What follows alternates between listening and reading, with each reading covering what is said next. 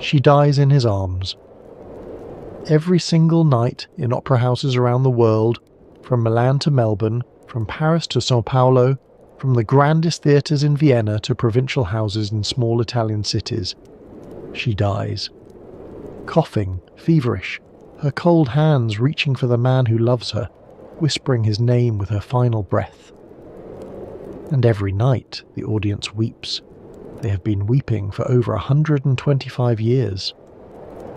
Mimi's death in La Bohème is the most famous tuberculosis death ever staged. More people have watched her die than have actually died of the disease in the modern era.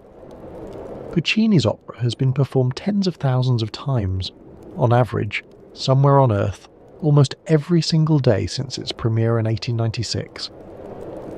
But Puccini did not invent her.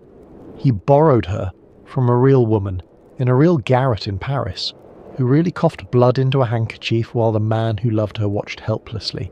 That man then wrote a novel about it, and then he died, himself, of the same disease, at 38 years old, in a charity hospital, penniless despite his literary fame. This is the opera that made tuberculosis immortal. The opera that turned disease into beauty, suffering into art, and a frozen garret in Paris into the most emotionally devastating stage setting in the history of music. Tonight, we ask why it still makes us cry. Welcome to the Sanatorium. Tonight we explore La Bohème, Giacomo Puccini's masterpiece about love, art, poverty and death in the garrets of 19th century Paris. It is, by some measures, the most popular opera ever written. It is certainly among the most performed, the most recorded, the most likely to reduce an audience to tears. We will trace the opera back to its source, a novel written by a man who lived the bohemian life himself, who knew the freezing rooms and the empty stomachs, who loved women who were dying of consumption, and who died, in the end, of the very same disease that kills his most famous character. We will witness the bitter rivalry between two composers racing to tell the same story, and see how one version became immortal while the other was forgotten. And we will follow the opera's descendants forward across a century as to Jonathan Larson's Rent and beyond, asking why we keep returning to stories of young artists dying beautifully. If you're new here, this channel explores how tuberculosis, the disease that killed 1 in 4 people in the 19th century, shaped everything from literature to music, from architecture to fashion, from the American West to the way we think about art itself. If that sounds like your kind of history, consider subscribing. Now settle in, find a comfortable position. Let your breathing slow. We have a long journey ahead, through freezing garrets and candlelit cafes, through opera houses and off-Broadway theatres, through stories of artists who died young and the art that keeps them alive. Let's begin. Paris. Christmas Eve, 1830-something. Imagine, if you will, a room at the top of a narrow building in the Latin Quarter. It is barely a room at all, more of an afterthought, a space carved from beneath the roofline where the ceiling slopes so sharply you cannot stand upright at the edges. The floorboards are warped, the walls are thin, the single window, small and high, is covered in frost, thick frost, the kind that grows when the temperature inside is barely warmer than the temperature outside. Through that frosted window, if you wiped a circle clean, you would see the rooftops of Paris stretching toward the Seine. Chimney pots, spires, the grey winter sky pressing down like a lid. 4 young men share this space. Rodolfo is a poet who has just burned the 3rd act of his play in the stove, watching the pages curl and blacken, giving up 3 months of work for 20 minutes of warmth. Marcello is a painter. His canvases lean against the walls, unsold and unsellable. Schaunard is a musician who has not had a paying engagement in weeks. Colline is a philosopher whose overcoat pockets bulge with books, the one possession he will not sell even when he is starving. They are artists. They are dreamers. They are at this moment slowly freezing to death. This is the world of La Bohème, the bohemian life of mid-19th century Paris, where young artists lived in beautiful squalor, creating masterpieces while dodging landlords and stretching every sou. It is a world of camaraderie and creativity, of grand ambitions and empty stomachs, of passionate arguments about poetry and painting conducted over tables where there was nothing to eat. And it is a world where tuberculosis waits in the shadows. In rooms like this, cold, damp, crowded, poorly ventilated, the bacillus thrived. It moved from lung to lung, invisible, patient, deadly. By the time someone began to cough, it was already too late. Into this garret comes a knock at the door. A young woman, a seamstress from down the hall, enters seeking a light for her candle. The draught on the stairs has blown it out. She's breathless from the climb. She coughs. She leans against the doorframe for support. She's pale and thin and, in the light of the single candle that remains lit, achingly beautiful. Her name is Mimi. She will be dead by the final curtain.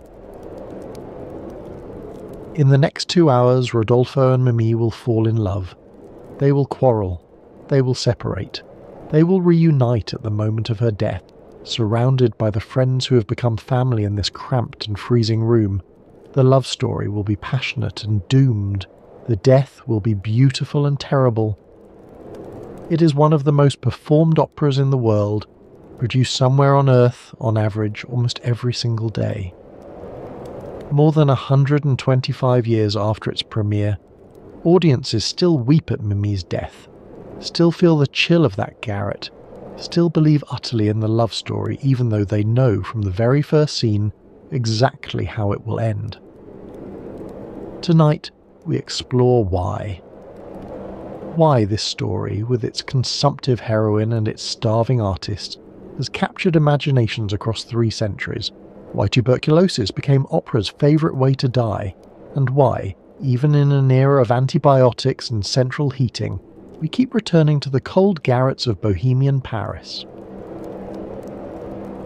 This is the story of La Bohème.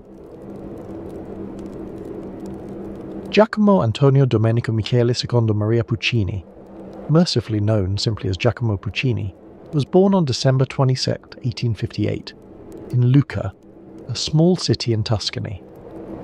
Lucca is one of those Italian cities that seems preserved in amber, ancient walls, narrow streets, medieval towers that have stood for centuries. It was a place where tradition mattered, where families carried their professions like inheritances. And the Puccinis were musicians.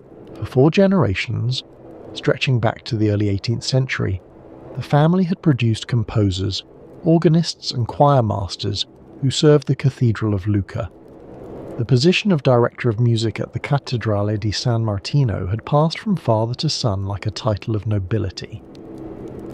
When Giacomo was born, it was simply assumed that he too would take his place in this tradition. He would learn organ. He would compose church music. He would serve God and Lucca as his father and grandfather and great-grandfather had done before him.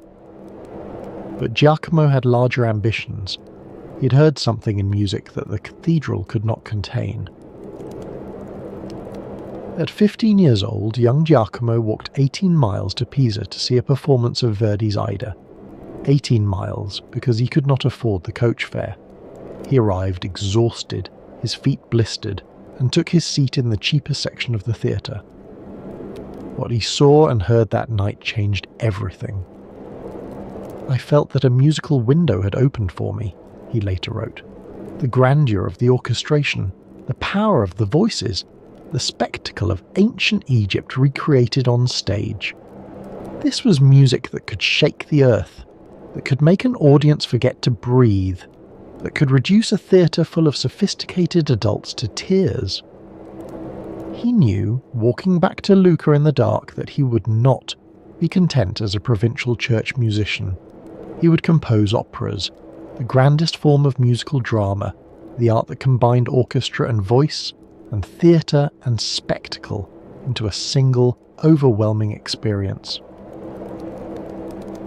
He studied at the Milan Conservatory, struggled through years of poverty that would later inform his portrayal of the Bohemians, and gradually made his name. His early operas, Le Villi and Edgar, showed promise but not mastery. Then came Manon Lescaut in 1893, a story of doomed love that established him as a major force in Italian opera, a worthy successor to the aging Verdi. For his next project, Puccini turned to a French novel about starving artists in Paris, artists very much like the young man he had once been. The novel was Scènes de la vie de Bohème, Scenes of Bohemian Life, written by Henri Murger and published in 1851. It was a collection of loosely connected stories, almost more like sketches, based on Murger's own experiences as a desperately poor writer in the Latin Quarter of Paris during the 1840s. We will explore Murger's life and death in detail later in our journey. His story is as tragic in its way as any opera. For now, what matters is that his book became the defining document of the Bohemian myth, the romanticised vision of the starving artist that would captivate imaginations for generations, that would shape how we think about creativity and poverty and the relationship between suffering and art. In Murger's stories, poverty was not merely endured, it was celebrated. It was a badge of honour, proof of artistic integrity. The Bohemians were poor because they refused to compromise their art. They lived in garrets because they chose freedom over security. They went hungry because they would rather starve than sell out. They were, in their own eyes, aristocrats of the spirit, superior to the bourgeois world that had money but no soul, comfort but no poetry. And woven through the comic adventures and philosophical arguments was a thread of tragedy.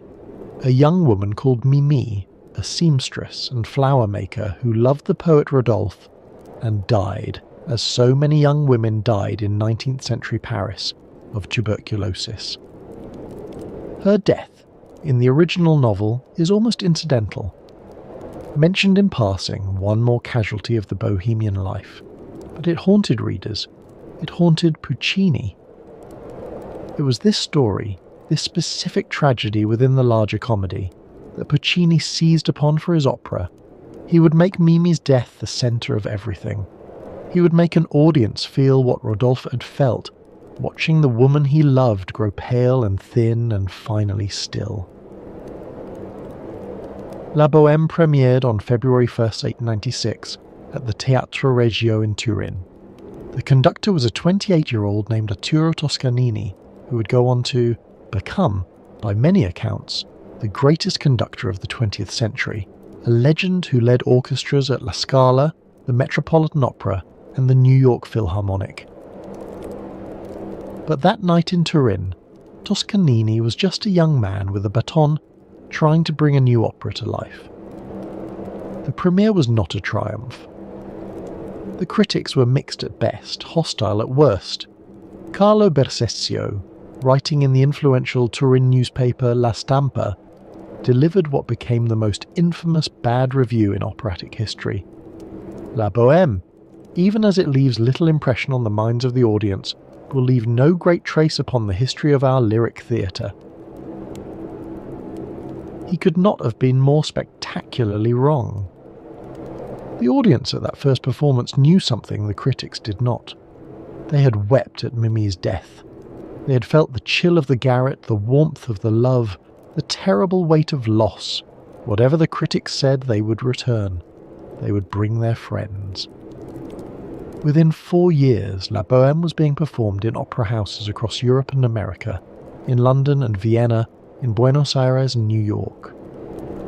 Within a decade, it had joined the standard repertoire, one of those works that every opera company must perform, that every soprano must master. Today, it is one of the 3 or 4 most frequently performed operas in the world, beloved by audiences who may never have heard of Henri Murger, who may know nothing of the tuberculosis epidemic that gave the story its tragic weight, but who recognise in Mimi's story something universal and permanently true. They recognise love. They recognise loss. They recognise the terrible beauty of a death that comes too soon. To understand La Bohème, we must first understand the man who created its source material, and who lived and died the life he described. Louis-Henri Murger was born on March 27, 1822, in Paris. His father was a tailor and concierge. His mother helped manage the building where they lived. The family occupied a small apartment on the Rue Saint-Georges, not a slum exactly, but far from the prosperous quarters of the city. They were respectable poor, that most precarious of positions, always one misfortune away from destitution. Young Henri grew up knowing poverty intimately, not as an abstract concept, but as a daily reality of cold rooms and carefully rationed meals, of clothes mended until they could be mended no more, of luxuries that existed only in the shop windows that he passed on his way to school. His father wanted him to learn a trade, to become a tailor like himself, or perhaps a clerk with steady employment and a pension to look forward to.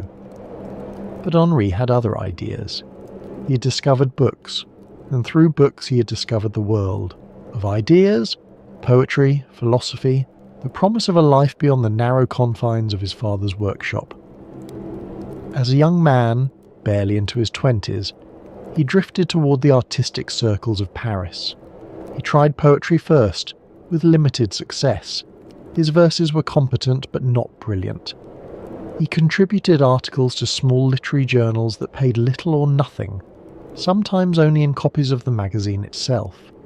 He became part of a loose group of artists and writers who called themselves, with self-deprecating humour, les buveurs d'eau, the water drinkers.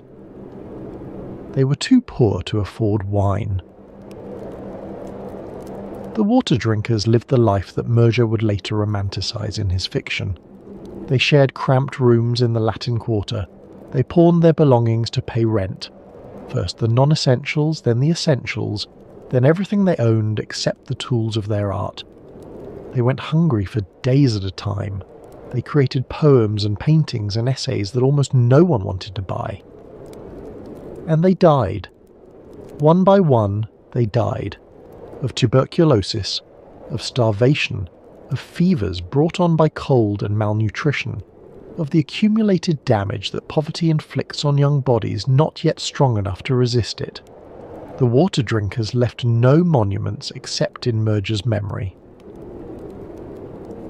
The Latin Quarter takes its name from the language spoken there for centuries, Latin, the tongue of scholars and theologians who attended the Sorbonne, the ancient university that had stood at the heart of this neighbourhood since the 13th century.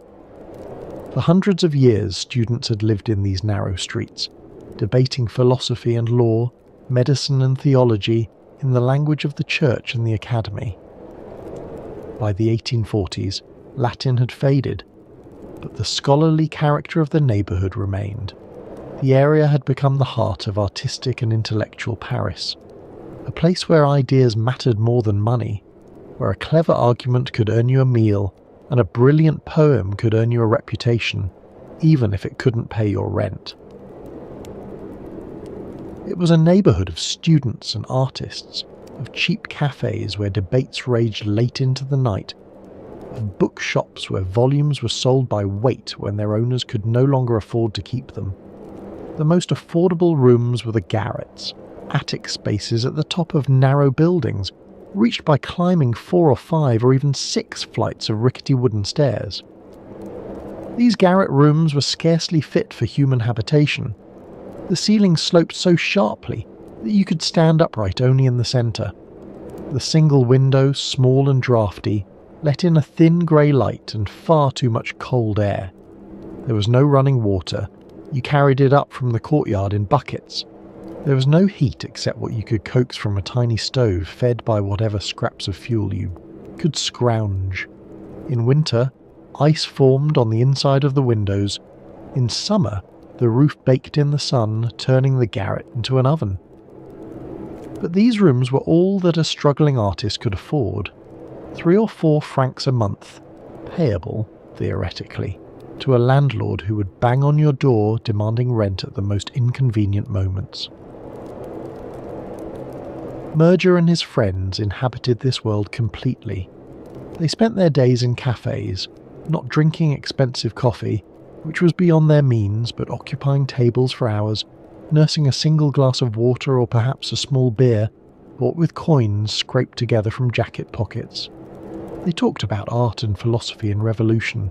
They argued about poetry and politics. They planned the masterpieces they would create when they had the time, the materials, the stability to create them. And then they climbed back to their freezing garrets and worked through the night by candlelight, writing poems that would never be published, painting canvases that would never be sold, composing symphonies that would never be performed. They lived for their art because there was nothing else to live for. The centre of their social world was the Café Momus, a modest establishment on the Rue des Prêtres Saint-Germain-l'Auxerrois that features prominently in La Bohème. It was not elegant. The furniture was worn, the walls were stained with tobacco smoke, and the proprietor had long since given up hope of collecting what he was owed. But here the Bohemians gathered to share what little they had, to argue about ideas, and to forget for a few hours the poverty and cold that defined their existence. Between 1847 and 1849, Merger published a series of stories in a small literary magazine called Le Corsaire. It was not a prestigious publication, far from it. Le Corsaire was a satirical journal, irreverent and often in trouble with the censors, but it paid, however modestly, and it gave Merger a platform. The stories he wrote, loosely connected, episodic, semi-autobiographical, depicted the lives of 4 bohemian friends and the women who loved them. They were comic mostly. The tone was light, ironic, self-deprecating. The characters schemed to avoid their landlord. They invented elaborate justifications for not paying their bills. They found ways to eat lavish meals and then slip away before the check came. But underneath the comedy was something darker. The characters were often cold. They were often hungry. They fell in love with women who were already dying. The reader laughed at their antics, but the laughter had an edge to it. The recognition that this precarious existence could collapse at any moment into tragedy. The characters were drawn from life, from the water drinkers Merger knew. Rodolphe, the poet, was Merger himself, his ambitions, his struggles, his romances thinly disguised. Marcel, the painter, was a composite of several artist friends. Chaunard, the musician, was based on Alexandre Chan, a real composer who had shared quarters with Merger. Colline, the philosopher, was drawn from a friend named Jean Wallon, whose overcoat pockets really did bulge with books. And the women, Mimi, Musette, and others, were composites of real women Merger had known in the Bohemian underworld. Grisettes they were called, working-class girls who sewed or made artificial flowers by day and drifted into the demi-monde by night. In 1849, Merger adapted his stories into a play, La Vie de Bohème, which was produced at the Théâtre des Variétés. It was a surprising success. Parisian audiences, many of them comfortable bourgeois, who had never set foot in a garret, found themselves enchanted by this vision of artistic life. They wept at the sad parts. They laughed at the comic parts. They came back the next night and brought their friends. What they saw was not poverty as it actually was, but poverty as they imagined it might be. Romantic, full of adventure and passion, redeemed by art and love. Merger had discovered something that audiences desperately wanted, a myth. In 1851, Merger gathered his stories together and published them as a novel, Scènes de la vie de Bohème. The book became a classic, reprinted in edition after edition, translated into languages that Merger would never learn to read. It defined for generations what it meant to be a bohemian, and in doing so, it obscured the reality of what it had cost. Merger's genius was to transform the misery he knew into something audiences wanted to experience vicariously. In his stories, the Bohemians are not simply poor, they are nobly poor. Their poverty is a badge of artistic integrity, proof that they have not sold out. They could have comfortable bourgeois lives if they wanted them. Their education, their talents, their connections would have enabled them to find steady employment in some office or shop, but they have chosen differently. They have chosen to starve for their art. They are heroes of the spirit, too pure for commerce, too honest for compromise, too devoted to beauty to care about money. When they burn their manuscripts for heat, it is presented not as desperation but as a kind of joke, a commentary on the relative values of literature and warmth. When they dodge their landlord, it is a comic caper, not a shameful necessity. The reality, of course, was grimmer. Merger knew, because he had lived it, that bohemian life was not a choice for most who lived it. They were poor because they had no money, not because they had rejected money on principle. They went hungry because they could not afford food, not because fasting was spiritually ennobling. They died young of tuberculosis, of typhus, of all the diseases that poverty breeds, not because early death was beautiful, but because poverty kills. The water drinkers did not toast their empty glasses with ironic cheer. They stared at them in despair, wondering when they would eat again. But Merger also knew, with the instinct of a born storyteller, that this reality would not sell books. No one wants to read about genuine misery. No comfortable Parisian wanted to feel guilty about the artists starving in the garrets above their heads. They wanted to admire those artists from a safe distance, to envy their freedom and their passion without having to share their cold and hunger. And so Merger created a myth, the myth of the beautiful doomed artist that would persist long after the actual water drinkers were dead and forgotten. The Bohemian became a figure of romance, an object of aspiration. The garret became a symbol of artistic authenticity, not what it actually was, a death trap of cold and disease and slow starvation. It was a beautiful lie, and like all beautiful lies, it had consequences. Among Merger's characters, Mimi stands out, and her story would become the emotional centre of La Bohème.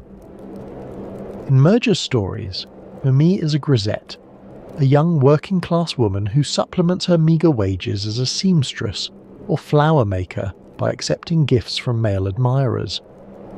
She's not a prostitute exactly, but she exists in the shadowy world between respectability and the demi-monde. She makes artificial flowers for a living, violets and roses crafted from silk and wire, sold to decorate the hats and dresses of wealthy women who would never acknowledge her existence. Her real name is Lucille, but everyone calls her Mimi. She is thin and pale, with hands roughened by needle pricks, and eyes that are alternately merry and melancholy. She coughs sometimes, a delicate cough that she hides behind her handkerchief. She falls in love with Rodolphe, the poet. Their relationship is passionate and stormy, the kind of love that burns too hot to be sustainable. They quarrel over small things, his jealousy, her flirtations with wealthy admirers, the impossibility of surviving on poetry alone. They separate, they reunite, they separate again. Throughout it all, Mimi grows increasingly ill, the familiar symptoms of tuberculosis emerging gradually, inexorably. The cough becomes more persistent. The pallor deepens, she grows thinner, weaker. There is blood on the handkerchief now. Everyone can see what is happening, but no one speaks of it directly. There is nothing to be done. In Merger's original stories, Mimi's death is not the dramatic climax. It happens almost casually, mentioned in passing. One more casualty of the bohemian life. One more flower maker carried off by the consumption. The narrative moves on. The comedy continues, tinged now with grief. But when the stories were adapted for the stage and later for opera, Mimi's death became the emotional pinnacle of the work. Puccini understood what Murger had perhaps not fully grasped, that Mimi's death could carry the weight of everything the opera had to say about love and art and mortality. She dies surrounded by friends, in the arms of the man who loves her, in the same garret where she first appeared seeking a light for her candle. The love that began in that room ends in that room. The symmetry is perfect, the tragedy is complete. It is a death that audiences have been weeping over for more than 125 years. Here is the bitter irony at the heart of La Bohème. Henri Murger died the same way his characters died. After the success of his play and novel, Murger achieved a measure of fame and financial stability.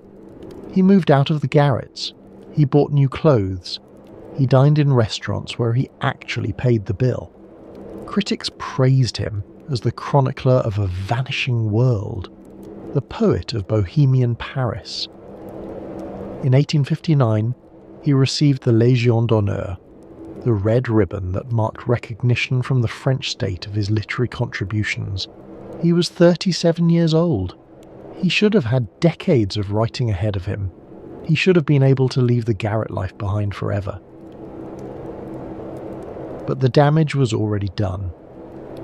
Years of poverty, cold, and malnutrition had destroyed his health beyond repair. Tuberculosis, almost certainly contracted during his water drinker days, had taken hold in his lungs. The disease had been progressing slowly, invisibly, throughout the years of his success. Now, in the late 1850s, his condition deteriorated rapidly. The cough that had been merely annoying became constant, racking, bloody. He grew weak. He could not work. Whatever money he had earned from his books and plays slipped away, spent on doctors who could do nothing, on medicines that helped not at all. By January of 1861, Murger was nearly penniless again. The wheel had come full circle. The man who had made the garret romantic found himself once more without resources. He was admitted to a Paris hospital, the Maison du Bois, a charitable institution for the poor. He was too weak to care for himself. Napoleon III's minister, the Count Walowski, heard of his condition and sent 500 francs to help with medical expenses. It was a generous gesture. It was also meaningless. No amount of money could cure tuberculosis in 1861. It was too late. Henri Murger died on January 28, 1861. He was 38 years old, the same age at which Chopin had died, the same age at which so many consumptives died, cut down in what should have been the prime of life. The man who had romanticized the bohemian life, who had made poverty beautiful in his fiction, died in the same poverty that had killed his characters. The garret that he had transformed into a symbol of artistic freedom had, in reality, been a death sentence. The cold that he had turned into comedy had been tuberculosis, waiting patiently in his lungs. The myth he created outlived him, and continues to outlive him still, more than 160 years later. Bohemia, Murger wrote in the preface to his novel, is bordered on the north by cold, on the west by hunger, on the south by love, and on the east by hope. He had lived in all four quarters. He had died there. The influence of Murger's work extended far beyond La Bohème, far beyond the Paris that he had known. His vision of the starving artist became a template, one that would be repeated and elaborated throughout the 19th and 20th centuries. The Bohemian ideal, once specific to a few blocks of the Latin Quarter, spread across the world. Wherever young artists gathered to pursue their dreams, they found themselves reenacting a story that Murger had written. By the end of the 19th century, the Latin Quarter had given way to Montmartre as the centre of Bohemian Paris. the artists of the Belle Époque, Toulouse-Lautrec painting dancers at the Moulin Rouge, Renoir capturing light on canvas, the young Picasso arriving from Spain with nothing but talent and ambition, inhabited a world that Murger would have recognised immediately. The garrets were a little warmer now, lit by gas lamps rather than candles. But the essential elements remained: poverty, creativity, community, and always the shadow of early death. In the 20th century, the bohemian tradition migrated across the Atlantic. Greenwich Village in New York became the American Montmartre, home to writers and painters, radicals and dreamers. The cafes of the left bank, where Hemingway and Fitzgerald drank in the 1920s, were direct descendants of the Café Momus. The coffee houses of the Beat generation in the 1950s, the rock clubs of the 1960s and 1970s, each was a new iteration of the same myth. Each generation reinvented Bohemia according to its own needs. The artist changed, the art changed, the specific substances of addiction changed, but the fundamental elements remained constant: poverty accepted, even embraced for the sake of art, community among those who had rejected or been rejected by mainstream society, romantic tragedy lurking always behind the camaraderie and the laughter. And, always in some form, the shadow of early death. Murger had established the template, perhaps the most durable template in modern cultural history. The young artist dies young. In the 19th century, the disease was tuberculosis. In the 20th, it was heroin or suicide, or the accumulated damage of a life lived on the edge. In the 1980s and 1990s, it was AIDS. The specific disease changes. The underlying mythology remains. The garret is still there, waiting for the next generation of dreamers to discover it. When Giacomo Puccini decided to adapt Murger's novel into an opera, he did not know that another composer had the same idea. The story of what happened next has become one of the great rivalries in operatic history, though the truth of it remains murky, obscured by decades of accusation and counter-accusation. Ruggero Leoncavallo was a successful Italian composer, best known for his opera Pagliacci, a brutal one-act tragedy about jealousy and murder in a travelling theatre troupe. He was, by all accounts, an ambitious man, keenly aware of his place in the operatic world and protective of what he considered his territory. According to some accounts, primarily Leoncavallo's own, he had been working on a La Bohème opera for years. He had researched Murger's life. He had visited Paris to absorb the atmosphere. He had even, reportedly, offered Puccini a libretto for the project in 1892, which Puccini had declined, claiming he preferred to work with his own librettists. In March of 1893, the two composers ran into each other at a cafe in Milan. The Café Buffy, according to one account, or perhaps another establishment entirely. During their conversation, they realised with mutual horror that both were actively working on operas based on Murger's novel. The meeting did not go well. Leoncavallo was furious. He believed, or claimed to believe, that Puccini had rejected his libretto specifically in order to steal the idea and create his own version. Whether this was true, or whether both composers had simply arrived at the same source material independently, remains impossible to determine. But Leoncavallo was convinced of Puccini's treachery, and he was not the sort of man to suffer in silence. He launched a public campaign through the press, accusing Puccini of theft and betrayal. Letters flew back and forth in the newspapers. Each composer claimed priority. Each accused the other of bad faith. The musical world of Italy took sides. Puccini's response was characteristically blunt. What does it matter to Maestro Leoncavallo? Let him compose, I will compose, the audience will decide. And so both composers continued their work. The race was on. Puccini collaborated with two librettists, Luigi Illica and Giuseppe Giacosa to transform Murger's sprawling episodic novel into a coherent operatic drama. It was a partnership that would produce three of the most beloved operas in the repertoire: La Bohème, Tosca, and Madama Butterfly. The collaboration was not easy. Illica was responsible for the dramatic structure, the plot, the stage directions. Giacosa handled the verse, the actual words that the characters would sing. The two men had different temperaments and different ideas about what the opera should be. Puccini, who knew exactly what he wanted, drove them both relentlessly, demanding revision after revision until the libretto met his exacting standards. The transformation of Murger's novel required significant condensation and restructuring. The original stories wandered. They were episodic, loosely connected, more interested in atmosphere than plot. An opera needed focus. It needed a clear dramatic arc. It needed, above all, an ending that would devastate the audience. The librettist chose to centre the work on two love stories: Rodolfo and Mimi, Marcello and Musetta. The other Bohemians, Shonald the musician, Colleen the philosopher, became supporting characters. The various women in Murger's stories were consolidated. The comic episodes were selected for their theatrical potential.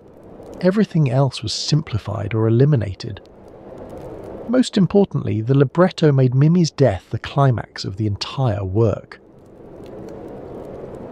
In Murger's original, Mimi's death is mentioned almost in passing. One tragic event among many in the chaotic Bohemian life. It happens, and then the story continues. In Puccini's opera, it becomes the moment toward which everything builds. The joys of Act 1, the comedy of Act 2, the heartbreak of Act 3, all of it leads inexorably to the final scene in Act 4, when Mimi returns to the garret to die. This structural choice transformed La Bohème from a series of charming scenes into a unified tragedy.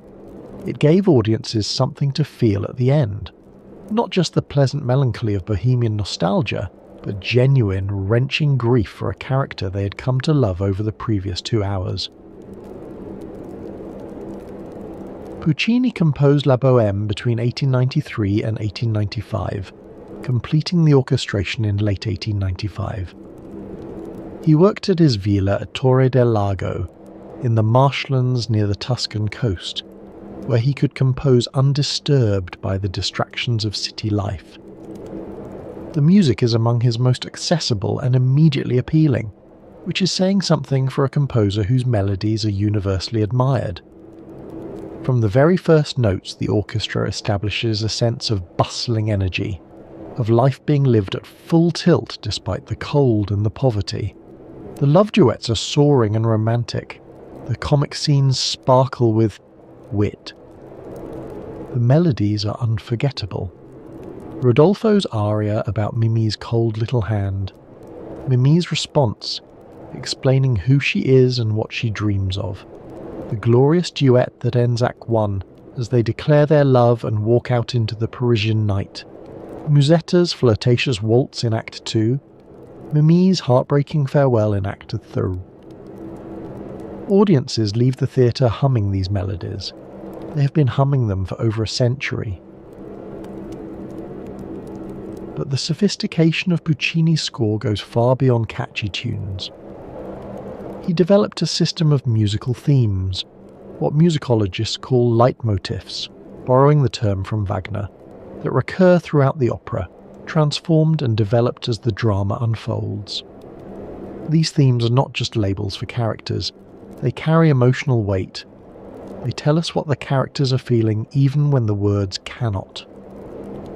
The theme of Mimi's bonnet, first heard when she describes her simple life in Act 1, returns in Act B as she lies dying, but now it is coloured by loss, by the memory of what was and will never be again.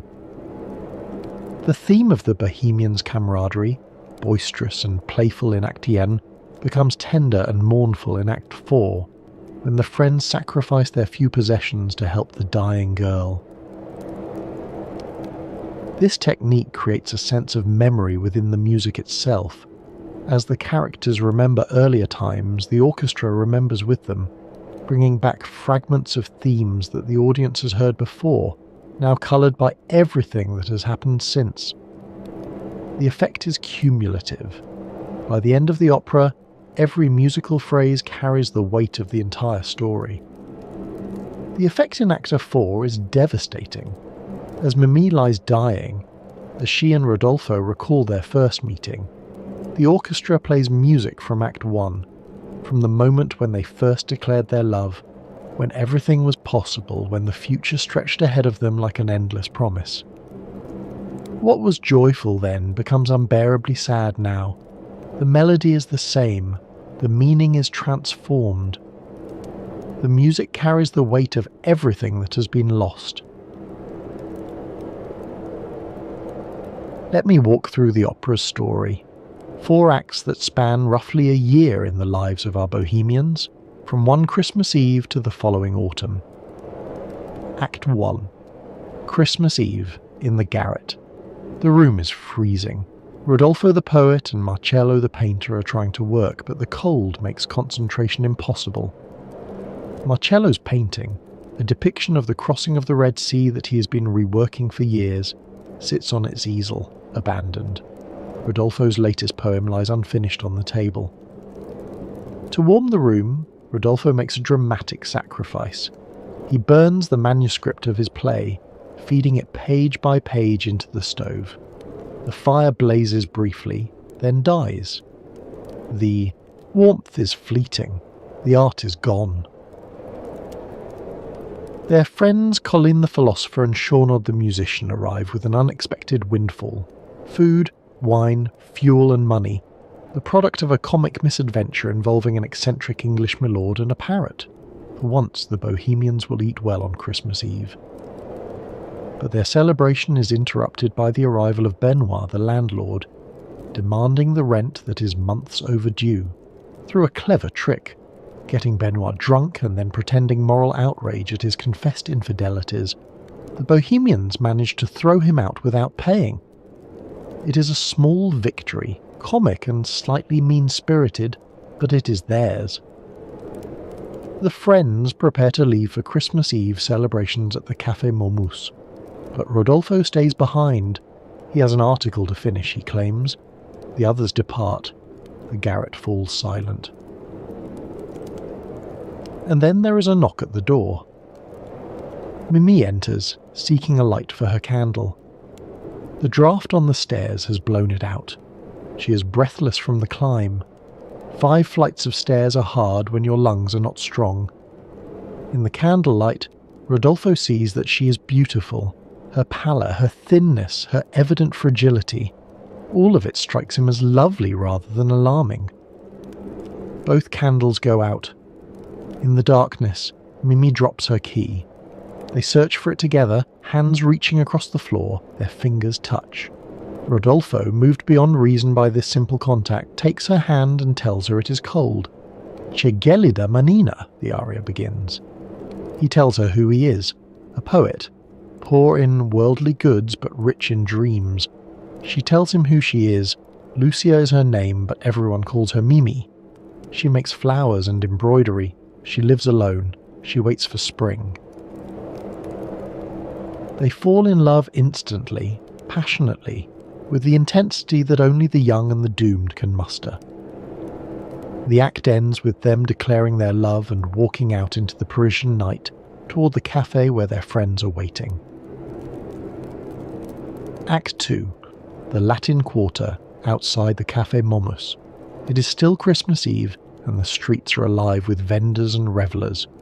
Rodolfo buys Mimi a pink bonnet, a modest luxury, but one that fills her with joy.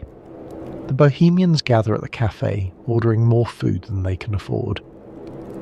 Their meal is interrupted by the spectacular arrival of Musetta, Marcello's former lover, now on the arm of Alcindoro, a wealthy older man who is clearly besotted with her. Musetta is everything Mimi is not. Bold, flamboyant, calculating. She knows exactly what she wants, and what she wants right now is Marcello's attention. She sings her famous waltz, ostensibly describing how men stare at her when she walks through the streets, but really aim directly at Marcello. It is a performance within a performance. Musetta using the cafe as her stage, the other diners as her audience, and the increasingly uncomfortable Alcindoro as her prop. Her strategy works. Marcello cannot resist her. Feigning a pinched foot, Musetta sends Alcindoro to buy her new shoes. The moment he leaves, she and Marcello reunite passionately. A military parade fills the streets. In the confusion, the Bohemians slip away, leaving poor Alcindoro to pay their bill as well as his own when he returns with the shoes. It is a comic ending, but with an edge. We have seen the Bohemians at their most charming and their most ruthless. We have seen love bloom, both the tender love of Rodolfo and Mimi, and the passionate, volatile love of Marcello and Musetta. And underneath it all, we have seen Mimi coughing delicately into her handkerchief. Act 3. A snowy February morning at a tavern near the Barrière d'Enfer, one of Paris's toll gates, where travellers entering the city must stop and pay their customs dues. It is dawn, snow is falling, workers are stamping their feet against the cold. Mimi appears, seeking Marcello. She has learned that he is living at the tavern with Musetta, who is entertaining the customers with her singing. She needs his advice. Her relationship with Rodolfo is falling apart. She tells Marcello what has happened. Rodolfo is jealous, possessive, impossible. They quarrel constantly. She doesn't know what to do. She loves him, but she cannot live this way. Rodolfo appears, also seeking Marcello's advice. Mimi hides behind a tree and overhears their conversation. At first, Rodolfo complains of Mimi's flirtatiousness. She smiles at other men. She accepts their compliments. She's not faithful to him. But Marcello presses him. That is not the real reason, and they both know it. Slowly, reluctantly, the truth emerges. Rodolfo's afraid. He knows Mimi is dying. He can see it in her pallor, hear it in her cough, feel it in the thinness of her body when he holds her, and he knows that his poverty cannot provide her with the care she needs. His garret is killing her. The cold, the damp, the lack of food and medicine, all of it is hastening her death. He believes that being with him is a death sentence. If she were with a wealthier man, in a warmer room with doctors and medicines and proper food, perhaps she might survive. Mimi, hearing all of this, cannot contain herself. Her coughing, that terrible racking cough, reveals her presence. Rodolfo rushes to her. The pretense of quarrelling falls away. They know now what they are facing. They decide to stay together through the winter. They cannot bear to part while the world is cold. But in the spring, when the roses bloom, they will separate. It is compromise born of desperation, and both of them know it will not hold. Meanwhile, Musetta and Marcello are having their own violent quarrel. Their love is a storm, always, and now the storm has turned destructive. The act ends with both couples, Rodolfo and Mimi tenderly reconciled, walking slowly away, Marcello and Musetta screaming insults at each other as the snow falls around them. Act 4. The garret again. Some months have passed. It is autumn now, and the trees that Mimi loved are bare. Rodolfo and Marcello are back in their old room, both pretending to work but actually pining for the women they have lost. Mimi and Rodolfo have separated. Marcello and Musetta have broken up again. The men try to comfort each other. They try to make light of their losses, but neither of them is fooling anyone. Schaunard and Colline arrive with a modest meal, bread, a herring, much less than they pretended to bring in Act 1, when the Bohemian life still seemed like an adventure. The four friends engage in mock combat, horse play. a burst of the old camaraderie. For a moment, the garret is full of laughter. And then Musetta arrives with devastating news. Mimi is outside, too weak to climb the stairs. She had been living with a wealthy viscount, the better life that Rodolfo had hoped for her, but she left him. She wanted to die in the garret. She wanted to die with Rodolfo. Rodolfo rushes down to help her. Mimi is brought in and placed on the bed. She's dying. Anyone can see it. Her face is grey. Her breathing is laboured. She cannot stop coughing. The friends spring into action. Musetta gives her earrings to Marcello to sell for medicine. Colline, in one of the opera's most touching moments, sacrifices his beloved overcoat, the one possession he treasures, the coat whose pockets have carried his books through all these years of poverty. He sings a farewell to it, Vecchia Zimara, Old Coat. It is a small aria, brief and quiet, but it carries enormous weight. In this world of poverty, a coat is not just a coat. It is warmth. It is identity. It is everything. The friends go out on their errands, leaving Mimi and Rodolfo alone. They talk. They remember. They recall their first meeting, the candle, the key, the cold hand. They recall the bonnet he bought her. They recall the love that seemed for a moment like it could conquer everything. Mimi falls asleep, or seems to. Rodolfo, trying to make her comfortable, goes to adjust the shade on the window. The light is hurting her eyes. The friends return. Schaunard notices that Mimi has stopped breathing. He whispers to Marcello. Marcello tries to tell Rodolfo without speaking the words, but Rodolfo sees their faces. He sees Musetta praying. He knows. He rushes to the bed. He takes Mimi's hand, the hand he took in the dark so many months ago. He calls her name. There is no answer. The opera ends with Rodolfo's anguished cry, "Mimi!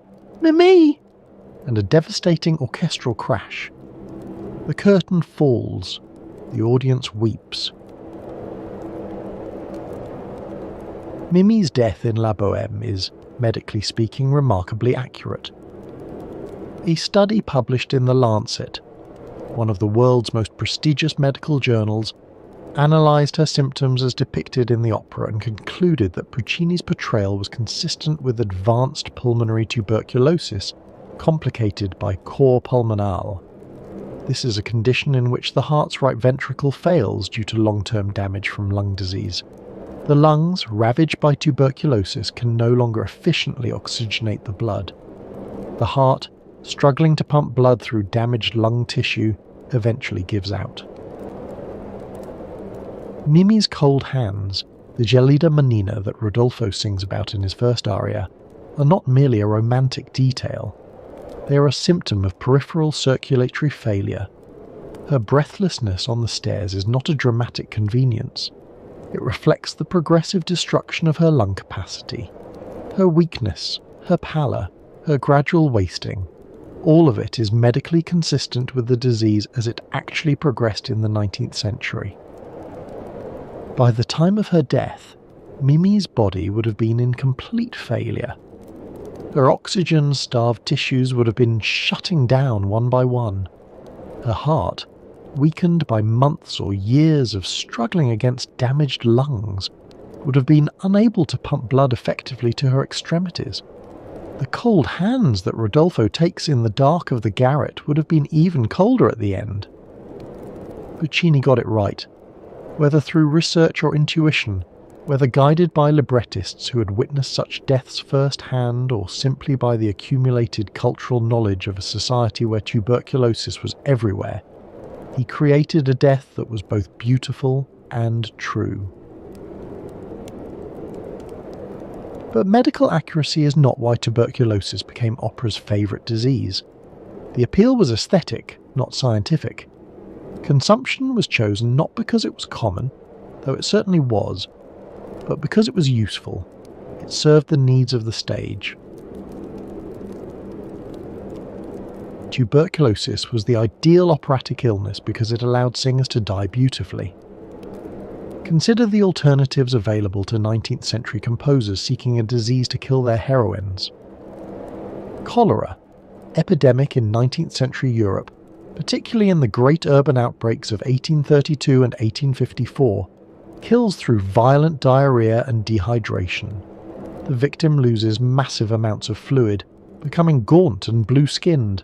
Within hours, death can come in a single day. It is a terrible way to die, and absolutely unsuitable for the operatic stage. No audience wants to see that, and no singer wants to portray it. Typhus causes high fever, delirium, and a rash that covers the body. The victim becomes confused, unable to recognize loved ones, lost in hallucination. Again, dramatically unpromising. You cannot sing a touching final aria when you are delirious with fever. Smallpox leaves its victims scarred and disfigured. Bubonic plague kills with grotesque swelling of the lymph nodes. Dysentery, like cholera, involves symptoms that cannot be depicted on stage without embarrassment. Syphilis, though extremely common in 19th century Europe, carried a moral stigma that made it unsuitable for sympathetic characters. A woman who died of syphilis was presumed to have lived a life of sin. She was not a victim, but a transgressor. Audiences might pity her, but they would not weep for her the way they wept for Mimi. Tuberculosis, by contrast, seemed almost designed for operatic tragedy. The disease killed slowly over months or years, allowing for extended deathbed scenes. A composer could write a 4-act opera spanning an entire year, with the heroine growing progressively weaker, and the audience would understand and accept the timeline. They had seen it happen in their own families. Tuberculosis caused gradual wasting that could be portrayed as ethereal rather than gruesome. The consumptive grew thin, delicate, almost translucent, qualities that the 19th century associated with spiritual refinement rather than physical decay. The pallor and flushed cheeks, symptoms of anemia, and the hectic fever that came and went, could be interpreted as signs of delicate beauty. A consumptive heroine looked fragile, romantic, interesting. Most importantly, the consumptive remained conscious and articulate until very near the end. A woman dying of tuberculosis could speak, could sing, could express her deepest emotions with full awareness of what she was saying. She could say goodbye. She could forgive. She could declare her love one final time before the light faded from her eyes. A consumptive heroine could die beautifully, surrounded by loved ones, expressing her deepest emotions in song. The death could be tragic without being repulsive. Audiences could weep without looking away. And the soprano could bring down the house with her final aria, knowing that she was performing one of the great set pieces of the operatic tradition. Before La Bohème, there was La Traviata, Verdi's opera about a courtesan who dies of tuberculosis. If La Bohème is the most famous operatic death by consumption, La Traviata is a close second, and it came first. La Traviata premiered in Venice on March 6, 1853, 43 years before La Bohème would debut in Turin.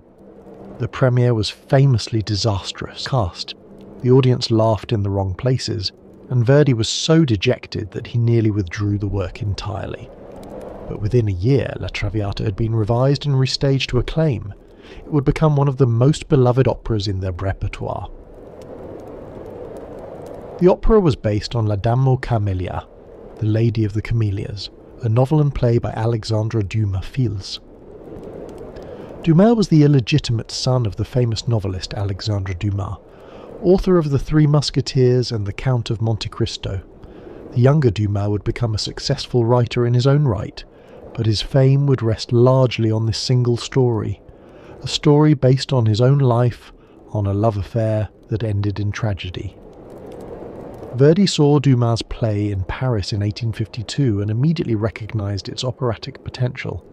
Here was everything he needed: a passionate love story, a strong-willed heroine, a tragic ending that would reduce audiences to tears, and at the centre of it all, tuberculosis, the disease that made the tragedy possible. In La Traviata, the consumptive heroine is Violetta Valery, a courtesan, the most famous and sought after in Paris. She lives extravagantly, surrounded by admirers, throwing parties that are the talk of the city. But she's ill. She coughs. She knows, though she tries not to think about it, that her time is short. She falls in love with Alfredo Germont, a young man from a respectable family, and for a time they are happy together, living quietly in the country, away from the glamour and corruption of her former life. But Alfredo's father arrives and demands that she give up his son. A courtesan cannot marry into a respectable family. She will ruin Alfredo's reputation, his sister's marriage prospects, his entire future. Violetta, in an act of extraordinary self-sacrifice, agrees. She pretends to have fallen out of love with Alfredo. She returns to Paris to her former protector. Alfredo, not knowing the truth, believes she has betrayed him. He publicly humiliates her. By the time Alfredo's father confesses what he did, by the time he gives Alfredo permission to be with Violetta, it is too late. She is dying. The consumption that has been advancing throughout the opera has finally won. The opera ends with one of the most famous death scenes in the repertoire. Violetta briefly feeling better, that terrible rally that sometimes precedes the final decline, what doctors call the last improvement, rises from her bed, declares, "I feel life returning," and then collapses, dead. Alfredo screams her name, the orchestra crashes, the curtain falls. Scholar Arthur Gruss has noted that La Traviata may contain the first operatic death by tuberculosis. Whether or not this is precisely accurate, other scholars have identified earlier examples. It certainly established the template that La Bohème would later perfect: the beautiful young woman, the doomed love affair, the lingering death in the arms of the beloved. Behind Violetta Valery, behind all the operatic consumptives of the 19th century, stands a real woman. Marie du Plessis was born Rose Alphonsine Plessis on January 15, 1824, in a small village in rural Normandy. Her childhood was one of poverty and abuse. Her mother died when she was 8. Her father, an alcoholic peddler, actually sold her, to a man who used her as a child labourer and worse. By her mid-teens, she had escaped her family and made her way to Paris, where her extraordinary beauty caught the attention of wealthy men willing to pay for her company. She reinvented herself, changing her name from Alphonsine to Marie, adding the aristocratic du to her surname. She learned to dress, to speak, to move through high society as if she belonged there. She became one of the most famous courtesans of her era, a demi-mondaine, they called such women, inhabitants of the half-world that existed alongside but separate from respectable society. She was courted by aristocrats and artists, by dukes and diplomats. Franz Liszt himself was among her admirers. She owned a magnificent apartment, attended the opera in diamonds, drove through the Bois de Boulogne in her own carriage. She lived extravagantly, running up enormous debts, because she knew her career would be short. Beauty fades, youth fades, and she was already coughing. Alexandre Dumas Fils met her in 1844, when he was 20 years old and she was barely past 20. He was immediately infatuated. Their relationship was stormy and short-lived. He was jealous of her other admirers. She could not afford to give up their financial support, but it marked him for life. When Marie died of tuberculosis on February 3, 1847, at the age of 23, Dumas was devastated. He was in Marseille when he received the news. He could not even attend her funeral. By the time he returned to Paris, Her possessions had been auctioned off to pay her debts, and the apartment where they had been together had been stripped bare. Within months, Dumas had begun writing the novel that would immortalise her. In his hands, Marie Duplessis became Marguerite Gautier, the Lady of the Camellias, named for the flowers she always wore. The real Marie had favoured camellias too, perhaps because they have no scent and would not aggravate her cough. The novel cleaned up some of the more sordid details of her life, while preserving her fundamental tragedy. A woman of great beauty and sensitivity, trapped by circumstances into a life of moral compromise, redeemed by love but killed by disease. In Dumas's telling, Marguerite is not simply a prostitute, but a romantic heroine, a woman who sacrifices everything for love and is destroyed by a society that cannot accept her redemption. The novel became a play. The play became Verdi's opera, and Marie Duplessis, the poor Norman girl who was sold by her father and died alone in a rented apartment at 23, surrounded by doctors she could not pay, became an archetype, the fallen woman whose death purifies her, the consumptive beauty whose suffering ennobles. She would have been astonished, perhaps, to know that people would still be weeping for her over 175 years later. It is worth noting that in both La Traviata and La Bohème, the consumptive victim is female. This is not medically accurate. Tuberculosis killed men and women in roughly equal numbers throughout the 19th century, and in some periods and places it actually killed more men than women. Men worked in dusty factories and crowded workshops. Men lived in boarding houses and military barracks. Men, in many ways, were more exposed to the conditions that spread the disease. But operatic tuberculosis was overwhelmingly a women's disease. The dying consumptive on the 19th century stage was almost always female. The reasons were cultural, not medical. In 19th century opera, and in 19th century culture more broadly, the dying woman was a figure of intense emotional and aesthetic interest. Her death was beautiful in ways that a man's death could not be. Her suffering was redemptive in ways that a man's suffering was not. A dying man might be heroic, might be tragic, might be mourned, but he was not beautiful in the same way. His death did not carry the same emotional charge. The consumptive heroine embodied a constellation of Victorian ideals about femininity, passivity, fragility, submission, selflessness.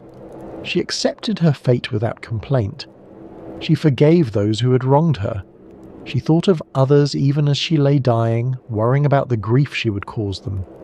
In death, she became almost angelic, a model of the feminine virtue that the living were supposed to emulate. This mythology served patriarchal interests, whether or not the artists who created it were consciously aware of what they were doing. The dying woman was the ultimate object of male desire, beautiful, vulnerable, utterly dependent. She could not threaten the man who loved her. She could not challenge him, criticize him, leave him for someone else. She could only suffer beautifully and die, leaving him to mourn her and to remember her as perfect. Mimi and Violetta are both in their different ways products of this mythology. They are presented sympathetically, even heroically. Their deaths are meant to move us, not to teach us a lesson about morality or social reform. But they are also presented as victims of disease, of poverty, of the men who love them but cannot save them. Their agency is limited to the choice of how gracefully to accept their fate. Neither woman rages against her death. Neither demands better treatment, better housing, better medicine. Neither calls out the social system that has condemned her to freeze and starve. They accept, they forgive, they die. It is a troubling pattern, even as it is a beautiful one. The consumptive heroine did not die with the 19th century. Throughout the 20th century and into the 21st, artists have returned again and again to the template established by La Traviata and La Bohème. The specific disease may change. AIDS replaced tuberculosis as the era's emblematic plague, but the underlying structure remains. Young love cut short by fatal illness, the beautiful death that cannot be prevented, the grief of the survivors who must carry on. In 1996, exactly 100 years after La Bohème premiered in Turin, a new version of the story opened off-Broadway in New York. It was called Rent, and we will explore it in detail shortly. But first, let me mention some other descendants of the operatic consumptive. The 2001 film Moulin Rouge, directed by Baz Luhrmann, is explicitly modelled on La Bohème and La Traviata. Its heroine, Satine, a courtesan and star performer at the famous Parisian nightclub, dies of tuberculosis at the film's climax, in the arms of the young poet who loves her. The film quotes Puccini's music directly and unmistakably, using La Bohème itself as a plot element. Luhrmann was not subtle about his sources. He wanted audiences to recognise the tradition he was working in. The 1993 film Philadelphia tells the story of a lawyer dying of AIDS, a gay man whose illness makes him an outcast from the prestigious law firm he had dedicated his life to. The film follows a structure remarkably similar to La Traviata. A talented person, stigmatised and rejected because of their private life, fights for dignity while slowly dying. Tom Hanks won the Academy Award for his performance, and the film brought the AIDS epidemic to mainstream audiences in a way that few previous works had managed. Even films that do not explicitly reference opera often replicate its patterns: the beautiful death of the young, the love that cannot save, the art that memorializes. These themes recur across decades and genres, always with an emotional power that seems to draw from something deeper than any individual work, from the template itself. Why does this story keep being told? Perhaps because it addresses something fundamental about human experience: the fear of loss, the knowledge that love cannot protect us from death, the desperate hope that beauty and meaning can somehow transcend mortality. The consumptive heroine dies, but her story lives on. Mimi is dead by the final curtain, but Rodolfo will remember her, and we, the audience, will remember her with him. In this sense, art becomes a kind of immortality. The death that cannot be prevented can at least be transformed into something beautiful, something that endures beyond the individual life. There is, of course, something troubling about this. The real deaths from tuberculosis were not beautiful. They were messy, painful, prolonged. The real Marie Duplessis did not die in her lover's arms singing of redemption. She died alone, in debt, abandoned by the men who had used her and moved on. The real bohemians of the Latin Quarter did not die poetically. They died in cold rooms, coughing blood, terrified. But opera is not documentary. It does not pretend to show us life as it is. It shows us life as we wish it could be, or as we fear it might be, transformed into music and spectacle. The consumptive heroine is a fantasy, yes, but she is a fantasy that speaks to real fears and real hopes. We keep returning to her because death is real, and love is real, and the gap between what we want and what we get is always there, yawning beneath our feet. La Bohème gives us a way to feel that gap, to mourn what is lost, to celebrate what remains, to experience the full weight of human transience in a safe, aesthetically controlled form. For 2 hours we weep for Mimi, and then the curtain falls and we return to our lives, which, unlike hers, continue. On the evening of January 25th, 1996, a 35-year-old composer named Jonathan Larson went to bed in his New York apartment. It was the eve of something he had been working toward for 7 years. Since before the fall of the Berlin Wall, since before the Gulf War, since before the internet became part of everyday life.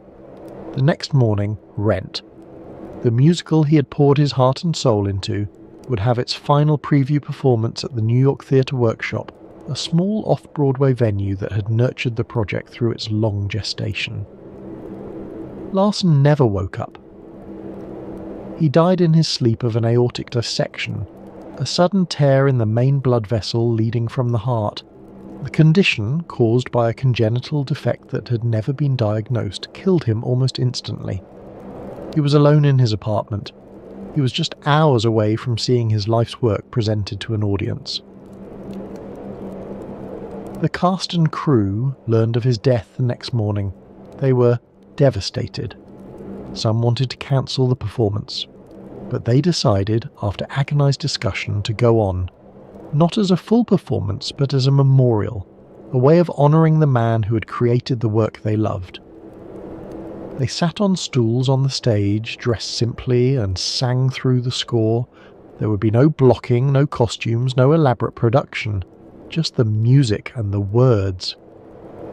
The audience, many of them in tears before the first song ended, understood that they were witnessing something extraordinary, a work of art born in tragedy, baptized in grief. Rent had become, in the most terrible way imaginable, a piece about itself, about young artists dying too soon, about communities formed in the face of loss, about the urgent question of how to measure a life when there may not be much time left. Rent went on to become one of the most successful musicals in Broadway history. Jonathan Larson had conceived of Rent in 1988, when he was 28 years old and still struggling to make his mark in the theatre. He had been inspired by a suggestion from the playwright Billy Aronson, who wanted to create a musical based on Puccini's La Bohème, in which the luscious splendour of Puccini's world would be replaced with the coarseness and noise of modern New York. Aronson knew Larson was a talented composer with rock sensibilities. He thought they might collaborate on bringing the Bohemians into the 20th century. Larson took the idea and ran with it, eventually running so far that Aronson gave up his creative stake and Larson continued alone. He moved the action from the Latin Quarter of 1830s Paris to the East Village of late 1980s New York, Alphabet City, the neighbourhood below 14th Street where struggling artists actually lived, where squatters occupied abandoned buildings, where drugs were sold on street corners, and the sound of sirens was constant. He replaced Merger's bohemians with their contemporary equivalents, struggling rock musicians trying to write the one song that would matter, documentary filmmakers capturing life on the streets, performance artists pushing boundaries in small downtown venues. And he replaced tuberculosis with HIV/AIDS. The parallels to La Bohème are extensive and deliberate. Rodolfo the poet becomes Roger, a rock musician whose former girlfriend died of AIDS and who now struggles to write music that means something. Marcello the painter becomes Mark, a documentary filmmaker who observes and records the lives of his friends. Musetta the singer becomes Maureen, a performance artist with an ego as large as her talent. Colleen the philosopher becomes Tom Collins, a gay professor of computer philosophy.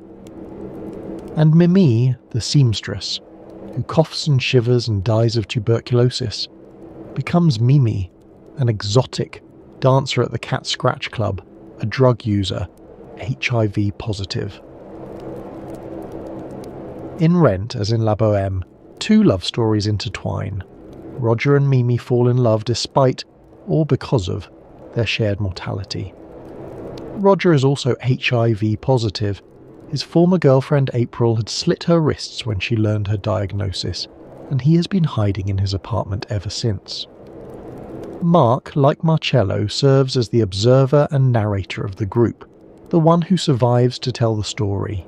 The friends support each other through poverty and illness, through quarrels and reconciliations, through love affairs that bloom and wither and sometimes bloom again. To understand Rent, you must understand the world in which it was created, By the late 1980s, HIV/AIDS had devastated the artistic communities of New York. The disease, first identified in 1981, had spread with terrifying speed through gay and bisexual men, through intravenous drug users, through anyone whose blood came into contact with infected blood. The early years were marked by confusion and denial. What was this disease? Where had it come from? Why did it seem to target certain communities? And then, as understanding grew, by fear and stigma and abandonment. There was no effective treatment. AZT, the first drug approved to fight EUVUS, had severe side effects and limited effectiveness. Diagnosis was essentially a death sentence, not immediate, not always quick, but inexorable. Young men in their 20s and 30s, artists and dancers and writers and musicians, developed the lesions of Kaposi's sarcoma, the wasting of AIDS-related illness, the pneumonia that would fill their lungs and drown them. The government's response was slow and inadequate. Criminally so, many believed. President Reagan did not mention AIDS publicly until 1985, 4 years after the epidemic had been identified, by which point thousands had already died. Funding for research was pathetic. Prevention efforts were hampered by moralism and fear of talking about sex. The East Village, where Rent is set, was the epicenter of a cultural movement that combined artistic experimentation with political activism. S It Up, the AIDS Coalition to Unleash Power, staged protests and die-ins, demanding action from a government that seemed content to let gay men die. Grand Fury created posters and art that forced the epidemic into public consciousness. Artists created work that addressed AIDS directly, refusing the silence that mainstream society wanted to impose. Jonathan Larson was part of this world. He was not gay himself, but he had friends who were. He had friends who were HIV positive. He attended funerals, too many funerals, for people his own age who should have had decades of life ahead of them. He knew that the bohemian ideal of artistic community now came with a terrible price. And he saw, in Puccini's century-old opera, a template for expressing this experience. The parallels were too strong to ignore. The genius of Rent lies in recognizing that tuberculosis and AIDS occupied remarkably similar cultural spaces, a century apart. Both diseases were associated with marginalized communities. Tuberculosis struck the urban poor, the immigrants, the artists who lived in cheap, crowded, poorly ventilated housing. AIDS struck gay men, drug users, sex workers, people already stigmatized by mainstream society, already pushed to the margins, already vulnerable. Both diseases inspired fear and discrimination. Tuberculosis patients were isolated in sanatoriums, shunned by neighbours who feared contagion, denied employment and housing. AIDS patients faced similar isolation, fired from jobs when their diagnosis became known, evicted from apartments, rejected by families who could not accept their illness or the behaviour that had led to it. Both diseases became linked, in the cultural imagination, with questions of morality. Were the victims somehow responsible for their illness? Had they brought it on themselves through their behaviour, their choices, their way of life? The consumptive was suspected of having burned too bright, having exhausted herself through passion and excess. The AIDS patient was blamed for sexual promiscuity, for drug use, for being gay in a society that insisted homosexuality was a sin. And both diseases tragically killed young people. People in the prime of creative life, people who should have had decades of work ahead of them. Keats died of tuberculosis at 25. Keith Haring died of AIDS at 31. The list of artists taken by these diseases is endless and heartbreaking. Larson understood these parallels intuitively. By framing his story of the AIDS epidemic through the lens of La Bohème, he gave audiences a way to connect present suffering with past suffering, to see themselves as part of a longer history of loss and resilience. The Bohemians of 1990s New York were descendants of the Bohemians of 1840s Paris. The community that formed around HIV was a descendant of the community that formed around tuberculosis. The disease changed. The human response to gather together, to support each other, to make art in the face of death, remained the same. Rent differs from La Bohème in one crucial respect. It is a musical, not an opera. This distinction matters more than you might think. Opera is sung throughout. Every word, every emotion is conveyed in song. Musicals alternate between spoken dialogue and musical numbers, allowing for a different kind of pacing and a different relationship between ordinary speech and heightened emotion. Opera tends toward grandeur, and formality toward orchestral richness and vocal technique. Musicals can be more casual, more contemporary in their sound and their style. Larsen's score for Rent draws on rock, pop, gospel and Latin music, genres that would have been completely foreign to Puccini. The electric guitars, the drum machines, the funk bass lines, all of it places the work firmly in its moment in the sound of 1990s New York. When the characters sing, they sound like they belong to their era. The result is a work that speaks the musical language of its audience. The most famous number, the one that escaped the show and became a cultural phenomenon in its own right, opens the second act. It poses a simple question. How do you measure a year? In days? In hours? In cups of coffee? The answer, sung in soaring gospel harmony by the full cast, is love. Measure your life in love. It is a direct response to the epidemic. When time is short, when death is near, when you know that you may not have decades ahead of you, what matters is not achievement or acquisition. What matters is connection. Love becomes the only meaningful metric. Other songs address the themes of the work more directly. The duet Without You explores loss and dependence. The bitter confrontation, Goodbye Love, stages the kind of quarrel that we see in Act 3 of La Bohème, when lovers who cannot bear to be together cannot bear to be apart. What You Own questions the values of mainstream society, materialism, career ambition, the pressure to sell out and abandon the bohemian life for something safer and more respectable. And early in the show, Roger sings his statement of desperate hope. He wants to write one song before he dies that will mean something, that will last. It is the Bohemian creed in its purest form, the belief that art outlasts the artist, that the work matters more than the life. Murger would have recognised that hope. Puccini would have recognised it. It is the same hope that has driven artists into garrets for 200 years. Rent opened on Broadway on April 29, 1926, just 3 months after Jonathan Larsen's death. It was an immediate sensation. Critics praised its energy, its emotional honesty, its willingness to address subjects that mainstream theatre had largely ignored. The New York Times called it an exhilarating landmark rock opera. The Washington Post said it pulses with life and passion. Even critics who had reservations about the music or the book acknowledged that something important was happening, that Rent was speaking to its audience in a way that few musicals had done in years. The show won 4 Tony Awards, including Best Musical, beating out such competitors as Bring In Da Noise, Bring In Da Funk.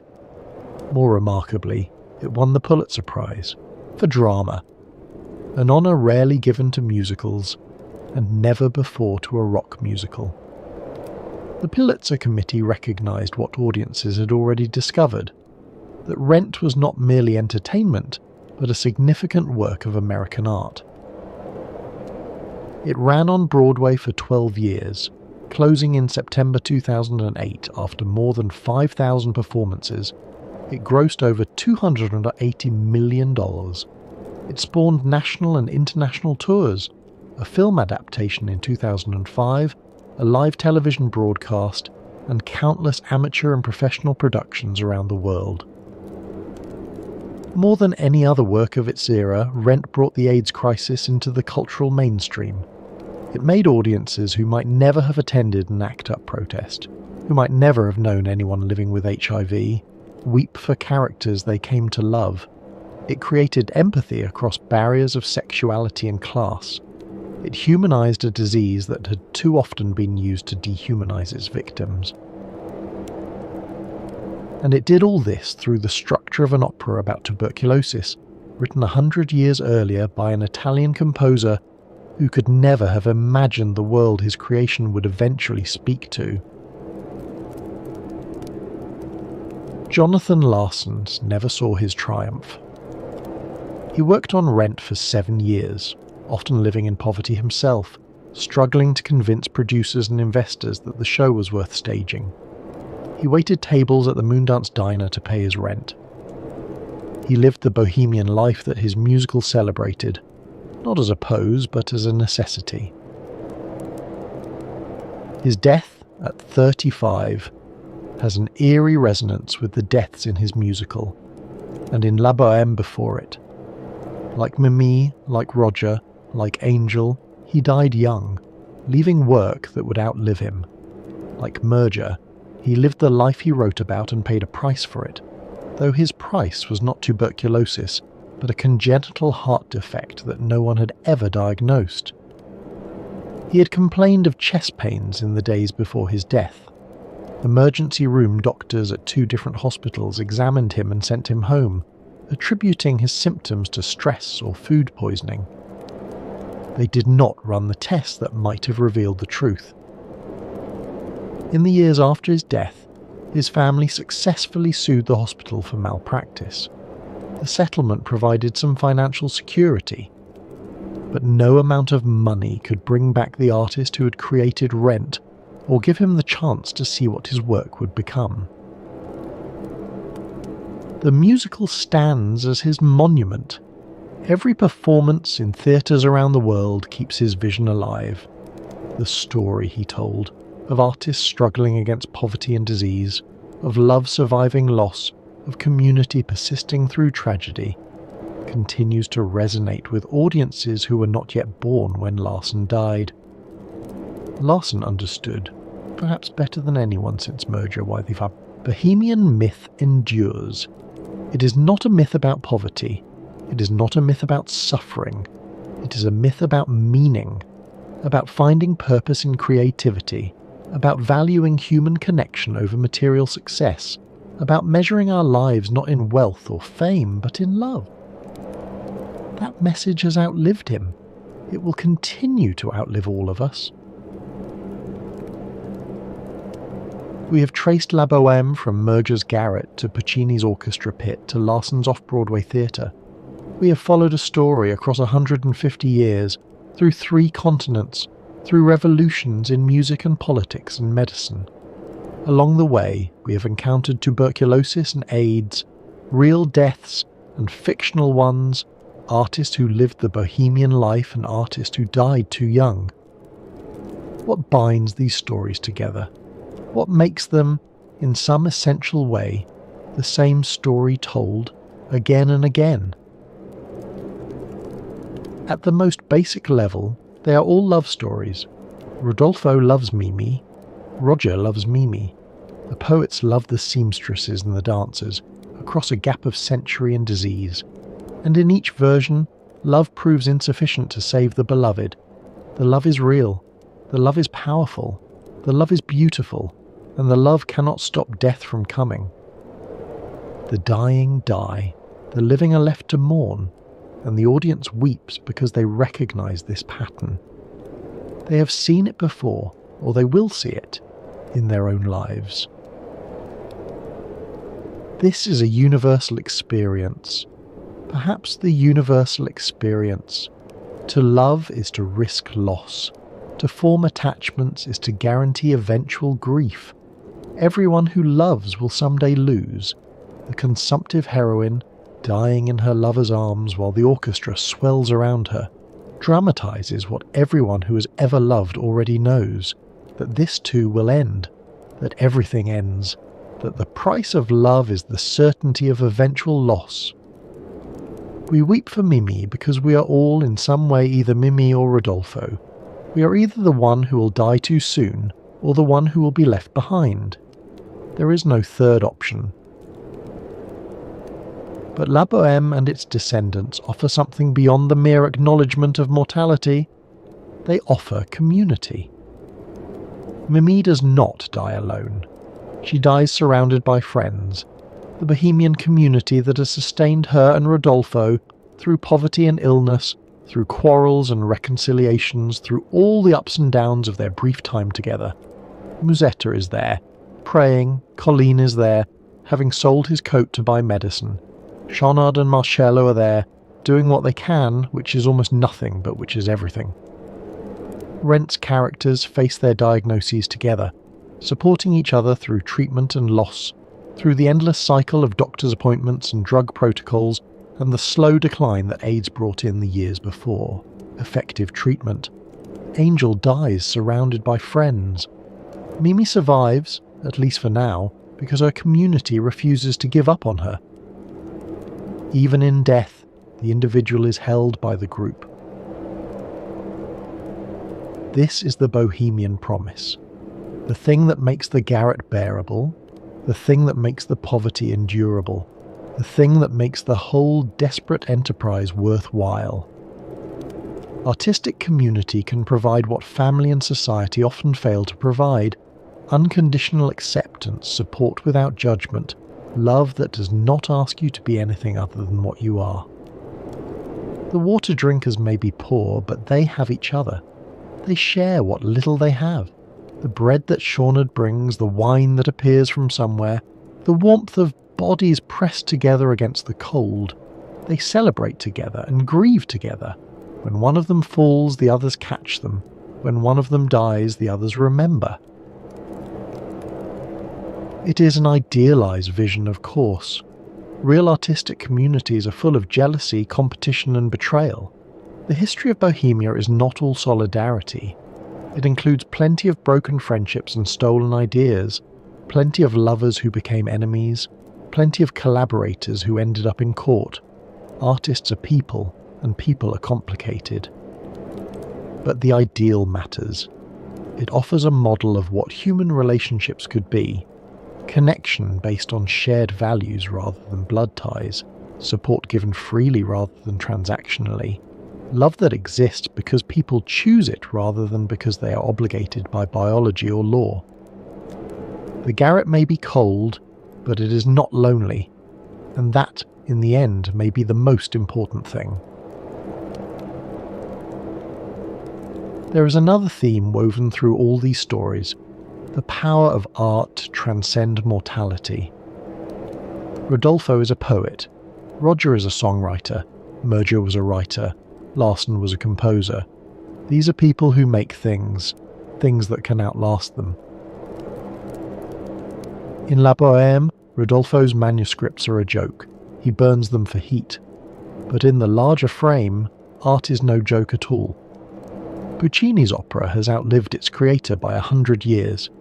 Larsen's musical continues to be performed decades after his death. The art survives.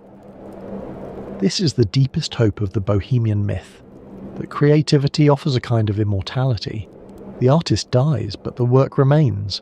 The consumptive heroine breathes her last, but the audience will remember her, will sing her arias, will tell her story, will keep her alive in the only way that matters. It is a hope, not a guarantee. Most art is forgotten. Most artists leave no lasting trace. The cemeteries are full of poets whose work has vanished, painters whose canvases have crumbled, musicians whose songs are silent. But some art does survive. Lear, Bohème has survived, Rent has survived, and each performance is a small act of resurrection, the dead brought back to life through the living bodies and voices of performers. When a soprano sings Mimi's final aria, she's not merely performing a role. She's keeping Mimi alive. She's refusing to let death have the last word. We have moved from tuberculosis to AIDS to what comes next. COVID-19 killed millions of people, including many artists. The lockdowns devastated the performing arts. Broadway went dark, opera houses closed. The very possibility of live performance was called into question. Will there be a COVID Bohème? A musical or opera that does for our era what Rent did for the AIDS years? Perhaps. The template is there, waiting to be filled. Young artists struggling to survive, a community bound together by shared vulnerability, a disease that kills indiscriminately, that strikes without regard to talent or ambition or love. But perhaps the specific disease matters less than the underlying experience. Murger wrote about tuberculosis because that was what killed young artists in his era. Larson wrote about AIDS because that was what killed young artists in his. The disease is the occasion, not the essence. What remains constant is the experience of mortality, the knowledge that we will die, that those we love will die, that all our achievements and relationships and hopes are temporary. This is the darkness against which the bohemian light shines. Every generation rediscovers this truth. Every generation finds its own way to express it. And every generation apparently returns to the garret, to the template that Murger created and Puccini perfected and Larson updated, because that template captures something essential about the human condition. There is one more element to consider: the relationship between the garret and the world outside. The Bohemians of La Bohème are not political revolutionaries. They do not seek to change society. They seek only to live their lives, make their art, and love those who love them. The outside world, represented by the landlord, by the wealthy Alcindoro, is an annoyance to be evaded, not an enemy to be fought. Rent is more politically engaged. Its characters are explicitly living on the margins, queer, HIV positive, homeless, addicted. The musical includes a subplot about a community protest against a landlord who wants to evict squatters. The politics of gentrification, of AIDS activism, of LGBTQ+ rights are woven into the fabric of the work. This difference reflects the different eras in which the works were created. Murger's Bohemia was pre-political. The idea of artists as a class with collective interests had not yet developed. By the 1990s, the personal was understood to be political, and artistic communities were expected to engage with broader struggles. But in both works, the primary focus remains on the intimate sphere. The lovers, the friends, the small community. The garret is a refuge from the world, not a platform for transforming it. This is perhaps both the appeal and the limitation of the Bohemian myth. It offers warmth and meaning at the personal scale. It does not offer a vision of how society might be organised to prevent the suffering it depicts. Mimi dies, in part, because she is poor. She cannot afford warmth, cannot afford medical care, cannot afford the basic conditions of health. The opera mourns her death but does not ask why such deaths occur. Why, in a society of plenty, young women freeze and starve and die of treatable diseases. Rent is more aware of these structural questions. Its characters are poor and sick in a city of wealth and health. The contrast is visible, and the injustice is noted. But even Rent cannot quite escape the gravitational pull of the beautiful death. Mimi survives at the end of the musical, a choice that Larson made to differ from Puccini, but the spectre of AIDS hangs over her survival. The audience knows, even if the characters can hope, that the reprieve is likely temporary. The garret remains a place of beauty and tragedy, not a launching pad for revolution. And so we return to where we began. a garret in Paris, a knock at the door, a young woman, breathless and coughing, seeking a light for her candle. We know how the story ends. We have known since the first scene.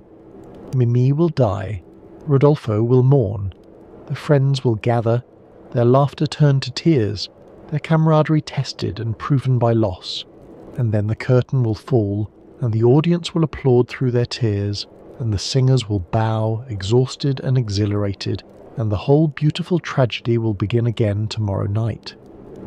And the night after that, and the night after that. La Bohème has been running, in one form or another, for over 125 years. Thousands of sopranos have sung Mimi's death, each one bringing her own voice, her own understanding, her own life experience to the role. Thousands of tenors have cried Rodolfo's anguished final words, their voices breaking on that desperate repetition. Mimi! Mimi! Millions of audience members have wept in the darkness, mourning a character they never met, in a garret they never visited, in a Paris that no longer exists. Why? Why do we keep returning? Because the garret still exists, not the same garret. That building was probably torn down a century ago. But garrets, like it, all over the world. Young artists still live in cramped apartments, still struggle to pay rent, still choose creativity over security. The poverty still exists, even if it wears different clothes now. And the love still exists. The loss still exists. The terrible gap between what we hope for and what we get, that gap is always there, always has been, always will be. We are all, always reaching for something just beyond our grasp. We may have antibiotics now.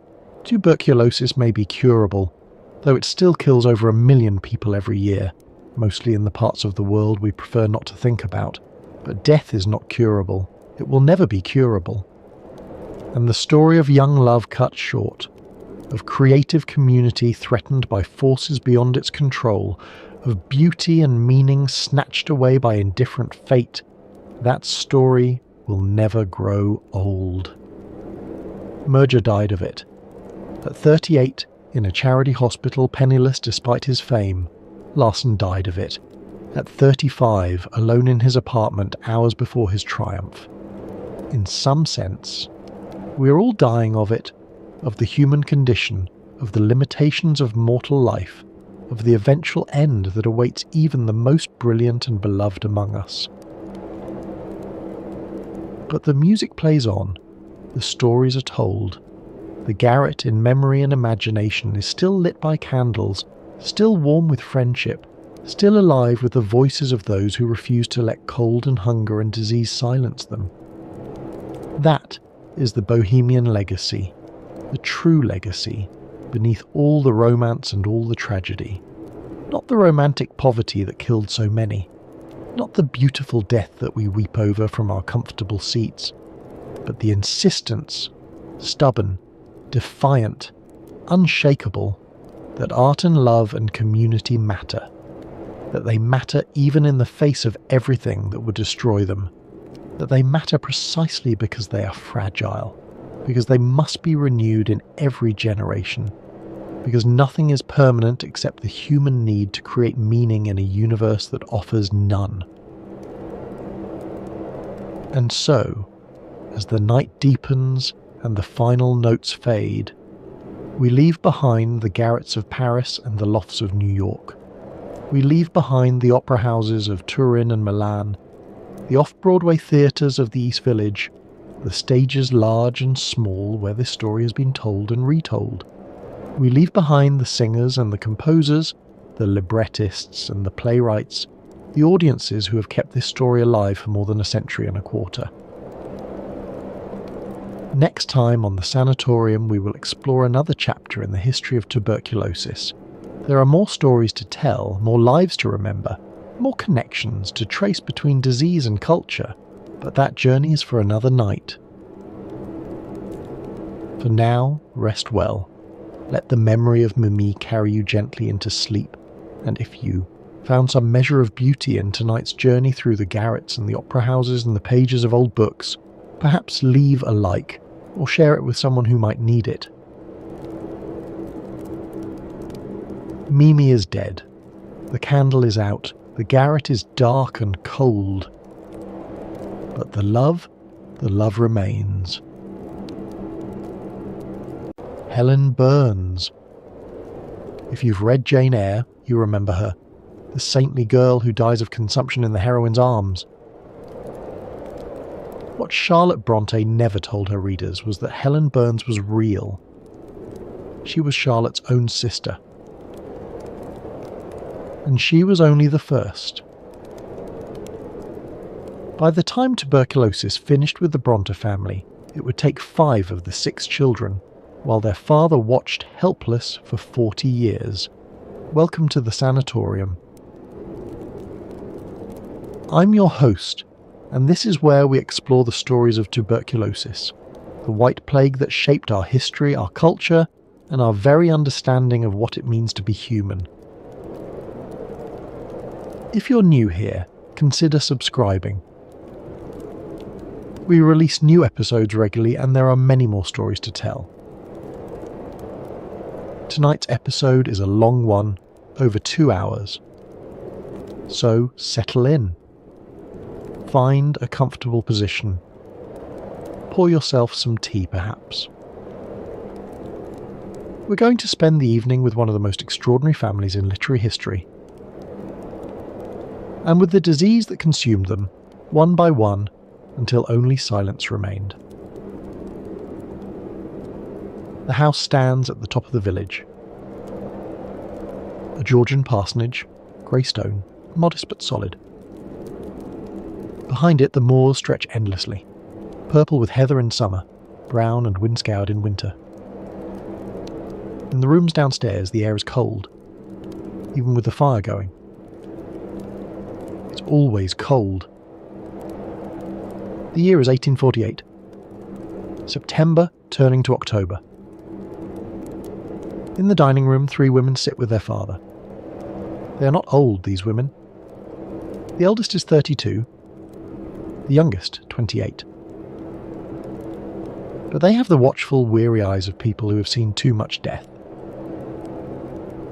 Upstairs, a man is dying. Their brother, 31 years old, and dying in the room where he was born.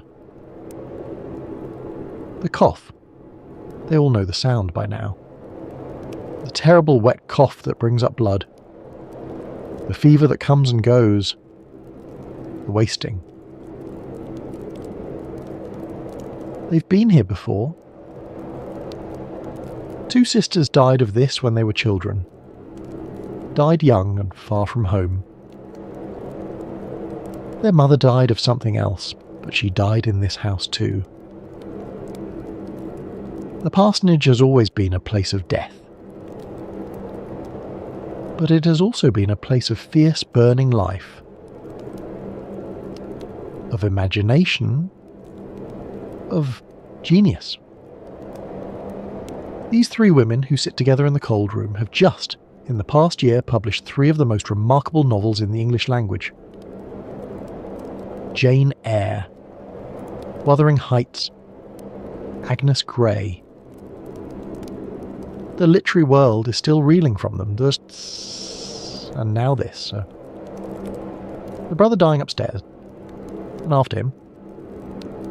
They don't speak of it, but they know. They've always known. Tuberculosis doesn't stop with one. This is the story of the Brontë family. Of 6 children, 5 deaths. Of extraordinary talent that bloomed in the shadow of disease. And of a father who would bury every single one of his children before he died himself, at the age of 84. To understand the Brontes, you have to understand Haworth. This small village in the West Riding of Yorkshire perched on the edge of the moors. In the early 19th century it was an industrial town, Textile mills, poverty, overcrowding. The churchyard was so full of bodies that the ground level had risen above the church floor. Water from the graveyard seeped into the drinking supply. The average life expectancy was 25 years. This statistic deserves emphasis. 25 years.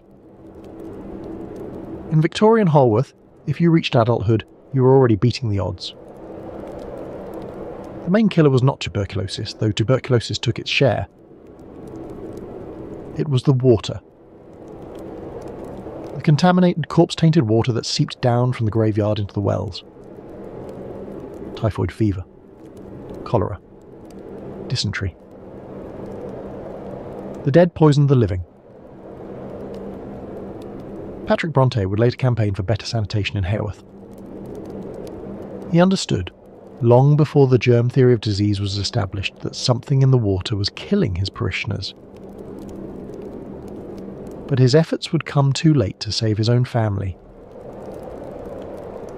Into this place in 1820 came Patrick Bronte, an Irish clergyman, ambitious, educated, a published poet.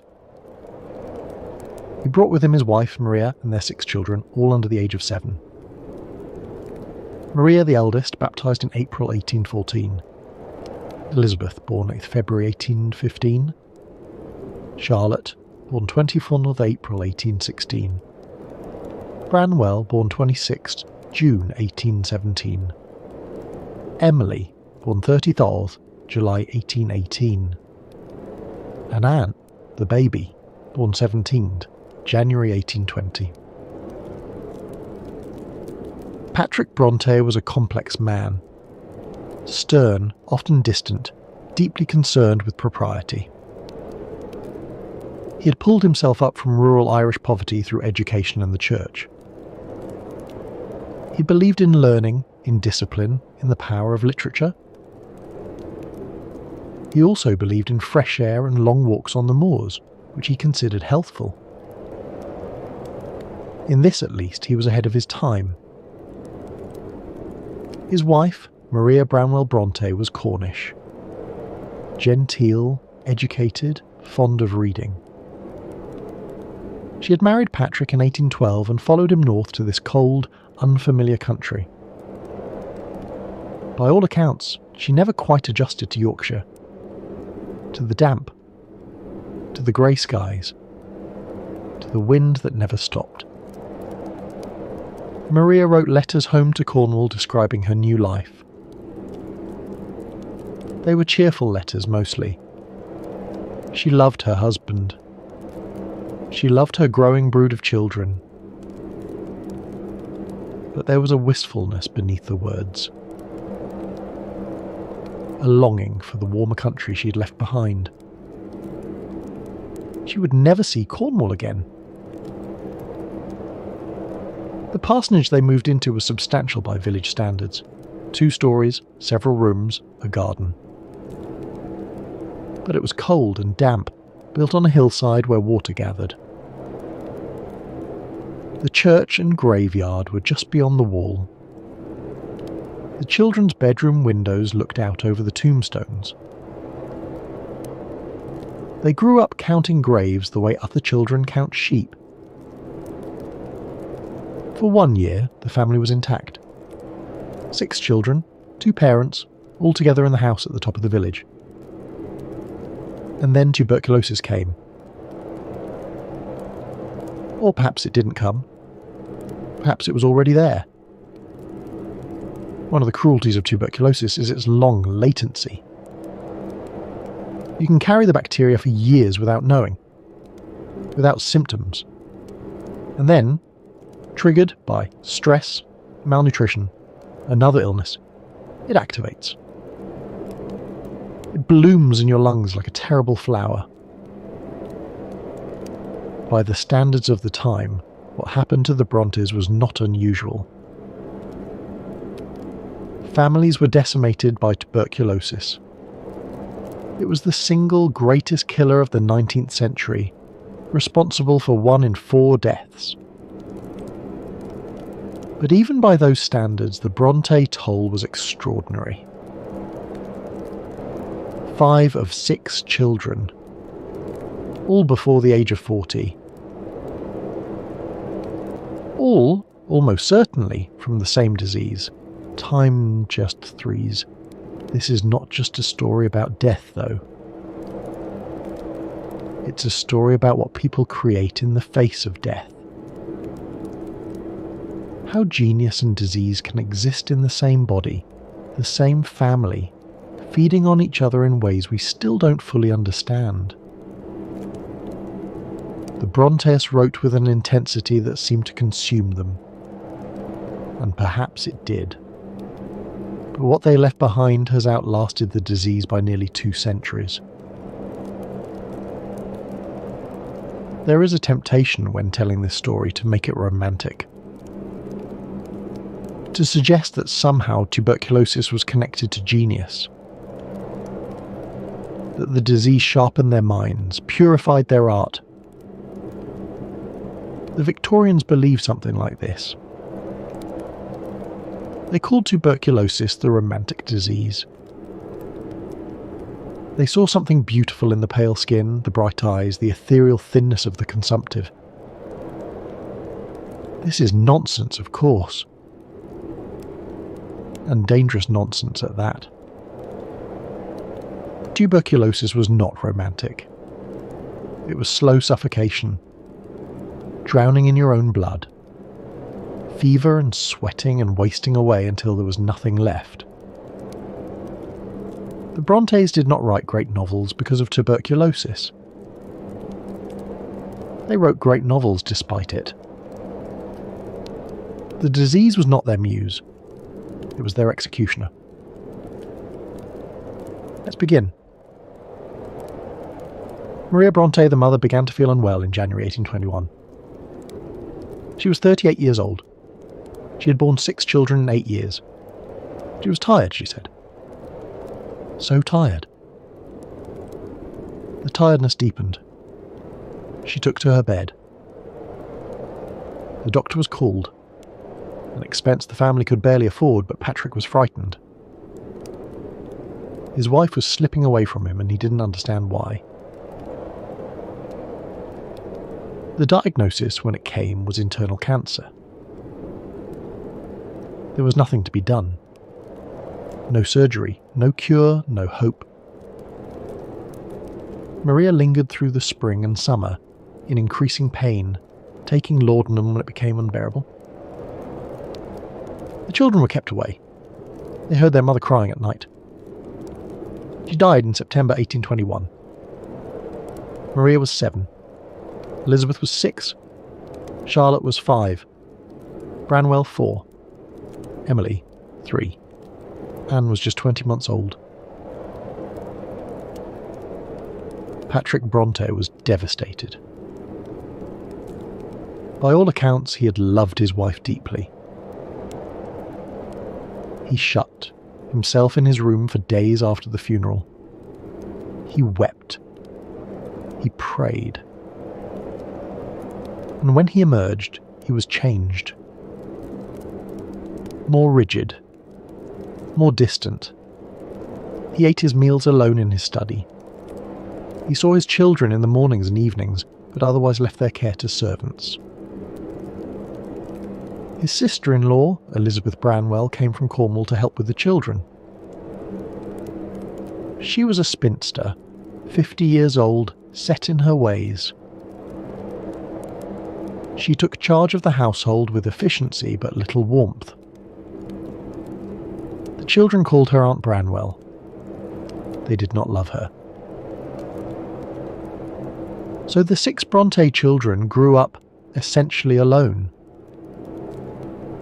They had each other, and they had the moors, and they had books.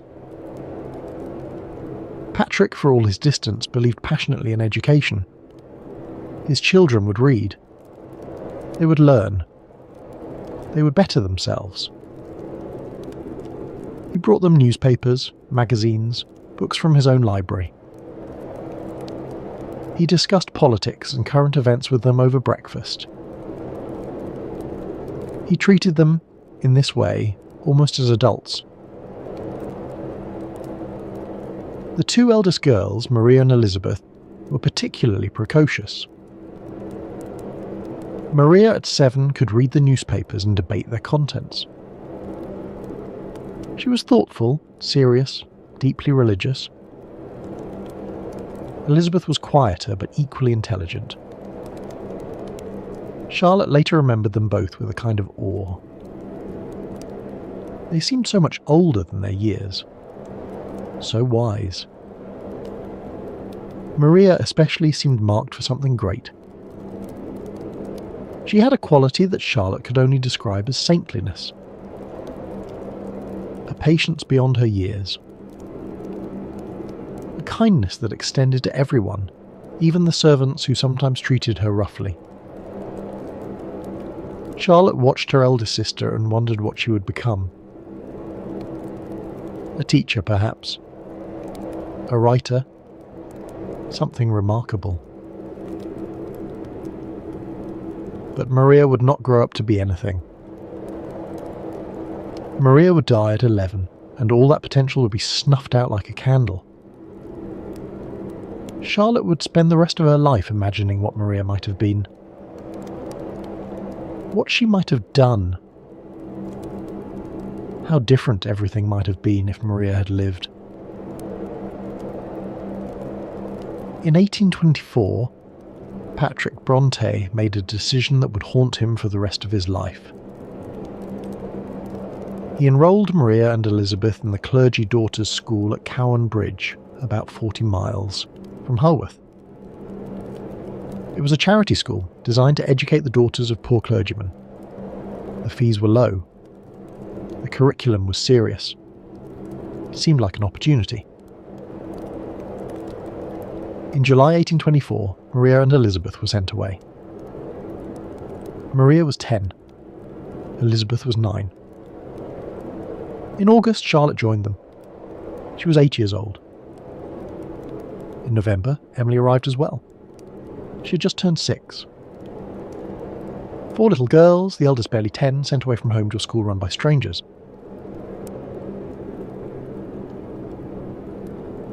Cowan Bridge was a nightmare.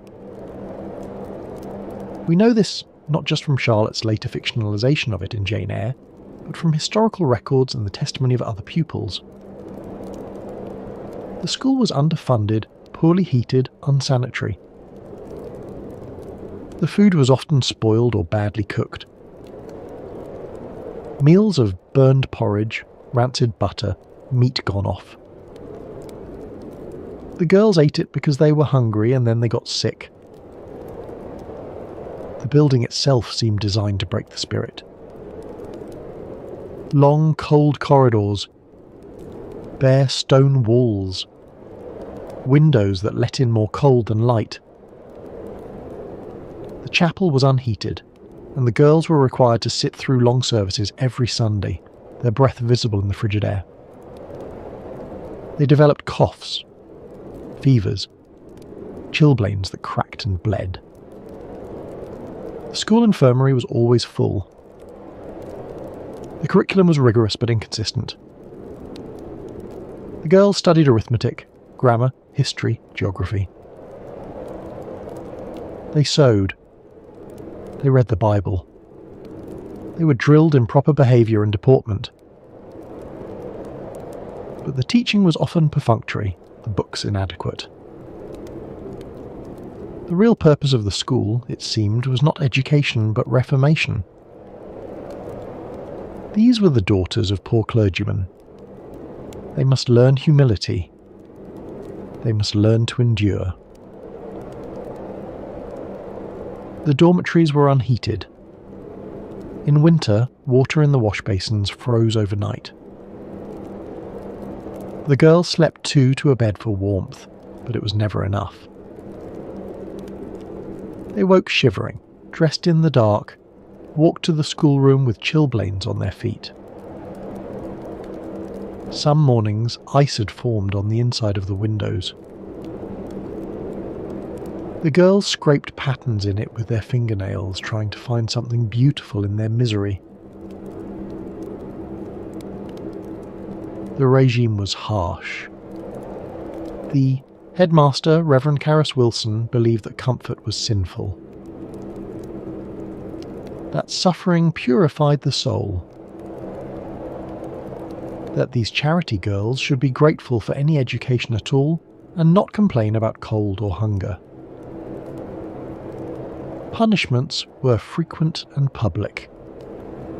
Girls were made to stand on stools for hours, to wear signs around their necks proclaiming their faults, to go without food as penance.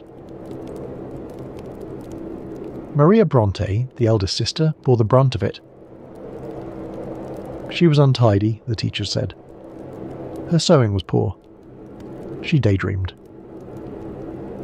She was punished again and again for small infractions. Charlotte, 8 years old, watched her sister being humiliated and could do nothing. She never forgot it. And then, in the spring of 1825, Maria became ill. She had a cough, a fever. She was weak, so weak she could barely stand.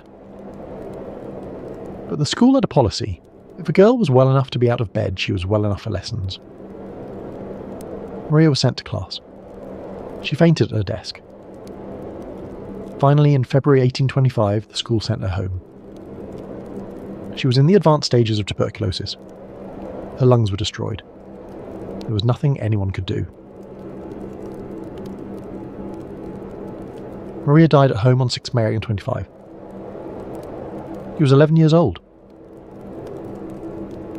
Patrick brought Elizabeth home 2 weeks later, hoping the fresh air of Haworth might revive her. But she had the same cough, the same fever. The disease was already too advanced.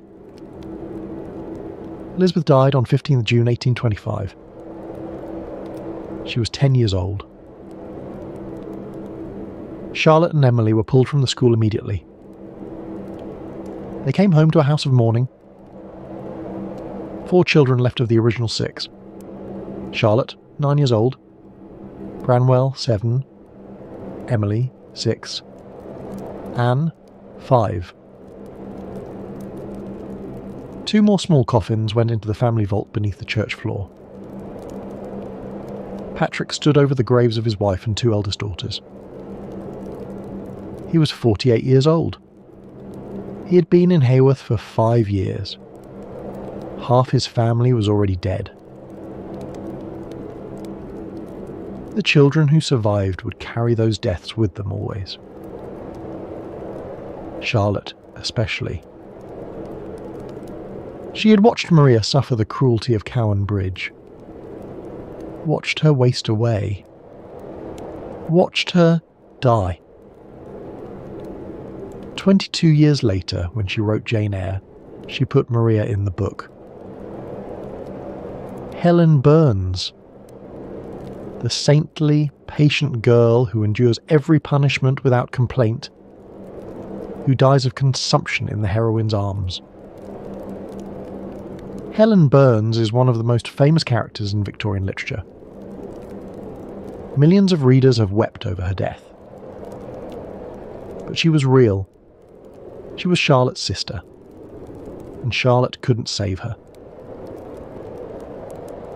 In the novel, Helen speaks of heaven with perfect faith. She tells Jane that death is not an end but a beginning, that they will meet again in a better world. Charlotte put these words in Helen's mouth, but they were Maria's words. Maria, at 11 years old, dying of tuberculosis, had comforted her younger sister with promises of paradise. She had faced death with a calm that Charlotte never forgot, that she could never quite believe. Charlotte was 9 when Maria died, old enough to understand, old enough to remember. For the rest of her life, she carried the memory of her eldest sister, the one who should have led them, the one who was taken first. When Charlotte became famous, when Jane Eyre was celebrated around the world, she must have thought of Maria, of what Maria might have become if she had lived, of the books Maria might have written. After Maria and Elizabeth died, Patrick Bronte made another decision. No more boarding schools. His children would stay home. He would educate them himself with help from Aunt Branwell and occasional tutors. The 4 remaining children would not be separated again. And so began one of the most extraordinary childhoods in literary history. The 4 Bronte children, Charlotte, Branwell, Emily and Anne, spent their days in almost complete isolation. They had no real friends outside the family. No school, no social calls, no parties. The village children were rough, Patrick said. Not suitable companions for his educated offspring. Aunt Branwell was strict about propriety. Young ladies did not wander the streets. They stayed home. So the children had each other, and they had the moors. Every afternoon they went walking, miles and miles across the open moorland. In sun and rain, and wind so strong it nearly knocked them over. They knew every hill, every stream, every outcropping of rock. The moor was their playground, their sanctuary, their whole world. And they had their imaginations. In June 1826, Patrick brought home a box of wooden soldiers for Branwell. The 4 children seized on them immediately. Each child claimed a soldier and gave it a name. Charlotte's was the Duke of Wellington. Emily's was a character called Gravy. And then they began to tell stories. This was the moment scholars believe when the Bronte creative universe was born. A box of toy soldiers and 4 lonely children with no one to play with but each other. From such small beginnings came worlds. Entire continents of imagination. It is hard to overstate how important this moment was. These children, grieving, isolated, half-orphaned, turned inward. And what they found there would eventually change literature. At first the stories were simple games, adventures for the wooden soldiers. But they grew. They deepened. They became entire worlds. The children invented a place called Glasstown, an imaginary African colony. They drew maps. They wrote constitutions, newspapers, histories. They created characters with complex lives and relationships. And they wrote it all down. The manuscripts they produced are extraordinary. Tiny books, some no bigger than a matchbox, written in microscopic handwriting. The children stitched them together from scraps of paper and sugar sacks. The writing is so small you need a magnifying glass to read it. They made them small, scholars think, to mimic real printed books, or perhaps to hide them from adults. These were private worlds. Secret worlds. Today, these miniature manuscripts are among the most precious items in the Bronte Parsonage Museum. Scholars have spent years deciphering them. They contain entire novellas, poems, plays, maps of imaginary countries, family trees of fictional dynasties. The children created not just stories but entire civilizations, languages, religions, wars and treaties and romances spanning generations. The miniature scale was part of the magic, time twos. By making the books tiny, the children made them secret. They could slip them into pockets, hide them in drawers, carry their imaginary worlds with them wherever they went. These were not stories to be shared with adults. They were private conversations between siblings, a language only they could speak. Glasstown evolved over the years. Charlotte and Branwell developed it into an elaborate saga called Angria, full of passion, war, intrigue. The Duke of Zamorna became their central character. Dark, brooding, irresistible.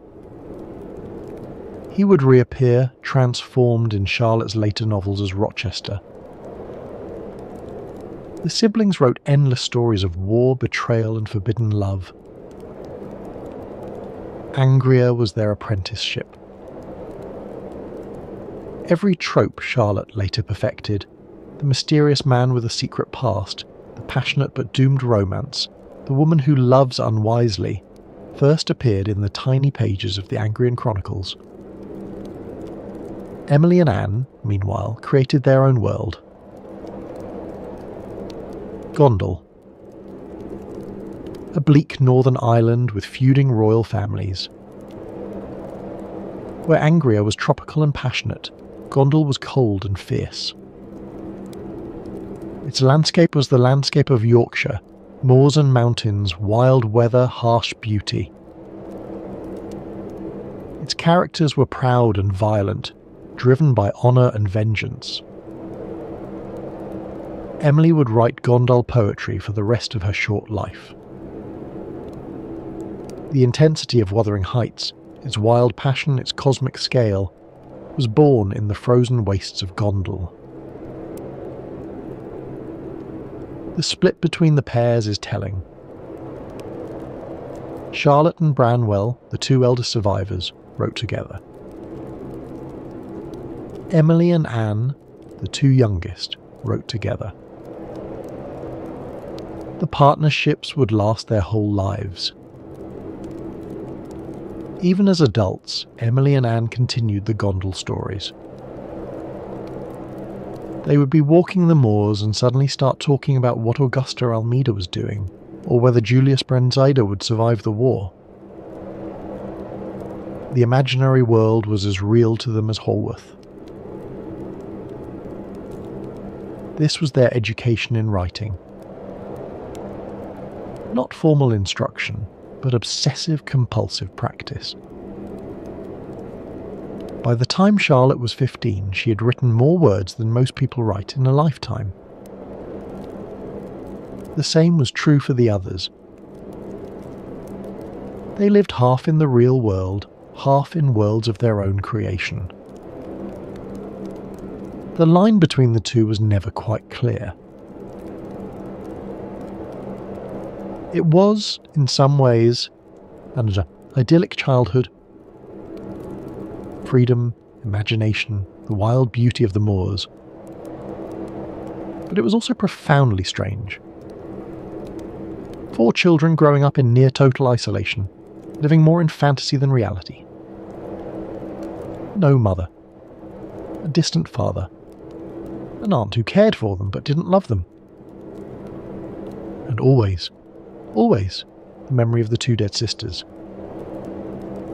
The knowledge that death had already visited their family and might come again. Branwell was the only son, the golden boy. Patrick had great hopes for him. Branwell would be a scholar, a painter, a poet. He would make the family name famous. The sisters were clever, yes, but they were only girls.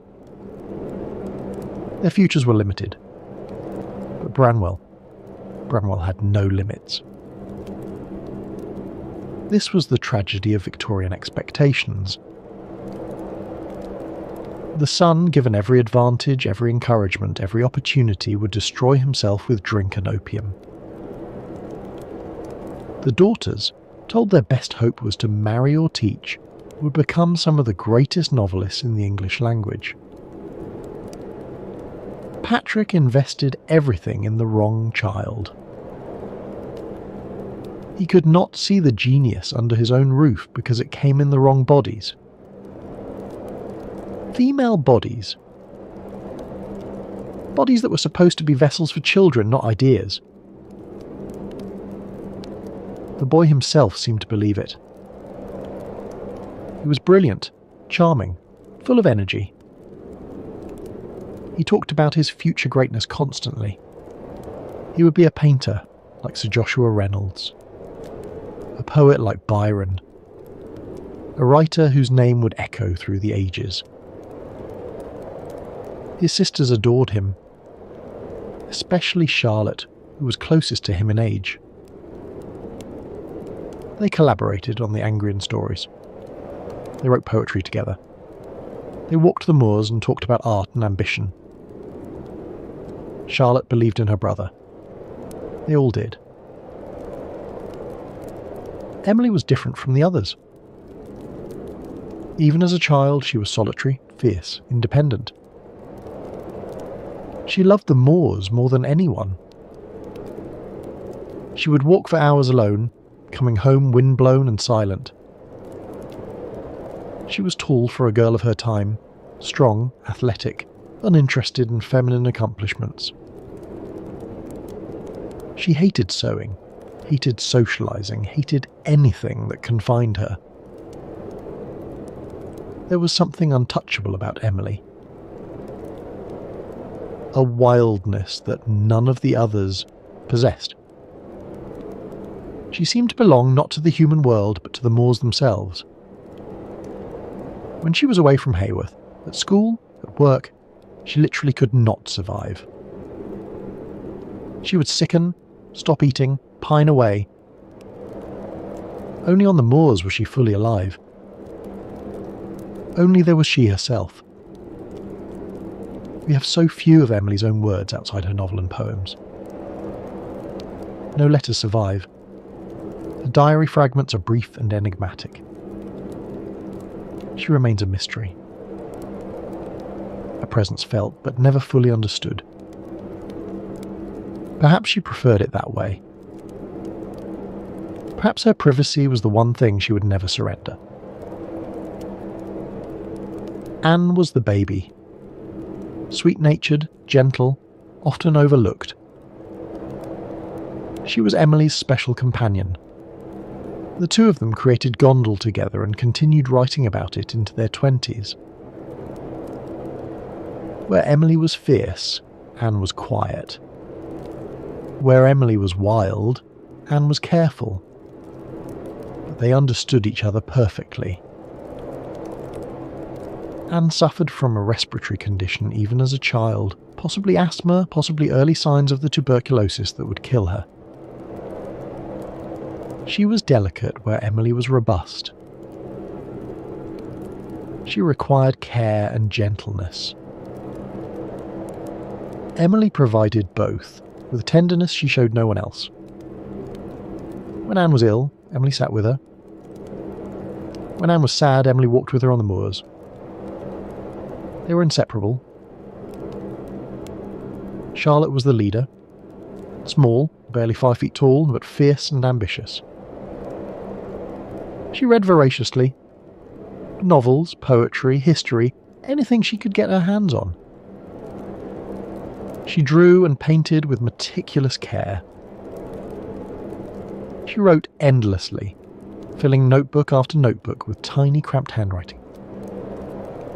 She was plain, she knew, small and plain and poor. But she had her mind, her imagination, her will. Charlotte's eyes were weak. She was severely nearsighted. To write, she had to hold the paper inches from her face. Perhaps this is why her handwriting was so small. Perhaps this is why she saw the world so intensely. What she could not see clearly, she imagined vividly. Her inner world was more vivid than the blurred reality outside it. She was also painfully aware of her limitations. In a world where a woman's worth was measured by Beauty and marriageability, Charlotte knew she had neither. She channeled that awareness into her writing. Jane Eyre is a manifesto for plain women everywhere. A declaration that beauty is not the measure of a soul. That to be small and plain and poor is not to be worthless. The children grew older. Charlotte attended a school called Roe Head for a brief period in the 1830s, a better experience than Cowan Bridge, but still marked by homesickness. Emily tried school as well, but lasted only 3 months before the homesickness became unbearable. She physically pined for Haworth. She stopped eating, stopped sleeping. Charlotte brought her home before she died of it. Anne managed school better than her sisters, but she too preferred home. All of them did. The parsonage, for all its coldness and grief, was where they belonged. It was the only place they could breathe. But they could not stay children forever.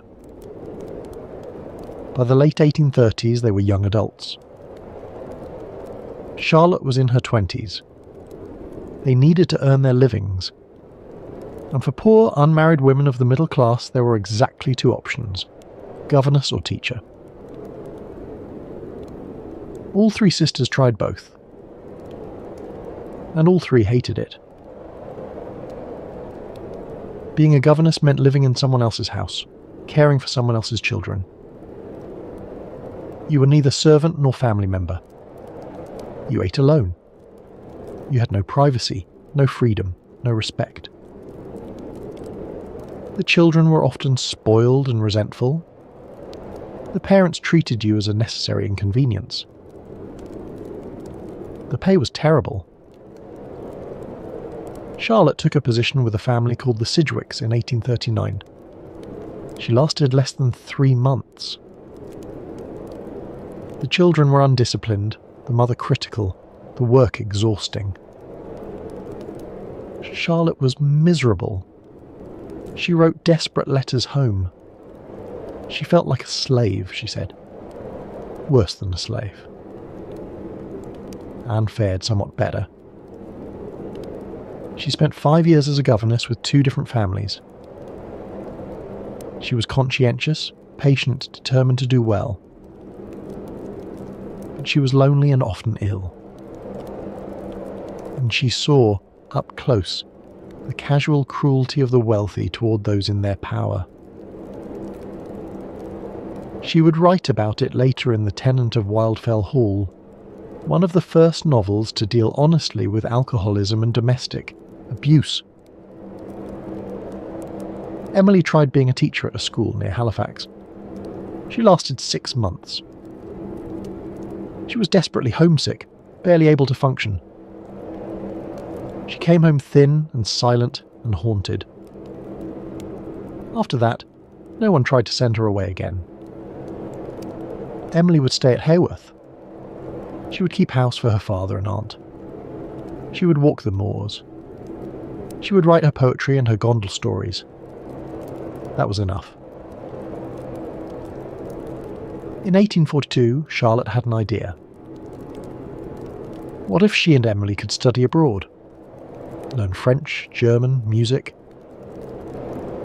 They could open their own school when they returned. Be their own employers. Have some independence. Aunt Branwell agreed to fund it. The girls would go to Brussels. In February 1842, Charlotte and Emily enrolled at the Pensionnat Heger, a girls' school in Brussels run by Monsieur and Madame Heger. It was Charlotte's first time leaving England. Emily's too. They were terrified and exhilarated in equal measure. The school was everything Cowan Bridge had not been. Warm, intellectually stimulating, cosmopolitan. Monsieur Heger was a gifted teacher. He recognised Charlotte's talent immediately and pushed her to develop it. He gave her books, discussed literature with her, critiqued her writing. Charlotte, starved for intellectual companionship, bloomed under his attention. She also fell in love with him. Constantine Heger was married, with children. He was not particularly handsome, but he was brilliant, passionate about ideas, and he took Charlotte seriously as an intellect. For Charlotte, 26 years old, plain, poor, convinced she would never marry, this was intoxicating. Nothing happened, of course. Heger was an honourable man. He was kind to Charlotte, but nothing more. Still, Charlotte's feelings deepened. She tried to hide them. She mostly succeeded. But the longing was there, burning beneath her quiet exterior. In November 1842, Aunt Branwell died suddenly. Charlotte and Emily returned to Haworth for the funeral. Emily stayed home after that.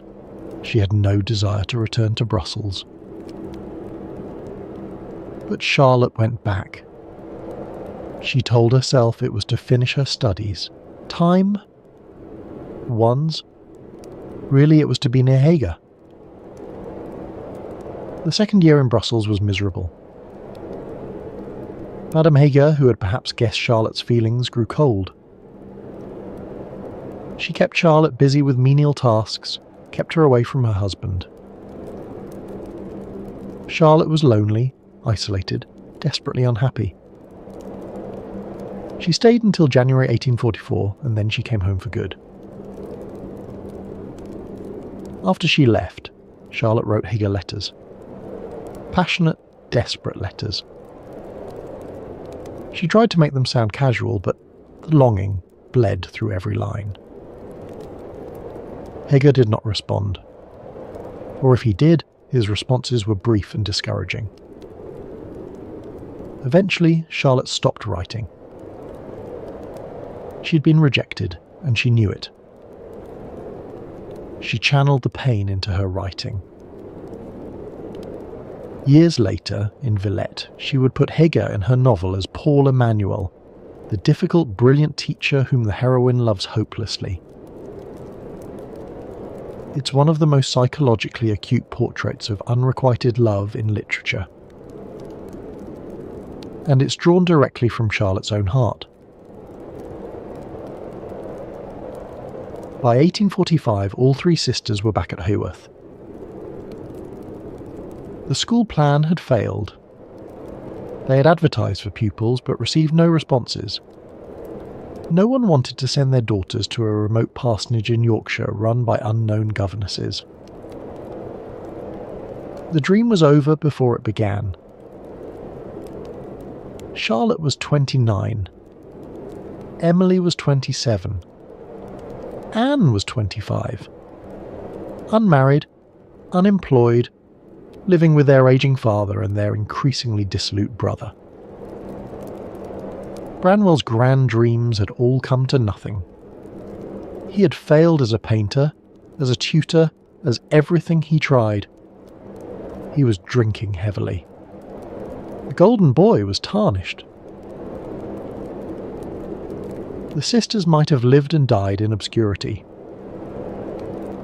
Might have become nothing more than footnotes in the history of their famous parsonage. Three spinsters caring for an aging father in a remote village. It was the fate of thousands of Victorian women. Quiet lives. Invisible lives. Lives that left no mark on the world. But these particular spinsters had spent their childhoods creating worlds. They had written millions of words before they turned 20. They had taught themselves narrative technique through endless practice. They had developed voices that were uniquely their own. The years of isolation had not been wasted. They had been training. Except for one thing. They could write. and they were about to prove it. In the autumn of 1845, Charlotte made a discovery. She found a notebook of Emily's poems. She read them, and she was stunned.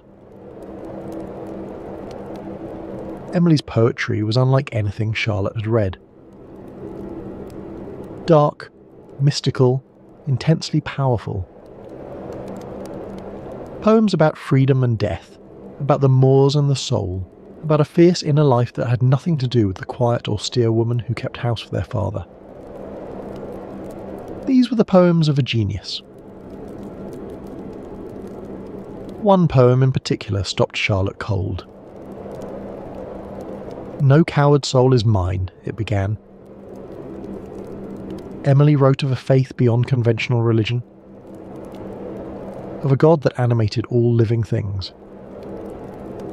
of her own soul, undaunted by death or doubt. The poem was defiant, almost arrogant in its certainty. This was not the voice of a timid Yorkshire spinster. This was the voice of a prophet. Another poem described a prisoner in a dungeon, visited by a wild vision of freedom. The imagery was ecstatic, almost hallucinatory. Scholars still debate whether Emily experienced genuine mystical states. What is certain is that she had access to something most people never touch. Some deep well of consciousness. Some doorway to the infinite. Charlotte showed them to Anne. Anne quietly revealed that she too had been writing poetry. Charlotte looked at her own work, years of poems tucked away in drawers, and suddenly she saw a possibility. Yes, they could publish. Together. A joint volume of poetry by three sisters. Emily was furious when Charlotte suggested it. Her poems were private, not meant for the world. She felt violated by Charlotte's discovery of them. But Charlotte was persuasive. Charlotte was always persuasive. And eventually Emily agreed. On one condition: they would publish under pseudonyms. Male pseudonyms. And so Currer, Ellis and Acton Bell were born. Currer for Charlotte, Ellis for Emily, Acton for Anne. Androgynous names. Names that could be male or female. The sisters used their own money, the small inheritance from Aunt Branwell, to pay for publication. The book came out in May 1846. It sold 2 copies. 2. In the entire first year of publication, exactly 2 people bought the poems by Currer, Ellis and Acton Bell. The reviews were few and lukewarm. The book disappeared without a trace. But the sisters were not discouraged. By the time the poems were published, they were already working on something else. Novels. All 3 of them, simultaneously, were writing novels. Charlotte was working on The Professor, based on her experiences in Brussels. Emily was writing Wuthering Heights, a dark tale of passion and revenge on the Yorkshire moors. Anne was writing Agnes Grey, a quiet, realistic portrait of a governess's life. They wrote at the dining room table, all together in the same room, late into the night. Walking in circles around the table, discussing plot points and character development. They critiqued each other's work. They read passages aloud. They encouraged each other when the work was hard. And upstairs they could hear Branwell, drunk, raving, sometimes weeping. Branwell Bronte's decline had been gradual then sudden. He had taken a position as a tutor with a wealthy family called the Robinsons. And there, he said, he'd fallen in love with his employer's wife. Mrs. Robinson, he claimed, loved him in return. They had an affair. They planned to marry after her husband died. How much of this was true is still debated. Branwell was discovered in some kind of inappropriate relationship with Mrs. Robinson and dismissed from his position in disgrace. That much is fact. Whether it was truly an affair, or whether Branwell had made unwanted advances, or whether he simply fantasized the whole thing, we will never know. What is certain is that Branwell believed it was real. And when Mr. Robinson died, and Mrs. Robinson married someone else, someone rich and age-appropriate, Branwell was shattered. He came home to Holworth in the summer of 845 and never left again. He drank. He took laudanum. He ran up debts at every public house in the village. He raved about his lost love. He threatened suicide. He had fits of delirium, tremens. Patrick was heartbroken. His son, his brilliant son, had fallen so far. The sisters were angry, frustrated, exhausted.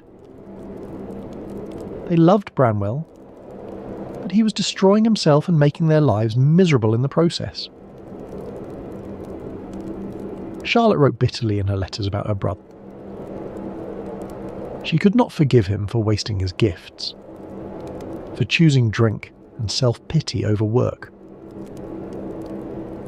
The sisters were writing great novels in the dining room while Branwell sobbed in his bedroom. The contrast was stark, but there was love too beneath the anger. Charlotte had adored Branwell once. They had been creative partners, co-creators of Angria. She remembered the boy he had been, brilliant, funny, full of promise. To see him destroy himself was a special kind of torture. It was like watching her own childhood die. Emily said little about Branwell's condition, but she cared for him dutifully. She brought him food he would not eat. She cleaned up after his episodes. She listened to his ravings with patience she showed no one else. Perhaps she understood something the others did not. Perhaps she saw in Branwell's despair a mirror of her own fierce inner life. They were both extreme people, in different ways.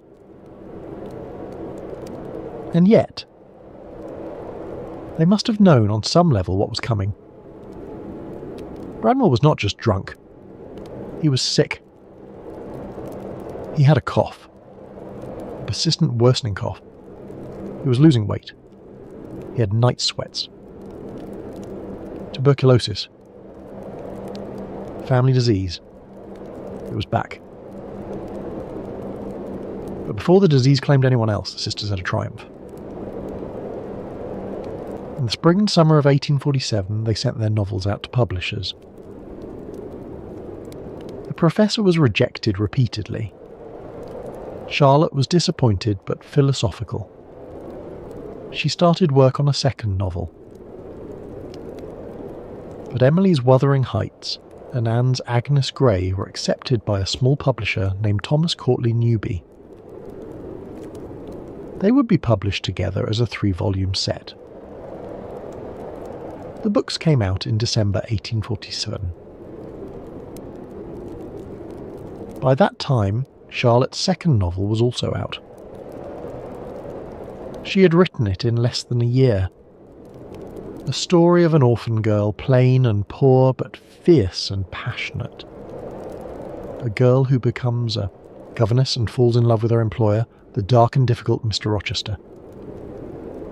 The novel was called Jane Eyre. It was published on 19th October 1847. And it was an immediate sensation. The critics raved. Readers devoured it. Who was this Currer Bell? Where had he come from? The novel was passionate, unconventional, psychologically complex in a way Victorian novels rarely were. The heroine was no passive beauty. She was small and plain and angry. She demanded equality, respect, love on her own terms. It was revolutionary. Do you think, because I'm poor, obscure, plain and little, I am soulless and heartless? Jane cries to Rochester. You think wrong. I have as much soul as you and full as much heart. Readers had never encountered anything like it. Here was a woman who refused to be diminished, who demanded to be seen as an equal, who spoke truths that Victorian society preferred to keep silent. The novel touched something deep in its readers. Women especially. Women who had been told all their lives to be quiet, to be grateful, to accept their place. Here was Jane Eyre saying no. Saying I deserve more. Saying I will not be a possession or a convenience or a decoration. The book was a revelation. Jane Eyre became one of the best-selling novels of the decade. Charlotte Brontë at 31 was famous. Except no one knew Charlotte Brontë had written it. They thought Currer Bell was a man. Or possibly a woman. Or possibly multiple people. The speculation was intense. Emily's Wuthering Heights, published 2 months later, received a more mixed reception. Some critics were appalled. The book was violent, dark, morally ambiguous. The characters were cruel and obsessive. Heathcliff was barely human. Catherine was wild and selfish. The whole thing was too strange, too fierce, too much. But others recognised its power. This was not like other novels. This was something new, something almost mythic. The Moors themselves seemed to be a character, wild and indifferent to human suffering.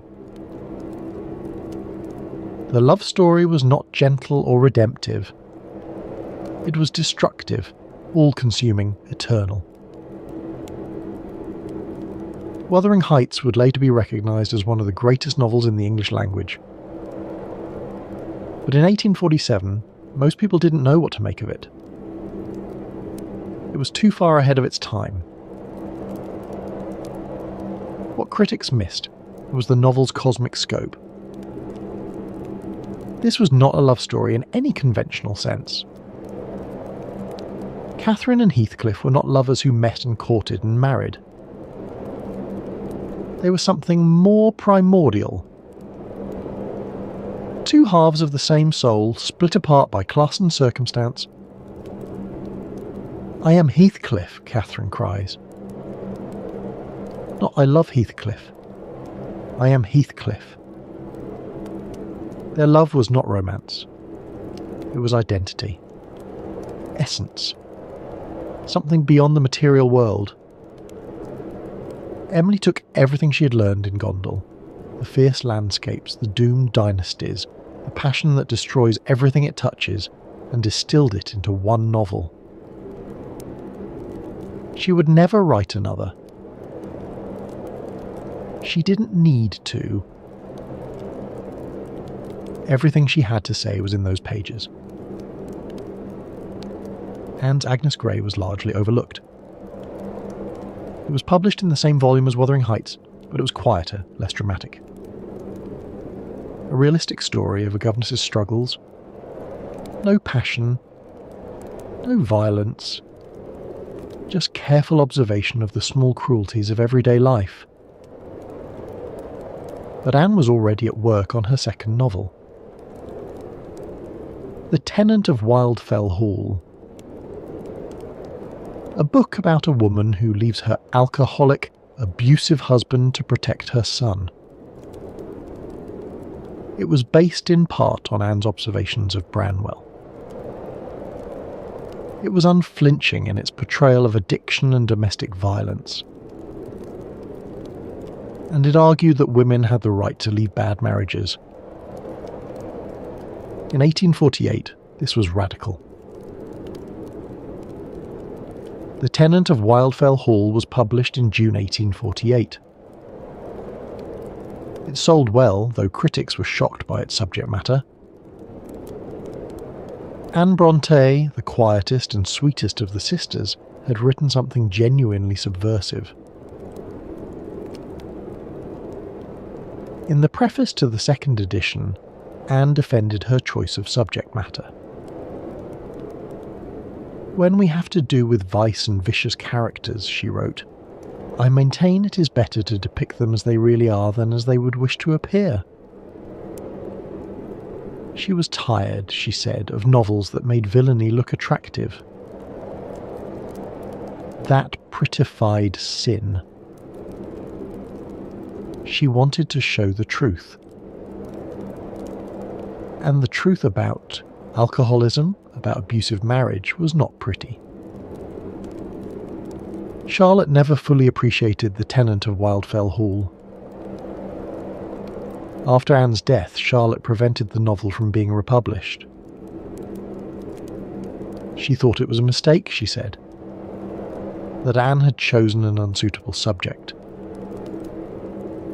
It took more than a century for Anne's reputation to recover from Charlotte's judgment. Today, The Tenant of Wildfell Hall is recognised as one of the first feminist novels. Anne was ahead of her time.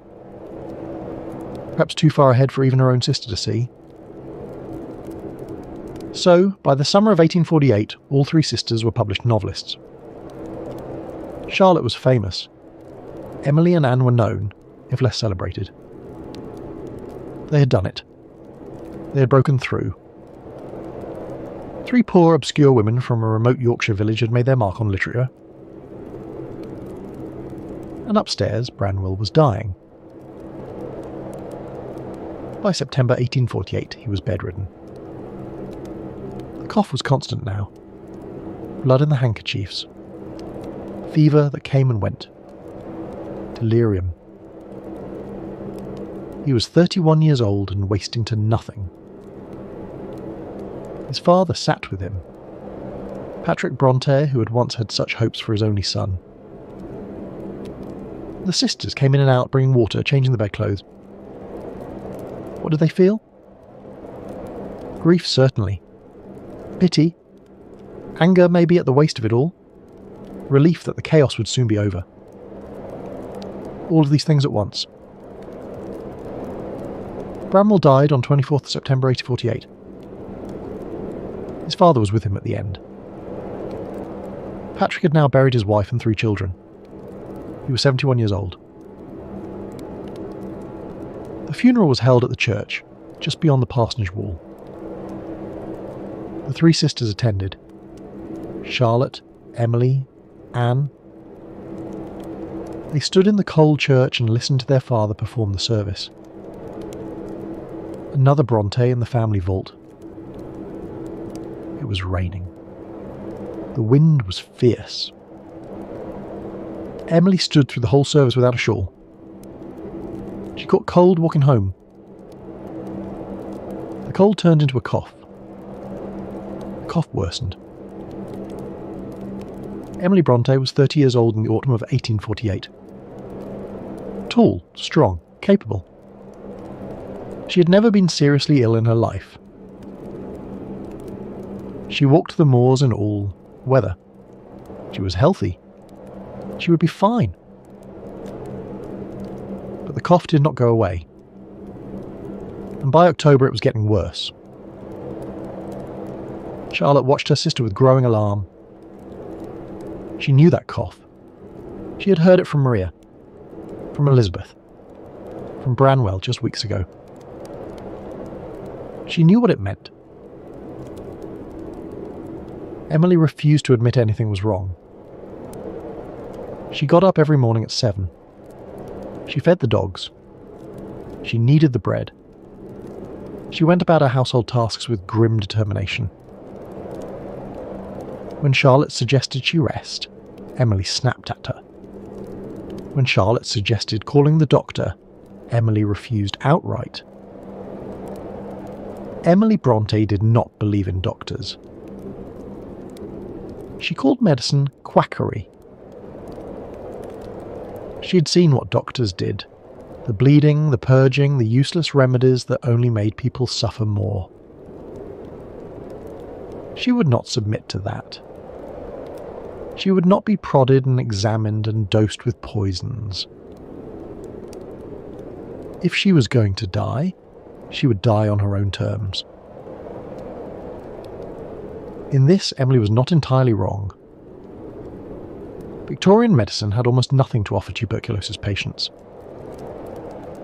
Common treatments, bloodletting, mercury compounds, opium, did more harm than good. Some doctors prescribed sea air or mountain air. Others recommended complete bed rest. Still others insisted on vigorous exercise. No one knew what caused the disease. No one knew how to cure it. The bacteria that caused tuberculosis would not be discovered until 1882, 34 years after Emily's death.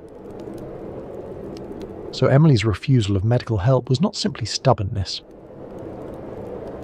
It was a kind of clear-eyed realism. The doctors could not save her. Nothing could save her. She would spend her remaining time on her own terms, doing the things she loved. Walking the moors, feeding her dogs, living as she had always lived. Until she couldn't anymore. But she was not ready to die yet. So she simply pretended she was not ill. She forced herself through each day. She would not stay in bed. She would not complain. She would not acknowledge weakness. Charlotte and Anne watched helplessly. They could see Emily fading. Time? Wands. Losing weight. Growing pale. The cough was constant now, racking her whole frame. She could barely catch her breath. Still, she refused all help. In November, Charlotte wrote to her publisher. She could not write, she said. She could not think about novels or revisions or anything except her sister. Emily was very ill and would not see a doctor. Charlotte was terrified. Anne was terrified too. But Anne was also beginning to feel unwell herself. She had a cough. Not as bad as Emily's yet. But it was there. She said nothing. What good would it do? Emily was dying in front of them. Charlotte was barely holding herself together. Anne would not add to their burdens. December came. Cold, dark December. Emily was still forcing herself to rise, to work. But she was so weak now that she could barely stand. She leaned on furniture to cross a room. She paused for breath every few steps. Her eyes were huge in her wasted face. Charlotte begged her to rest, to see a doctor, to take something for the pain. Emily refused. She was angry now, defensive. She snapped at her sisters when they tried to help. "Leave me alone," she said. "I'm fine." She was not fine. On the morning of 19th December 1848, Emily came downstairs as usual. She fed the dogs. She tried to pick up her sewing. And then she collapsed. Charlotte and Anne carried her to the sofa. For the first time, Emily did not fight them. She was too weak to fight. She lay on the sofa, struggling to breathe, and finally, she whispered that they could send for the doctor. It was too late. The doctor came that afternoon. He examined Emily and shook his head. There was nothing to be done. Her lungs were gone. She was drowning in her own body. It was a matter of hours now, not days. Emily died at 2 o'clock that afternoon. She was 30 years old. She had been ill for less than 3 months. Charlotte was with her at the end. So was Anne, Time, Hans, and their father. Emily died on the sofa in the dining room, the room where she had written Wuthering Heights. The dogs lay at her feet. She reached down to touch them one last time. And then she was gone. Charlotte wrote to a friend that night. Her letter to him was brief and stark. Emily was dead. She had suffered terribly. She had refused all comfort to the end. Charlotte's grief was beyond words. The funeral was held 3 days later. December 25th, 1848. Patrick performed the service again. Another daughter in the vault. Another coffin next to Maria, Elizabeth Branwell. Emily Bronte, who loved the moors more than anything, was buried beneath the stone floor of the church. She never saw the open sky again. Keeper, Emily's dog, a fierce mastiff she had tamed with her bare hands, attended the funeral. Charlotte wrote later that he lay at Emily's bedroom door for weeks afterward, whimpering. He seemed to understand that his mistress was gone, that she would not come back. He grieved, as dogs grieve, silently, loyally, with a broken heart. The parsonage was so quiet after Emily died. She had been the one who kept the household running. She had done the cooking, the baking, the cleaning. She had been the centre of the house, even if she rarely spoke. Now there was just absence. An Emily-shaped hole in every room. Charlotte and Anne came home from the funeral and looked at each other. They were the only ones left. 2 sisters out of 6 children. And Anne was coughing. Anne had been coughing for weeks. She'd hidden it as well as she could. But now, with Emily dead, there was no hiding it anymore. Charlotte heard the cough and felt her heart break. Not again. Please, not again. But it was the same cough, the same fever, the same slow wasting. Tuberculosis. Anne did not fight it the way Emily had. She was different from Emily in every way. Where Emily had been fierce and defiant, Anne was gentle and resigned. She knew she was dying. She accepted it.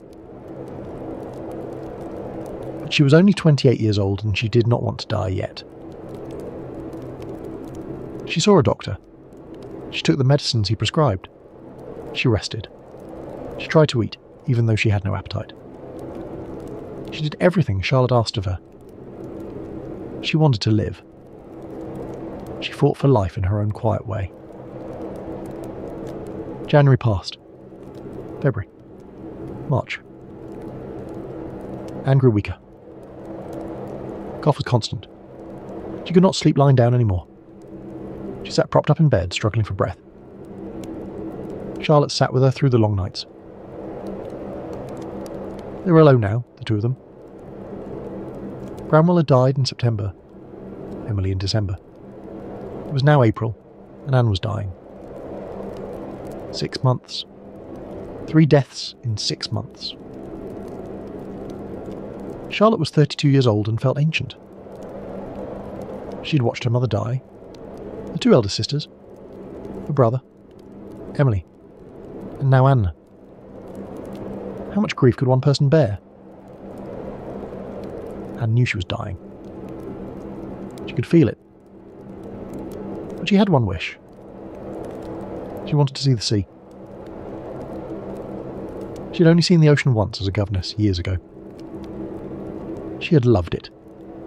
The vastness of it. The clean salt air. The sound of the waves. She wanted to see it one more time before she died. Charlotte thought this was madness. Anne was far too ill to travel. The journey would kill her. She should stay home, stay in bed, conserve her strength. But Anne was gentle, not weak. She insisted. She would go to the sea. She would breathe the sea air.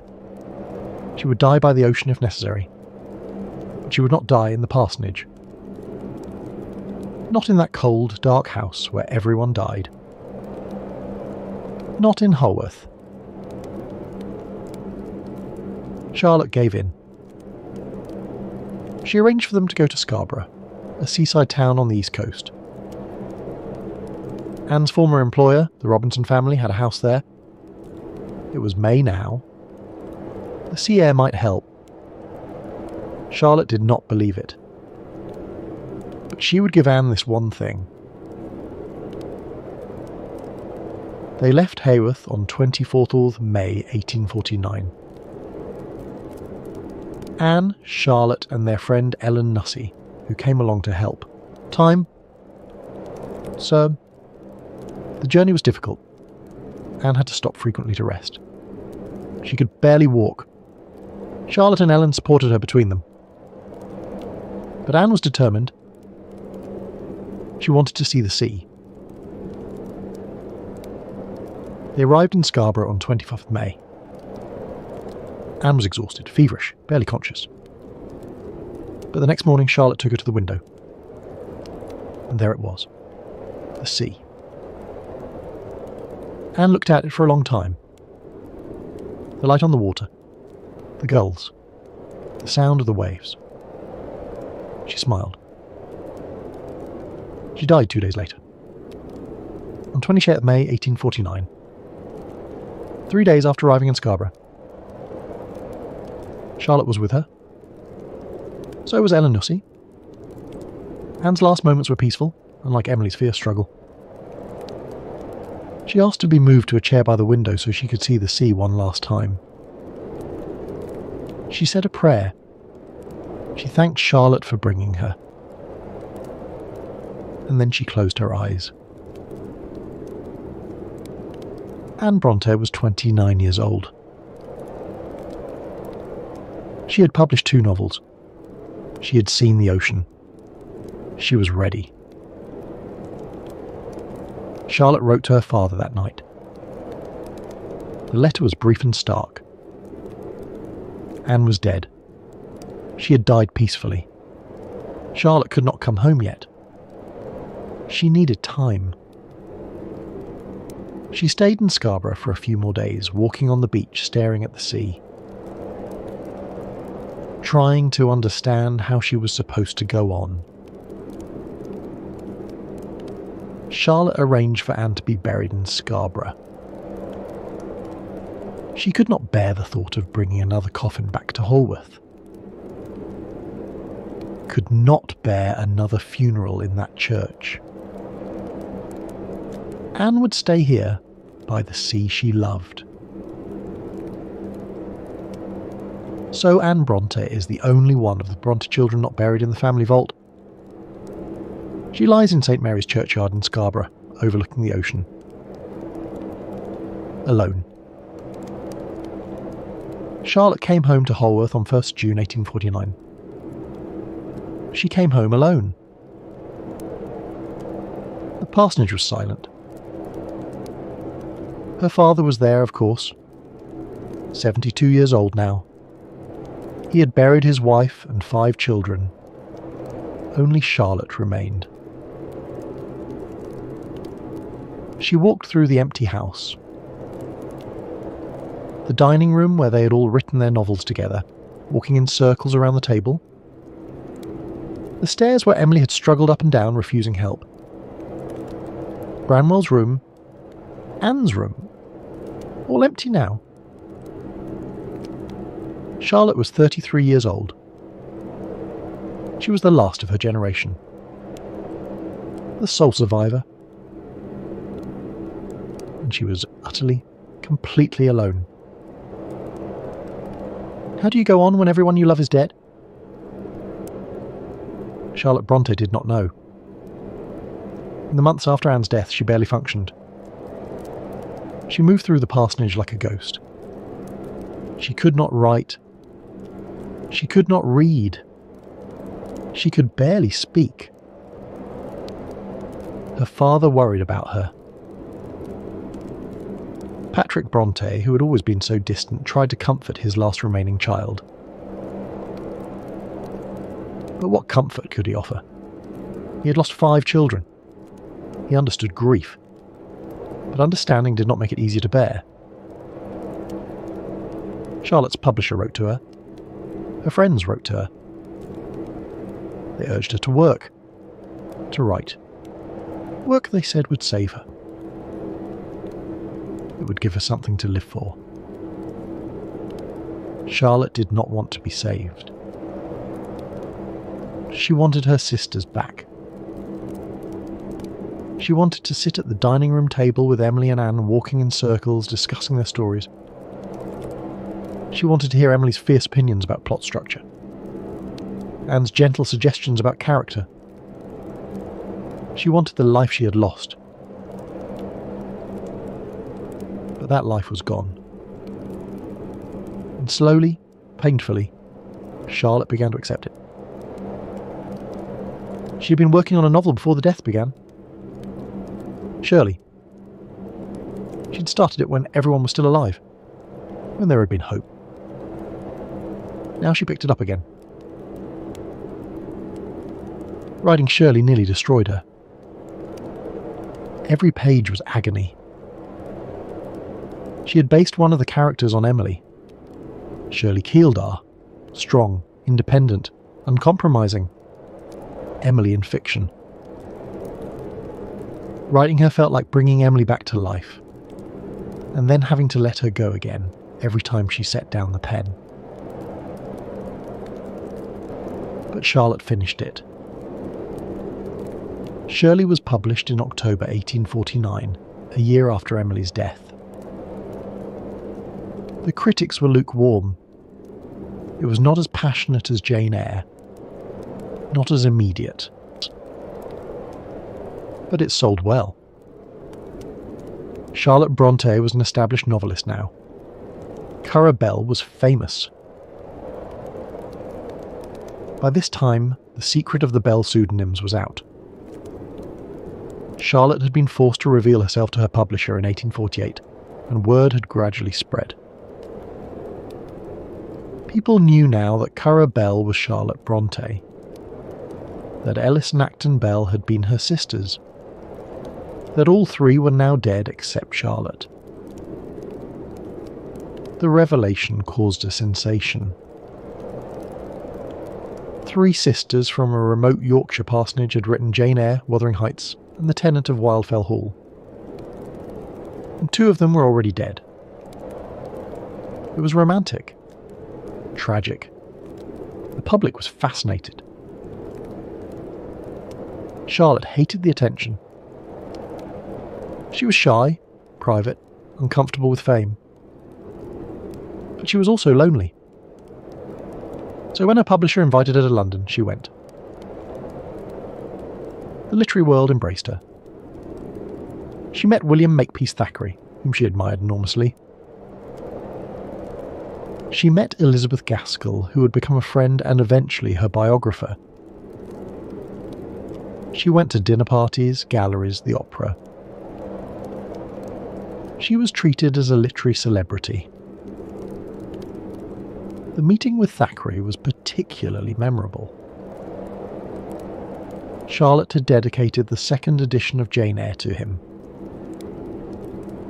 She considered him the greatest living novelist. When they finally met, Thackeray was charmed but somewhat overwhelmed. Charlotte was intense, serious, unwilling to engage in small talk. She wanted to discuss literature, truth, morality. Thackeray wanted to be witty and amusing. They talked past each other. Thackeray later wrote that Charlotte gave me the impression of being a very little and a very fierce woman. This was accurate. Charlotte was small and fierce. She had survived the death of almost everyone she loved. She had no patience for triviality. And she was miserable. Charlotte was small, plain, poorly dressed. She had a strong Irish accent from her father. She was painfully shy in company. She didn't know how to make small talk. At parties she sat silently in corners, overwhelmed and anxious. People stared at her. They whispered, "Is that really Currer Bell? She's so small. Time for ones and so plain." Charlotte went back to Holworth as soon as she could. London was exciting, but it was not home. Home was the parsonage, the moors, the quiet, the ghosts. Elizabeth Gaskell became a genuine friend. The two women corresponded frequently, and Gaskell visited Haworth several times. She was shocked by what she found there. The isolation, the coldness, the graves visible from every window. How had Charlotte survived this place? How had genius flourished in such barren soil? After Charlotte's death, Gaskell would write her biography. The Life of Charlotte Brontë, published in 1857, became one of the most influential literary biographies ever written. It shaped how generations would understand the Brontes. It created the myth of the tragic sisters on the moors. Some of it was accurate. Some of it was romanticised. All of it was written with genuine love for a woman who had died too young. She began work on another novel, Villette. Based on her experiences in Brussels, her unrequited love for Constantin Léger. It was the most psychologically complex thing she'd written. Dark, introspective, full of loneliness and longing. The heroine, Lucy Snow, was Charlotte herself. Isolated. Watching life happen to other people. Never quite belonging. Villette was published in January 1853. It was acclaimed as a masterpiece. Charlotte's reputation was secure. She was one of the great novelists of her generation. But she was still alone. Charlotte had never expected to marry. She was plain, poor, no longer young. She was famous now, yes. But fame did not make her beautiful. It did not erase her poverty or her shyness. She had resigned herself to spinsterhood, to living with her aging father until he died, to being alone. And then Arthur Bell Nicholls proposed. Nicholls was her father's curate. He had been at Haworth for years. A quiet, serious man. Earnest, devout, utterly conventional. He had loved Charlotte for a long time. Silently. Hopelessly, he thought. He proposed in December 1852. Charlotte was stunned. She'd never thought of Nicholls that way. He was just there. Part of the furniture of her life. She said no. Patrick Brontë was furious that Nicholls had even asked. His curate marry his daughter? His famous daughter, the celebrated novelist? It was presumptuous. Insulting. Patrick forbade Charlotte from even speaking to Nichols. Nichols, heartbroken, left Haworth. He took a position in another parish. Charlotte thought that was the end of it. But Nichols continued to write to her. And slowly Charlotte's feelings began to change. He was steady, kind. He genuinely cared for her. Not for Cara Bell, the famous author. For Charlotte. The small, plain woman who had lost everyone she loved. She began to think that perhaps she could marry him. Perhaps she did not have to be alone. It took more than a year to convince her father. Patrick railed against the match.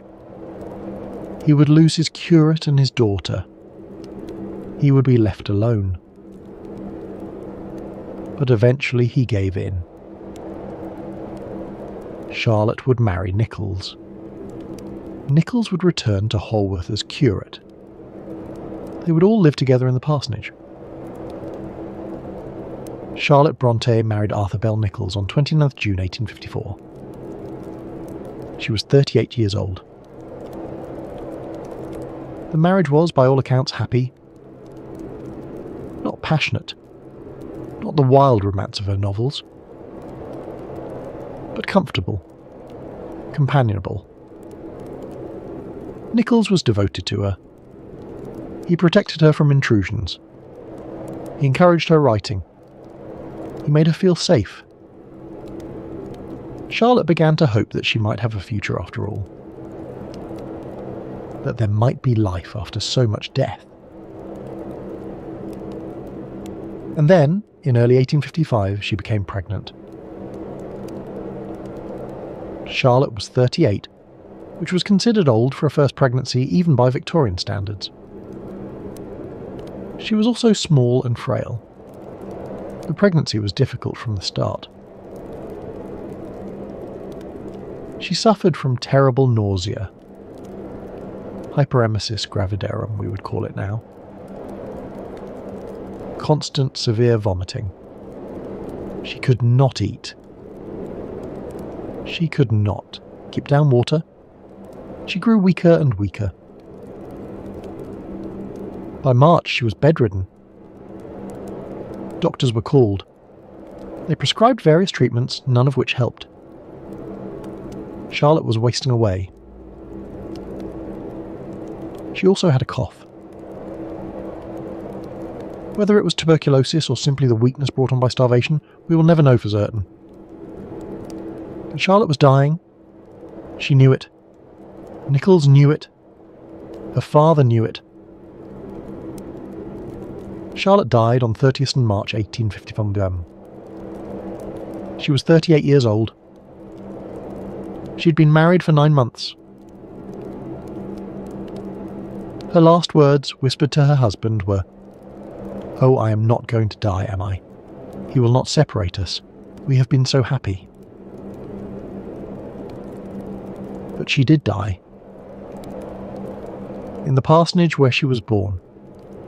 In the bed where she had slept all her life. The last of the Bronte children. The death certificate listed the cause as phthisis, tuberculosis.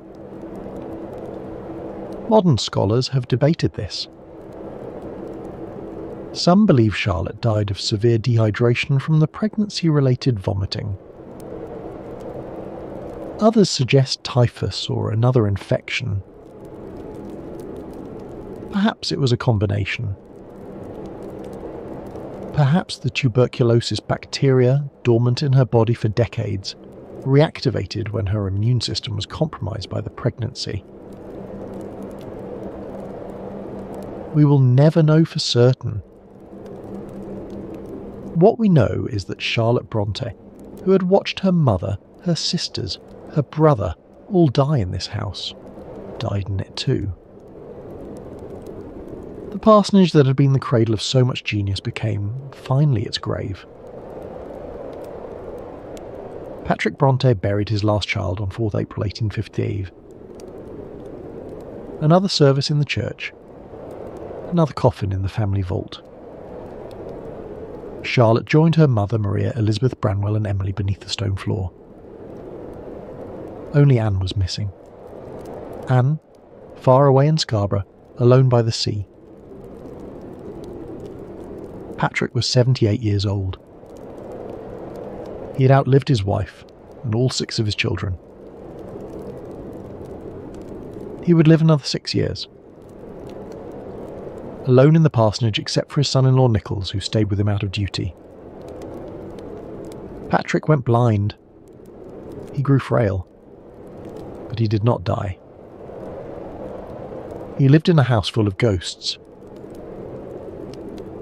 The dining room where his daughters had written their masterpieces. The stairs where Emily had dragged herself up and down. The bedroom where Charlotte had died. He heard their voices in every room. Saw their shadows on the walls.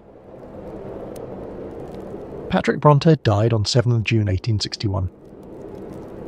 He was 84 years old. He had lived in Holworth for 41 years. He'd come there with a wife and 6 children. He left it alone. After his death, Arthur Bell Nichols returned to Ireland. He took with him the Bronte memorabilia, letters, manuscripts, personal effects.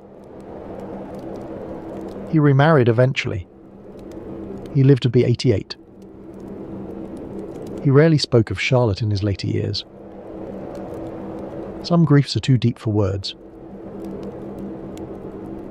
The parsonage passed to a new incumbent. For decades it was simply a working vicarage, home to successive clergy and their families. But pilgrims came. Readers who had been moved by Jane Eyre and Wuthering Heights. They wanted to see where the Brontes had lived, to walk the moors they had walked, to touch the stones they had touched. In 1928, the parsonage was purchased by the Bronte Society and turned into a museum. Today, it is one of the most visited literary sites in Britain. Hundreds of thousands of people come each year to stand in the dining room where the novels were written. To see Charlotte's wedding bonnet, Emily's writing desk, the tiny books they made as children. To pay homage to a family consumed by tuberculosis but immortalised by genius. The story of the Bronte family and tuberculosis is not just about death. It is about what people create in the face of death. All 3 sisters knew they were dying. They had seen it happen to Maria and Elizabeth, to Branwell, to each other. They knew the signs. Cough, the fever, the slow wasting. They knew there was no cure. That once the disease took hold, death was certain.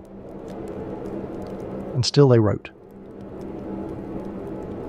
Emily wrote Wuthering Heights knowing she might not live to see it published. Anne wrote The Tenant of Wildfell Hall while caring for her dying brother and sister. Charlotte wrote Shirley in the months after watching Emily and Anne die. They wrote because they had to. Because the stories were in them and had to come out. Because writing was what they were born to do. Tuberculosis shaped their literature in profound ways. Illness and death are everywhere in their novels. Helen Burns dying of consumption in Jane Eyre. Catherine Earnshaw wasting away in Wuthering Heights. The sick children, the dying mothers, the characters who fade and vanish. Death is never far from the surface of these books. But there is also fierce life, passion, defiance, refusal to submit. Jane Eyre demanding equality and respect. Catherine Earnshaw declaring that she is Heathcliff. Helen Huntingdon leaving her husband to protect her son. These are not quiet, resigned heroines. They are fierce, angry, alive. The Brontes wrote as if their lives depended on it. Because in a sense they did. Writing was how they made sense of the world, how they processed grief, how they fought back against death. The tuberculosis bacteria might be destroying their bodies, but their minds were free. Their imaginations were infinite. No disease could touch that. And in the end, the books outlasted the disease. The bacteria that killed the Brontes are long gone. But Jane Eyre is still read. Wuthering Heights is still taught in schools. The Tenant of Wildfell Hall is still in print. The sisters created something that death could not destroy. This is, perhaps, the only victory over tuberculosis that was possible in the 19th century. Not a medical victory, not survival, but a kind of immortality. The Bronte sisters died young, but their work lives on. And as long as people read their books, they are not really gone. Let us pause now and consider what we have witnessed tonight. We have followed a family through 40 years of loss. From the mother's death in 1821 to the father's death in 1861. We have watched 6 children grow up in a cold parsonage on the edge of the moors. We have seen 2 of them die as children, taken by the disease they caught at a charity school. We have seen the survivors create imaginary worlds together, their only escape from isolation and grief. We have watched them try to make their way in the world. As governesses, as teachers, as students in Brussels. We have watched them fail and fail again. And then we have watched them succeed, spectacularly and possibly, as novelists. 3 sisters, writing together at the dining room table, producing masterpieces that would outlast them by centuries. And we have watched them die. One by one. Branwell first, destroyed by addiction and despair. Then Emily, fierce to the end, refusing all comfort. Then Anne, gentle Anne, who only wanted to see the sea one last time. And finally Charlotte, who survived the longest and grieved the hardest. Who found love at the end, only to have it taken from her. The Bronte family has become, in our cultural imagination, the quintessential consumptive literary family. When we think of tuberculosis and genius, we think of them. The remote parsonage on the moors, the brilliant doomed children, the books written in the shadow of death. It has become a kind of myth. Like all myths, it contains truth and distortion in equal measure. The truth is that the Bronte children did die young.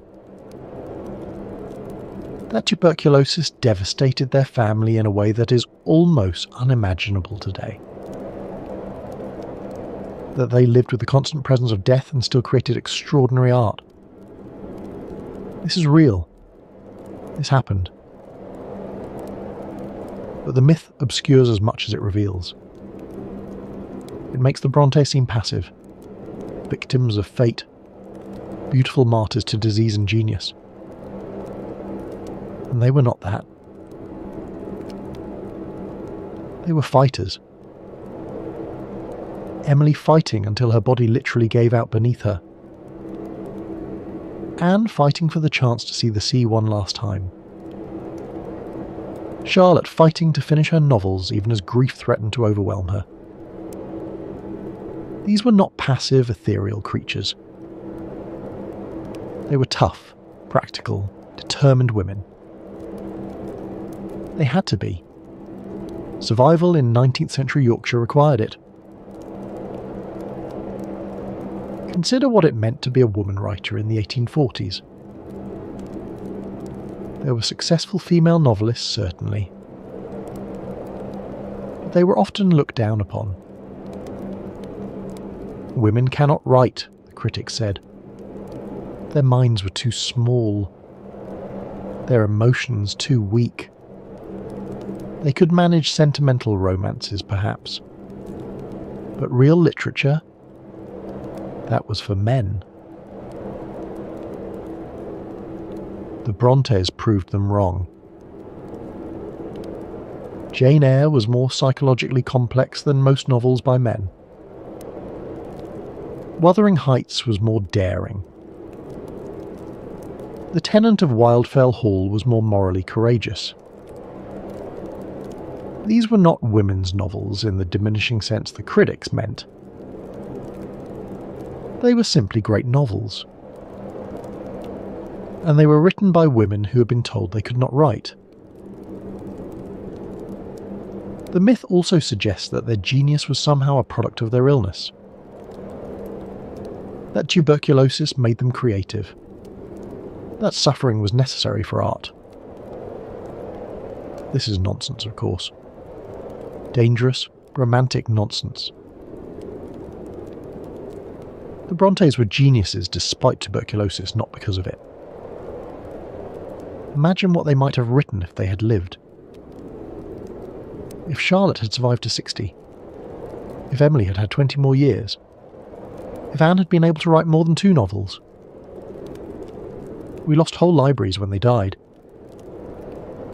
Tuberculosis did not create their genius. It destroyed it before its time. And yet, there is something about the Bronte story that continues to haunt us. Something that speaks to our deepest fears and desires. We are afraid of death. All of us. Always. And we want to believe that death can be defeated. Not literally. We know we all die eventually. But symbolically. We want to believe that what we create can outlast us. That we can leave something behind. That our lives will have meant something. The Brontes did that. They died. All of them. Young and in pain and too soon. But their books remain. And in those books, they are still alive. Still fierce. Still brilliant. Still themselves. This is why we make pilgrimages to Haworth. Why thousands of people every year visit the parsonage, walk the moors, stand at the graves. We are not just paying tribute to dead writers. We are participating in their victory over death. We are proof that they succeeded, that they made something that lasts. The parsonage is a museum now. You can walk through the rooms where the Brontes lived, the dining room where they wrote, Charlotte's tiny dresses in glass cases, the miniature books on display. It is carefully preserved, meticulously maintained. A shrine to literary genius. But if you go early in the morning before the tourists arrive, you can almost feel them there. The ghost of the family. Charlotte walking in circles around the dining room table. Emily coming in from the moors, windblown and silent. Anne sitting in the corner with her sewing, thinking about Gondel. Branwell upstairs, young and hopeful still. The 2 eldest girls, Maria and Elizabeth, just shadows now. Barely remembered except in Charlotte's writing. The church is still there, of course. St. Michael and All Angels, where Patrick preached for 41 years, where he buried his entire family. The family vault is beneath the floor, near the altar. A simple brass plaque marks the spot. Maria Branwell Bronte and her 5 children. not Anne. Anne is still in Scarborough by the sea. The graveyard is full, crowded with Victorian tombstones, many of them for young people. Tuberculosis victims, most of them. Haworth was a place where people died young. The Brontes were not exceptional in that. They were only exceptional in what they left behind. If you walk out behind the parsonage, you can take the path to the moors. The Brontes walk this path every day. It is not much changed. The same hills, the same stone walls, the same wind. In summer, the heather blooms purple. In winter, the landscape is brown and bare and beautiful in its bleakness. You can walk for miles and see no one. Just the sky and the moor and the wind. This is what Emily loved. This wild, empty space. She put it in Wuthering Heights, not as setting, but as character. The moors in that novel are alive, indifferent, eternal.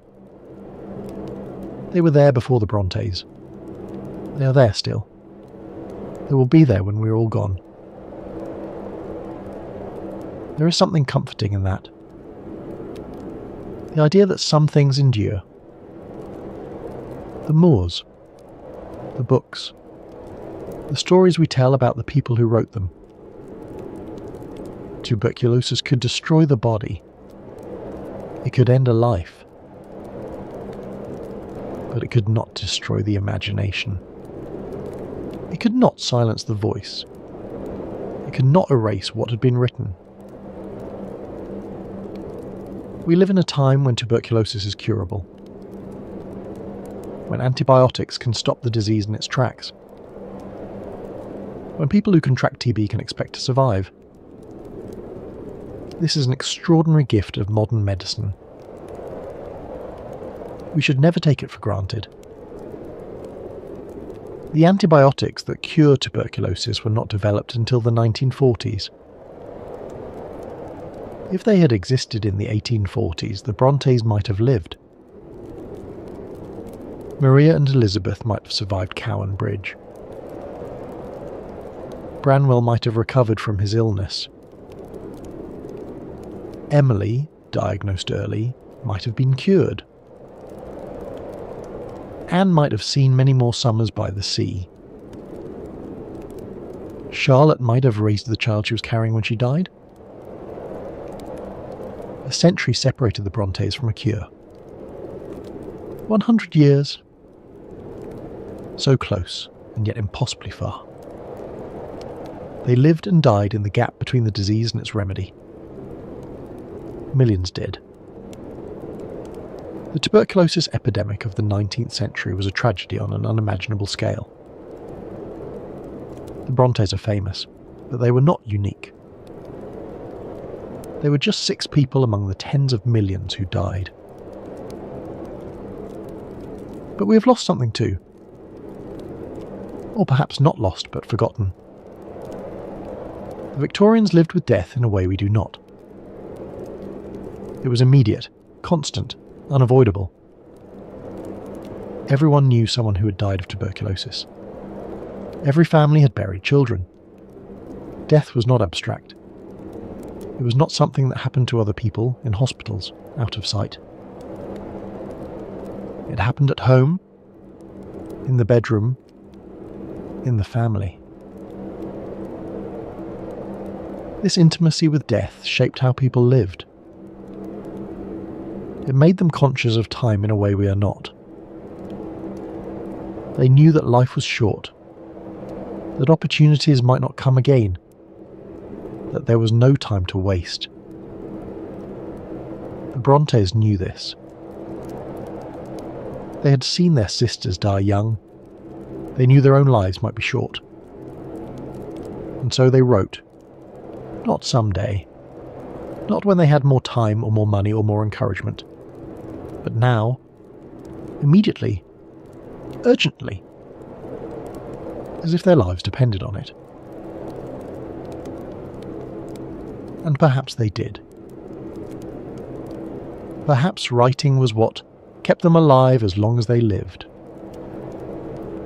The thing that gave their lives meaning and purpose. The thing that made the suffering bearable.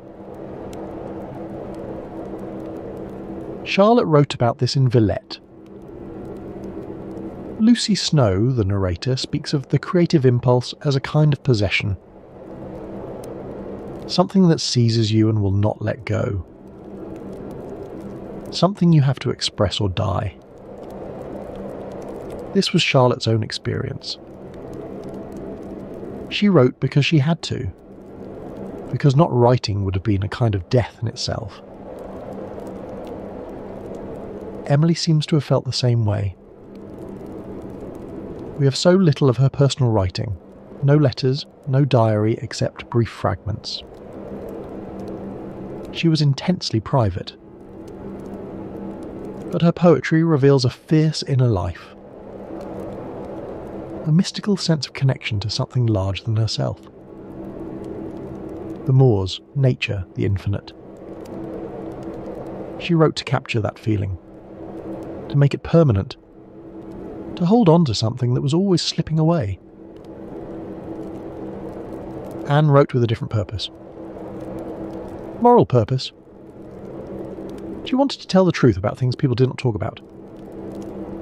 Alcoholism, domestic abuse, the exploitation of governesses. She wrote to expose injustice, to make people see, to change things. 3 sisters, 3 different motivations, but all of them writing with the same urgency. The same sense that this work mattered, that it had to be done, that there might not be time to do it later. They were right about that. There was not time. Emily died at 30, having published 1 novel. Anne died at 29, having published 2. Charlotte lived the longest, 38, and published 4 novels. 4. In a writing life of about 10 years. What would they have written if they had lived? If Emily had survived to Charlotte's age or beyond? If Anne had been able to develop her talent over decades instead of years? If Charlotte had lived to be an old woman, writing into her 60s and 70s? Consider what Charlotte accomplished in just 10 years of serious writing. Jane Eyre, Shirley, Villette, The Professor. 4 novels plus a fragment of a 5th. If she had lived another 30 years, she might have written 20 novels. She might have become one of the greatest novelists in English history, rather than merely one of the greatest. And Emily. Emily, who wrote 1 novel and a handful of poems that changed literature forever. What would a second Wuthering Heights have looked like? A third? Where would her mystical vision have taken her if she had lived another decade? We can only imagine. The disease that killed her killed possibilities as well as flesh. Anne too deserves more than she has received from history. She is often overlooked, the quiet sister, the youngest. But the tenant of Wildfell Hall was revolutionary. It dealt with subjects, alcoholism, domestic abuse, a woman's right to leave a bad marriage, that Victorian society preferred to ignore. Anne was braver than her sisters in some ways. More willing to confront uncomfortable truths. If she had lived, she might have become a voice for the voiceless. A champion of those who suffered in silence. We will never know. Tuberculosis took that future from them. From us. But what they did leave us is extraordinary. three of the most important novels in English literature. Jane Eyre, which revolutionised the way novels portrayed women's inner lives. Wuthering Heights, which pushed the boundaries of what a novel could be. The Tenant of Wildfell Hall, which dared to address subjects no one else would touch. These books changed literature. They changed how we think about women, about passion, about morality, about the self. And they did it all in the shadow of death. Knowing that time was short, that the cough they heard in the next room might soon be their own, that the disease was in their blood, in their lungs, waiting. This is what makes the Bronte story so powerful. Not the death itself. Death comes to everyone eventually. But what they did in the face of death. They did not give up. They did not surrender to despair. They did not decide that since life was short, nothing mattered. Instead, they decided that since life was short, everything mattered. Every word, every page, every story. They wrote as if their lives depended on it. And in a very real sense they did. Not their physical lives. Tuberculosis was going to take those regardless. But their legacy, their meaning, their immortality. There is a photograph of the Bronte sisters. Or rather, there is a painting made by Branwell that is often reproduced. It shows three young women, Charlotte, Emily, Anne. They are dressed plainly, sitting close together. Their faces are serious, intelligent, watchful. Originally, Branwell had painted himself in the centre. But he was unsatisfied with the result, so he painted himself out. Now there is just a ghostly pillar where his figure used to be. The three sisters grouped around an absence. It is an eerily prophetic image. Branwell, who was supposed to be the genius of the family, reduced to a ghost. The sisters, who were supposed to be secondary, taking centre stage. And all of them gone now. All of them dead before their time.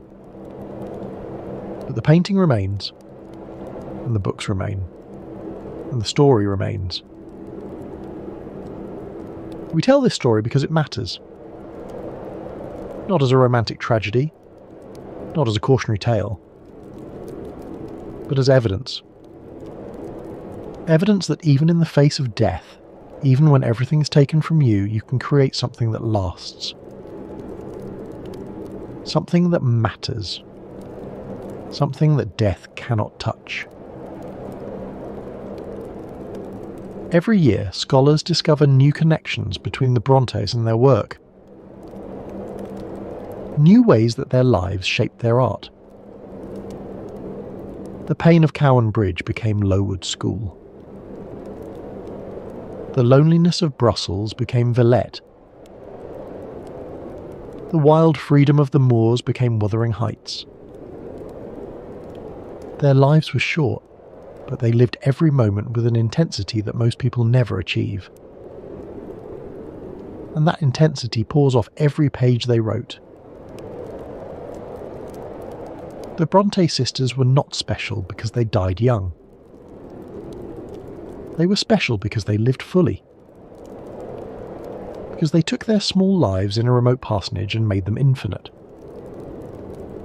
Because they turned their pain and isolation and grief into art. Because they refused to be silenced. Tuberculosis killed them. But it did not defeat them. If you go to Haworth today, you can stand in the parsonage, dining room, the room where the Bronte sisters walked in circles discussing their novels, The table is still there, the chairs, the window overlooking the graveyard. It is a small room, plain, cold, even in summer. Nothing about it suggests genius or immortality. It is just a room in a house in a small Yorkshire village. And yet, in this room, Charlotte Bronte wrote Jane Eyre. Emily Bronte wrote Wuthering Heights. Anne Bronte wrote The Tenant of Wildfell Hall. In this small, cold room, 3 women created works of art that would outlast them by centuries. That would change literature. That would change the world in small but permanent ways. They knew they were dying. All of them. They had seen it happen to their sister, to their brother. They knew the signs. They knew there was no cure. And still they wrote. Not someday. Not when things were easier. But now, today, in this moment. This is what we can learn from them. Not that suffering creates art. It does not.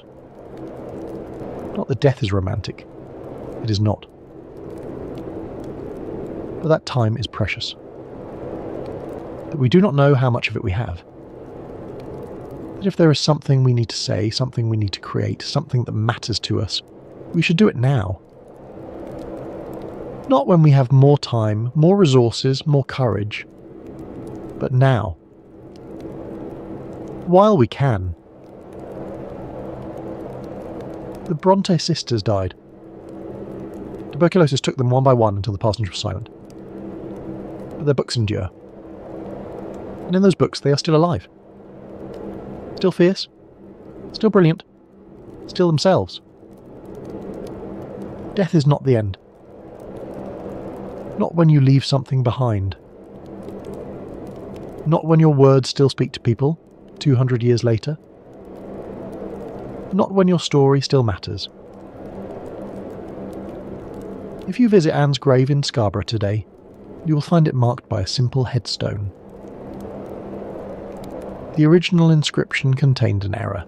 It listed her age as 28 instead of 29.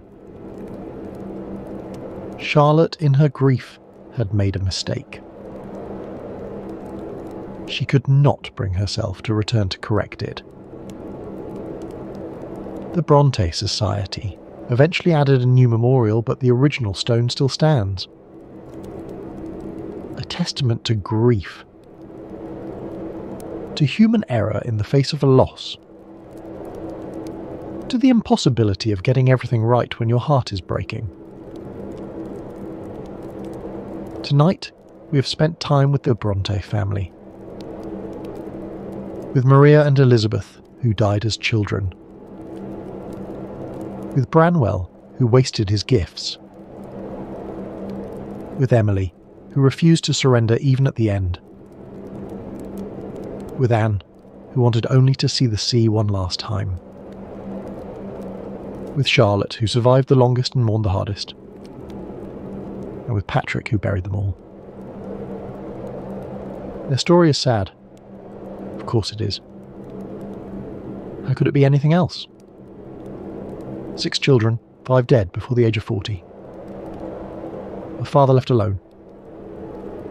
So much talent, so much life cut short. But it is also a story of triumph. Of creativity in the face of death. Of meaning snatched from meaninglessness. Of 3 women who took their small constrained lives and made them infinite. We remember them. We read their books. We visit their home. We tell their story. And in doing so, we participate in their victory. We prove that they were right. That the work mattered. That they mattered. That they still matter all these years later. If you have found this episode meaningful, please consider sharing it. The stories we tell about tuberculosis are important. They help us understand our past. They help us appreciate what we have now. They remind us that we're not the first people to face death, and we will not be the last. But we can face it with courage, with creativity, with the determination to leave something behind that matters. The Brontes faced their deaths as they had faced their lives, together, supporting each other, creating beauty even in the darkest moments. Emily died with her dogs at her feet and her family around her. Anne died looking at the sea she had travelled so far to see. Charlotte died in the arms of a husband who truly loved her. They were not alone. In the end, that may be what matters most. Thank you for spending this time with me. Thank you for listening to these stories. There are more to come, more episodes, more histories, more forgotten voices. I hope you will join me for them. For now, rest well. Think of the Brontes walking the moors. Think of them gathered around the dining room table, writing by candlelight. Think of them young and alive and full of stories. Think of them not as victims, but as victors. People who lived fully, loved deeply, and created work that death could not destroy. The wind still blows across the Yorkshire moors. The heather still blooms purple in the summer. The parsonage still stands at the top of the village, looking out over the graveyard where 5 of the Bronte children lie. The church bells still toll as they tolled for Maria and Elizabeth, for Branwell and Emily and Charlotte. But the stories live on. Jane Eyre still demands to be treated as an equal. Heathcliff still haunts the moors, searching for Catherine. Helen Burns still faces death with impossible courage. And somewhere right now, someone is opening one of these books for the first time. Falling into the world the Brontes created. Being changed by it, as millions have been changed before. This is the only immortality we can hope for. Not the preservation of our bodies, which will all fail eventually, but the preservation of our words, our stories, our truths. The Bronte sisters are gone, but they're also still here, still speaking to us across nearly 2 centuries, still alive in the only way that matters. Good night.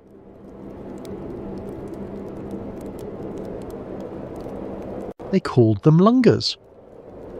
20,000 a year, packed into train cars heading west, coughing blood into handkerchiefs, racing the disease that was killing them. By 1900, 1 in 3 people living in Colorado had come there to die. Not for gold, not for land, not for the frontier. They came because their doctors had told them the truth. Go west, or go to your grave. Denver became the largest tuberculosis camp in the world, and it changed everything. The city, the state, the very idea of what the American West was for. Welcome to the Sanatorium. Tonight we're travelling to the American West, to a mile-high city built on hope and desperation, where the dying came by the trainload seeking a cure that no medicine could provide. A city whose very identity was shaped by tuberculosis.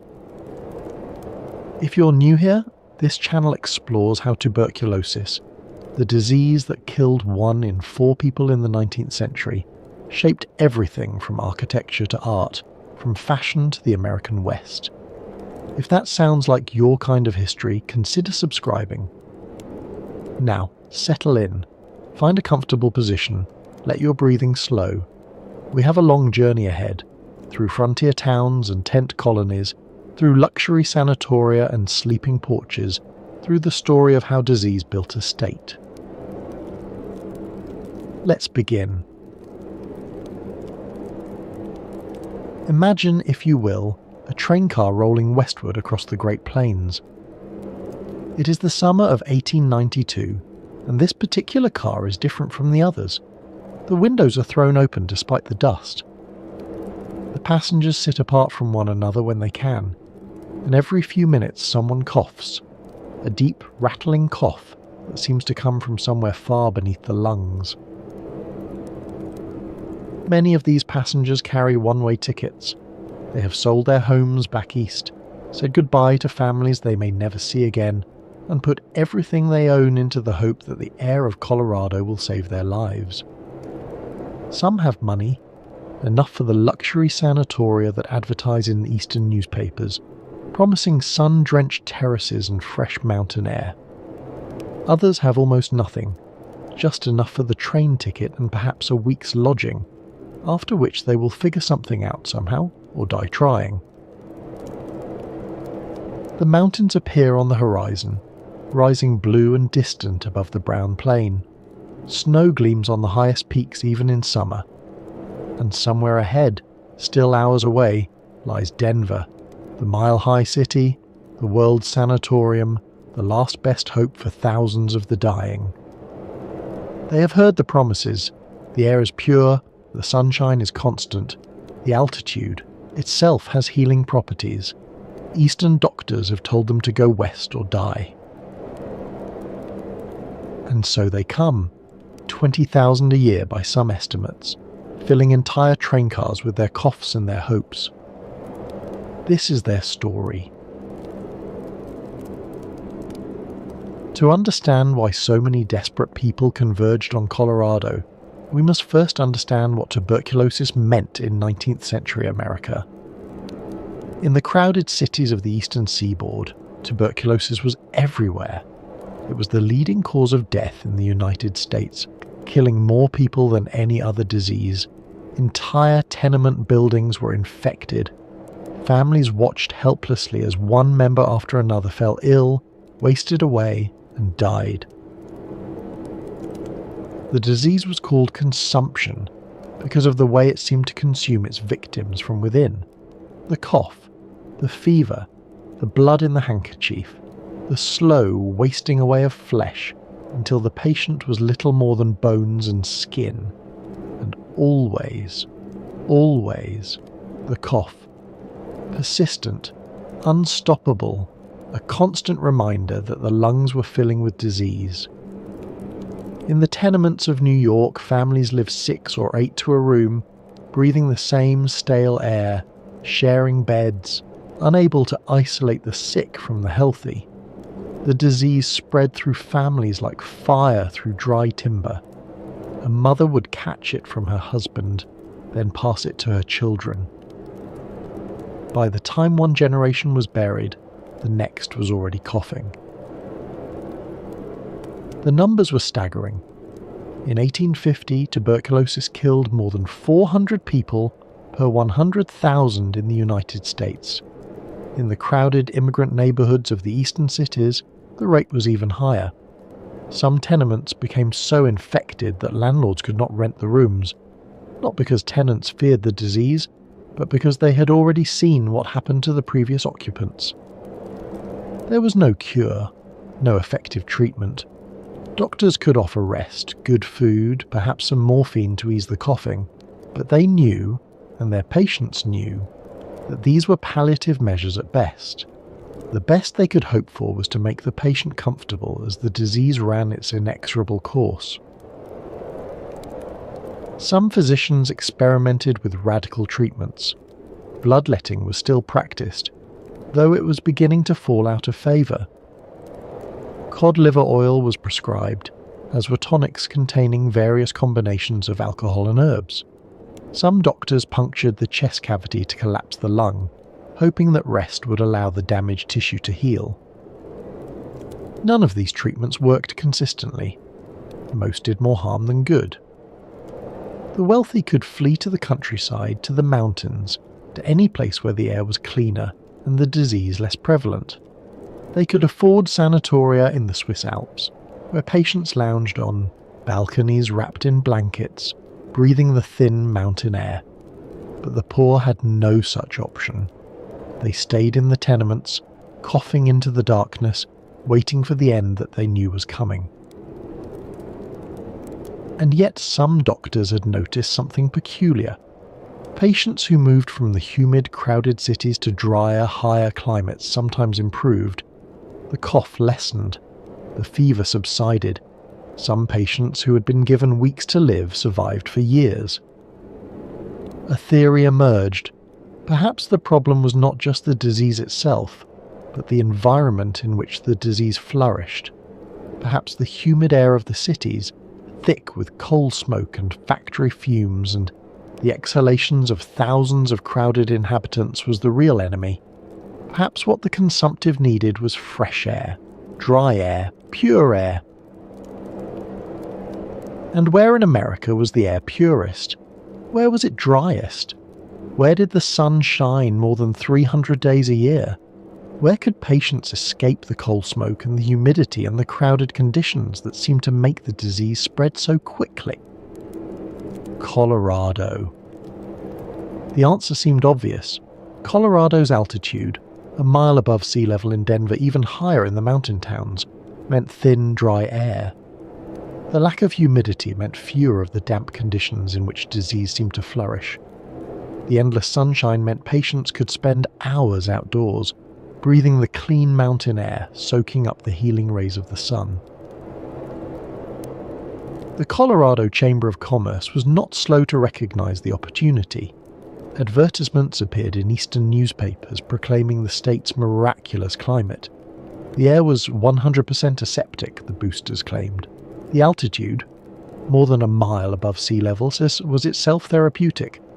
The constant sunshine bathed patients in healing light. For families watching loved ones die, these promises were irresistible. What did they have to lose? If they stayed in the east, death was certain. But if they went west, if they reached Colorado, perhaps there was a chance. And so the migration began. By 1880, Denver had earned the nickname the World Sanatorium. By 1900, 1/3 of Colorado's entire population had moved there because of tuberculosis. It was, in a sense, the largest health-related migration in American history. The story of Colorado as a tuberculosis destination begins with the Civil War hero and railroad tycoon named William Jackson Palmer. Palmer was born in Delaware in 1836 to a Quaker family. During the Civil War, he distinguished himself as a cavalry officer, rising to the rank of Brevet Brigadier General and receiving the Medal of Honor for his actions. He was, by any measure, a man of exceptional ability and ambition. After the war, Palmer turned his attention to railroads, the great engine of American expansion. He came to the Colorado Territory in the late 1860s as a surveyor for the Kansas Pacific Railway, seeking possible routes through the mountains. He was accompanied by an English physician named William Abraham Bell. Together they saw something in this rugged territory that others had missed. It was not just the mineral wealth, though there was plenty of that. It was not just the scenic beauty, though the mountains were spectacular. It was the air itself, thin, dry, crystal clear. The kind of air that doctors back east were beginning to prescribe for their consumptive patients. On July 31st, 1871, Palmer and Bell founded a new town at the base of Pikes Peak. They called it Fountain Colony, later renamed Colorado Springs. And from the beginning, Palmer envisioned it as something more than an ordinary frontier settlement. He wanted to build a health resort, a place where the sick could come to heal, a destination that would attract not just settlers and miners, but invalids with money to spend. Palmer understood that the railroad could carry more than freight and settlers. It could carry the sick, the wealthy sick in particular, who would pay handsomely for the chance to recover in the mountain air. His Denver and Rio Grande Railway would be the artery through which this new industry would flow. The first section of the railway opened in 1871, running south from Denver across the Palmer Divide to Colorado Springs. It was the first narrow-gauge railroad in the West, an engineering achievement that opened the mountains to commerce and, crucially, to patients. The plan worked beyond his dreams. By 1880, tuberculosis patients were arriving in Colorado Springs by the hundreds. By 1900, the town was known as the City of Sunshine and America's Playground, one of the most popular health destinations in the United States. More than 15 sanatoria operated in the region. Palmer poured millions of his own money into the community. He donated over 1,600 acres for parks, hospitals, and schools. He gave land for Colorado College, for the Colorado School for the Deaf and Blind, for several churches in the downtown area. He funded the Cragmore Sanatorium, a facility for tuberculosis treatment that would become one of the most famous in the nation. The houses along North Nevada Avenue were converted into boarding houses for consumptives. The large homes on the old North End built sleeping porches for their consumptive boarders. The area became known locally as Lunga's Row. Palmer shaped the very landscape of the city around, the needs of the health-seeking population. When he died in 1909, from injuries sustained in a horse-riding accident, not from disease, William Jackson Palmer left behind not just a railroad empire, but a city whose identity had been forged by tuberculosis. His legacy endures. The narrow-gauge railway he built still runs through the mountains. The college he founded still educates students, and the sanatorium he funded, Cragmore, eventually became the University of Colorado Springs. The man who saw health in the mountain air built a city to prove it. The term was not kind, but it was widely used. Lungas. That's what the locals called the tuberculosis patients, who poured off the trains by the thousands. They came from everywhere, from the tenements of New York and the row houses of Philadelphia, from the mill towns of New England and the crowded neighborhoods of Chicago. They came with letters of recommendation from their Eastern doctors. They came with newspaper clippings promising miracle cures. They came with everything they owned packed into a single trunk. And they came in all conditions. Some arrived in the early stages of the disease when the prognosis was still uncertain. These patients had the best chance of benefiting from the mountain air. With rest and good food and years of careful living, some of them would recover, or at least survive far longer than they would have in the East. But others arrived in the final stages of consumption. They came on stretchers too weak to walk. They came with hollow eyes and skeletal frames, coughing blood into stained handkerchiefs. For these patients, Colorado was not really a cure. It was a place to die in sunshine rather than in shadow. The quality of care depended entirely on one's ability to pay. The wealthy could afford the luxury sanatoria that charged $50 a week, enormous sums at the time. These institutions offered private rooms, special diets, live orchestras, and the attentive care of trained nurses. The middle class might find placement in more modest facilities at $7 per week, adequate care if not luxurious. But the poor, and many of the Lungas were poor, having spent their last savings on the train ticket west, had few options. Some ended up in tent colonies, rows of canvas shelters erected on wooden platforms at the edges of towns. They lived exposed to the elements, wrapped in blankets, hoping that the open air would heal what medicine could not. Others had nothing at all. They slept in parks, they begged on street corners, they filled the jails of Denver, not because they had committed crimes, but because the authorities had nowhere else to put them. At the opposite end of the spectrum stood places like Cragmore. Founded in 1906 by Dr. Edwin S. Solly, Cragmore Sanatorium was designed from the ground up to cater to the wealthy consumptive. Located in the Austin Bluffs north of Colorado Springs, an area that came to be called Cragmore, it offered spectacular views of the Rocky Mountains and an atmosphere of refined luxury. Dr. Solly's dream was ambitious: to build a first-rate sanatorium for wealthy Lungers. He designed wide windows for every room, a sunroof to allow patients maximum time in fresh air and sunlight, and excellent food prepared by skilled cooks. General William Jackson Palmer donated funds toward the initial construction. The sanatorium's director, Dr. Alexius Forster, articulated the philosophy to create an atmosphere of happiness and cheerfulness.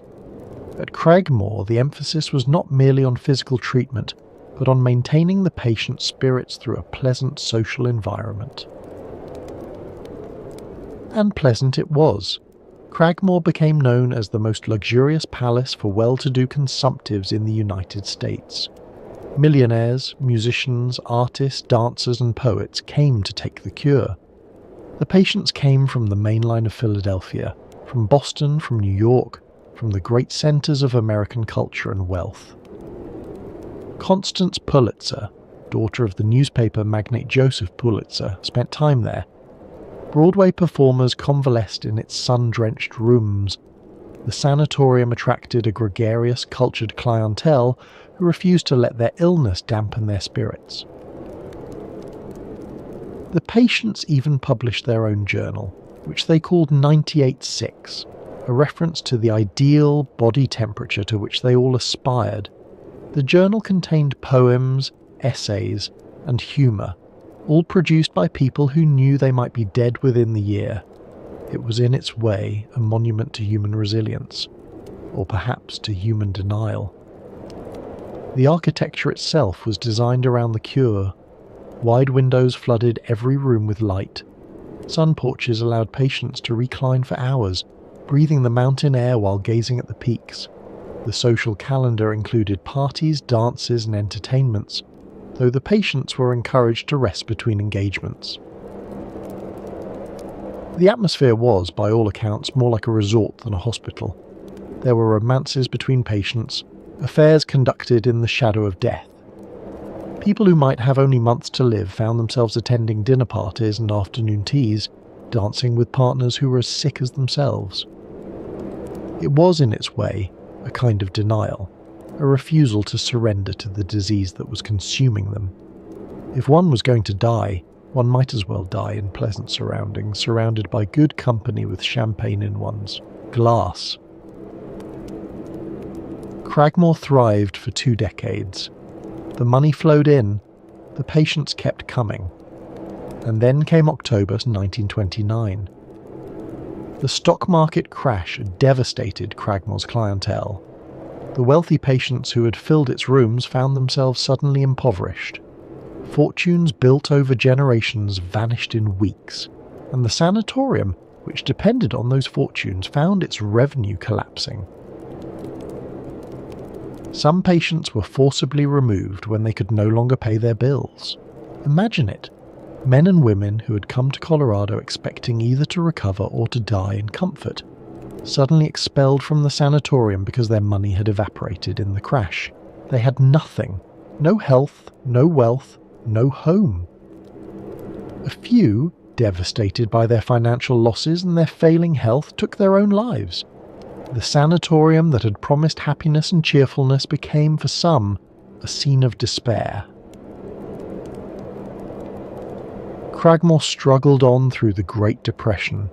It began accepting middle-class and working-class patients at reduced rates, $7 a week instead of $50. The parties grew quieter, the champagne disappeared, the atmosphere of refined luxury gave way to something more modest, more desperate. By the late 1940s, the sanatorium was bankrupt. It seemed destined to close, another casualty of the antibiotics that were making such institutions obsolete. Then came an unexpected reprieve. The federal government made an offer. It would financially support the sanatorium if Cragmore would accept tuberculosis-infected Navajo tribal members from Arizona and New Mexico. The director signed the contract, and in the early 1950s, Navajo patients were transported to Cragmore for care. It was a strange final chapter. The sanatorium that had catered to the wealthiest Americans now served some of the poorest, Native Americans whose communities had been ravaged by tuberculosis, often spread by contact with white settlers. In 1964, Cragmore was sold to the University of Colorado system. The sanatorium became a campus. Today, two of its former buildings, Cragmore Hall and Main Hall, house students at the University of Colorado Springs. The sun porches where dying millionaires once reclined are now classrooms. The dining room where champagne toasts were raised to uncertain futures now hosts academic conferences. Archaeologists from the university have recently begun excavating the grounds, finding artifacts from the sanatorium era, medicine bottles, patient belongings, fragments of a vanished world. They are digging up history in the shadow of Pikes Peak. But what of those lungers who arrived in Colorado with nothing? What of the thousands who spent their last dollars on train tickets, only to find themselves homeless and dying in a strange city? One woman saw their suffering and refused to accept it. Frances Weisbart Jacobs was born in Kentucky in 1843 and moved to Denver with her husband in 1863, when the city was barely 4 years old. She became known as Denver's Mother of Charities, a title she earned through decades of tireless work on behalf of the poor. As part of her charitable work, Jacobs regularly visited impoverished homes to bring food, coal, clothing, and soap. She was not afraid to touch an emaciated body. She did not flinch at the sight of blood. She often stopped to give aid to someone who had fallen on the street from a hemorrhage, a common occurrence in a city filled with consumptives. She watched as tuberculosis patients flooded into Denver, overwhelming its resources. By 1890, some 30,000 people were arriving in Colorado each year seeking the cure. Many had nothing. They had sold everything to buy their train tickets, and when they arrived, they found that no institution in Denver would admit penniless consumptives. They slept in the streets. They begged for food. They coughed in the public parks. Many of them ended up in jail, not because they had committed crimes, but because the authorities had nowhere else to put them. They lived and died on the city's streets, and Jacobs saw it all. She determined to do something about it. Jacobs launched a relentless campaign to arouse public awareness on behalf of the indigent consumptives. She sought the support of business people and political leaders. She found an ally in a young rabbi named William Stern Friedman, who shared her vision of a hospital that would serve the poor regardless of their religion. On April 8, 1890, articles of incorporation for the Jewish Hospital Association of Colorado were filed. The association bought land east of the city, and on October 9, 1892, the cornerstone of the hospital was laid. Just a month after construction began, tragedy struck. Frances Weisbart Jacobs fell ill with pneumonia. In November of 1892, she died. She was 49 years old. The hospital was named in her honour, but she never saw it open. The building sat completed but vacant for 6 years. First because of the devastating silver crisis of 1893, which collapsed Colorado's economy, and then because of continued fundraising difficulties. Finally, with assistance from the International Order of B'nai B'rith, a Jewish-led service organisation, the hospital found the funds it needed. On December 10, 1899, the National Jewish Hospital for Treatment of Consumptives admitted its first patients. The hospital adopted a remarkable motto: "None may enter who can pay, none can pay who enter." Think about that. It was the first facility in Colorado, perhaps in the country, to treat impoverished tuberculosis patients completely free of charge. If you had money, you were turned away. If you had insurance, you were sent elsewhere. Only the truly destitute could enter. The hospital was funded entirely by donations from across the country. Jewish communities in particular supported it, though the institution served patients of all religions and ethnicities. It was a monument to the principle that medical care should not depend on ability to pay.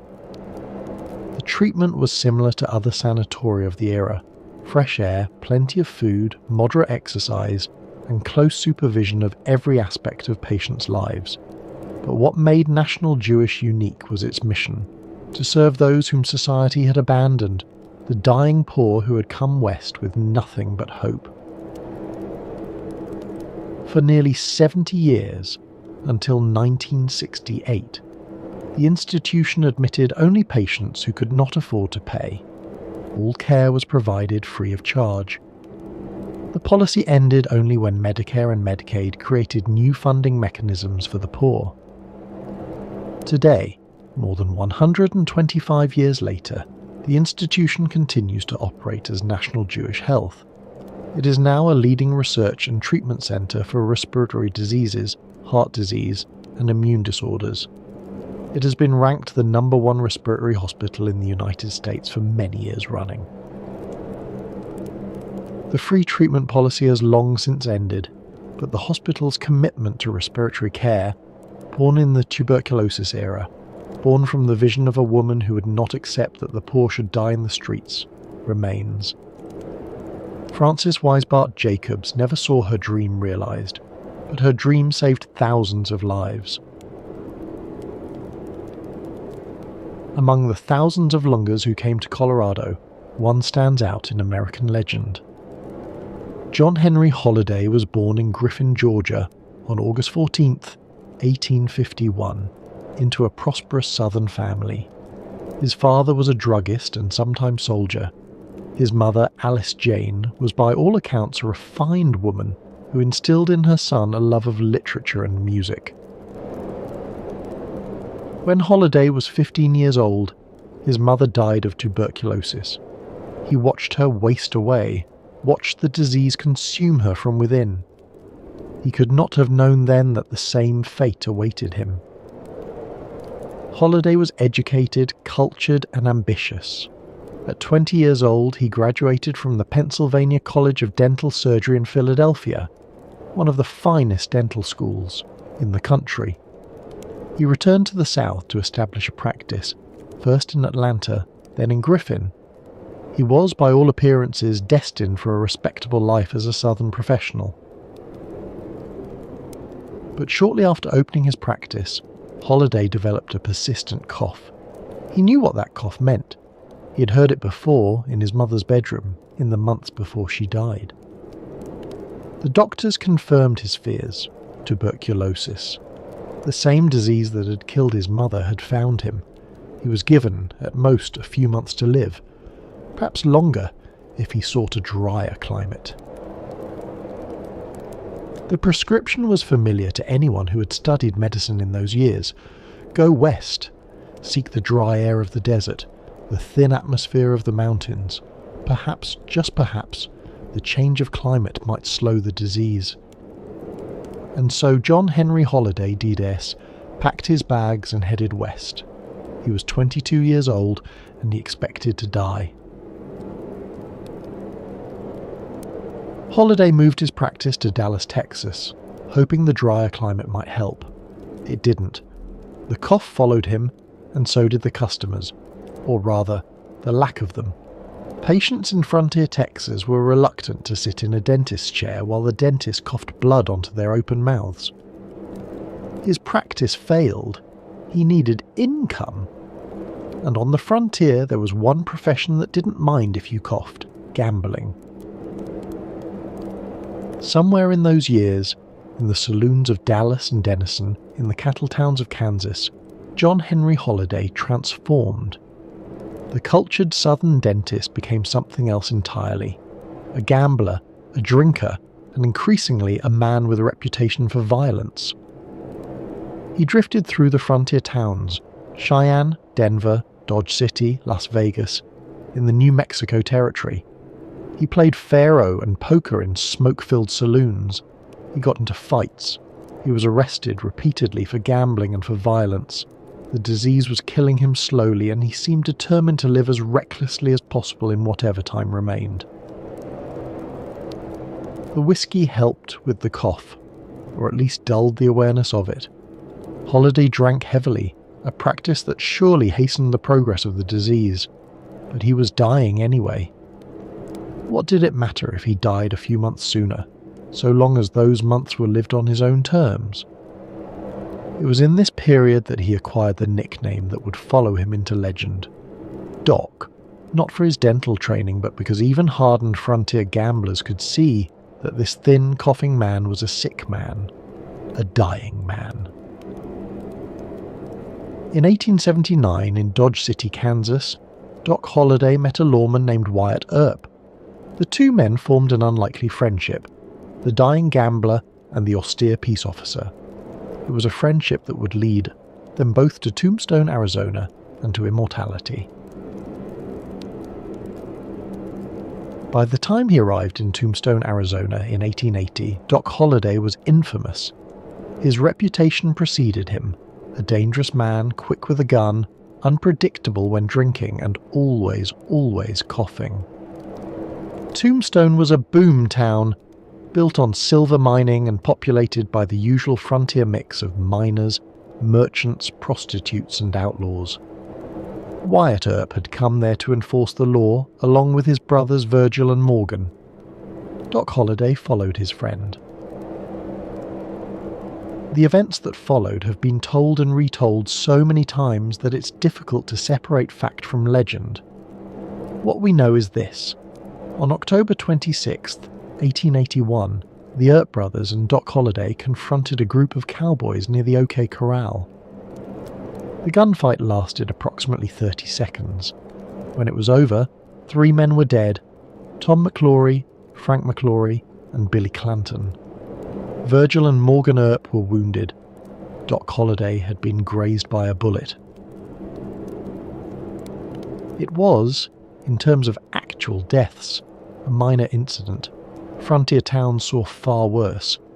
But the gunfight at the OK Corral would become the most famous shootout in American history, and Doc Holliday would become a legend. The irony was not lost on those who knew him. Here was a man who should have been dead years ago, a man whose lungs were slowly filling with the bacilli of tuberculosis, a man who coughed blood into handkerchiefs every day of his life. And he had walked into a gunfight and walked out alive. But the tuberculosis that had driven him west in the first place was a more persistent enemy than any outlaw. Through all his adventures, the gambling, the gunfights, the long nights in frontier saloons, the cough remained. The fever came and went. The disease that had already taken his mother was slowly, inexorably, claiming him as well. After the gunfight at the OK Corral, violence followed the Earps and Holliday. Virgil Earp was ambushed and crippled. Morgan Earp was assassinated while playing billiards. Wyatt launched a vendetta ride that left several men dead. Through it all, Doc Holliday rode alongside his friend, coughing between gunfights. Eventually the violence subsided. Wyatt Earp moved on to California, to Alaska, to the various ventures that would occupy his remaining decades. Doc Holliday drifted through the mining towns of Colorado, Leadville, high in the mountains, Denver, with its growing population of health seekers. He moved restlessly, perhaps hoping that one more change of scenery would give him relief. But there was no relief to be found. The disease had progressed too far. The 15 years since his diagnosis had been a gift. Most consumptives died within months, but the gift was running out. By the spring of 1887, the situation was dire. The long winters and high altitude of Leadville, over 10,000 feet above sea level, had taken their toll on his already emaciated body. The thin air that was supposed to heal consumptives was now too thin for his damaged lungs to process. He needed something more. Holiday had heard of the hot springs at Glenwood Springs, a small town in western Colorado nestled in a valley at the confluence of the Colorado and Roaring Fork rivers. The waters were said to have healing properties. Native Americans had bathed in them for generations. The Ute people considered the springs sacred, imbued with the power to cure. Perhaps one more desperate hope. The springs might provide some relief. Perhaps the vapor caves, filled with the steam rising from the hot mineral waters, might ease his tortured lungs. He arrived in Glenwood Springs in the spring of 1887. He checked into the Hotel Glenwood, a modest establishment near the springs. Kate Horany, the woman known as Big Nose Kate, who had been his companion on and off for years, later claimed that she attended to him in his final days. He was 36 years old and he knew he was dying. Holiday spent the last 57 days of his life in that Colorado town. He visited the springs when he could walk. He soaked in the warm mineral waters. He breathed the steam of the vapor caves, hoping that the Indian medicine might accomplish what Western medicine could not. He played cards when he had the strength. Old habits die hard, even when the gambler is dying. He drank whiskey, which at least dulled the pain and the cough that never stopped. As the weeks passed, his condition deteriorated. He grew weaker. The cough became more constant. He spent more and more time in bed, too exhausted to make the walk to the springs. On November the 8th, 1887, the end came. According to the stories that have come down to us, Holiday was lying in bed at the Hotel Glenwood when he asked for a glass of whiskey. Someone, perhaps Kate, perhaps a hotel employee, brought it to him. He drank it, apparently with satisfaction. It may have been his last drink. It was certainly one of thousands he had consumed in his short, violent, remarkable life. Then he looked down at his bare feet sticking out from under the blankets. "This is funny," he said. And he died. The meaning of those last words has been debated ever since. Most historians believe that Doc Holliday, the gunfighter who had faced down outlaws and lawmen, who had walked into the OK Corral expecting death, who had lived for 15 years with a disease that should have killed him in months, had always assumed he would die with his boots on. In a gunfight, probably, or in some violent confrontation at a gambling table, or perhaps on the run from the law, shot down by a deputy in some dusty frontier town. That was how men like Doc Holliday died.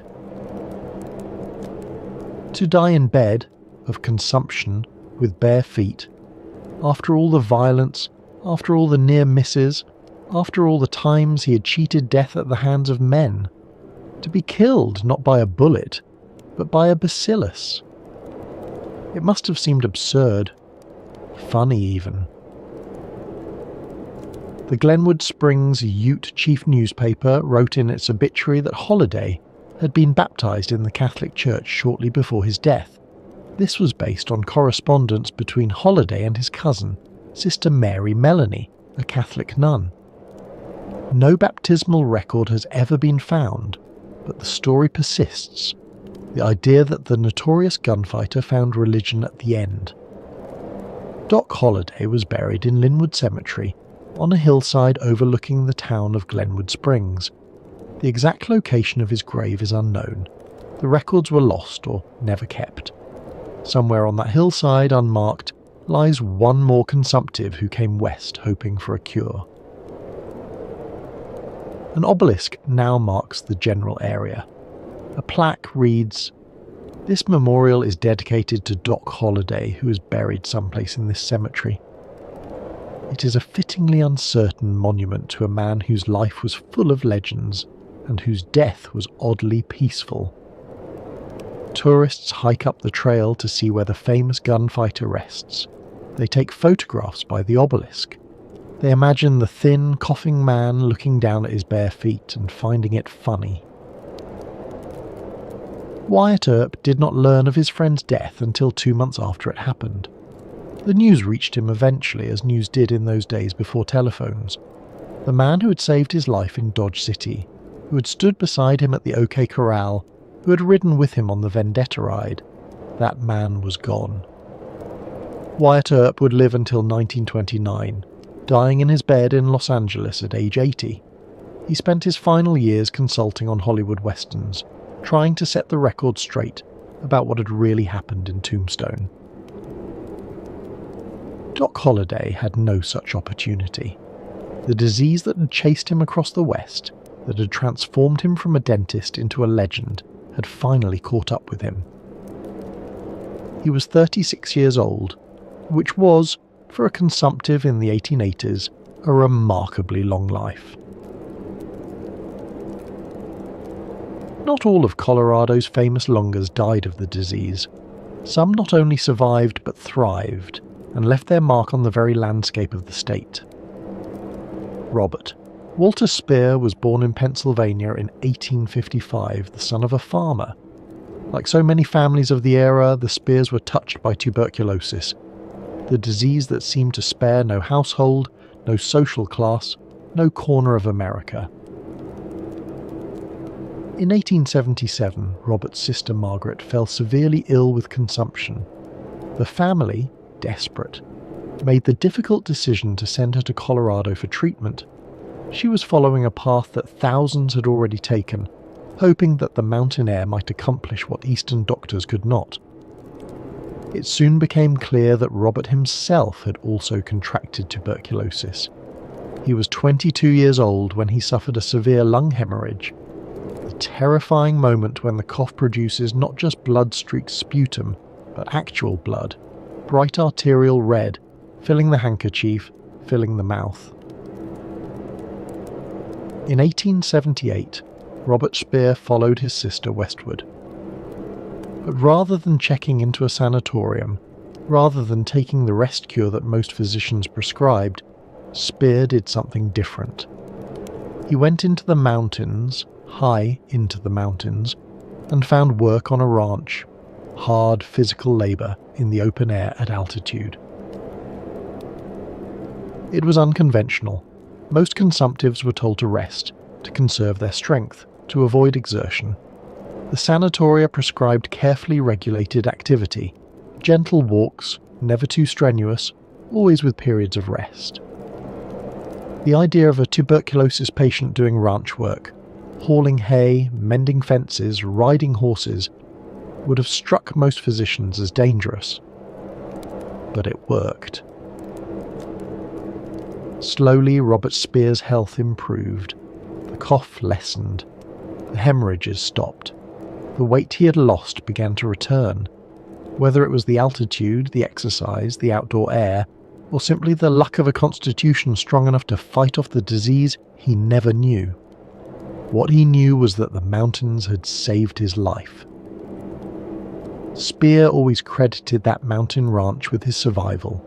For the rest of his life, he advocated for fresh air, outdoor activity, and the healing power of the Colorado climate. He had experienced it himself. He was living proof. With his health restored, Speer moved to Denver. He took a job at the Daniels and Fisher department store, a prestigious position for a young man on the rise. From there, he launched a career in real estate, then in Democratic Party politics. The former invalid was becoming a power broker. In 1904, Robert Speer was elected mayor of Denver. He would serve 2 terms, from 1904 to 1912, and then win election to a 3rd term in 1916. The former longer, the man who had come to Colorado expecting to die, became one of the most consequential mayors in the city's history. Robert Speer had seen the future of American cities, and it looked like Chicago. In 1893, Speer had attended the World's Columbian Exposition in Chicago, the great World's Fair that introduced millions of Americans to the possibilities of urban planning. The fair's centerpiece was the White City, a collection of neoclassical buildings arranged around grand plazas and reflecting pools. It was elegant, orderly, beautiful, everything that the crowded industrial cities of the era were not. Speer was entranced. He saw in the White City a vision of what Denver might become. Not a dusty frontier town, not a mining camp grown large, but a Paris on the Platte. A city of parks and boulevards, of monuments and fountains, of civic grandeur. When he became mayor, Speer set about making that vision real. The movement he championed was called City Beautiful, a nationwide effort to transform American cities through comprehensive urban planning.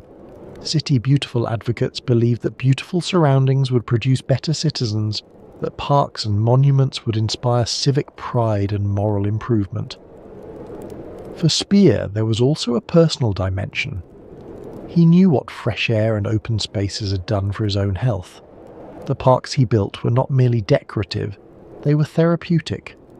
They were the city's lungs, bringing clean air into neighborhoods that might otherwise have been as congested as the tenements of New York. Under Speer's leadership, Denver doubled its park acreage in just 8 years. He built Civic Center Park, the green heart of downtown Denver, surrounded by the state capitol, the city and county building, and the Denver Art Museum. He cleaned up Cherry Creek, which had become virtually an open sewer, channeling it and creating parkland along its banks. He built the City Auditorium. He planted trees along the major streets. He created the boulevard that today bears his name, Speer Boulevard, running along Cherry Creek through the center of the city. Speer was not without his critics. He was accused of corruption, of awarding contracts to his friends, of running a political machine. Some of the accusations were probably true. He was a product of his era, and urban politics in the early 20th century was rarely clean. But his impact on Denver was undeniable. The city he left behind was fundamentally different from the city he had found. Greener, grander, more beautiful.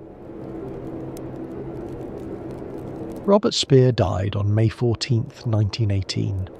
During the global influenza pandemic that would kill more people than the recently concluded World War. The cause was double pneumonia, an ironic echo of the tuberculosis that had almost killed him 4 decades earlier. At least 10,000 people attended his funeral. He was the first mayor of Denver to die while serving in office. The city he had helped build mourned the Lunger who had stayed, who had survived, who had transformed a frontier town into a metropolis. Today, if you walk through Civic Center Park, past the fountains and the monuments, you're walking through Robert Speer's vision. The former consumptive who came to Colorado expecting to die left behind a city that will long outlive him. The impact of tuberculosis on Colorado went far beyond the hospitals and sanatoria. It shaped the very architecture of the state, the design of ordinary homes that still stand today. If you walk through certain Denver neighborhoods, Montclair for instance, you will notice something distinctive about the older houses. Many have dual porches on the side, open or only lightly enclosed. The floor plans are unusually open, with good airflow between rooms. The windows are large, designed to let in maximum light and air. These are TB houses. Designed specifically for families with tuberculosis patients, these homes reflected the medical wisdom of the era. Fresh air and sunshine were essential for treatment. A consumptive needed to sleep outdoors, or as close to outdoors as possible. The theory behind this was straightforward. Doctors believed that the tuberculosis bacillus thrived in stagnant humid air, the kind found in the cramped tenements of eastern cities. Fresh, dry air, constantly circulating, would dilute the concentration of bacteria. Cold air in particular was thought to invigorate the lungs and strengthen the body's natural defences. And so the sleeping porch was born. These were not the decorative porches found on southern mansions, Designed for afternoon lemonade and social visits, Colorado sleeping porches were utilitarian, screened enclosures, usually on the second floor, equipped with beds and heavy blankets. Patients would sleep there year-round in all weather. In summer, the experience was pleasant enough. Cool mountain breezes, the scent of pine, the stars visible through the screens. But in winter, sleeping outdoors in Colorado took a peculiar kind of courage. The temperatures could drop well below zero. Patients would pile on blankets, 4, 5, 6 layers deep. They would wear woolen caps and mittens to bed. Their breath would freeze in the air above them, and yet they slept there, night after night, because their doctors had told them it was the only way. Some sanatoria took this principle to an extreme. At Glockner Sanatorium in Colorado Springs, patients were wheeled onto open-air porches even during snowstorms. The theory was that if fresh air was good, more fresh air was better, and the freshest air of all was cold winter air laden with snow. The patients wrapped themselves in blankets until only their faces were visible. Snow would accumulate on their blankets while they slept. In the morning, they would brush off the snow and, if they were still able, walk inside for breakfast. It sounds torturous, and yet many patients reported feeling better after sleeping in the cold. Whether this was the effect of the fresh air or simply the psychological benefit of doing something, of taking action against a disease that otherwise left them helpless, is impossible to say. The sleeping porch became a distinctive feature of Colorado architecture. While homes across America had porches for sitting, Colorado homes had porches for sleeping, screened enclosures where patients could spend the night breathing mountain air even in winter.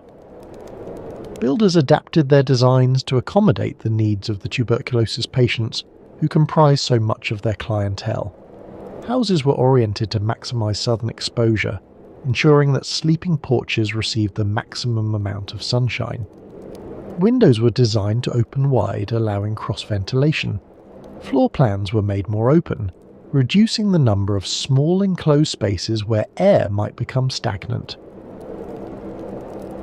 One remarkable structure from this era was the Molkery, built in 1888 by a German immigrant named Baron Walter von Richthofen, a distant relative of the famous Red Baron of World War I. Located in the Montclair neighborhood, the Molkery served as a dairy barn, restaurant, hotel, and tuberculosis treatment facility. The Baron was a remarkable character in his own right. He had served as an officer in the Prussian army before emigrating to America, where he made his fortune in real estate development. He saw in Colorado's tuberculosis trade an opportunity, and he designed the Molkery to capitalize on it. The treatment offered was the traditional German milk cure. Patients, called chasers by the locals because they were chasing the cure, would lounge on sun porches, drink mugs of fresh milk from the Baron's dairy cows, and breathe the supposedly health-restoring air. The idea was that the rich nutrients in fresh milk would help patients regain the weight they had lost to consumption. Combined with the fresh air and sunshine, the milk cure was believed to offer the best chance of recovery. Whether it actually worked is debatable, but the Molkery thrived for several years, attracting patients from across the country. The Baron had created not just a treatment facility but an experience, a taste of old-world elegance in the shadow of the Rockies. The Molkery operated until 1893. Today it houses a civic organisation, but its distinctive architecture, designed around the needs of tuberculosis patients, remains visible.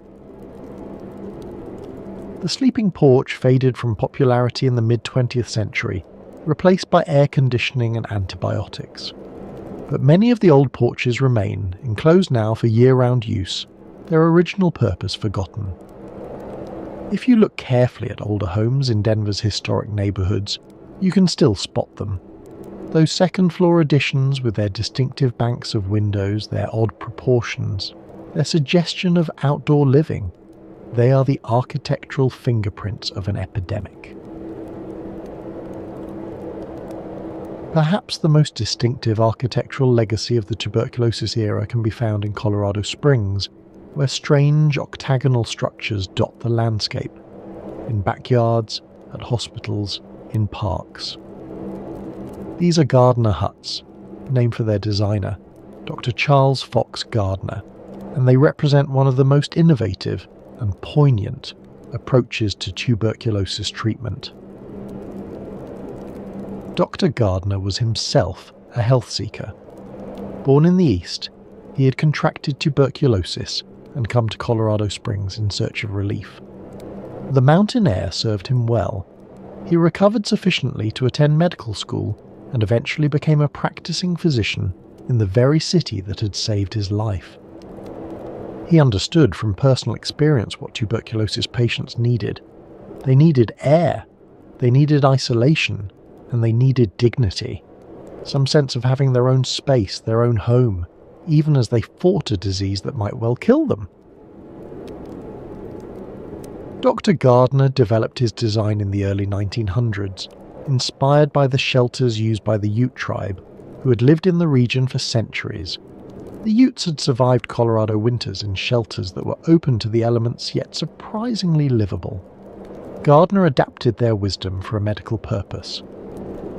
His huts were deceptively simple: an octagonal wooden floor, a canvas tent stretched over a wooden frame, with a conical roof that came to a point at the top. The octagonal shape was not merely decorative, it allowed for efficient airflow from all directions and made the structure more resistant to the high winds that swept down from the mountains. What made the design effective was the ventilation. The canvas walls were fastened 1 inch away from the floor, allowing a constant flow of fresh air at ground level. An opening at the apex let stale air escape. The patient inside was essentially living outdoors, exposed to the elements, breathing the cold mountain air day and night. Each hut was designed for a single patient. They were small, perhaps 10 feet across, but surprisingly well equipped. Many had electric lights, a luxury in the early 20th century. Small wood stoves provided heat for the coldest nights, though patients were encouraged to keep them low. The goal was cold air, not warmth. The huts contained a bed, chairs, a small dresser, and a system for calling nurses, often a bell or a flag that could be raised to signal distress. Patients decorated their huts with photographs, books, letters from home. These tiny shelters became their world. The idea was isolation. The patient was separated from other patients, reducing the risk of spreading the disease. Each cough, each expectoration, each exhaled breath remained within that patient's own space, and the constant exposure to fresh air was believed to be the best treatment available. There was also a psychological element. In the crowded sanatorium wards, patients were constantly reminded of their illness, by the coughs of their neighbours, by the empty beds of those who had died, by the pervasive sense of disease. In a Gardner hut, alone with the wind and the sky, a patient might almost forget that they were sick. Almost. Sanatoria across Colorado adopted the Gardner hut design. The modern Woodmen of America Sanatorium, located northwest of Colorado Springs in Woodman Valley, had nearly 250 of these octagonal structures arranged in neat rows, a small city of the dying, each patient in their own canvas shelter. The modern Woodmen of America was a fraternal organization, a kind of mutual aid society that provided insurance and benefits to its members. When tuberculosis struck the families of Woodmen, the organization established its own sanatorium to care for them. At its peak, the facility could accommodate 400 patients. From above, the rows of huts must have looked like a military encampment, or perhaps a village from some strange fairy tale. Each hut had its own small porch, its own patch of ground. Patients might wave to their neighbours across the way, exchange books or newspapers, compare symptoms and treatments. But at night, each patient was alone with the wind and the cold and the stars and the disease that was slowly claiming them. Patients might live in these huts for months or years. Some recovered, others died. The hut was home and hospital, and for many a final resting place. When a patient died, the hut would be cleaned, the bedding burned, and a new patient would move in, hoping for a different outcome. The turnover was constant. New patients arriving, old patients departing, some to resume their lives, most to be buried in the sanatorium cemetery. When the sanatoria closed in the 1940s and 50s, made obsolete by antibiotics that could actually cure tuberculosis, they faced a practical problem: what to do with hundreds of octagonal huts. The sanatorium buildings themselves could be repurposed. They became hospitals, schools, office buildings. But the huts, those strange little canvas shelters that had housed the dying, seemed to have no obvious use. The answer, in the end, was simple: sell them. Residents and businesses across Colorado Springs purchased the former tuberculosis huts. They were sturdy structures after all. The wooden floors and frames had been built to last, and the octagonal design was charming in its way. People converted them to storage sheds, garden houses, art studios, playhouses for children. The canvas walls, of course, were gone, replaced with more durable materials, but the distinctive octagonal shape remained, unmistakable to anyone who knew what to look for. Today, if you know where to look, you can find these huts scattered across the city. They appear in the most unexpected places, in backyards, in parking lots, alongside hiking trails. They have been painted, decorated, modified beyond recognition, but their bones remain the same. That octagonal floor, that peaked roof, that peculiar geometry of survival. One is on permanent display at the Colorado Springs Pioneers Museum, preserved in something close to its original state. Visitors can step inside and see how patients lived. The small bed, the sparse furnishings, the canvas walls that offered so little protection from the elements. It is a sobering experience, standing in that tiny space and imagining months or years of confinement. Another has been converted into a small visitor centre at Rockledge Ranch, a living history farm on the outskirts of town. Two in Manitou Springs have become storage sheds, their medical history forgotten by their current owners. One, remarkably, has been transformed into a small cafe, serving coffee and pastries in a space that once housed the dying. At Penrose Hospital, itself the successor to the Glockner Tuberculosis Sanatorium, a hut stands in Marjorie Reed Memorial Park, preserved as a memorial to the era. A plaque explains its history to visitors who might otherwise walk past without a second glance. Some huts have been lost entirely, demolished, burned, left to decay. Others survive in such altered form that their origins are unrecognizable. But enough remain that a dedicated explorer can still map the tuberculosis era across the Colorado Springs landscape. It is a strange afterlife for these structures. Built to house the dying, they now hold gardening tools and lawn furniture.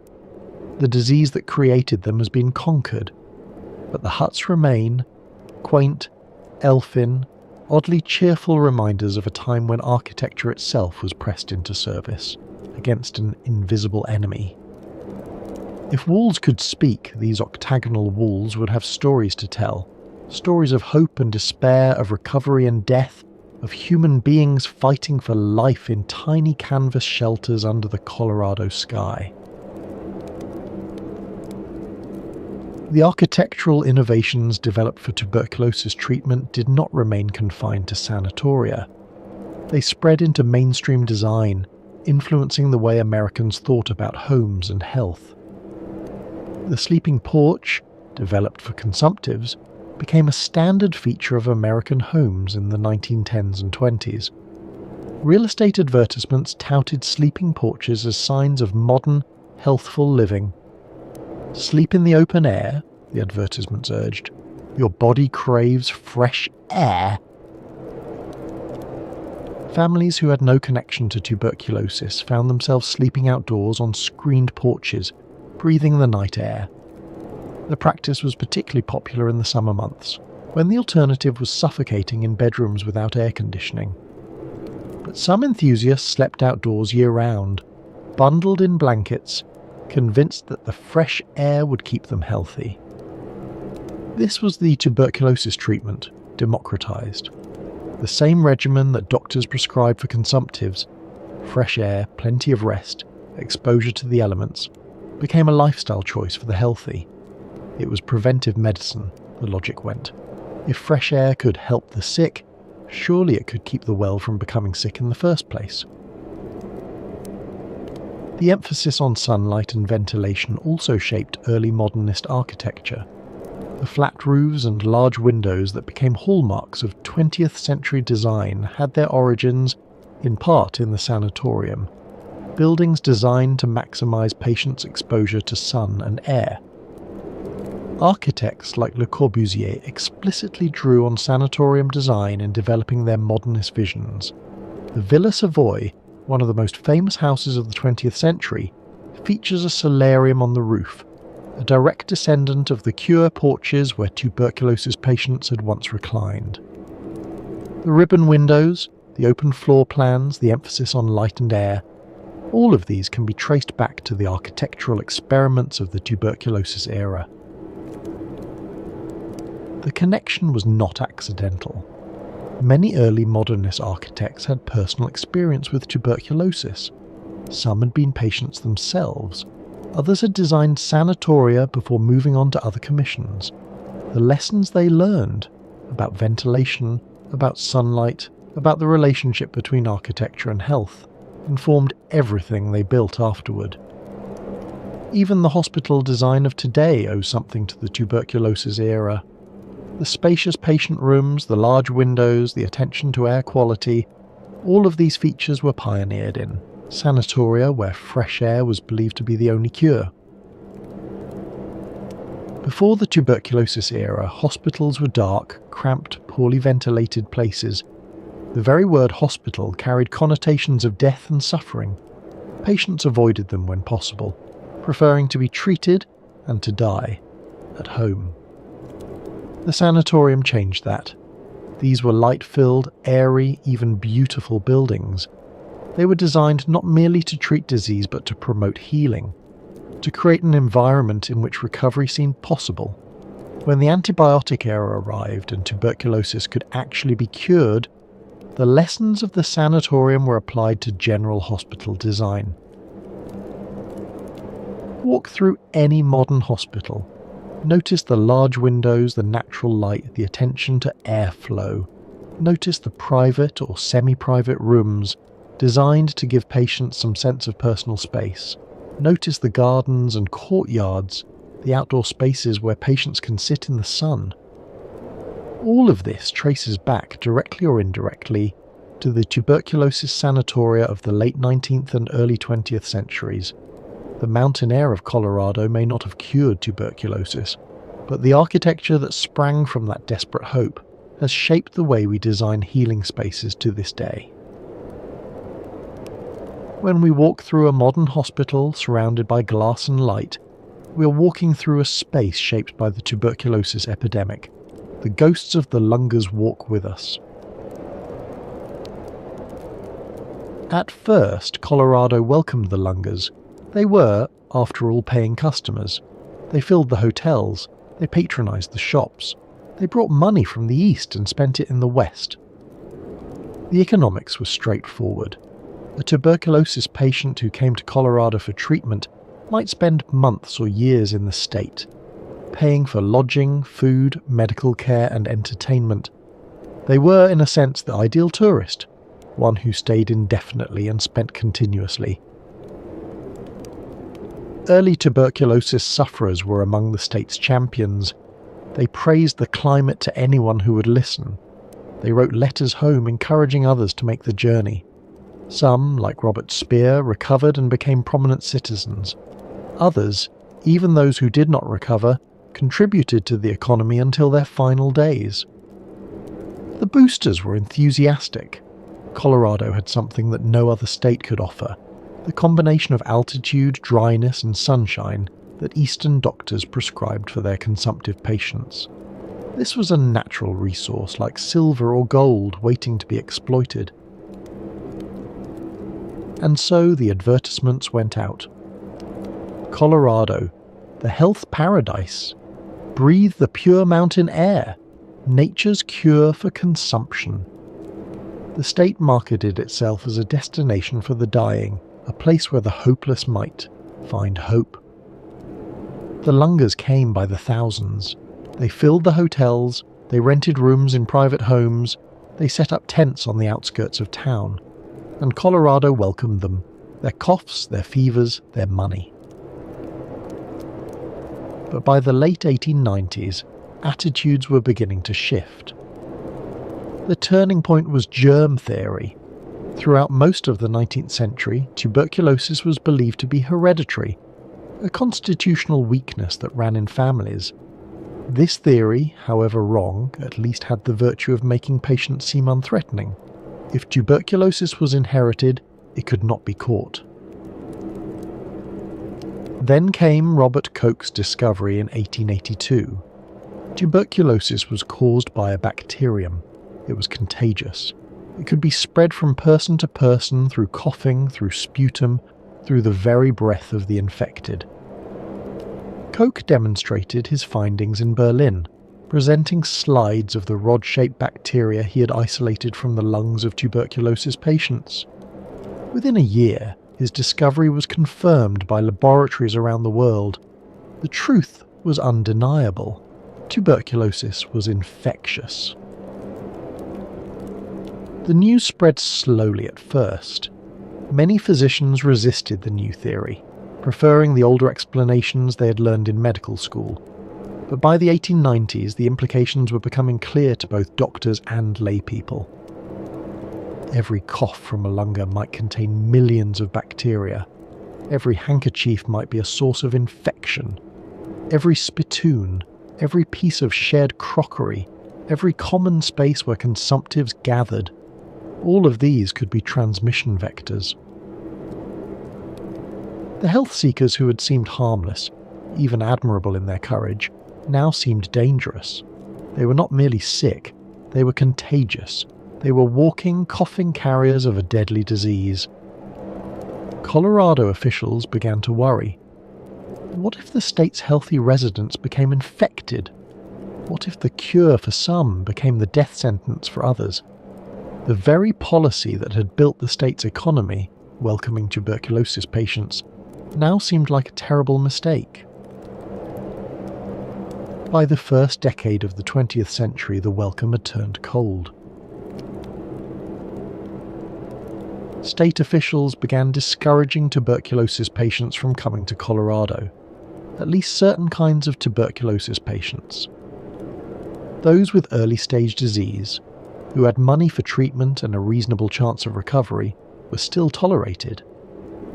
The wealthy consumptive, the kind who could afford Cragmore or a private sanatorium, remained welcome. Their money still spent the same, regardless of their disease. But those with advanced or incurable forms of tuberculosis were told to stay away. State health officials issued warnings. Do not come to Colorado unless you have sufficient funds for at least 1 year of treatment. Do not come unless you have a letter from an Eastern physician confirming that you are in the early stages of the disease. Do not come if you are already dying. The message was clear. We want your money, but not your corpses. The change was not subtle. Innkeepers who had once competed for the lucrative tuberculosis trade now refused to rent rooms to obviously sick visitors. The cough that had once signalled a paying customer now signalled a dangerous infection. Shop owners asked coughing customers to leave. Landlords included clauses in leases prohibiting consumptive tenants. The hotels were particularly zealous. A tuberculosis patient who died in a hotel room was bad for business. Other guests would hear of it. They would refuse to stay in that room, perhaps refuse to stay in the hotel at all. The value of the property would decline.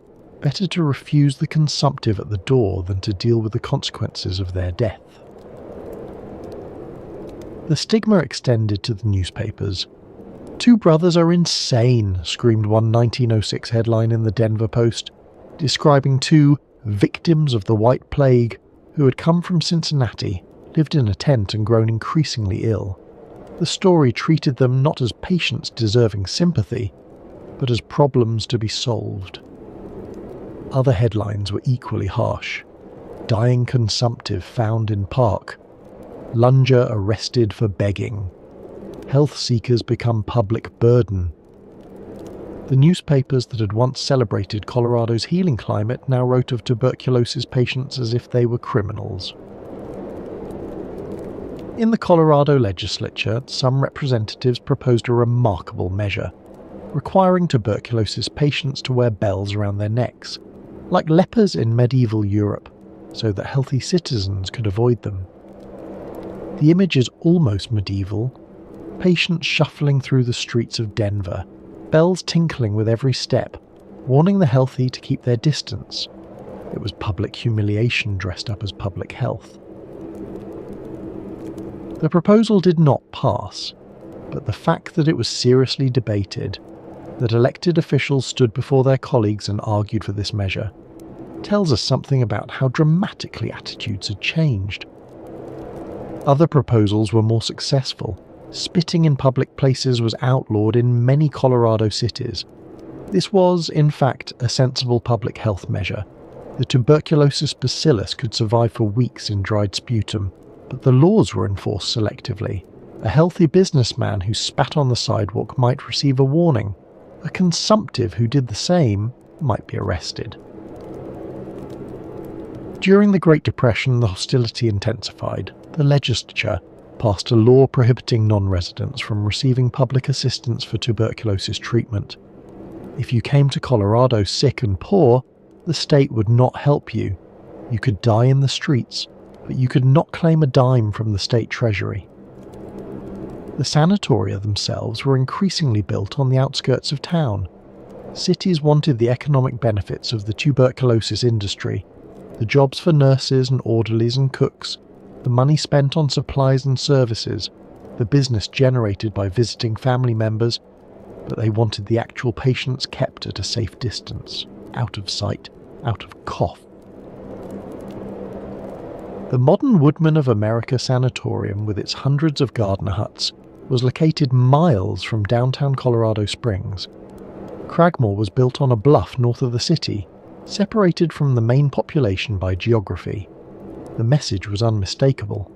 We will treat you, but we do not want to see you. For the poor Lungers, those who had come west with nothing but hope, the discrimination was devastating. They had sold everything to buy their train tickets. They had liquidated their savings, mortgaged their homes, borrowed from relatives who expected never to see them again. They had said goodbye to families they might never see again, and when they arrived in the promised land, they found that no one wanted them.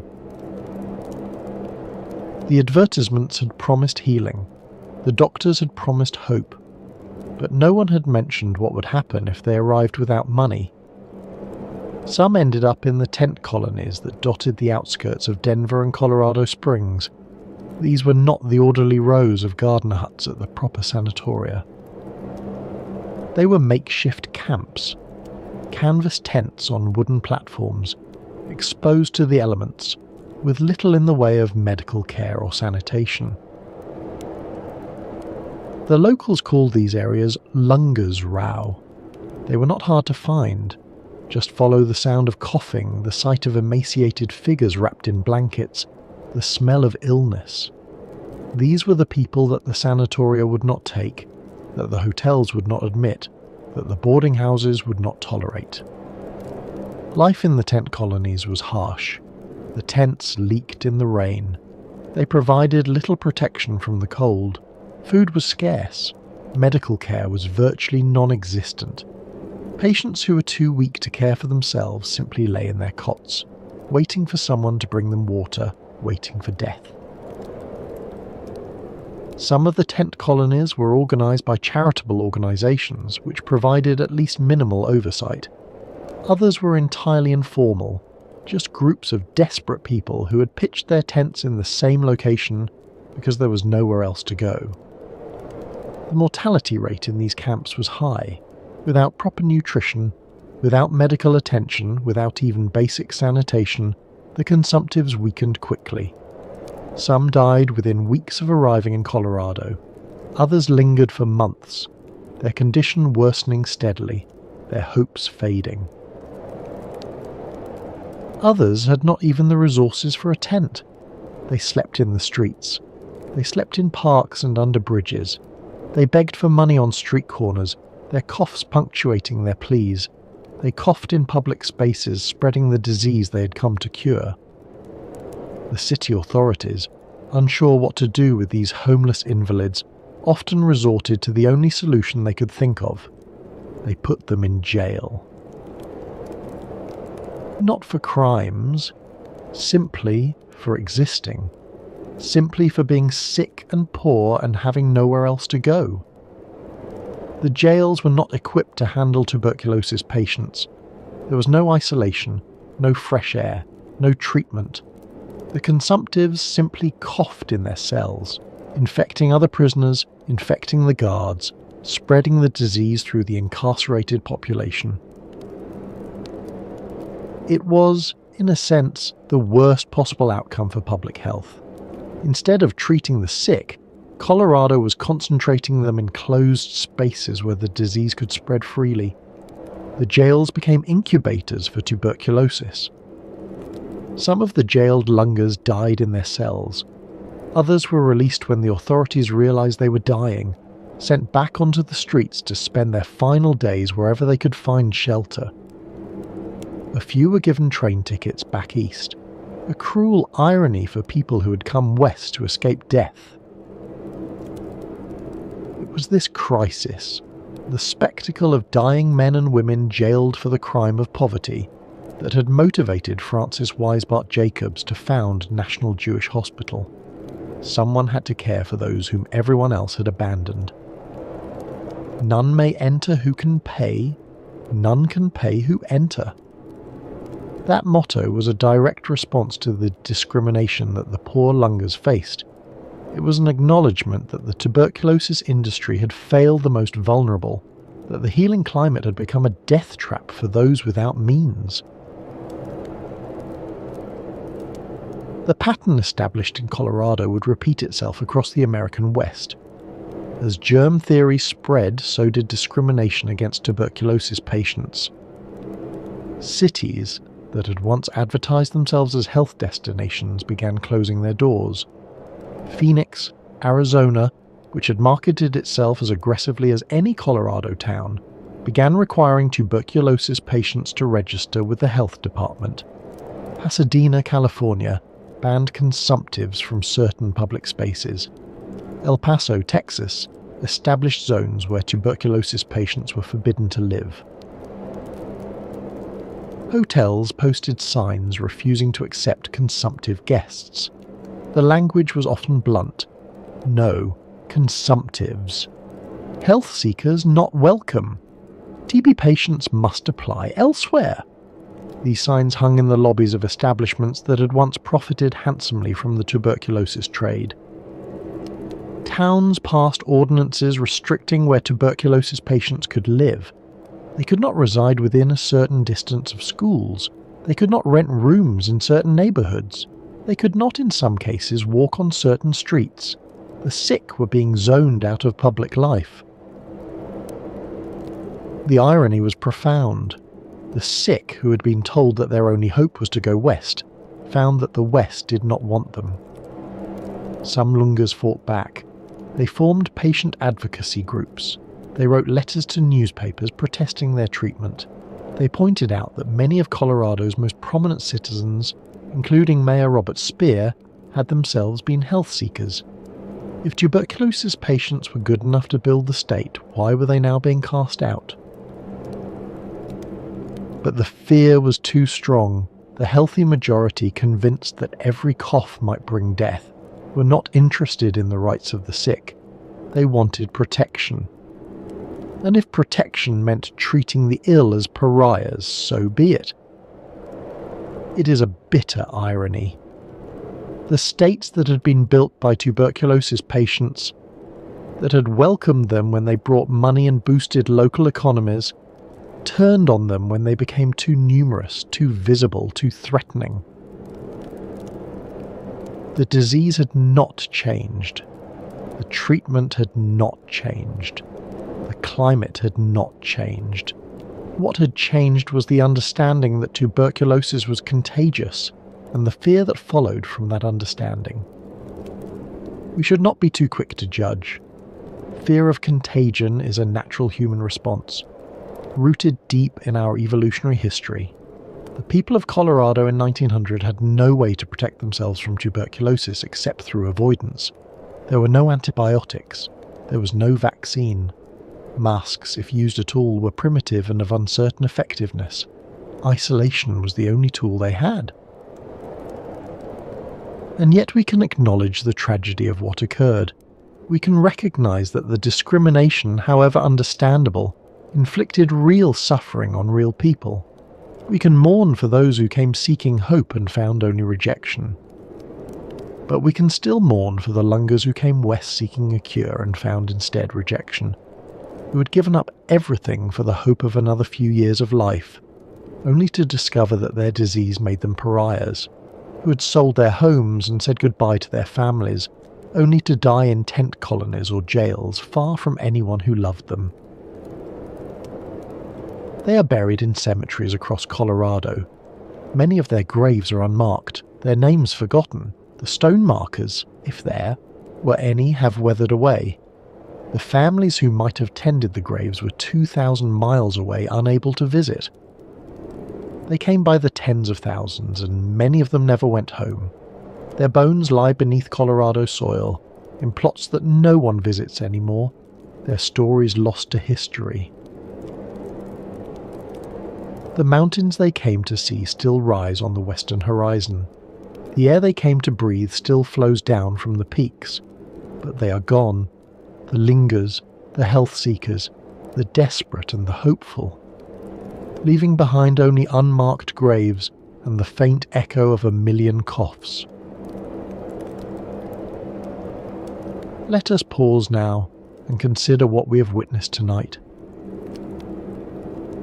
We have travelled to a place built on hope and desperation, a place where the dying came by the thousands, seeking in the mountain air the cure that no medicine could provide, a place that welcomed them when they had money and rejected them when they became too numerous, too sick, too visible. We have met remarkable individuals. William Jackson Palmer, the railroad man who saw in the clear mountain air an opportunity to build an empire. Frances Weisbart Jacobs, the woman who refused to let the poor die in the streets. Doc Holliday, the gunfighter whose legend began with a cough. Robert Speer, the lunger who became a mayor and transformed a city. We have seen remarkable places. Cragmore, the palace for the dying rich, where champagne flowed and consumptives danced. The tent colonies, where the poor coughed their lives away on wooden platforms. The gardener huts, those strange octagonal shelters that now hold garden tools where patients once lay dying. The sleeping porches, still visible on old houses, their original purpose forgotten. Colorado in the tuberculosis era was many things at once. It was a place of genuine healing. Some patients did improve in the high, dry air, their symptoms easing, their lives extending beyond what anyone expected. It was a place of compassion. Frances Weisbart Jacobs and her hospital, treating those who had nothing, asking nothing in return. It was a place of luxury, Cragmore with its orchestras and dinner parties for the dying rich, where patients refused to surrender their dignity, even as the disease consumed them. But it was also a place of exploitation. The boosters who advertised 100% aseptic air knew they were exaggerating. knew that the mountain air could not actually cure tuberculosis, that most patients would die regardless. The sanatoria that charged $50 a week knew that most patients could not afford their services, that the poor would be left to suffer while the wealthy lounged on sun porches. The cities that built their economies on the tuberculosis trade knew that many of their customers would die, that the cemeteries would fill with the bodies of those who had come seeking life.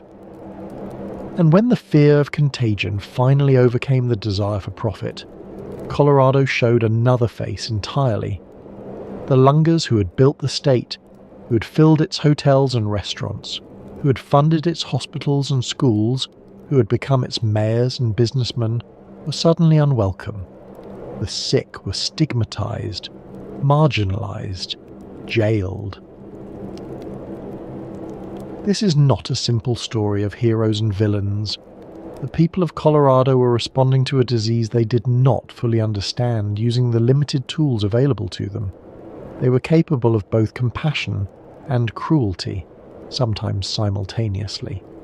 The same city that founded National Jewish Hospital debated making patients wear bells.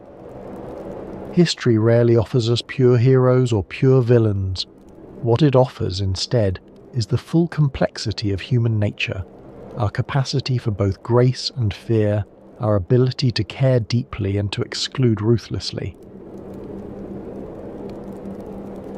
We know now what the doctors of the 1890s did not know.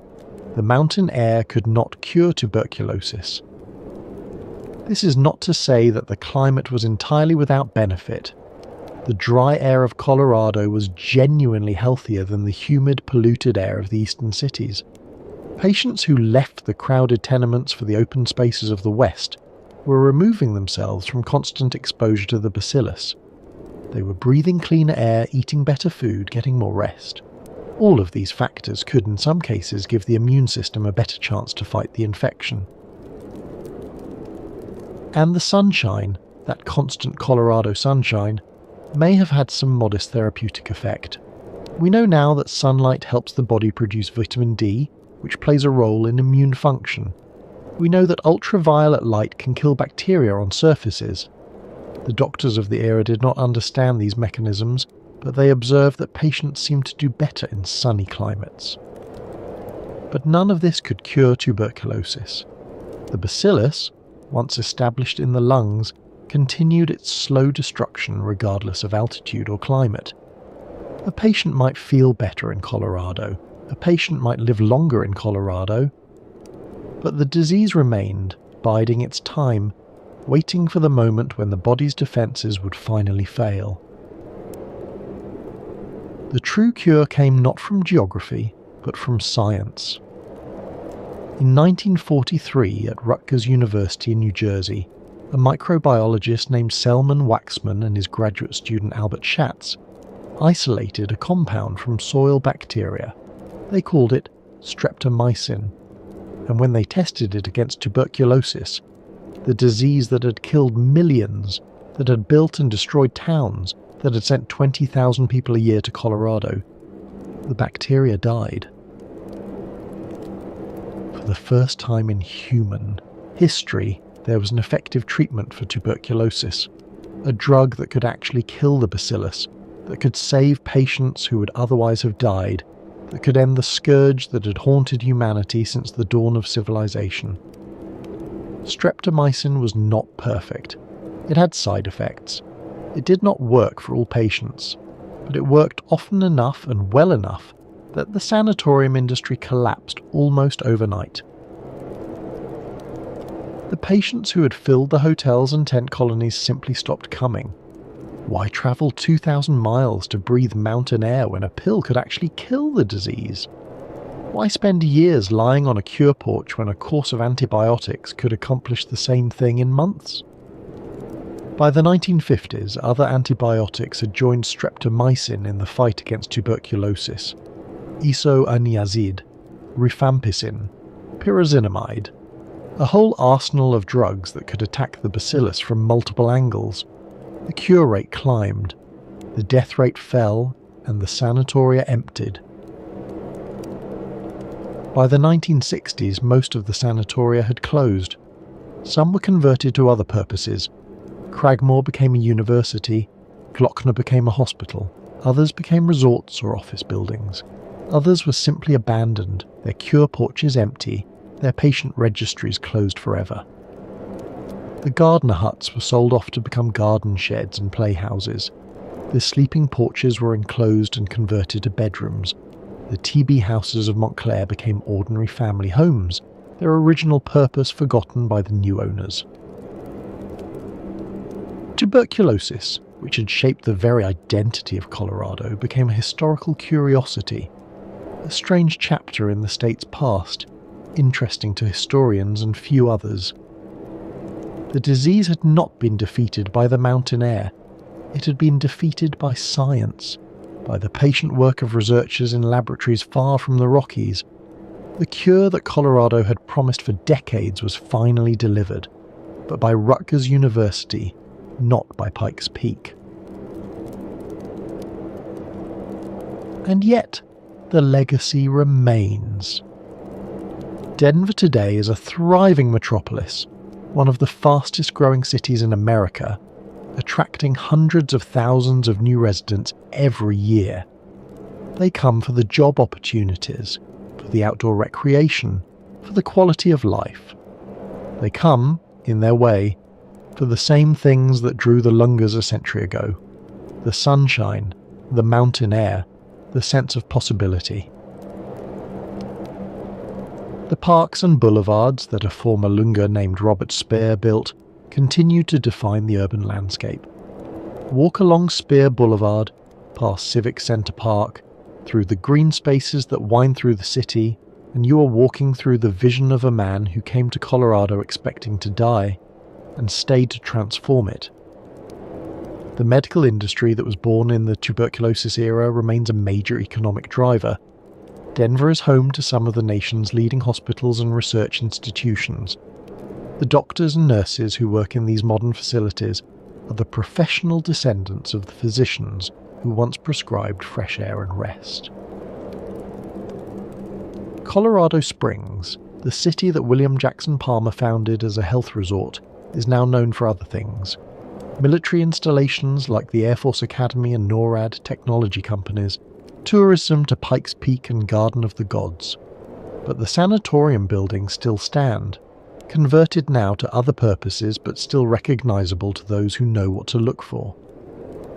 The tuberculosis huts still dot the neighborhoods, octagonal reminders of a vanished era, housing garden tools and holiday decorations where patients once lay dying. They are strange little monuments, these huts. Most people who pass them have no idea what they are. And National Jewish Health, the hospital that Francis Weisbart Jacobs dreamed of, continues to operate on its original campus in East Denver. It is consistently ranked among the best respiratory hospitals in the nation. Its mission has expanded beyond tuberculosis to include asthma, allergies, immune disorders, and heart conditions. But its origins, as a refuge for the dying poor, funded by donations, caring for those who could not pay, remain part of its identity. The hospital's current motto is breathing science, but the old motto still resonates: none may enter who can pay, none can pay who enter. The 1/3 of Colorado's population that came seeking the cure left their mark on the state, in ways that persist to this day. They shaped its architecture, the sleeping porches, the open floor plans, the orientation toward the sun. They shaped its economy, the hospitals and research institutions, the tourism industry, the real estate market. They shaped its culture, the outdoor lifestyle, the emphasis on health and wellness, the very identity of Colorado as a place of renewal. They brought their money and their desperate hope, and in exchange they received, sometimes, a few more years of life. Some recovered and became pillars of their new communities. Others died quickly, barely unpacking their trunks before the disease claimed them. Most fell somewhere in between, living out their remaining days in the thin mountain air, watching the peaks change colour with the seasons. Many of them never went home. They are buried in Colorado cemeteries, in Denver and Colorado Springs, in Glenwood Springs and Leadville, in small towns throughout the state. Their names are carved on headstones that weather a little more each year. Their stories are mostly forgotten. They came from everywhere, from the tenements of New York and the row houses of Philadelphia, from the mansions of Boston and the farms of Ohio. Rich and poor, young and old, desperate and hopeful, they ended their journeys here, in the shadow of the mountains, and here they remain. What does the tuberculosis migration teach us about ourselves? Perhaps this, that human beings, faced with death, will try almost anything. They will sell their homes, they will leave their families, they will travel thousands of miles into an uncertain future. They will breathe cold mountain air through damaged lungs, hoping that geography might accomplish what medicine cannot. This is not foolish. It is profoundly human. The will to live is the most basic of instincts rooted deep in our biology, and it drives us to extraordinary efforts. We will grasp at straws. We will chase rumours of cures. We will try anything at all, if there's even the smallest chance it might work. The lungers who came to Colorado were not naive. Many of them understood that their chances were slim. They had seen friends and family die of the same disease. They knew that the mountain air was no sure cure, that many who made the journey never returned. But slim chances are still chances, and in the face of certain death, even a small hope is better than none. We should also remember the capacity for both generosity and cruelty that the tuberculosis era revealed. Francis Wise Bart Jacobs, walking through the streets of Denver, bringing food and comfort to the dying, refusing to accept that the poor should be abandoned simply because they had no money. The Colorado legislature, seriously debating whether to make patients wear bells around their necks, treating the sick as if they were lepers in medieval Europe. National Jewish Hospital, with its motto of unconditional care, refusing to charge the patients who needed help most. The hotels and boarding houses, posting signs that read, "No consumptives allowed," turning away the desperate because they feared infection. Robert Speer, the lunger who became a mayor dedicating his life to building a more beautiful city. The tent colonies, where the poor coughed their lives away because no institution would take them in. Both impulses, the generous and the fearful, live within us still. They are not separate tendencies but intertwined aspects of our nature. The same person might show compassion in one moment and cruelty in the next. The same society might build hospitals for the dying poor while debating whether to make them wear bells. When the next epidemic comes, as epidemics always do, we will face the same choices that Coloradans faced in the 1890s. How do we balance compassion with self-protection? How do we care for the sick without fearing them? How do we respond to a threat that we cannot see, cannot understand, cannot control? We have already faced these questions in our own lifetimes. The HIV epidemic of the 1980s, the SARS outbreak of 2003, the COVID-19 pandemic of 2020. Each time we saw the same mix of compassion and cruelty, generosity and fear. Each time we discovered that our ancestors were not so different from ourselves. The lungers of Colorado are distant now, a century and more removed from our own lives. But they were people like us, facing choices like ours, responding with the same complex mix of courage and fear that we bring to our own challenges. There are no easy answers. There never were. But perhaps there is wisdom in remembering, wisdom in honouring those who came before, who faced impossible choices with such limited tools, who tried to do their best even when their best was not enough. Let us return one final time to that train rolling westward across the Great Plains. The passengers sit with their one-way tickets, their coughs, their desperate hopes. The sun is setting ahead of them, painting the sky in shades of gold and rose. The mountains appear on the horizon, blue and distant and somehow holy. Somewhere ahead lies Denver, the world sanatorium, the place where the air will heal them. Or so they have been told. We know now what they did not know. The mountain air cannot cure tuberculosis. Some of them will improve, perhaps many more than would have survived in the crowded tenements they left behind. Some will linger for years, perhaps decades, in the thin, clear atmosphere, finding in Colorado, if not a cure, then at least a reprieve. But most of them will die, if not in weeks, then in months, if not in months, then in years. They are the lingers, 1/3 of a state's population, 20,000 a year, rolling westward with the desperate faith that geography might save them. The train chugs onward through the gathering dusk. The mountains grow closer, their peaks catching the last light of day. And somewhere in those crowded cars someone is coughing. That deep, rattling cough that speaks of lungs filling with disease. But there is hope in that car as well. There is the hope of the young man from Philadelphia who has read the advertisements and believes that the clear mountain air will restore him. There is the hope of the mother from Chicago who has brought her daughter west, praying that this new land will give her child the years that the doctors back home said she would never have. There is the hope of the businessman who has sold everything he owns to make this journey, betting his entire fortune on the chance that he might live long enough to rebuild it.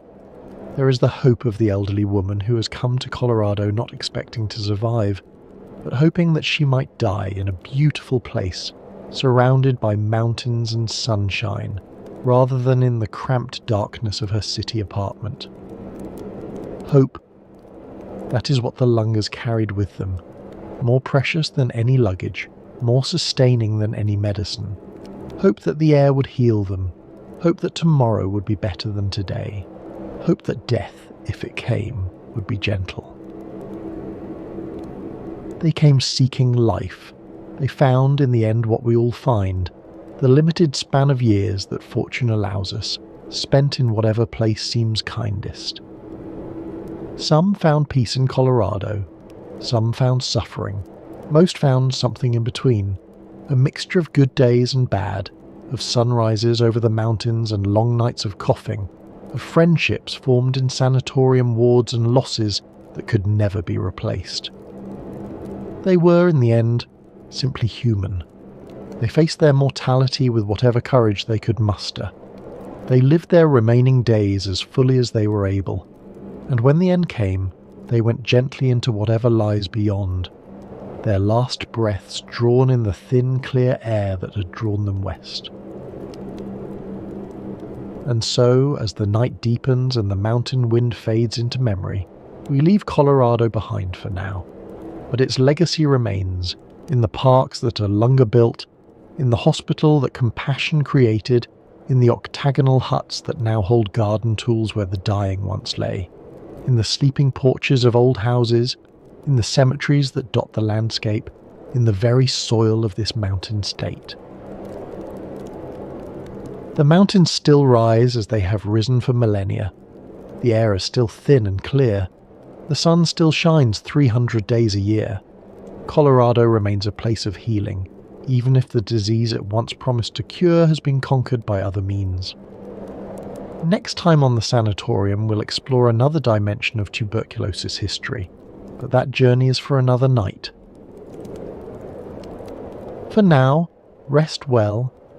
Let the ghost of mountain air carry you gently into sleep. Imagine yourself on one of those old cure porches, wrapped in blankets, gazing up at the stars that seem so close at this altitude. Feel the cold air on your face. Hear the distant wind in the pines.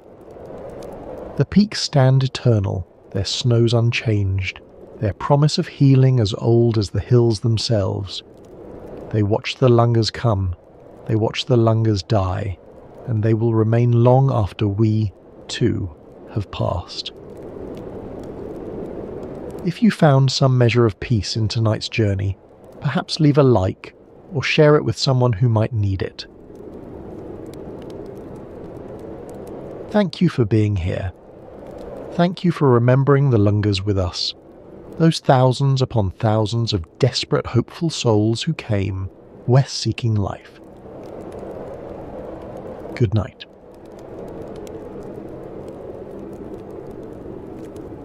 The man who changed how Americans die kept embalmed bodies in his closets. Preserved heads sat on tables in his Brooklyn parlor. Thomas Holmes had already embalmed 4,000 Civil War soldiers at $100 each when Mary Lincoln summoned him to the White House. Her husband's body would travel 1,700 miles by train, viewed by 1.5 million Americans over 3 weeks. What she didn't know, what none of them knew, was that this single funeral would empty the parlours of every home in America. Until 1910, the room where you watch television was called something else. It was called the parlour, and in that parlour families laid out their dead. They washed the bodies themselves, they dressed them in their finest clothes, they sat with them for days. Then, in a single generation, death left the home forever. The parlour became the living room because the dead no longer lived there. Tonight we trace that transformation. From the women who prepared their neighbours' bodies for half a crown, to the battlefield embalmers who followed the Civil War's carnage, to the professional funeral directors who made death their business. And at the centre of it all, tuberculosis, the disease that killed 1 in 4, the disease that sent the dying far from home, the disease that made shipping bodies back not a luxury, but a necessity.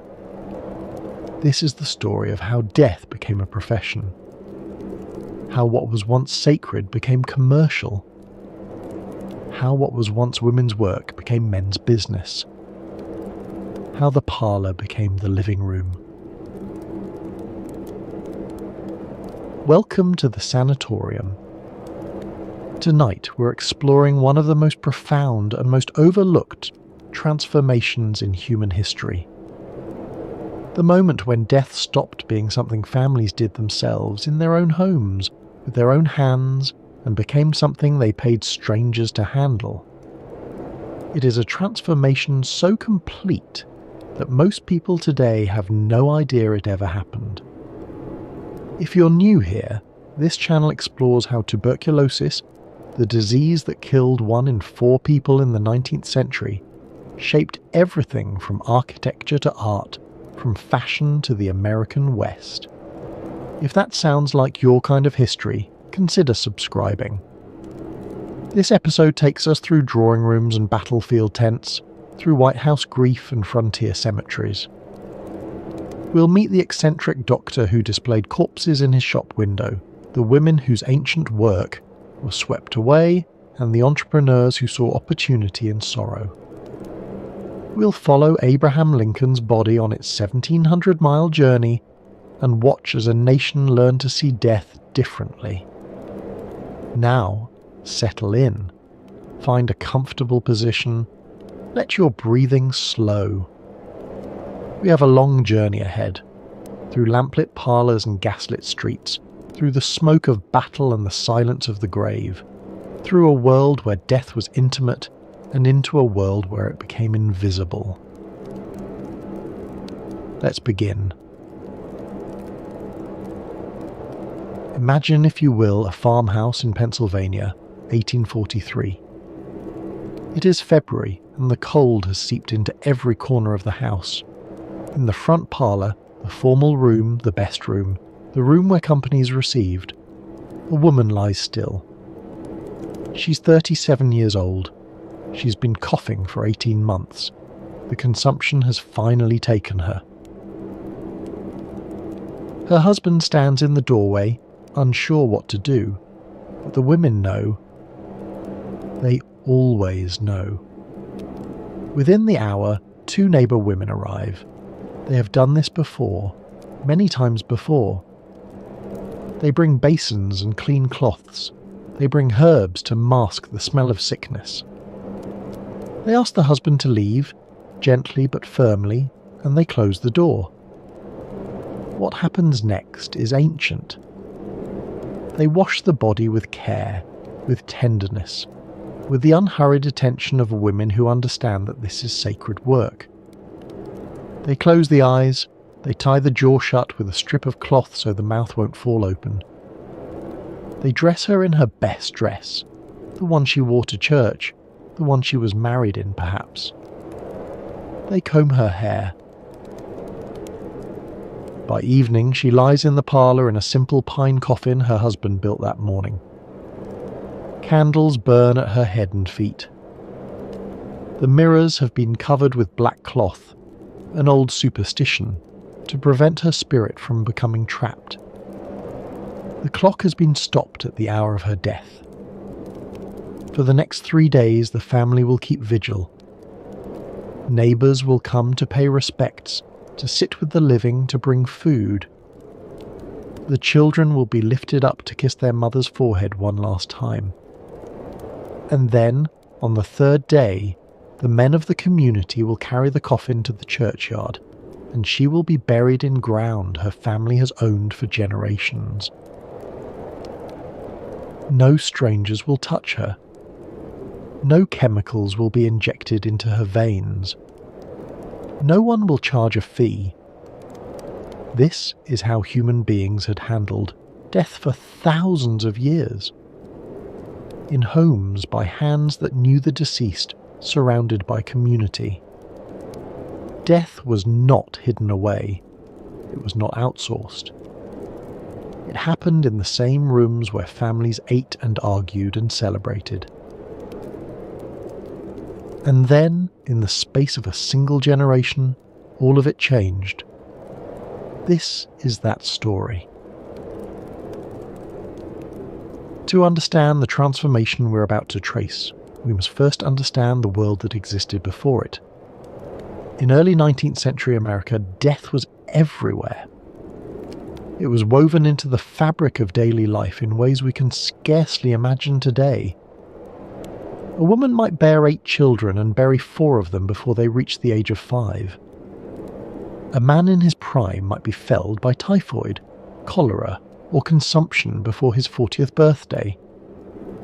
Death was not something that happened in hospitals, behind closed doors, managed by professionals. Death happened at home, in the same bed where you were born, surrounded by the same faces that had surrounded you all your life.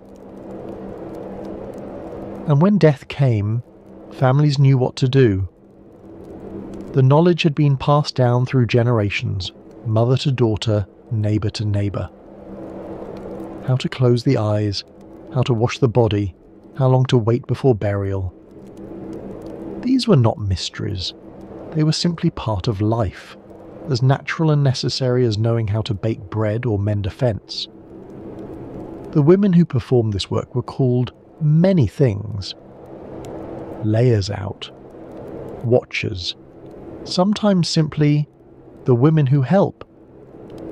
In England they were paid half a crown for their services.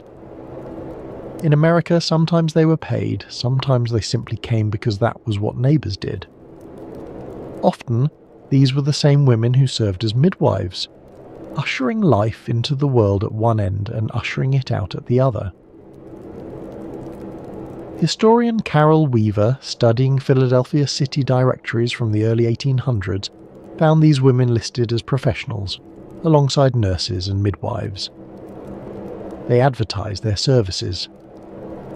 They had reputations to maintain. Death work was women's work, and it was respected work. But there were limitations to what families and neighbours could do. The human body, once life has left it, begins to decay. In summer, this process accelerates rapidly.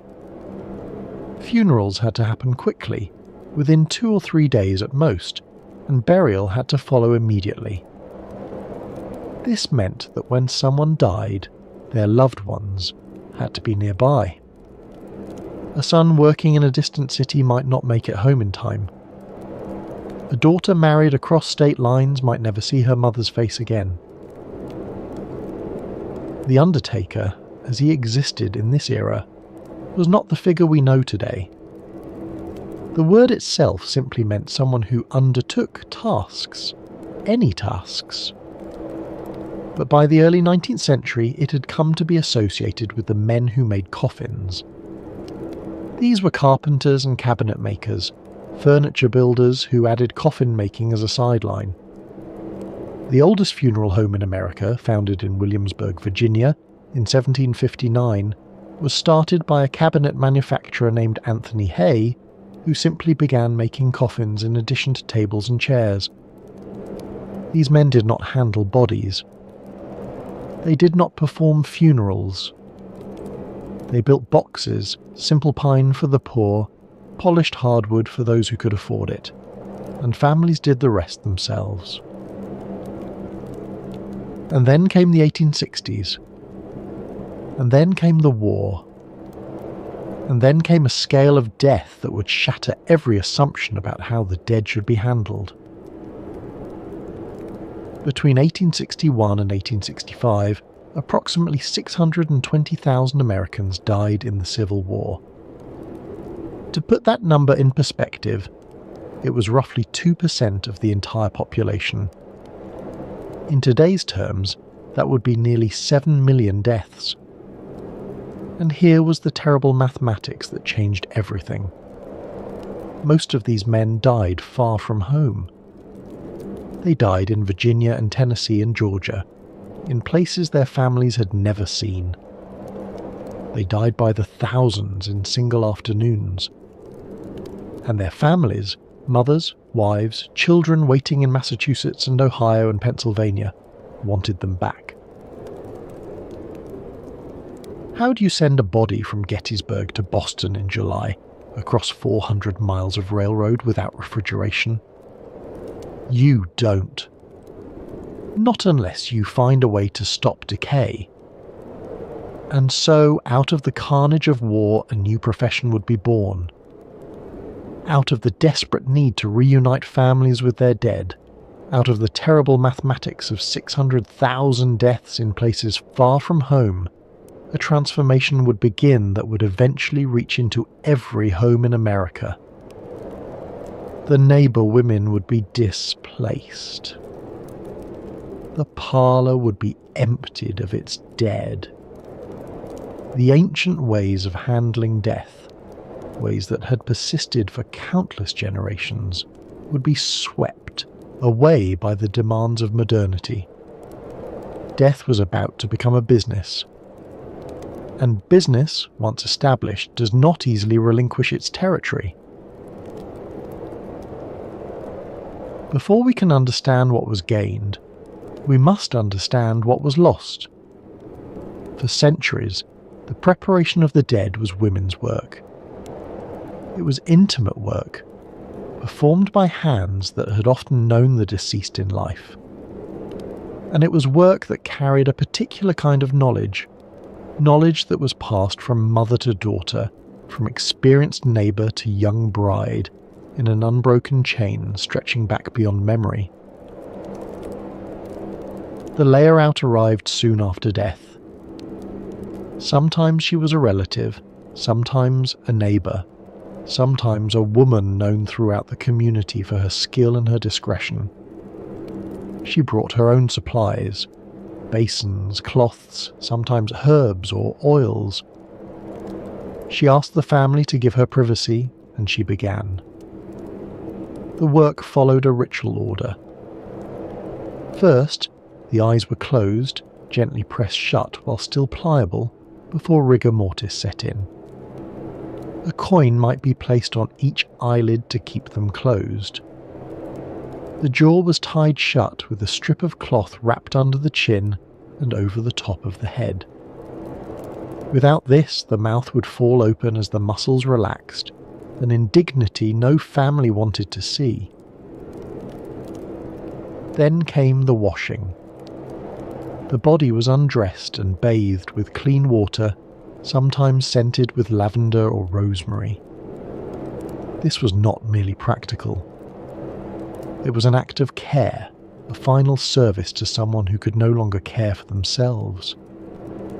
The layer-out worked slowly, respectfully, talking softly to the deceased as she worked, as though they might still hear. After washing came dressing. The deceased was clothed in their finest garments. For a woman, this might be her wedding dress, preserved for decades for this very purpose. For a man, his Sunday suit. For a child, and there were so many children, perhaps a christening gown. The hair was combed and arranged. Sometimes a lock was cut and saved, a memento for the living to be woven into jewellery or pressed into a locket. The hands were positioned, often crossed over the chest or clasped as if in prayer. And then the body was placed in the coffin, which had been lined with white fabric, and the coffin was placed in the parlour. For her work, the layer-out was paid a small fee. In England, this was traditionally half a crown, a modest sum but not insignificant for a working-class woman. In America, the payment varied. Sometimes it was money, sometimes it was goods, a chicken, a length of cloth, preserved vegetables from the cellar. Sometimes, among close neighbours, it was nothing at all. The understanding was that when death came to your own house, the favour would be returned. This system worked because communities were small and stable.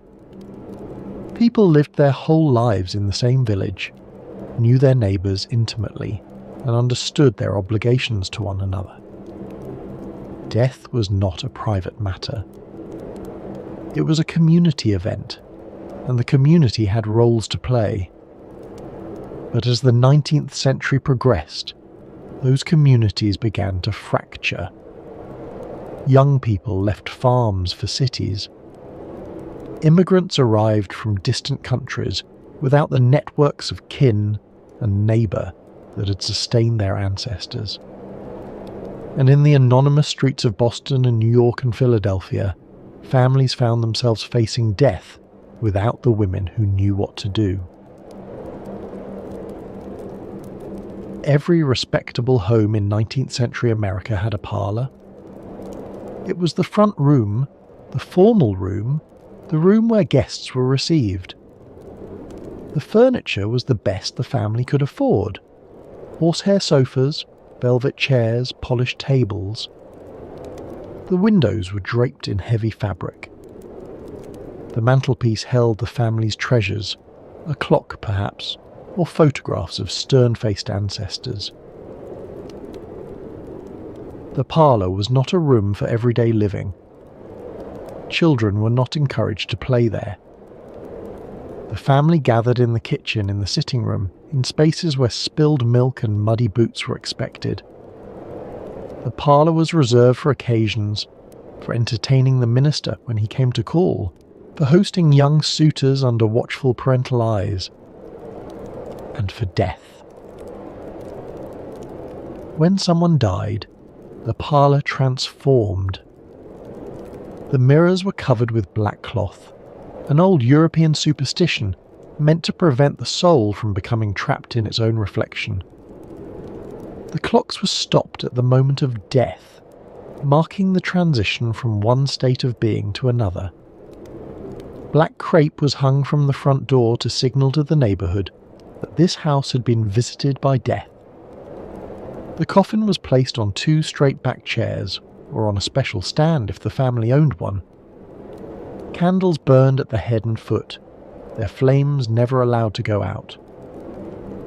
Flowers surrounded the body, not merely decorative, but practical. Their fragrance helped mask the inevitable smell of decay. For the next 2 or 3 days, the family kept vigil. Someone was always in the parlour, always watching. This practice, called sitting up with the dead or waking, had multiple purposes. Officially, it was to guard against premature burial, the nightmare fear that someone might be buried alive. But more practically, It was simply what you did. You did not leave your loved one alone. Neighbours came to pay respects. They sat with the family, sharing memories of the deceased. They brought food, so much food that families sometimes struggled to eat it all. Casseroles and pies and loaves of bread appeared on the kitchen table, left by visitors who slipped in and out without fuss. Grief was not a solitary experience. It was witnessed, accompanied, shared. Children were not shielded from any of this. They were lifted up to kiss grandmother's cold forehead. They were told to say goodbye to the baby brother who had lived only 3 weeks. Death was not hidden from them because death could not be hidden. It was too present, too frequent, too woven into the fabric of ordinary life. And when the wake was complete, when the visiting hours were done, the men of the community gathered. They lifted the coffin onto their shoulders and carried it out of the house, through the streets, to the churchyard. The funeral procession was a public event, a community marking the passage of one of its members. And at the graveside, the family watched as their loved one was lowered into the earth. This was the parlour's purpose. This was why the room existed. Not for entertaining, not for formal visits, but for this, the final dwelling place of the dead, the threshold between one world and the next. The parlour was the death room, and everyone understood this. It was simply how things were, how things had always been, how things would always be, or so it seemed. No one in 1843 keeping vigil in that farmhouse parlour could have imagined that this room would be renamed, that its purpose would be erased, that within a few generations Americans would have no idea what a parlour was for. They would have found it inconceivable that death could happen anywhere but here, in this room, surrounded by family, attended by neighbour, women who knew the ancient rituals. The professionalisation of death was unimaginable, because death was not yet a profession. It was simply life. Of all the diseases that haunted the 19th century, none claimed more lives than tuberculosis. It went by many names. Consumption, because it seemed to consume the body from within. Phthisis, the ancient Greek term. The White Plague. But whatever you called it, the numbers were staggering. At its peak, tuberculosis killed 1 in 4 people in Europe and North America. 1 in 4. To live in the 19th century was to know tuberculosis intimately. Everyone had lost someone, a parent, a sibling, a child, a friend. The coughing was everywhere, in churches and workplaces and crowded tenement rooms. The blood-flecked handkerchiefs. The slow wasting, as the body grew thinner and paler over months or years. But tuberculosis did something else, something that would prove crucial to our story, crucial to the transformation we are tracing tonight. It made people die far from home. It scattered the dying across continent, separated them from their families, their communities, their neighbour women who knew what to do. And when they died, in sanatoriums in the Alps, in boarding houses in Denver, in tent camps in the Arizona desert, their families wanted them back. Because there was no cure, doctors prescribed the only treatment they believed might help: fresh air, rest, and sunshine. This meant sanatoriums, institutions built in the mountains of Switzerland, in the Adirondacks of New York, in the high deserts of the American Southwest. Patients were sent away from their families, away from the miasmas of the city, to spend months or years breathing clean air and hoping for recovery. Many never came back. Not alive, at least. By 1880, Denver had earned a grim nickname, the world's Sanatorium. Health seekers flooded into Colorado by the thousands, drawn by promises of dry air and high altitude. They came from New York and Boston and Philadelphia, leaving behind everything familiar. Some recovered, many did not. And when they died, in Denver, in Colorado Springs, in Tucson, in places their families had never seen, a terrible question arose. How do you bring them home? The traditional system of death, the layer-out, the parlour, the community vigil, assumed that people died where they lived. It assumed that the women who knew what to do were nearby. It assumed that burial would happen quickly, in local ground. Tuberculosis shattered these assumptions. A mother in Massachusetts might receive a telegram telling her that her son had died in a boarding house in Arizona Territory, 3,000 miles away. With summer heat accelerating decay, with no refrigeration, with no way to get his body home before it became unrecognizable.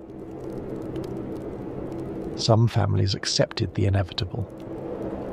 They buried their loved ones where they fell, in frontier cemeteries far from ancestral ground. Lakewood's Golden Hill Cemetery in Colorado became the resting place for hundreds of tuberculosis victims, mostly paupers, mostly young, mostly far from anyone who loved them. But for those with money, there was another option. There were men who claimed they could stop decay. Men who could preserve a body long enough to make the journey home by rail. Men who had learned their trade in a different kind of far-from-home dying. Men who had confronted death on an industrial scale, who had developed techniques to preserve bodies under the worst possible conditions, who had turned the preservation of the dead into a business. Men who had learned their craft on the battlefields of the Civil War. This is where our two stories converge.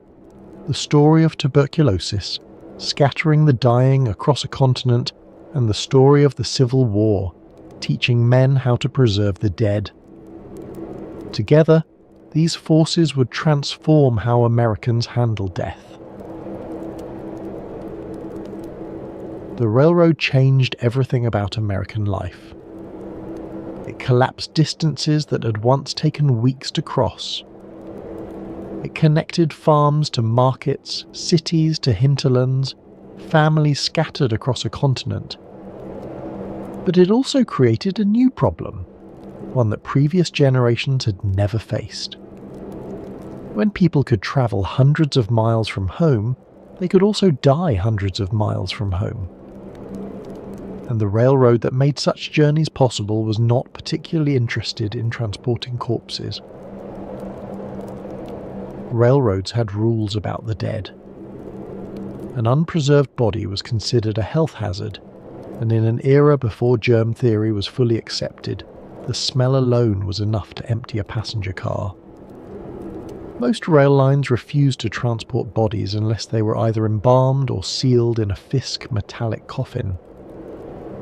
The Fisk coffin was an ingenious device, a cast iron case shaped like a human body, with a glass viewing plate over the face, and an airtight seal that prevented gases and odours from escaping.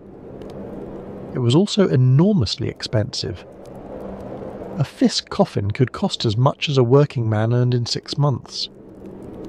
And during wartime, with iron being requisitioned for weapons and armour, they were almost impossible to obtain. This left embalming. The practice was ancient. The Egyptians had perfected it thousands of years before, but in America it was virtually unknown. Medical schools used preservation techniques to prepare cadavers for dissection, but ordinary people had no experience with it. The very idea seemed foreign, even macabre. But desperate circumstances create demand for solutions. And as the 19th century progressed, As tuberculosis sent thousands to die in distant places, as the railroad connected a continent but could not transport its dead, a gap opened in the market. The gap would be filled by men who understood chemistry, who had experimented with preservation, who saw opportunity where others saw only tragedy. One such man was Thomas Holmes. Born around 1817 in Brooklyn, Holmes was the son of a wealthy merchant. He studied medicine at Columbia University's College of Physicians and Surgeons, graduating around 1845. But what captured his imagination was not healing the living. It was preserving the dead. As a student, Holmes had been frustrated by the poor preservation of cadavers used for anatomical study. Bodies were either inadequately preserved or not preserved at all. The chemicals used, arsenic, mercury, zinc compounds, were dangerous to the students who handled them. There had to be a better way. Holmes studied the work of Jean-Nicolas Ganel, a French chemist who had developed improved embalming techniques in the 1830s. He examined Egyptian mummies, trying to understand how the ancients had achieved preservation without modern chemicals. And gradually, through years of experimentation, he developed his own arterial embalming fluid, a solution he believed was safer and more effective than anything currently available. By 1860, Holmes was ready. He had his formula refined through years of experimentation. He had his technique perfected on medical school cadavers and unclaimed bodies. He had the confidence of a man who knows he has discovered something important. Time tossed to ones. All he needed was a reason for ordinary Americans, not just medical students, not just anatomists, to want their dead embalmed. He needed the market to come to him. The Civil War would give him that reason. It would create a need so desperate, so widespread, so impossible to ignore, that embalming would cease to be a curiosity and become a necessity. And a single death, a young colonel shot while pulling down a Confederate flag in Alexandria, Virginia, would give Holmes his first great opportunity. The Civil War began on April the 12th, 1861, when Confederate forces opened fire on Fort Sumter in South Carolina. 6 weeks later, on May 24th, the war claimed its first famous victim. And in his death, Colonel Elmer Ellsworth would accidentally launch a revolution in how Americans handle their dead. Ellsworth was 24 years old. He was handsome, charismatic, and one of the most famous young men in America. He had toured the country with his militia unit, the United States Zouave Cadets, performing precision drill routines that drew enormous crowds. He had worked as a law clerk in Abraham Lincoln's Springfield office. He had accompanied the president-elect on the inaugural train to Washington. The Lincolns adored him. He was practically a member of the family, a younger brother to Abraham, a surrogate son to Mary, a playmate to Willie and Tad. When war came, he raised his own regiment, the 11th New York Infantry, recruiting largely from New York City firefighters. They called themselves the Fire Zouaves. On the morning of May 24th, Ellsworth's regiment crossed the Potomac River into Alexandria, Virginia.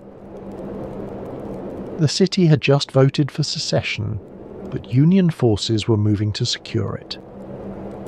As they entered the town, Ellsworth spotted something that enraged him: a massive Confederate flag flying from the roof of the Marshall House Hotel.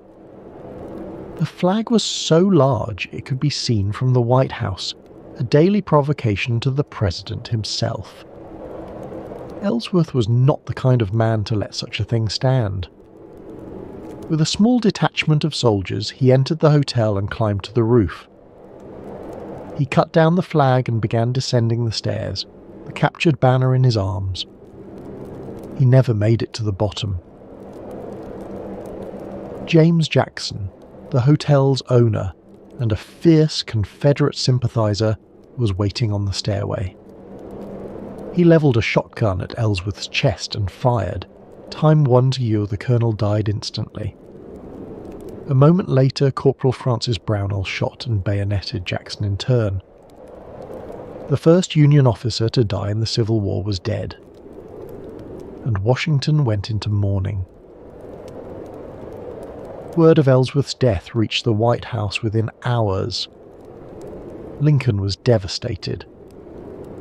My boy, he was heard to cry. Mary Lincoln was equally stricken.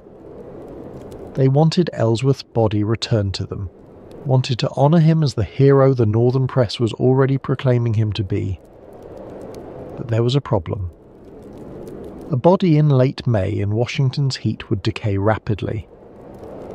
If Ellsworth was to lie in state, if he was to receive the honours befitting a martyred hero, something had to be done. Thomas Holmes saw his chance. Holmes had connections. Through Secretary of State William Seward, he gained access to the Lincoln White House on the day of Ellsworth's death. There he found the president in tears. Holmes made his offer. He could preserve Ellsworth's body. He could make it possible for the colonel to lie in state, to be viewed by thousands, to be sent home to his family in New York looking not like a corpse but like a man asleep. The process was called embalming. It was safe. It was effective. And Holmes would do it at no charge. Lincoln knew nothing about embalming, but he knew grief, and he knew that Ellsworth deserved better than a hasty burial in the Virginia heat. He agreed. What Holmes did next was a demonstration of his art. Using his proprietary embalming fluid, injected through the arteries, replacing the blood, saturating the tissues, he preserved Ellsworth's body so thoroughly that even close inspection revealed no sign of decay. The colonel's features were peaceful. His skin retained its colour. He looked, as Mary Lincoln would later whisper, like he was asleep. Ellsworth's body lay in state in the White House, the first time a private citizen had been so honoured. Thousands came to pay respects. Then the body was transported to New York City, where it lay in state at City Hall. More thousands came. Finally, Ellsworth was buried in his hometown of Mechanicville, New York. The entire process took more than a week. Without embalming, it would have been impossible. The Lincolns remembered. Less than a year later, when their 11-year-old son Willie fell ill with typhoid fever, probably contracted from contaminated water piped into the White House from the Potomac River, they watched helplessly as he weakened. On February 20th, 1862, Willie died. Mary Lincoln collapsed. She took to her bed and did not emerge for weeks. She never entered the green room again, the room where Willie had been embalmed. She never entered the Prince of Wales room where he had died. The grief would shadow her for the rest of her life. But even in the depths of her anguish, she knew what she wanted for her son. She wanted him preserved, as Ellsworth had been preserved. She wanted to be able to look at his face, to kiss his forehead, to pretend for just a moment that he might wake. Willie Lincoln was embalmed. His body was placed in a temporary vault in Georgetown's Oak Hill Cemetery. And Abraham Lincoln, president of a nation at war, found time to visit that vault again and again, to sit with his son's body, to weep alone. What Holmes had demonstrated with Ellsworth and Willie Lincoln, other men now sought to replicate on an industrial scale. As the war intensified, as battles claimed thousands of lives in single days, embalmers followed the armies like camp followers of a particularly macabre sort. They pitched tents near battlefields. They set up shop in abandoned barns and farmhouses. They posted signs advertising their services: bodies embalmed here, or embalming surgeon, satisfaction guaranteed. Some of these men had medical training. Others had worked as druggists or chemists. Still others were simply opportunists who had learned the basics of arterial injection and saw a chance to profit. The war created a seller's market. Demand was limitless. Families would pay almost anything to have their sons, husbands, and brothers returned to them. The embalmers developed elaborate marketing strategies. They printed business cards and distributed them to soldiers before battles. They offered prepayment plans. A soldier could pay in advance for his own embalming, ensuring that if the worst happened, his body would be preserved and sent home. This was both practical and deeply unsettling. Young men were being asked to plan for their own deaths, to make financial arrangements for the disposition of corpses they still inhabited. The process itself was crude by later standards. A battlefield embalmer worked on a table made from a door balanced on two barrels. He made an incision in the neck or thigh to access a major artery. The carotid or the femoral were preferred. He inserted a tube and pumped in his embalming fluid, usually a mixture containing arsenic, zinc chloride, or mercuric compounds dissolved in water and alcohol. The fluid replaced the blood, saturated the tissues, killed the bacteria that caused decay. The work was messy, malodorous, and dangerous. Blood had to be drained as the embalming fluid was pumped in. The gases of early decomposition had to be released. The cavity, the chest and abdomen, had to be treated separately, aspirated and filled with additional preservatives. All of this happened in field conditions, often within earshot of ongoing combat. The results varied enormously. Some embalmers were skilled, others were barely competent. Some used quality chemicals in proper concentrations, others diluted their mixtures to save money. Some took care with cosmetics and presentation, others delivered bodies that were preserved but barely presentable. But even a mediocre embalming job could preserve a body long enough to survive a railroad journey of several days, and for desperate families, that was enough. The prices were steep. Homes charged $100 per body, roughly $3,000 in today's money, or several months' wages for an ordinary worker. Other embalmers charged similar rates, sometimes more for officers or for expedited service. This meant that embalming was primarily an option for officers and wealthy families. The common soldier, if he died far from home, was likely to be buried where he fell, in a hasty grave on the battlefield, or in a mass trench with dozens of his comrades. The inequality was stark. A wealthy family in Boston could have their captain's son embalmed, dressed in his finest uniform, shipped home by rail, and buried in the family plot.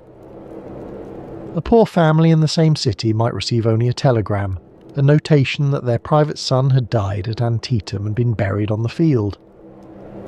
There would be no body to mourn over, no face to see one last time, no grave to visit. The war's death toll was democratic. Bullets did not discriminate by class, but the disposition of the dead very much was not. The numbers were staggering. Over the course of the war, approximately 40,000 bodies were embalmed, a tiny fraction of the 620,000 dead, but still an enormous number by any previous standard. Holmes alone claimed to have embalmed 4,000 men. He sold his embalming fluid to other practitioners at $3 per gallon. he made a fortune. Not everyone approved. The embalmers who followed the armies were widely seen as vultures, profiting from grief. They swarmed around camps after battles, soliciting business from shell-shocked survivors. They offered soldiers the chance to prepay for their own embalming, a morbid transaction that commanders feared was destroying morale. How could a man fight bravely if he was contemplating in advance the disposition of his own corpse? There were other concerns. Some embalmers were accused of price gouging, charging desperate families exorbitant fees in the aftermath of battle when alternatives were non-existent. Others were accused of shoddy work, taking payment and then delivering poorly preserved bodies that deteriorated before reaching their destinations. The industry was entirely unregulated. Anyone could call himself an embalming surgeon. There were no standards, no licenses, no accountability. In January 1865, General Ulysses Grant had had enough.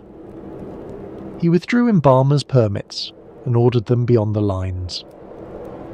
The embalmers protested, but Grant was adamant. The demoralizing effect on troops, he believed, outweighed whatever comfort the families might derive. 2 months later, the War Department issued General Order No. 39. This order required that any embalmer operating near military installations be licensed and supervised. It was the first attempt at regulation, a recognition that the trade had grown too large and too important to remain entirely uncontrolled. But by then the essential transformation had occurred. Tens of thousands of families had experienced embalming. They had seen their loved ones return to them looking peaceful, preserved, almost alive. They had learned that death need not mean immediate burial, that a body could travel hundreds of miles, that a son who died in Virginia could be buried in Massachusetts. When the war ended, these families would remember. And the men who'd learned the trade on battlefields would return to civilian life looking for new customers. Time Sanatoriums. To understand what the embalmers were actually doing, we must briefly consider the chemistry involved. When a person dies, the body immediately begins to break down. Bacteria that normally live in the gut, kept in check by the immune system, begin to multiply unchecked. They digest the tissues from the inside out, producing gases that cause bloating and compounds that cause the characteristic smell of decay. Within hours in warm weather, a body becomes unrecognizable. Within days, it is unviewable. Embalming works by poisoning these bacteria. The chemicals used are, essentially, preservatives, the same class of substances used to prevent food from spoiling. Inject enough of them into the tissues and bacterial growth stops. Decay halts.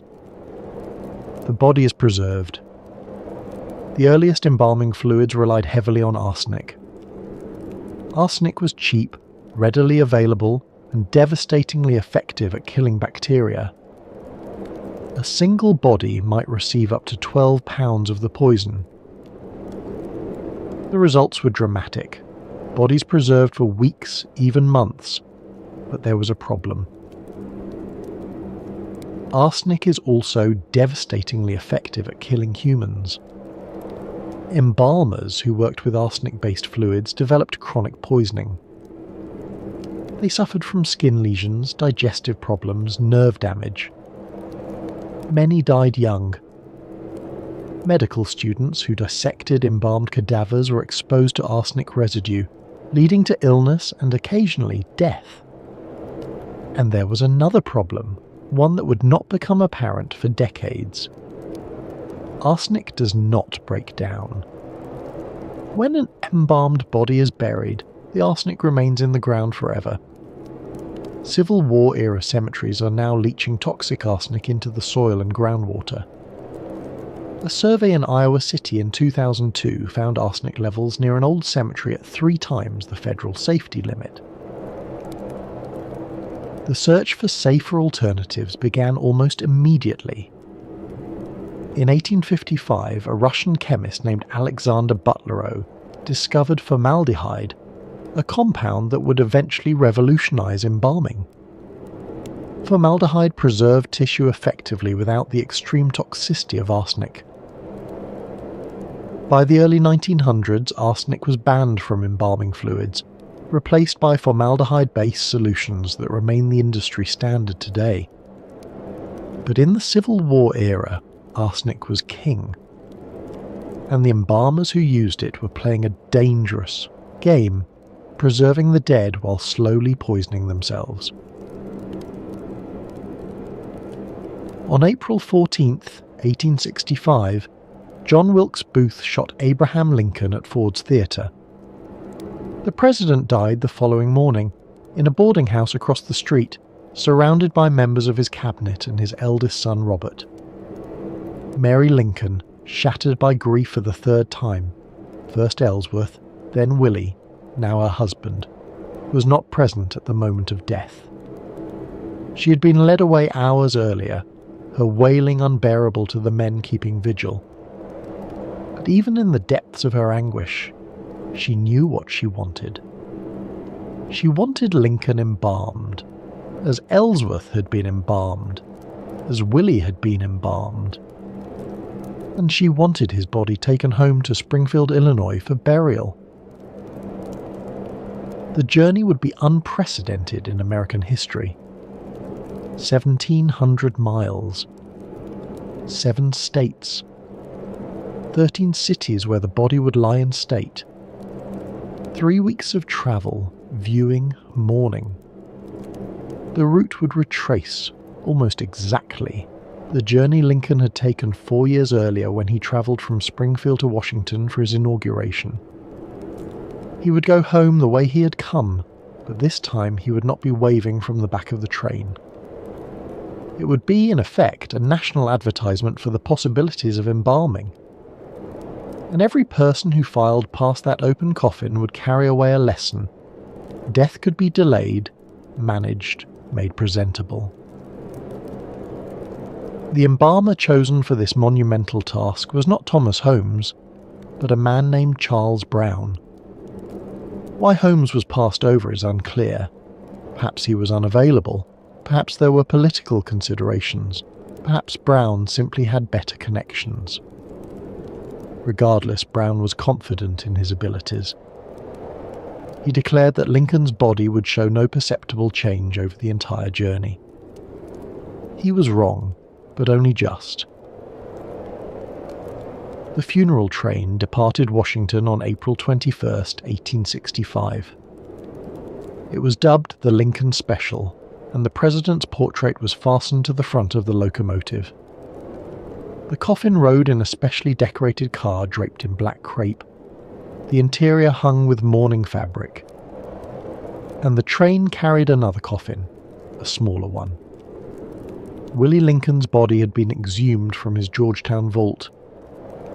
Father and son would make the journey home together, 3 years after Willie's death, reunited in the democracy of mortality. At every stop, enormous crowds gathered. In Baltimore, the city where Lincoln had slipped through in disguise 4 years earlier, fearing assassination, thousands now lined the streets to mourn him. In Philadelphia, over 100,000 people viewed the body in Independence Hall. In New York City, the procession stretched for miles, and the waiting time to view the coffin exceeded 5 hours. An estimated 1.5 million Americans viewed Lincoln's body directly, filing past the open coffin in city halls and state houses across the North. Another 7 million, nearly a quarter of the entire population, watched the funeral train pass through their communities. In an era before photography could capture moving images, this was how the nation said goodbye, by seeing the preserved body of their fallen president with their own eyes. 2 future presidents were among the mourners. In New York, 6-year-old Theodore Roosevelt watched from a window as the procession passed below. In Buffalo, 28-year-old Grover Cleveland stood in the crowd. By the time the train reached the western states, there were signs of deterioration. Lincoln's face had darkened. The features had begun to change. The swelling that is natural to death had progressed despite Brown's best efforts. At each stop, the embalmer did what he could, applying chalk-based makeup to lighten the skin, adjusting the features, masking with flowers and perfume. But nature was winning its slow victory. 3 weeks was a long time, even for the best embalming of the era. Still, the body remained viewable, recognizable, dignified, and that was remarkable enough. On May 4th, 1865, Lincoln's body finally reached Springfield. He was buried in Oak Ridge Cemetery, where Willie was laid to rest beside him. The journey was over. The nation had said goodbye. But the story does not quite end there. Decades later, in 1901, Lincoln's body was exhumed for reinterment in a more secure tomb.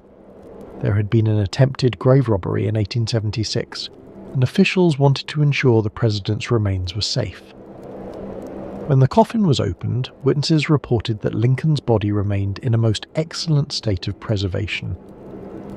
The embalming had held for 36 years. Charles Brown's work had stood the test of time. Lincoln's funeral. Train accomplished something no advertising campaign could have achieved. It showed millions of Americans what embalming could do. It demonstrated that death could be delayed, that bodies could be transported, that families separated by hundreds of miles need not be separated from their dead.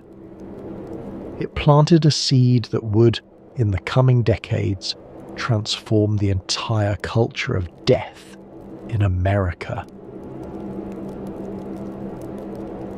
When the Civil War ended, thousands of men who had learned embalming on battlefields returned to civilian life. Some went back to their previous trades: carpentry, medicine, general labour. The war had interrupted their lives, and they wanted nothing more than to resume them.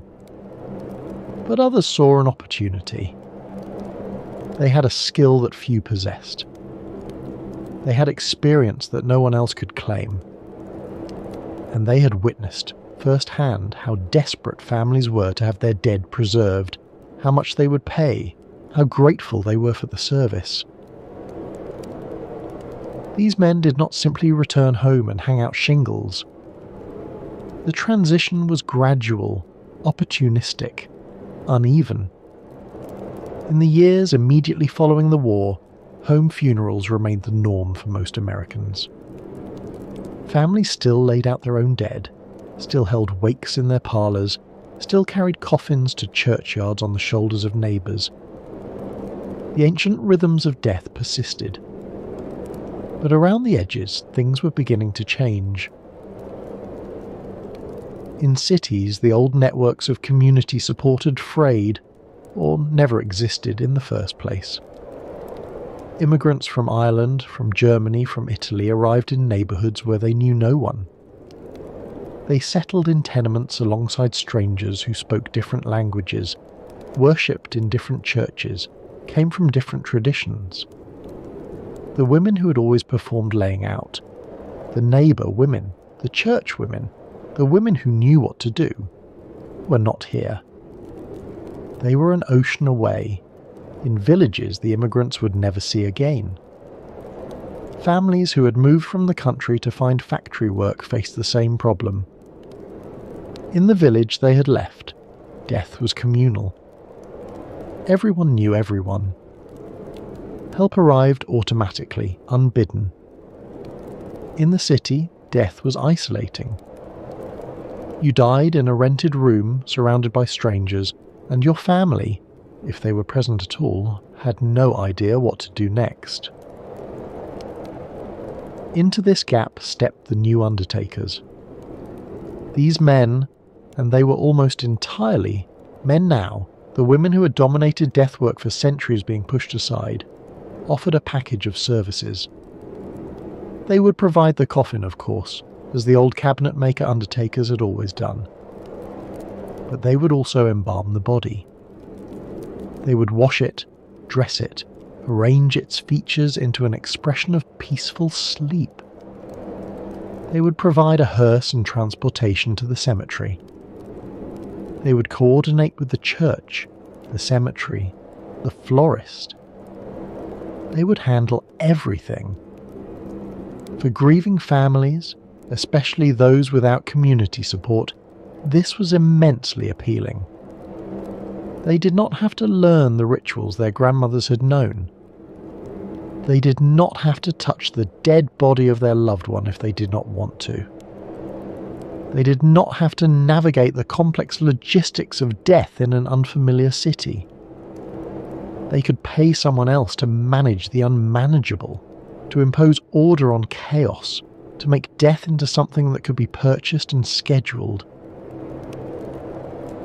And so, gradually, death began to professionalise. The undertaker was no longer just a coffin maker. He was becoming something new, a death specialist, a grief manager, a professional handler of the transition from life to burial. He acquired new equipment, embalming tables with drainage channels, hand pumps and later electric pumps for arterial injection, a growing arsenal of chemicals and cosmetics.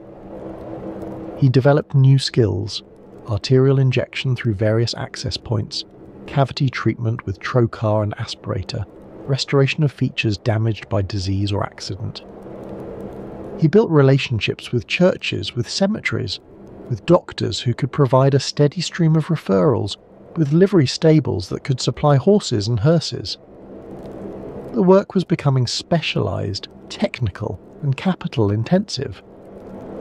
A man could not simply decide one day to become an undertaker. He needed equipment. He needed training. He needed a facility, a place to embalm, a place to display coffins, a place for families to gather. By the 1870s and 80s, a new kind of business was emerging. Not just coffin shops, but funeral establishments, places where all the services of death could be obtained under one roof. The undertaker was becoming the funeral director, a title that emphasised coordination and management rather than the manual labour of coffin building or the unsettling work of handling corpses. If we had to pick a single year when the professionalisation of death crystallised, it would be 1882. In that year, 3 things happened that would shape the funeral industry for generations to come.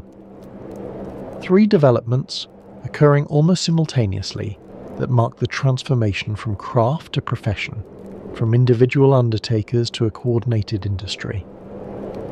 That these 3 things happened in the same year was not coincidence. It was the culmination of trends that had been building for 2 decades, since the Civil War had demonstrated both the possibility and the demand for professional death care. The first was the founding of the Cincinnati School of Embalming. Joseph Henry Clark was a casket salesman for the Whitewater Valley Coffin Company. He travelled the roads of Ohio and Indiana, visiting undertakers in small towns and cities, taking orders for wooden coffins and metal burial cases. In his travels, he became increasingly aware of a problem. Embalmers had no standardised training. Some were skilled practitioners who had learned their craft on Civil War battlefields or in medical schools.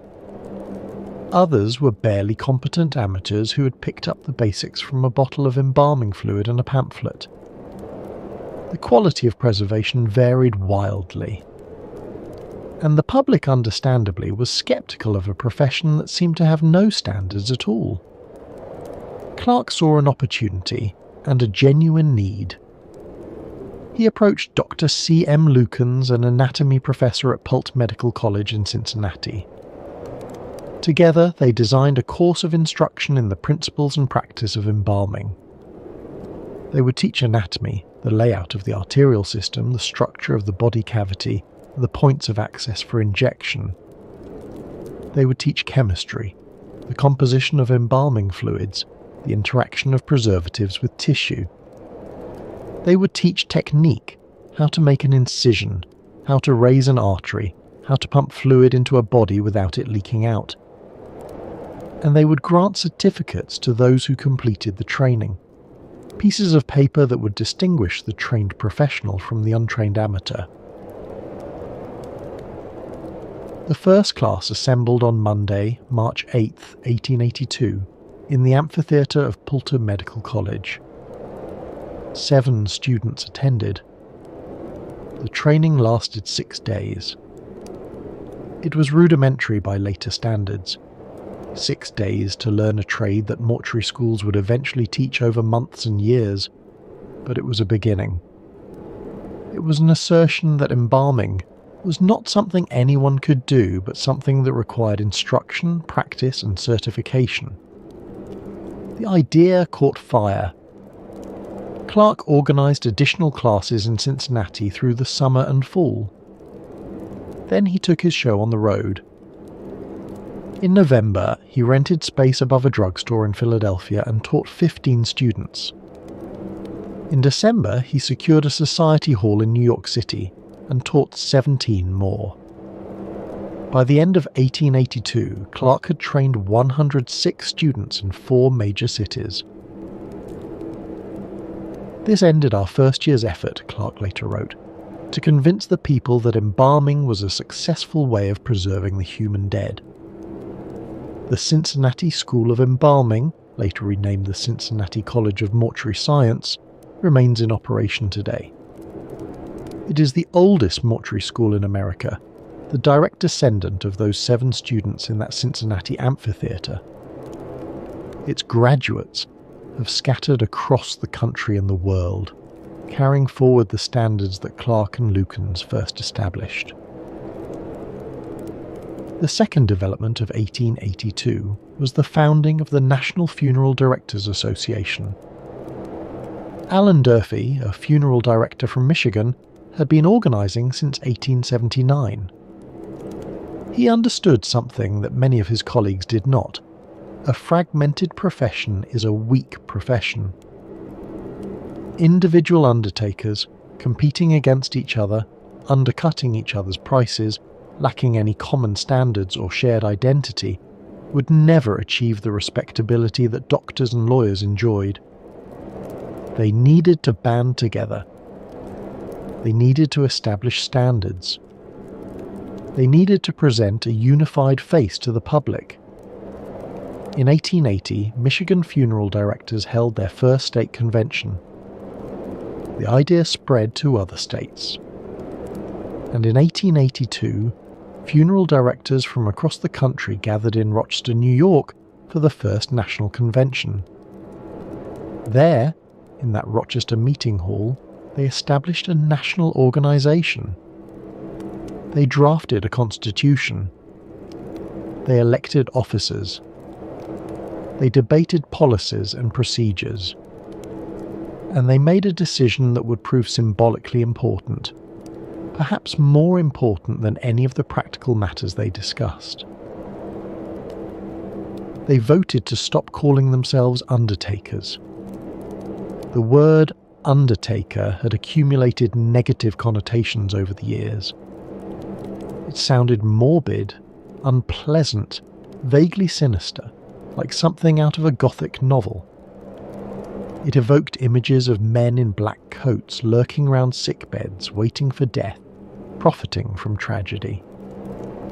The assembled professionals wanted something more dignified, more respectable, more suited to the elevated status they were claiming for themselves. They chose funeral director, a title that emphasized management and coordination, rather than the grim business of handling corpses. A funeral director sounded like someone who organized events, who coordinated complex logistics, who provided a service rather than performing a distasteful task. It was a title that could be spoken in polite company without causing discomfort. The rebranding was intentional and deliberate. It was part of a broader effort to elevate the status of the profession, to move it away from its origins in carpentry and battlefield medicine towards something approaching the prestige of doctors and lawyers. If you called yourself a professional, you needed to look like a professional, act like a professional, and speak like a professional. Undertaker did not fit that image. Funeral director did. 13 years later, in 1895, the trade magazine The Embalmer's Monthly would hold a contest to find yet another name, one even further removed from death. The winning entry was mortician, deliberately echoing the respectability of physician. Just as a physician dealt with the body's ailments, a mortician would deal with the body's final disposition. The parallel was flattering, but funeral director had already taken hold, and it remains the standard term today. As undertakers became funeral directors, they needed new spaces to work. The old model, building coffins in a carpentry shop, embalming bodies in the family home, was no longer adequate. Funeral directors needed dedicated facilities. They needed embalming rooms with proper drainage. They needed display areas for coffins. They needed spaces where families could gather. And so the funeral parlour was born. The name was deliberate. Just as families had laid out their dead in the parlour at home, funeral directors would offer a parlour in their establishments. The room would be decorated to feel domestic. Comfortable furniture, softer lighting, flowers, all the accoutrements of the Victorian home. Families could come to this parlour to view their dead, to receive visitors, to hold the wake that had once happened, in their own front room. The transition happened gradually. Through the 1880s and 90s, funerals might take place at home or at the funeral parlour, depending on the family's preference and circumstances. But the trend was clear. More and more families were choosing to hand over the work of death to professionals. There were several reasons for this shift. First, embalming itself required specialised equipment that most homes did not have. The embalming table, the pump, the chemicals, the drainage. All of this worked better in a dedicated facility than in a family kitchen. Second, urbanisation had crowded families into smaller living spaces. A tenement apartment did not have a parlour. It barely had room for the living, let alone the dead. Third, attitudes were changing. The Victorian intimacy with death, the willingness to wash the body, to sit with it for days, to let children kiss the cold forehead, was giving way to a new sensibility. Death was becoming something to be managed at a distance, by professionals, rather than confronted directly. And fourth, there was tuberculosis. The fear of contagion from the bodies of those who had died of infectious disease made families hesitant to bring corpses into their homes. A funeral director's establishment, with its embalming and disinfection, seemed safer.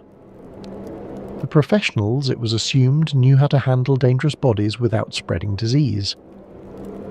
By the turn of the 20th century, the transformation was nearly complete. Most urban funerals took place in funeral parlours rather than family homes.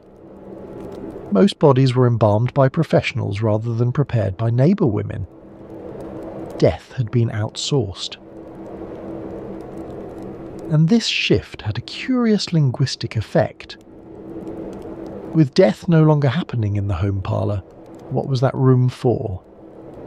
Its original purpose, the formal reception of guests, the laying out of the dead, had been taken over by the funeral establishment. The parlour sat empty, unused, a room without a function. In 1910, Edward Bock, editor of the Ladies' Home Journal, proposed a solution. He suggested renaming the parlour the living room, a name that emphasised life rather than death, activity rather than stillness. The old parlour, he argued, had become dark, gloomy and oppressive in the popular imagination. It was time to reclaim it. The Yit new name caught on immediately. Within a generation, parlour had become old-fashioned, a word your grandmother might use. Living room was modern, cheerful, forward-looking. The dead had been evicted from the house. The living room was for the living. In the transformation we have been tracing, something was lost. The women who had prepared the dead for generations, the layers out, the watchers, the midwives who ushered souls out of the world as well as into it, found their work taken over by men with embalming certificates and business cards. This displacement happened for many reasons. Embalming itself was part of it. The new chemical preservation techniques required equipment and training that the traditional layers out did not possess. They knew how to wash and dress a body, how to arrange features, how to keep vigil. They did not know how to inject arterial fluid or treat a body cavity. But there was also a social shift at work. The professionalisation of death was part of a broader 19th century trend that separated professional work from domestic work. Medicine was professionalising, pushing midwives aside in favour of male obstetricians. Law was professionalising, creating bar associations and licensing requirements. And death was professionalising, replacing the informal networks of neighbour women with formal businesses run by men. The rhetoric of professionalisation emphasised expertise, training, scientific knowledge. The traditional death workers, with their handed-down wisdom and their half-crown fees, were reframed as amateurs, inadequate to the challenges of modern death. Never mind that they had successfully prepared bodies for centuries. The new funeral directors had certificates. There was also money involved. A layer out charging half a crown was not building a business. A funeral director offering a full package of services, embalming, coffin, transport, parlour facilities, could charge substantially more. Death was becoming an industry, and industries require capital, equipment, and margins.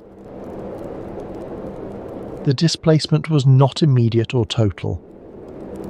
In rural areas, traditional practices persisted well into the 20th century. Some families continued to prefer home funerals, continued to prepare their own dead, continued to rely on the women who knew what to do. Even today, home funerals are legal in most states, though few families choose them. But in the cities, where the future was being made, the layers out faded from view. Their names disappeared from city directories. Their knowledge ceased to be passed down. Within a generation or two, most Americans had no idea that families had ever prepared their own dead. What was lost was not just work.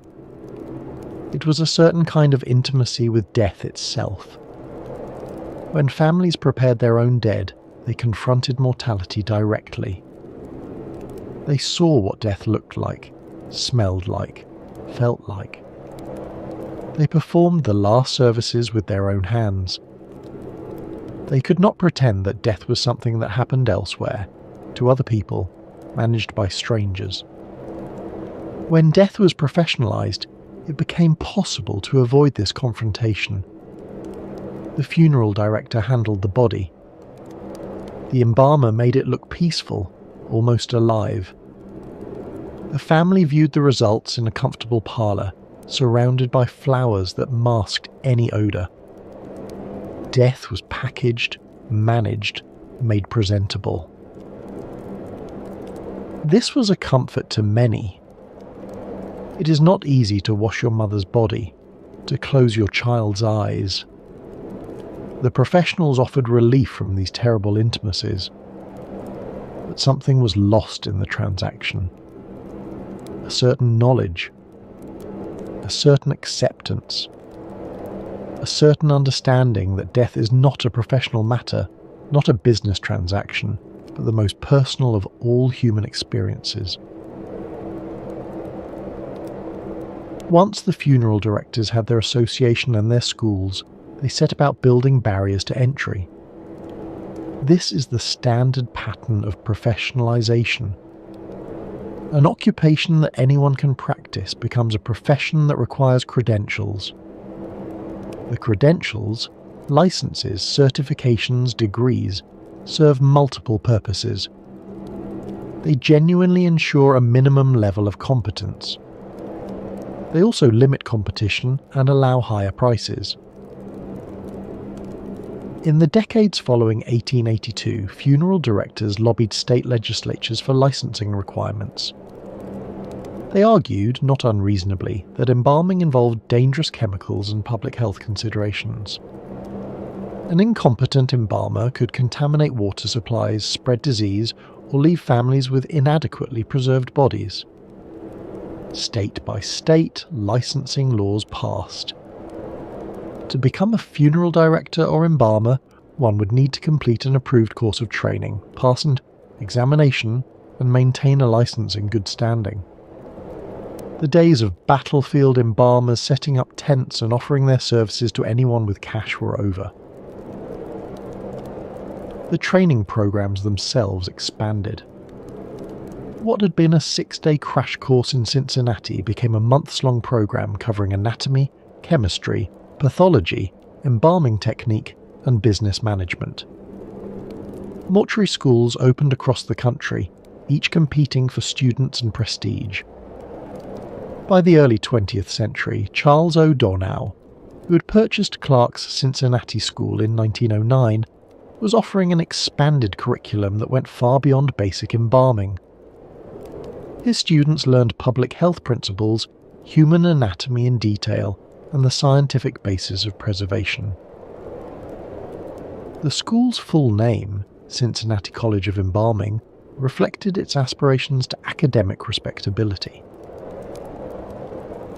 All of this professionalization came at a cost, passed on, inevitably, to the families purchasing funeral services. Where a simple home funeral with a pine coffin and a layer-out might have cost a few dollars, a professional funeral with embalming, a polished casket and parlour facilities could cost a working family's entire savings. Yet families paid. They paid because they believed the professionals offered something they could not provide for themselves. They paid because a respectable funeral had become a marker of social standing. They paid because they no longer knew how to do it any other way. And what of Thomas Holmes, the man who had started it all? After the Civil War, Holmes retired to Brooklyn. He had made his fortune, 4,000 bodies at $100 each, plus sales of embalming fluid at $3 per gallon to the growing army of embalmers who had learned from his example. By any measure, he had succeeded. He had transformed a fringe practice into a mainstream industry. He was ready to step back from the embalming table. But he could not entirely let go of his life's work. Holmes's Brooklyn home became a kind of macabre museum.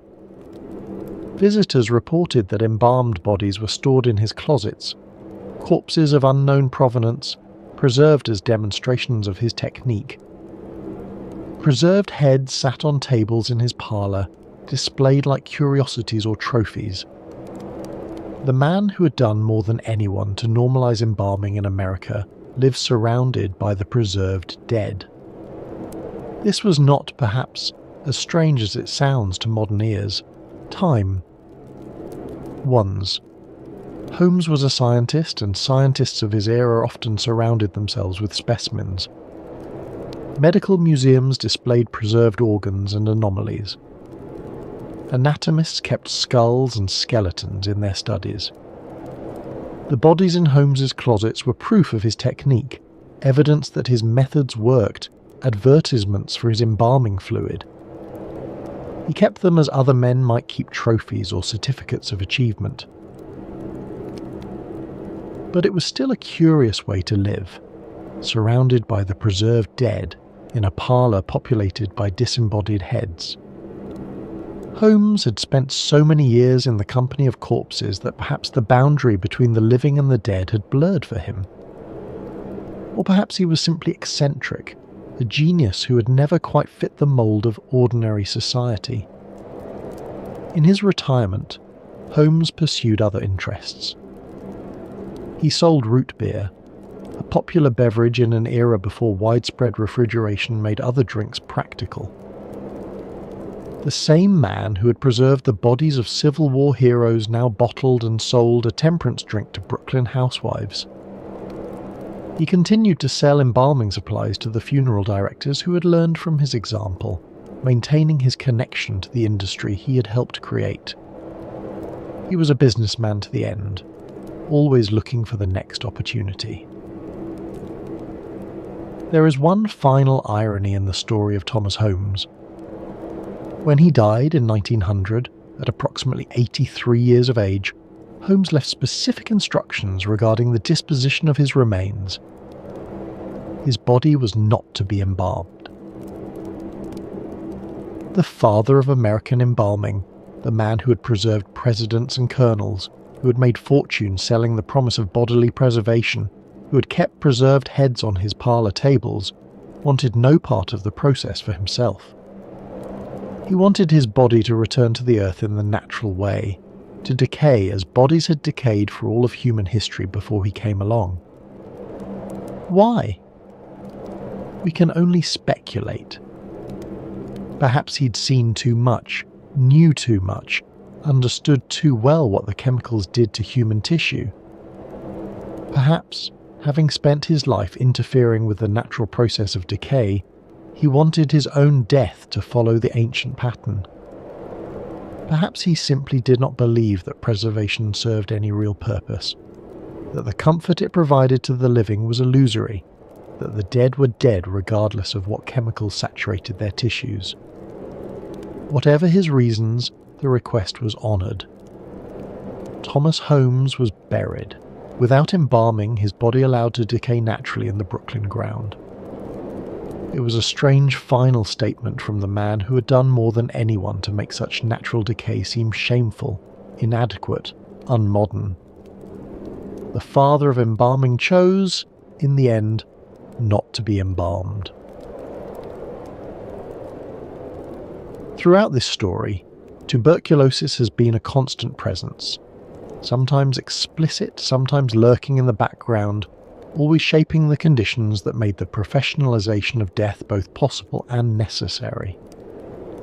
It was tuberculosis that sent patients to die in distant sanatoriums, far from their families, creating the urgent need to transport bodies home across hundreds or thousands of miles. A mother in Boston whose son died at Saranac Lake in the Adirondacks needed embalming. A husband in Philadelphia whose wife died seeking the cure in Colorado needed embalming. Without preservation, these bodies would decay before they could reach home. Without embalming, the railroads would not transport them. Without professional undertakers who knew the process, families would be helpless. It was tuberculosis that drove the great health migration to the American West, filling Denver and Colorado Springs and Tucson with consumptives who would never return to their eastern homes alive. By 1890, more than a third of Colorado Springs' population had come seeking healthier air. Many recovered. Many more did not. When they died, their families faced a terrible choice: bury them in unfamiliar ground, far from ancestral plots, or pay to have them embalmed and shipped home. And it was the sheer scale of tuberculosis mortality, 1 in 4 people in the 19th century, an unrelenting drumbeat of death that touched every family, every community, every social class, that overwhelmed traditional community-based death practices. When death was rare, families could muddle through. when death was constant, when the laying out women were themselves dying, when communities were too fractured and mobile to sustain the old networks of mutual aid, something had to fill the gap. And it was fear of tuberculosis, fear of contagion, fear of the mysterious process by which the disease spread from person to person, that helped drive families to accept professional funeral services. Tuberculosis was known to be contagious, though the mechanism was not fully understood until Robert Koch identified the tubercle bacillus in 1882, the same year, not coincidentally, that funeral directing professionalised, that the first embalming school opened, that the National Funeral Directors Association formed. The timing was not accidental. The scientific discovery that tuberculosis was caused by a specific germ heightened anxieties about handling the bodies of the dead. Families were afraid. They worried about catching the disease from their dead relatives. They wondered whether washing and dressing a consumptive's body might expose them to infection. The intimate contact that the layers out had always practiced, the washing of the body, the dressing of wounds, the closeness of the work, now seemed dangerous. The funeral directors offered reassurance. They promised to handle the body safely, with professional detachment and proper precautions. They claimed that embalming disinfected as well as preserved, that the chemicals killed any lingering bacteria, that the body they returned for viewing was safe to be near. Whether this was scientifically accurate is debatable. Modern research shows that tuberculosis bacteria can survive in embalmed tissue for weeks, and that embalmers themselves face significant occupational risk, but it was psychologically comforting. Families could believe they were protecting themselves by hiring professionals. They could maintain a safe distance from the contaminated dead. There is another way tuberculosis shaped the funeral industry, a subtler influence, operating through aesthetics rather than fear. The disease had a peculiar beauty. Its victims, in the final stages, often retained a certain ethereal quality, pale, thin, translucent, as though they were already half departed from the physical world. This consumptive look had been romanticised throughout the 19th century. Poets and painters celebrated the beautiful death of the consumptive. The dying heroine of La Bohème, the pale heroines of Gothic novels, the consumptive artists whose genius seemed to burn brighter as their bodies failed. These were cultural archetypes of the beautiful death. When funeral directors prepared bodies for viewing, they drew on this aesthetic tradition. They used cosmetics to create a peaceful, sleeping appearance. The pale face, the closed eyes, the serene expression. They arranged features to suggest serenity rather than suffering. They made the dead look, as Mary Lincoln had said of Ellsworth, like they were merely asleep and might wake at any moment. This artifice, making death look peaceful, beautiful, almost like life, became central to the American funeral tradition. It persists today in the language of viewing and visitation, in the expectation that the body will be displayed in an open casket, looking its best. We want our dead to look like they're sleeping. We inherited this desire in part from the aesthetics of tuberculosis, from the beautiful death of the consumptive, translated into cosmetic practice by generations of funeral directors. By the early 20th century, the transformation was essentially complete. Death had become a profession. It had schools that trained practitioners and associations that represented their interests. It had licensing requirements that barred the untrained from practice and ethical codes that governed professional conduct. It had dedicated facilities, funeral homes, no longer called parlours, that name having passed out of fashion, where all the services of death could be purchased in a single transaction from a single provider. The industry grew rapidly in the early decades of the 20th century. Every city, every town of any size had its funeral home, often multiple funeral homes competing for business.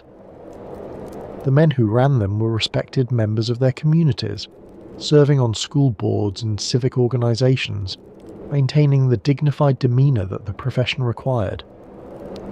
They were often the first call when someone died, before the doctor, before the minister, before anyone else. The home funeral, once universal, became rare, and then almost vanished entirely.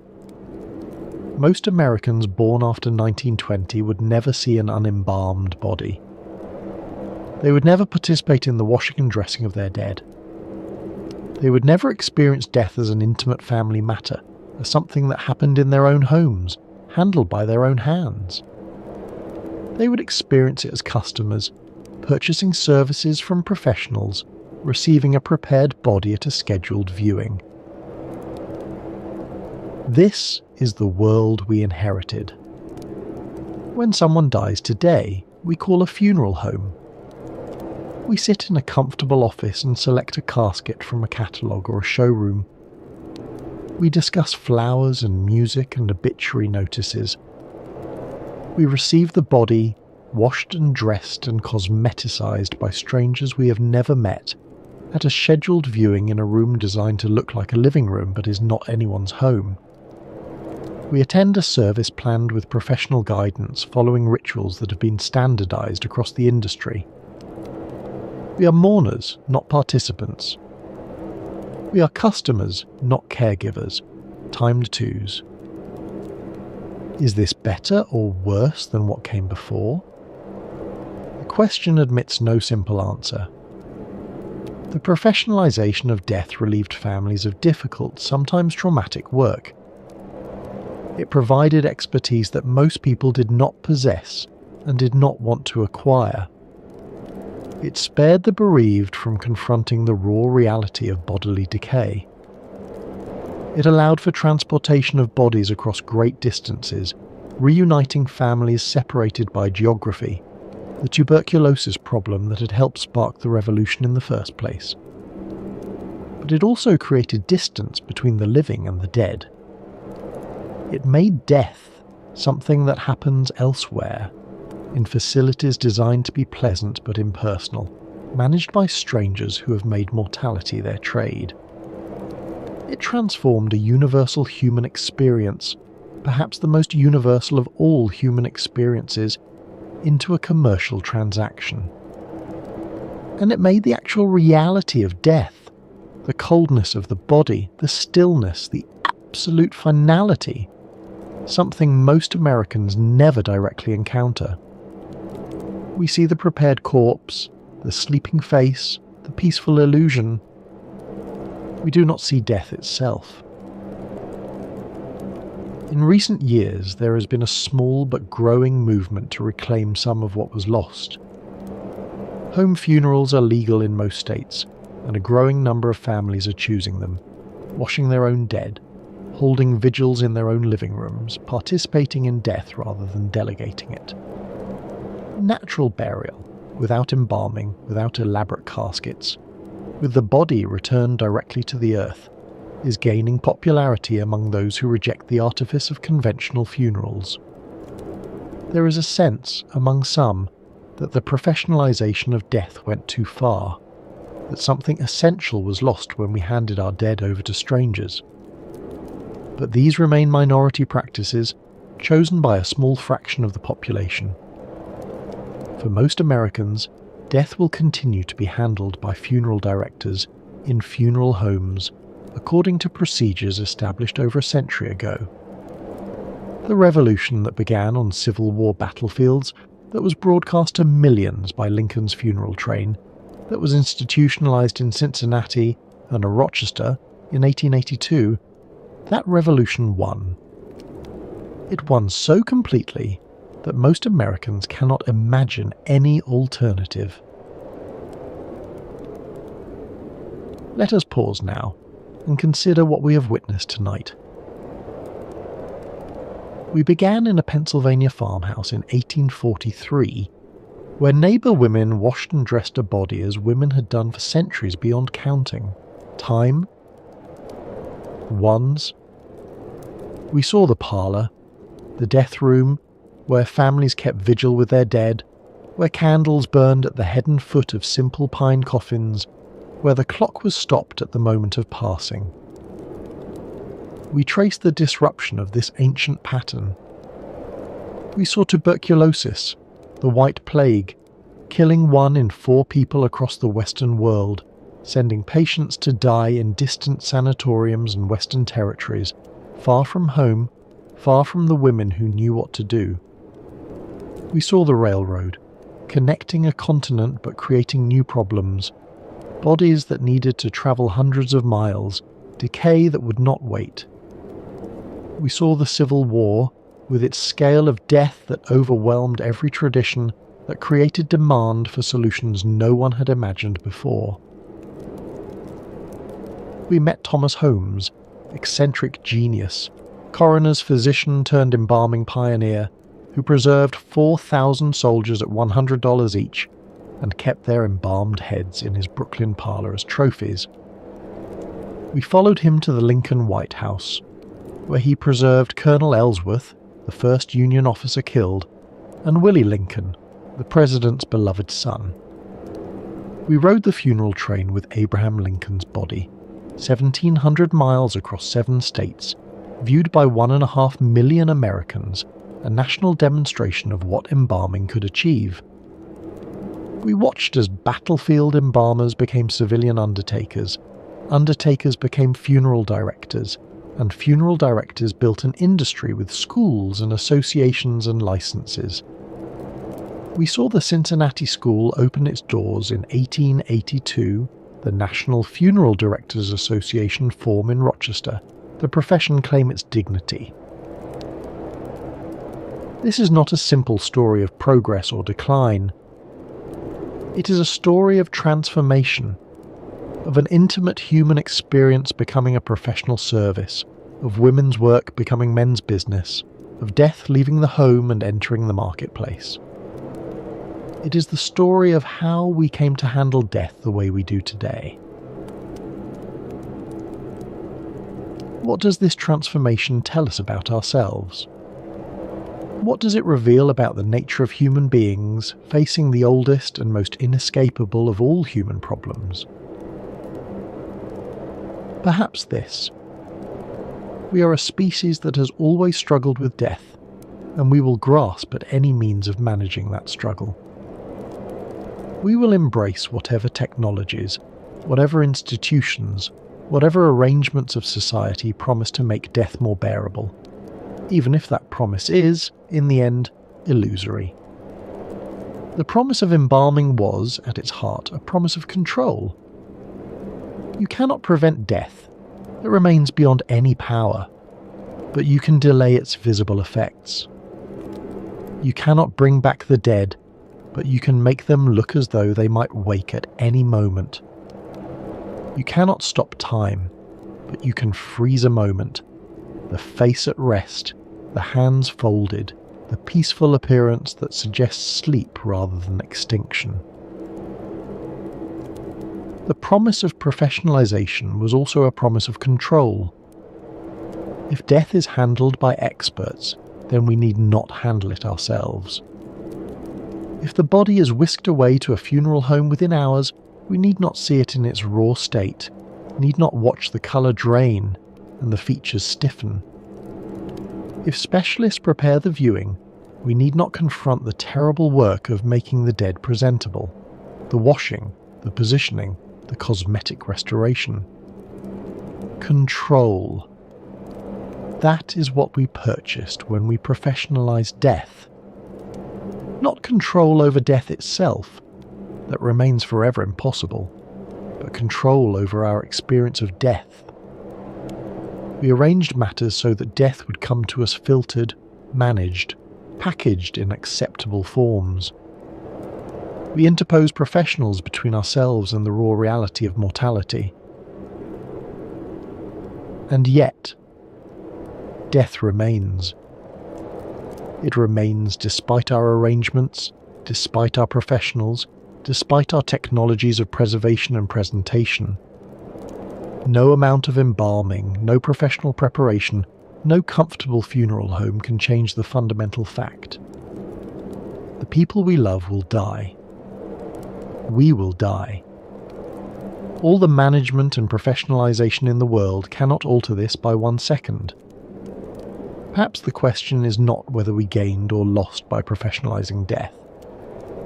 Perhaps the question is what we do with whatever intimacy with death we can still find, how we face the reality that no professional, however skilled, can face for us. What do we carry forward from this history? What echoes of these transformations still sound in our lives today? We carry the living room, the space that was once the death room, now renamed and reclaimed for life. Every time we gather in that room to watch television or entertain friends, we inhabit a space that was once defined by death, where our great-great-grandparents kept vigil over the bodies of their loved ones. The name changed in 1910. The space remains. We carry the expectation of the beautiful dead, the peaceful face, the serene expression, the appearance of sleep that suggests the deceased might wake at any moment. This aesthetic, born in the romanticization of tuberculosis and perfected by generations of embalmers and funeral directors, shapes what we expect to see when we view a body. We would be disturbed to see death as it actually looks. The pallor, the sunkenness, the absolute stillness. We want the illusion. We carry the funeral industry itself, a multi-billion-dollar business that handles nearly 3 million deaths per year in America alone, employing tens of thousands of funeral directors and embalmers, operating tens of thousands of funeral homes in every city and town across the country. The Cincinnati School, the NFDA, the professionalization of death. These have become permanent features of our world, as established and as taken for granted as the medical profession or the legal profession. And we carry the loss of something older. The knowledge that families once possessed, how to prepare a body for burial, how to keep vigil through the night, how to confront death directly rather than through the mediation of professionals, has largely been forgotten. Most of us would not know how to lay out our own dead. Most of us will never try. The skills that were once passed from mother to daughter, from neighbour to neighbour, have been lost. This loss may be acceptable. Perhaps we prefer to have professionals handle death, just as we prefer to have professionals handle our plumbing and our taxes and our illnesses. There is no shame in specialization. Modern life is built on the division of labour, on the delegation of tasks we cannot or will not do ourselves. But there may be something valuable in remembering that it was not always so.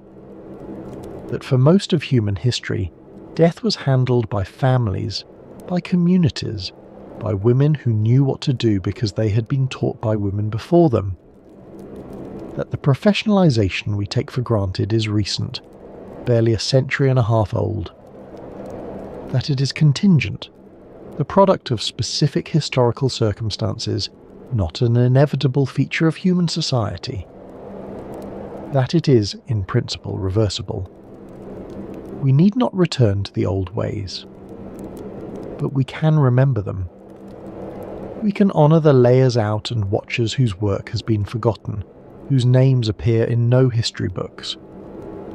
And we can ask ourselves, each time death comes into our lives, how much we wish to delegate, and how much we wish to do ourselves. Death comes to everyone. This we know. This is the one certainty in human life, the one fact that unites every person who has ever lived or ever will live. What we have traced tonight is how one society, in one era, chose to respond to that universal fact. How America moved from intimacy to distance, from participation to delegation, from community to commerce. How it transformed a family matter, handled by women in parlours, into a commercial service, handled by men in funeral homes. How it built an industry, a vast, sophisticated, profitable industry, on the unchangeable reality of mortality. Other societies have made other choices. Other cultures handle death in ways that would seem strange to us, and our ways would seem strange to them. Other eras will make choices we cannot imagine, will develop technologies and practices that would be as foreign to us as embalming would have been to our ancestors in that Pennsylvania farmhouse in 1843.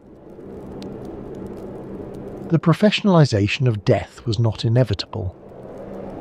It was a response to specific circumstances: the Civil War, tuberculosis, urbanization, the railroad. Different circumstances might have produced different outcomes. And circumstances are changing again. The next transformation is already underway. Cremation is rising. Now chosen by more than half of Americans, a complete reversal from a century ago. Natural burial is growing. Burial without embalming, without elaborate caskets, with the body returned directly to the earth. Some families are reclaiming home funerals, washing and dressing their own dead as their great-great-grandmothers did. The industry built by Thomas Holmes and Joseph Henry Clark and Alan Durfee is changing, as all industries must change when the world changes around them. What will remain constant is death itself, and the human need to make sense of it, to honour the dead, to find some way, any way, to say goodbye. Let us return one final time to that Pennsylvania farmhouse. The year is 1843. February. The cold has seeped into every corner of the house, and the fire in the hearth barely holds it at bay. In the parlour, candles burn at the head and foot of a simple pine coffin that the husband built with his own hands this morning, working through his grief with hammer and saw. The neighbour women have done their work and gone home. They washed the body with care and tenderness. They dressed it in the best dress, the one saved for just such an occasion. They arranged the features into peace. The community has come to pay respects, to sit with the living, to share food and memory.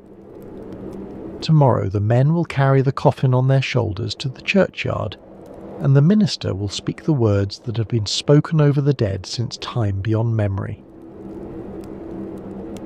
In this moment, death is intimate. It is handled by hands that knew the deceased in life, that held her hand, that braided her hair, that cared for her in sickness. It happens at home, in the same rooms where the family eats and sleeps and lives, where the children play and the fire burns. It is witnessed, not managed.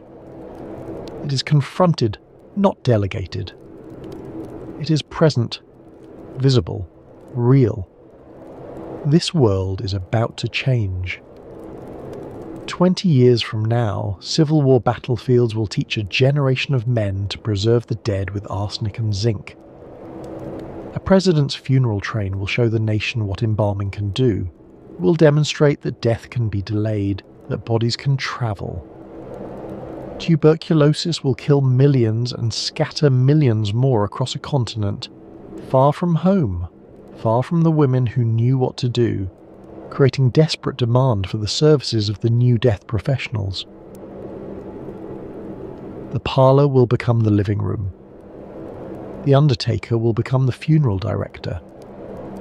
Death will leave the home, quietly, gradually, completely, and take up permanent residence in professional facilities handled by strangers who have made mortality their trade, who have certificates on their walls and chemicals in their tanks and showrooms full of caskets in every price range.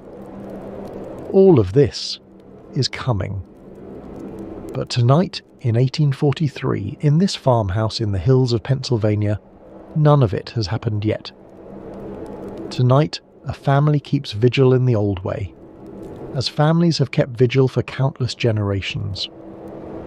Tonight, death is still a family matter. Tonight, the dead are still at home. And so, as the night deepens and the candles burn low, we leave that parlour behind. Its time is passing. The world is changing, shaped by war and disease and the relentless engine of professionalization. But the fact of death remains, as it remained for those neighbour women, as it remained for Thomas Holmes and his preserved heads, as it remained for Abraham Lincoln on his funeral train, as it remains for us tonight. We have travelled far tonight, from parlours to battlefields, from neighbour women with their basins and cloths to professional, embalmers with their pumps and chemicals, from a world where death was intimate and present, to a world where death is managed and distant. We have traced the arc of a transformation that shaped the world we live in, that made possible the funeral industry we now take for granted, that renamed the very rooms in our homes. Next time on the Sanatorium, we'll explore another corner of tuberculosis history, another way that this singular disease shaped the world we inherited. But that journey is for another night. For now, rest well.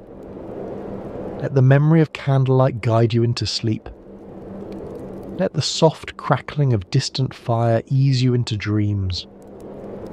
Let the knowledge that generations before us faced the same darkness, the same sorrow, the same mysteries of mortality. Let that knowledge offer some comfort. We are not alone in our mortality. We never have been.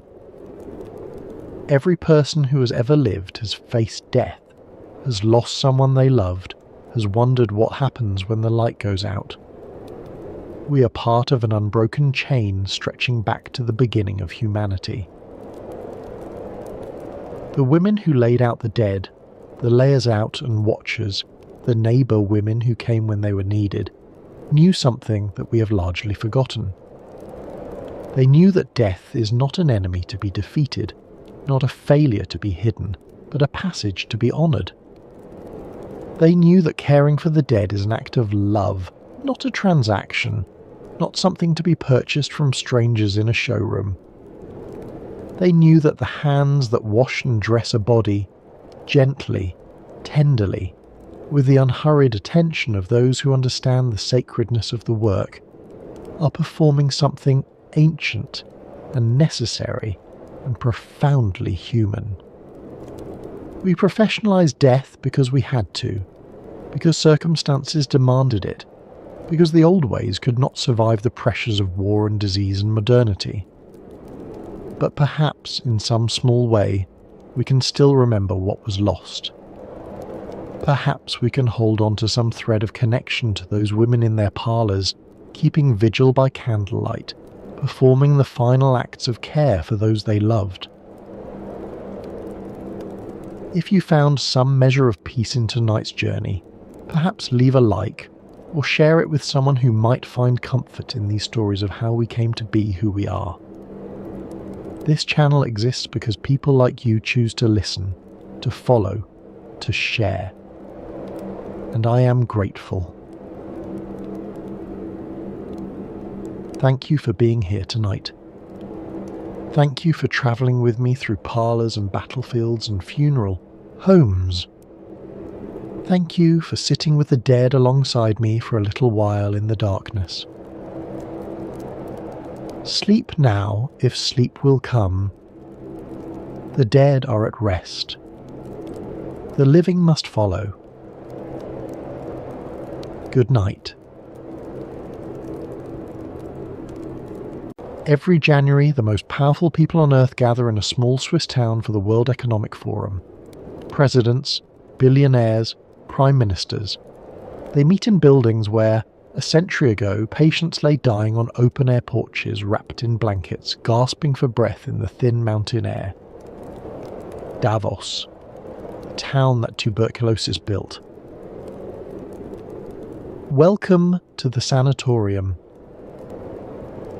Tonight, we're travelling to the Swiss Alps, to a valley nearly a mile above sea level, where the air is thin and cold and supposedly miraculous.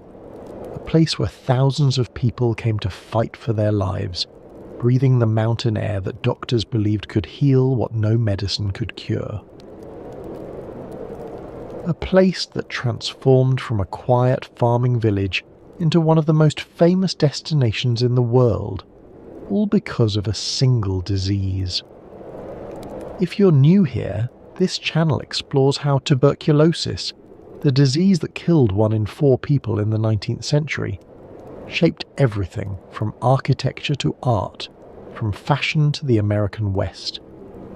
It is a disease that changed the way we build buildings, the way we think about health, the way we imagine what it means to be sick.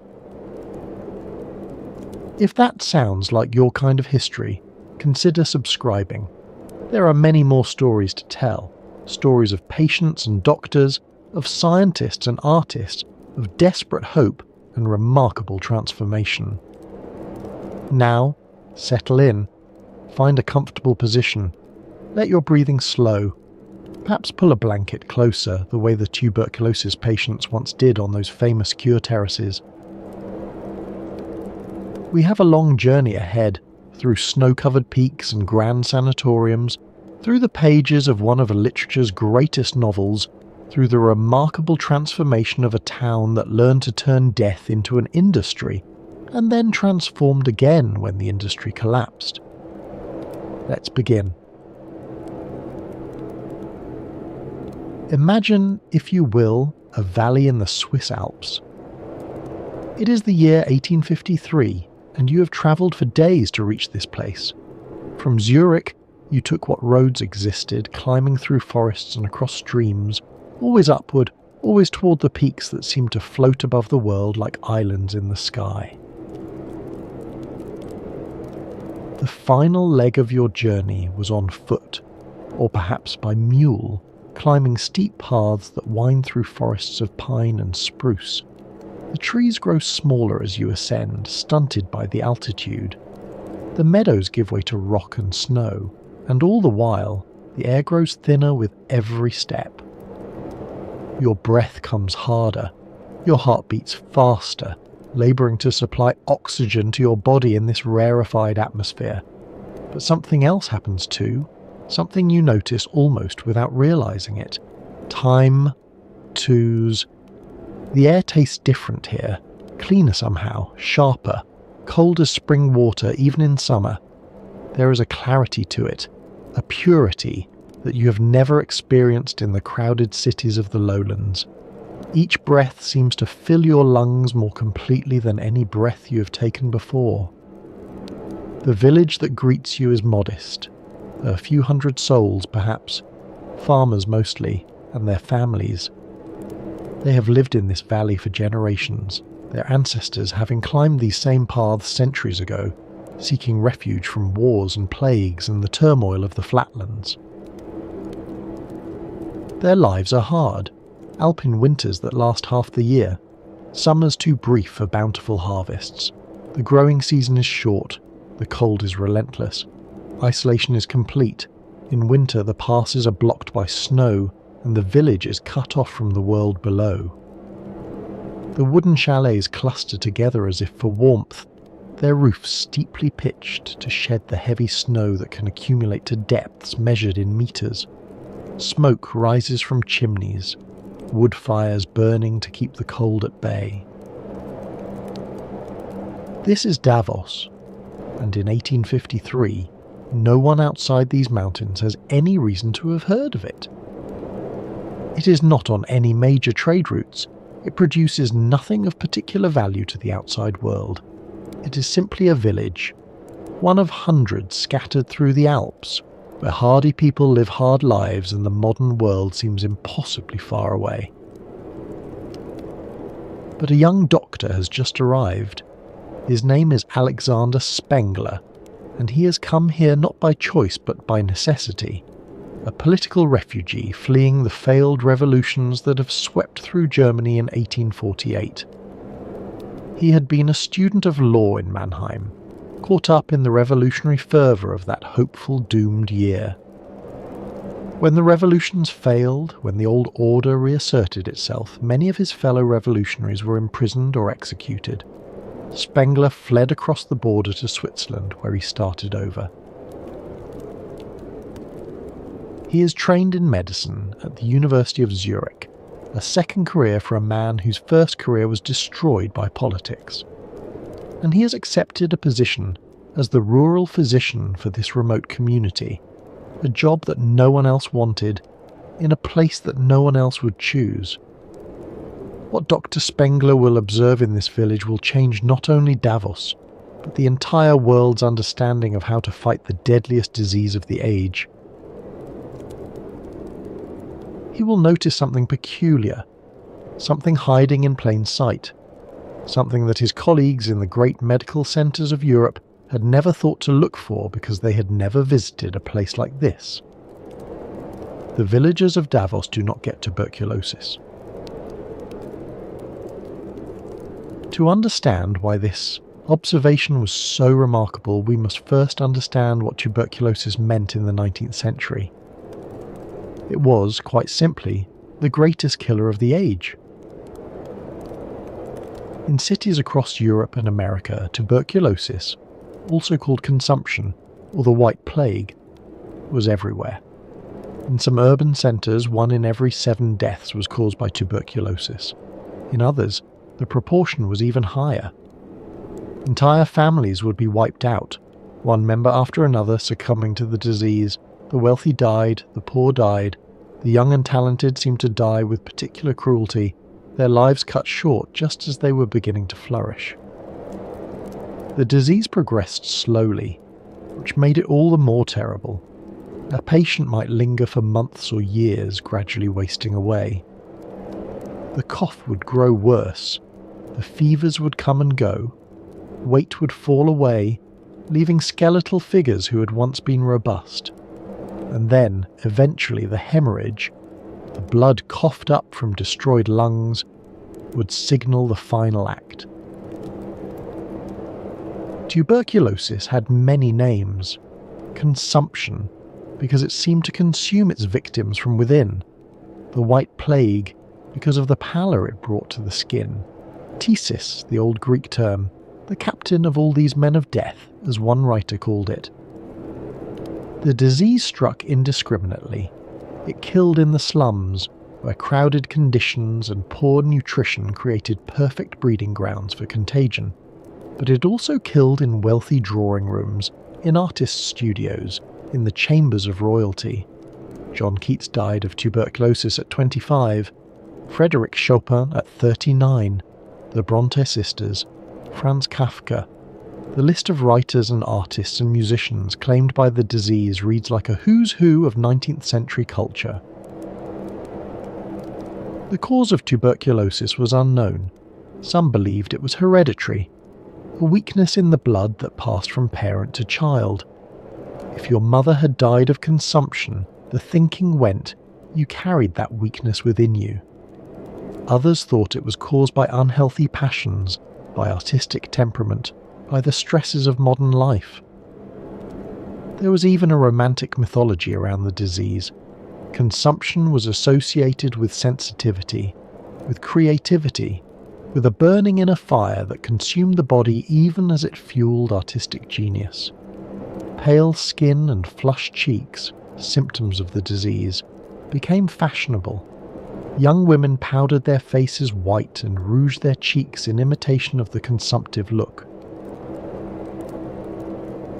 The idea that tuberculosis might be contagious, that it might be caused by something as mundane as a germ, would not be proven until 1882, when Robert Koch would announce his discovery of the tuberculosis bacillus.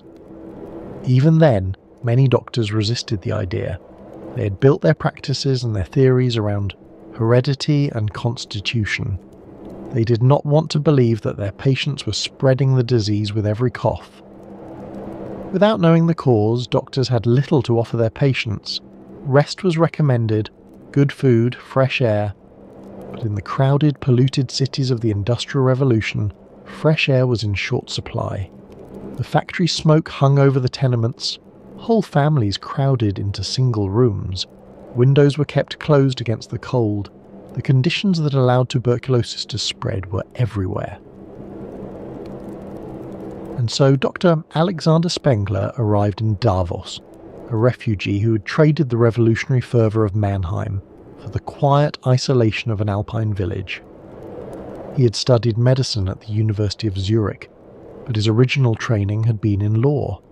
It was only after the failed revolution of 1848, when many who had participated were imprisoned or exiled, that he turned to medicine as a new career. Perhaps this background in law helped him.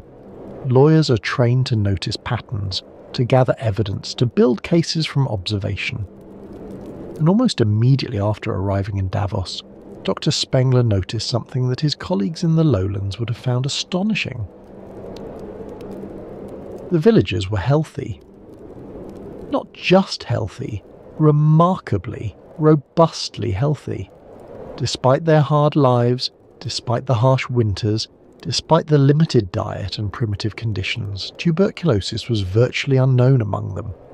Dr. Spengler, who had seen the disease claim so many lives in the lowlands, found himself treating farmers for broken bones and childhood fevers and the ordinary complaints of rural life. He asked the villagers about their family histories. He examined their chests. He listened for the telltale sounds of lungs compromised by disease. He found nothing. But tuberculosis, never. The contrast was stark. In the cities he had left behind, tuberculosis was everywhere. In Zurich, in Mannheim, in every crowded urban centre, the disease claimed its victims by the thousands. But here, in this remote valley, in this village so isolated that news from the lowlands might take weeks to arrive, nothing. This observation would consume Dr. Spengler's thinking for years. Why should this remote alpine valley be spared the scourge that was decimating the cities below? What was different about Davos? He considered various theories. Perhaps it was genetic. Perhaps the people of Davos had some hereditary resistance to the disease. But when he traced family histories, he found no evidence of this. Some villagers had moved to Davos from the lowlands. They seemed equally protected. Perhaps it was diet. The villagers ate well, at least by their own standards. Fresh milk and cheese, meat from there, livestock, vegetables from their gardens in the brief summer months. But this diet was not so different from what people ate in healthy rural areas of the lowlands, where tuberculosis still struck. The answer, he came to believe, was the air itself. At an altitude of more than 1,500 metres, or nearly a mile above sea level, the air in Davos was unlike anything in the lowlands. It was dry. It was cold. It was, Spengler theorised, somehow purifying. The intense alpine sunshine, the lack of humidity, the absence of the miasmas and pollutants that hung over industrial cities, all of these factors combined to create an environment in which the consumption simply could not thrive. The theory made a certain intuitive sense. Everyone knew that tuberculosis flourished in crowded, poorly ventilated spaces. Everyone knew that fresh air seemed to help patients feel better, at least temporarily. What if the air of Davos was simply the freshest, cleanest air available? Fresh air concentrated and purified to an extreme degree. If this was true, Dr. Spengler reasoned, then perhaps the answer to tuberculosis was not to be found in medicine at all. Perhaps the answer was geography. Perhaps the cure was the mountain itself. It was a revolutionary idea. It was also, as we now know, largely wrong. The mountain could not cure tuberculosis, which was caused by bacteria that no amount of fresh air could kill. But it was wrong in a productive way. It was wrong in a way that would save lives and transform a village and shape the course of medical history. It would transform a remote farming village into one of the most famous destinations on Earth. Dr. Spengler's theory remained just that, a theory, until he began to test it. In the early 1860s, he started recommending that tuberculosis patients from the lowlands travel to Davos for treatment. The journey alone was an ordeal. From Zurich, travellers would take a train as far as the rail lines extended, then transfer to a horse-drawn carriage for the steep, winding climb into the mountains. The final approach to Davos could take an entire day. Hours of bumping along rutted mountain roads, the air growing thinner with every switchback, the temperature dropping as the altitude increased. For patients already weakened by tuberculosis, this journey was exhausting. Some arrived barely able to stand. Others had to be carried from the carriage to their rooms. A few died on the way. But those who survived the journey faced something unexpected. They faced hope. The treatment itself was almost absurdly simple. Patients were to rest. They were to spend long hours outdoors, wrapped in blankets, breathing the mountain air. They were to eat well, rich foods, plenty, of milk from the Alpine cows, fresh butter and cheese from the Alpine meadows, and a glass or two of Veltliner wine with their meals. They were to sleep in rooms with windows thrown open to the cold mountain night. The daily routine was precise. Patients would rise early, take a light breakfast, then proceed to the cure terrace for their morning rest period. They would lie perfectly still, breathing deeply, watching the sun climb over the eastern peaks. Conversation was discouraged. The lungs needed rest as much as the body.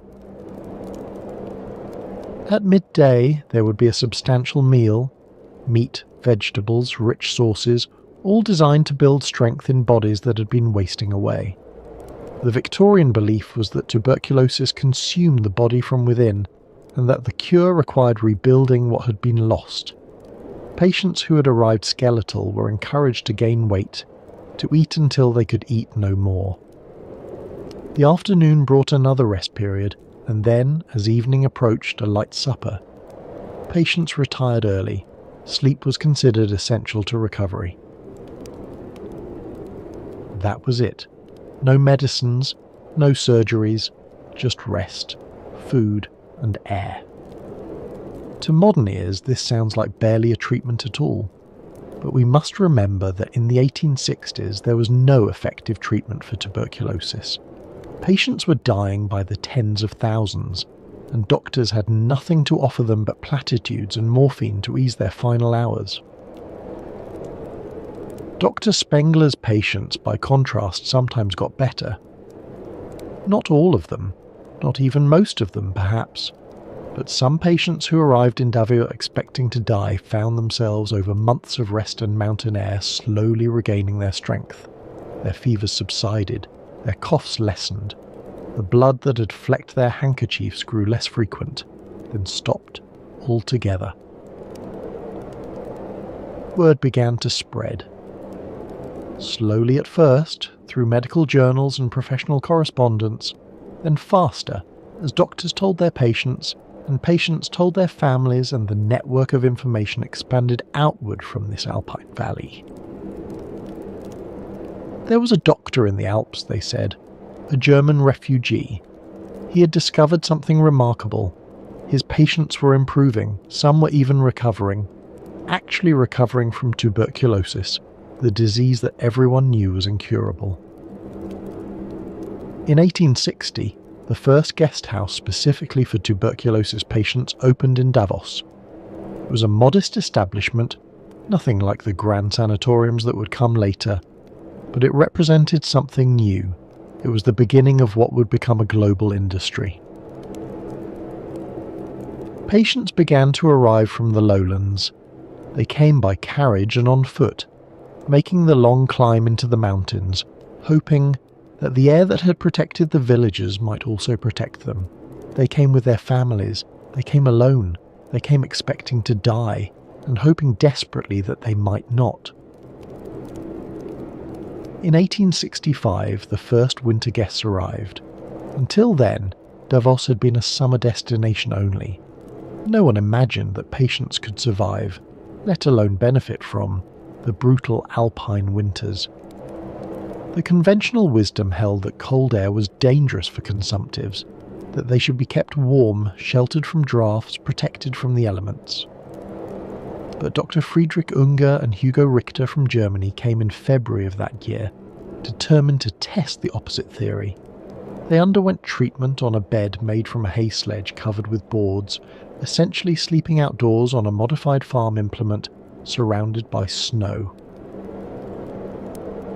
Imagine the scene. 2 men, already weakened by disease, lying motionless on wooden platforms as the temperature dropped below freezing, their breath visible in the air, frost forming on their blankets, the stars wheeling overhead, impossibly bright in the thin atmosphere. It must have seemed like madness. But they did not die. They improved. The news that tuberculosis patients could be treated in winter, that the cold alpine air might actually be more beneficial than the milder seasons, was revolutionary. It contradicted everything the medical establishment believed about respiratory disease. The logic, as Dr. Spengler and his followers understood it, went something like this. The tuberculosis bacillus thrived in warm, moist environments. The hot, humid air of the lowlands provided ideal conditions for the disease to spread and multiply. But the cold, dry air of the alpine winter was hostile to the bacteria. By exposing patients to this environment, the body's natural defences were given a fighting chance. We know now that this explanation was incomplete. The true advantage of the alpine cure lay partly in the isolation it provided. Tuberculosis patients, gathered in sanatoriums far from crowded cities, were less likely to spread the disease to others and less likely to be reinfected themselves. The rest and good nutrition allowed some patients' immune systems to successfully contain the infection, walling it off in calcified nodules that could remain dormant for decades. But in the 1860s, no one knew about bacteria or immune responses. What they knew was that some patients who came to Davos in winter got better. That was enough. It meant that Davos was not just a summer retreat but a year-round destination, and it meant that the stream of patients seeking the cure would never have to stop. Dr. Spengler was a physician, not a businessman. But he was about to meet someone who was. Willem Jan Holsboer was a Dutchman, born in 1834 in Zutphen in the Netherlands, the son of a cotton manufacturer who also served as mayor. Holsboer had travelled to Davos for the same reason so many others did. His wife was sick. She had tuberculosis, and the mountain cure represented her best hope for survival. Holsboer's wife did not survive. Many patients came to Davos to die. The mountain air offered hope, not certainty. But something unexpected happened to Holsboer himself. Rather than return to the Netherlands after his wife's death, he stayed. He saw something in this small alpine village that others had missed. He saw opportunity. Where others saw only snow and sick people, Holsboer saw the makings of an industry. Tuberculosis was everywhere. The wealthy were desperate for any treatment that offered hope. And Davos had something unique, a reputation, building year by year as a place where the dying sometimes lived. In 1868, Holsboer and Dr. Spengler joined forces. Together they founded the Kranstalt Spengler-Holsboer, the Spengler-Holsboer Sanatorium. It was one of the first purpose-built facilities for tuberculosis treatment in the Alps, and it would become the model for dozens more to come. The sanatorium was not just a medical facility. It was a complete environment for living with illness. There were dining rooms where patients could take their meals together, maintaining the social rituals of civilized life, even as they battled for survival. There were reading rooms and music rooms, spaces for conversation, and quiet contemplation. There were gardens where patients could stroll during the warmer months, and heated interior corridors for the depths of winter. And of course, there were the cure terraces, long balconies where rows of reclining chairs faced the mountains, where patients would lie for hours at a time, wrapped in blankets, breathing the air that was supposed to save them. But Holzboe's vision extended far beyond a single sanatorium. He was a businessman, not a physician, and he thought in terms of systems and infrastructure. He understood that for Davos to truly flourish as a health resort, it needed more than good air and dedicated doctors. It needed hotels, it needed banks, it needed shops and restaurants and all the amenities that wealthy invalids would expect. Above all, it needed a way to get there. In 1888, Holzboe proposed something that many considered impossible: a railway line from Landquart in the lowlands up to Davos. The terrain was forbidding: steep mountain passes, deep valleys, rivers that flooded in spring. A standard gauge railway, the kind that connected the great cities of Europe, was out of the question. But a narrow gauge line might work. On the 29th of June, 1888, a groundbreaking ceremony was held. Local dignitaries gathered. Speeches were made about progress and prosperity. Few could have imagined what the railway would bring. The construction took 2 years. Workers blasted through rock, bridged gorges, and laid track through some of the most challenging terrain in Europe. The narrow-gauge locomotives would have to climb gradients that would defeat ordinary trains, navigating curves so tight that the front and rear of the train could sometimes see each other. And in 1890, the first train pulled into Davos. The railway changed everything. A journey that once took days could now be completed in hours. Patients who might have died on the road could arrive fresh enough to begin their treatment immediately. Families could visit their ailing relatives. Supplies could flow in, news could flow out. Holzboe would rename his company the Rheitische Bahn, the Rhaetian Railway, reflecting his ambition to extend the network throughout the region. He founded the Bank of Davos to finance further development. He established an electrical power company to bring modern conveniences to the growing town. The railway exists to this day. Tourists and business travellers take it without thinking about its origins, about the sick and dying people whose need to reach the mountain justified its existence. The transformation of Davos was astonishing. Within a generation, the village went from a few hundred farmers scratching a living from the alpine land to a boomtown of hotels, sanatoriums and villas. Grand buildings rose where cattle had once grazed. Restaurants and shops catered to an international clientele. By the early 1900s, the town was recording 700,000 overnight stays per year. 700,000 in a place that, 50 years earlier, had been so remote that most Swiss people had never heard of it. All because of tuberculosis. All because of the air. As the sanatoriums multiplied, a distinctive architecture began to emerge, one that would eventually influence building design far beyond the Swiss Alps. The logic was simple. If mountain air was the cure, then patients needed maximum exposure to that air. Buildings were designed not as protective barriers against the elements, but as frameworks for delivering the healing atmosphere directly to the sick. This was a radical departure from traditional architectural thinking. For centuries, buildings had been conceived as shelters, as barriers between the fragile human body and the hostile forces of nature. Walls were thick, windows were small. The interior was a refuge from the outside world. But the sanatorium architects turned this logic on its head. For tuberculosis patients, the outside world was not hostile, it was healing. The enemy was not the cold mountain air, but the stuffy, overheated interiors of conventional buildings. The goal of architecture was not to exclude the environment, but to embrace it. The most distinctive feature was the cure terrace.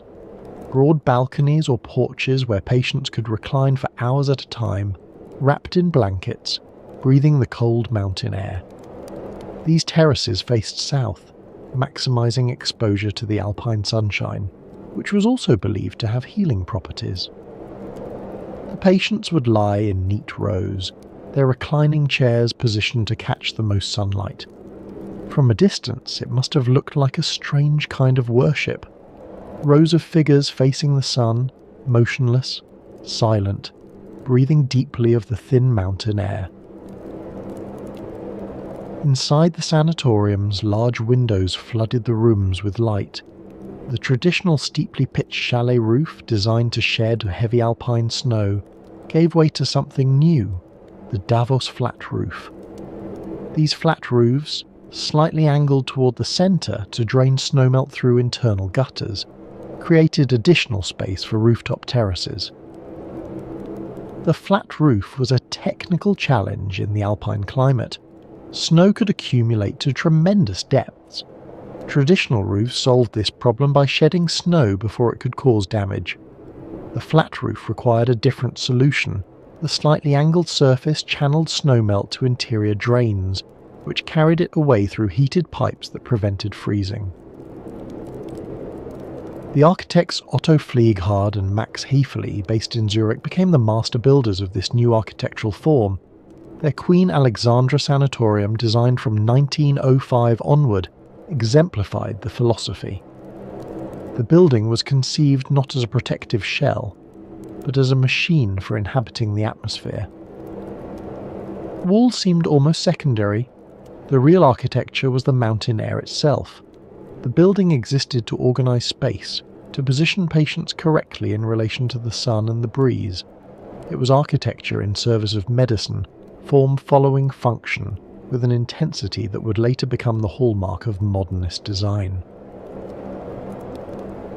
One innovation was the Lieghalle, the lying hall or rest hut. These were small revolving shelters, designed by Dr. Karl Turban, just large enough to accommodate 1 or 2 beds. Patients could be wheeled inside, and the entire structure could be rotated to follow the sun or to shield against the wind. The rotating mechanism was ingenious. A patient could be positioned to catch the morning sun as it rose over the eastern peaks, then gradually turn to follow the light across the sky when the wind shifted, as alpine winds often do. The shelter could be repositioned for protection. The patient never had to move. The building moved around them. These shelters reduced architecture to its most elementary purpose, creating a space for a human body to exist in specific relationship to the environment. There were no unnecessary ornaments, no social pretensions, just a roof, walls that could be opened or closed, and a mechanism for reorientation. By 1900, many of these shelters had been installed in the grounds of the larger sanatoriums. Patients would spend entire days in them, sometimes sleeping outdoors even in winter, wrapped in wool and fur, their breath visible in the freezing air. It is a striking thought that people who were desperately ill, whose lungs were compromised by disease, would voluntarily expose themselves to sub-zero temperatures in the belief that the cold would heal them. The physicians documented everything. Temperature readings were taken multiple times daily, not just of the patient's bodies but of the air itself. Humidity was measured, wind direction was noted, the angle of the sun was calculated, everything was recorded in meticulous case files, as if by accumulating enough data the secret of the cure might finally be revealed. Patients learned to speak a specialised vocabulary. They discussed their morning temperatures and afternoon readings. They compared coughs and noted hemorrhages. They knew the names of the different winds and could predict weather changes by the way their symptoms responded. But we must remember that there were no alternatives, no antibiotics, no effective medicines of any kind. The mountain air was all they had. And so they lay on their cure terraces, these desperate people, breathing the cold air, watching the sun move across the sky, measuring their temperatures, recording their symptoms. They built lives in the shadow of death. They formed communities of the sick. They created an entire culture of illness, with its own rituals and its own vocabulary, and its own strange mixture of hope and resignation. Some recovered, many did not, but the sanatorium gave them structure, gave them purpose, gave them something to do while they waited to learn their fate. It gave them, in a word, hope, and hope, even when unfounded, has value. Dr. Alexander Spengler died in 1901, having lived nearly half a century in the village he had helped transform. He arrived as a refugee with nothing. He departed as a pioneer, his name synonymous with the Alpine cure. He had seen the population of Davos multiply many times over. He had seen the first guest houses give way to grand sanatoriums. He had seen the railway arrive, bringing patients by the thousands. He had seen his theory that mountain air could cure tuberculosis, accepted as medical orthodoxy across Europe. Whether he ever doubted that theory, we do not know. Whether he ever wondered if the patients who recovered might have recovered anyway, or if the patients who died might have been saved by some treatment not yet discovered, these questions are lost to history. What remains is the legacy. A town transformed, an industry created, an idea that shaped medicine for nearly a century. But the Spengler name would continue to shape Davos long after his death. His son, Dr. Carl Spengler, inherited both his father's medical practice and his devotion to the Alpine town. Carl Spengler had grown up in the sanatorium world. He had watched the sick arrive by train, had seen them wheeled onto cure terraces, had observed the slow rituals of the mountain cure. He knew better than most what tuberculosis meant, the fear and the hope, the long waiting, the uncertain outcomes. He was also an enthusiastic supporter of the local ice hockey club HC Davos, which was founded in 1921. Ice hockey had come to Davos along with the international community of sanatorium patients. Young men who were well enough to exercise but not well enough to return home had taken up the sport during their long convalescence. And in 1923, Carl Spengler had an idea that would create one of the most enduring sports traditions in the world. The First World War had ended just 5 years earlier, and Europe remained bitterly divided. Nations that had been enemies still viewed each other with suspicion. The wounds of the war, the millions dead, the empires collapsed, the old order destroyed, were still raw. Carl Spengler believed that sport could help bridge these divides. He had seen, in his father's sanatoriums, how illness could unite people who might otherwise have been enemies.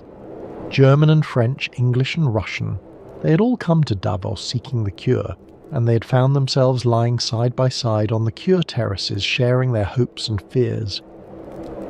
If disease could unite enemies, why not sport? He donated a trophy, a challenge cup, and invited ice hockey teams from across Europe to compete in Davos during the Christmas holiday.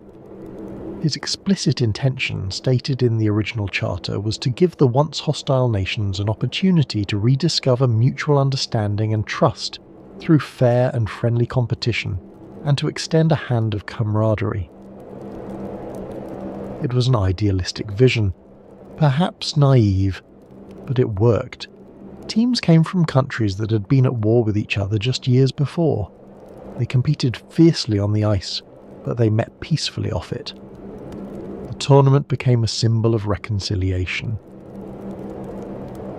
The first Spengler Cup was won by the Oxford University Ice Hockey Club, a team composed largely of Canadians studying at Oxford. In the early years, HC Davos and the Czechoslovak team LTC Prague dominated the competition, each winning 7 titles. The tournament was played outdoors on an alpine rink until 1978. Players competed in the freezing air, their breath visible, the mountains looming above them. It must have been a spectacular sight. The bright uniforms against the white snow, the clatter of sticks on ice, the roar of the crowd echoing off the peaks. The tournament continues to this day, now the oldest invitational ice hockey tournament in the world and the second largest sporting event in Switzerland. Team Canada has dominated in recent decades, winning 16 times since 1984.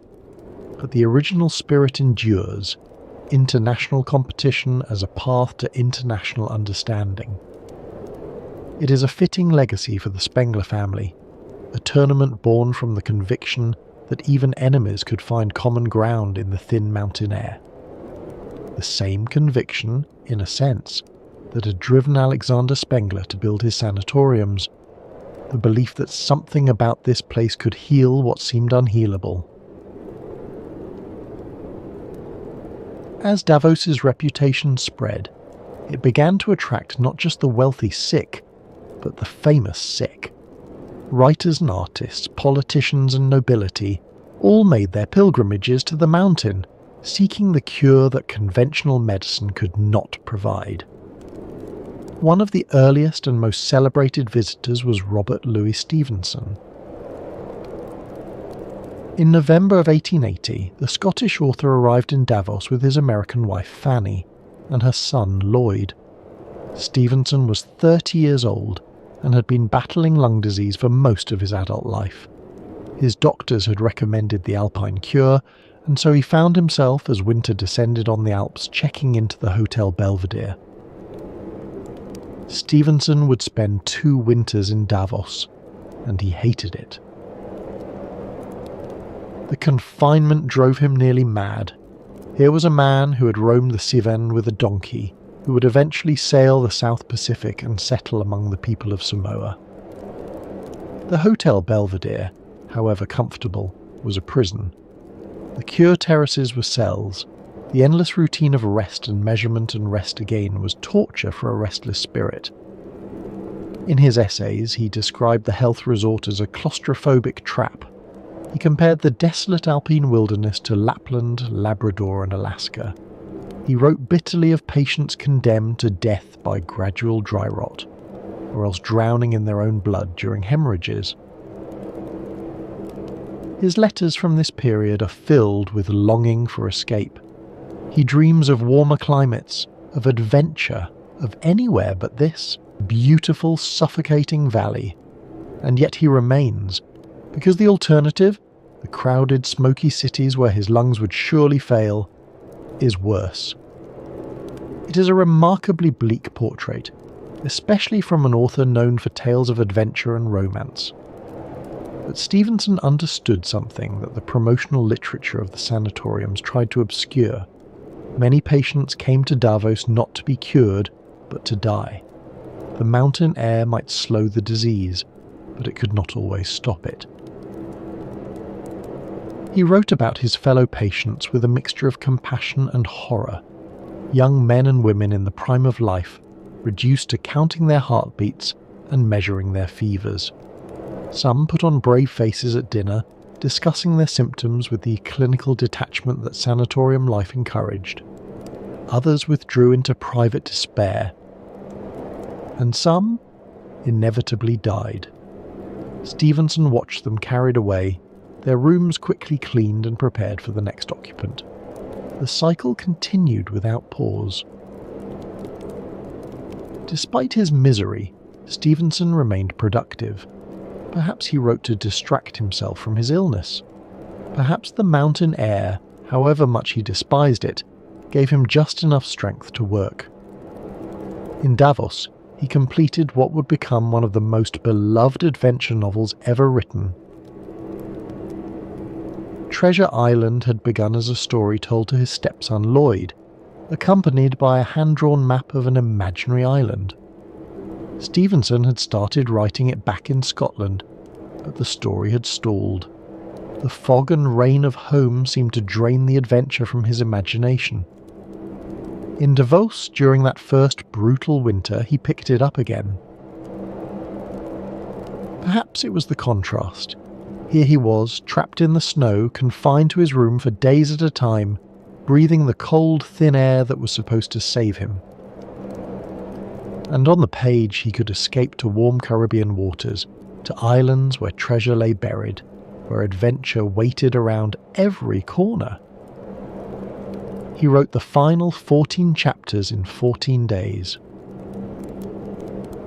Long John Silver, Jim Hawkins, the Hispaniola, the Black Spot, all of it flowing from the pen of a sick man, wrapped in blankets in an Alpine hotel, while the snow fell outside and his lungs rattled with each breath.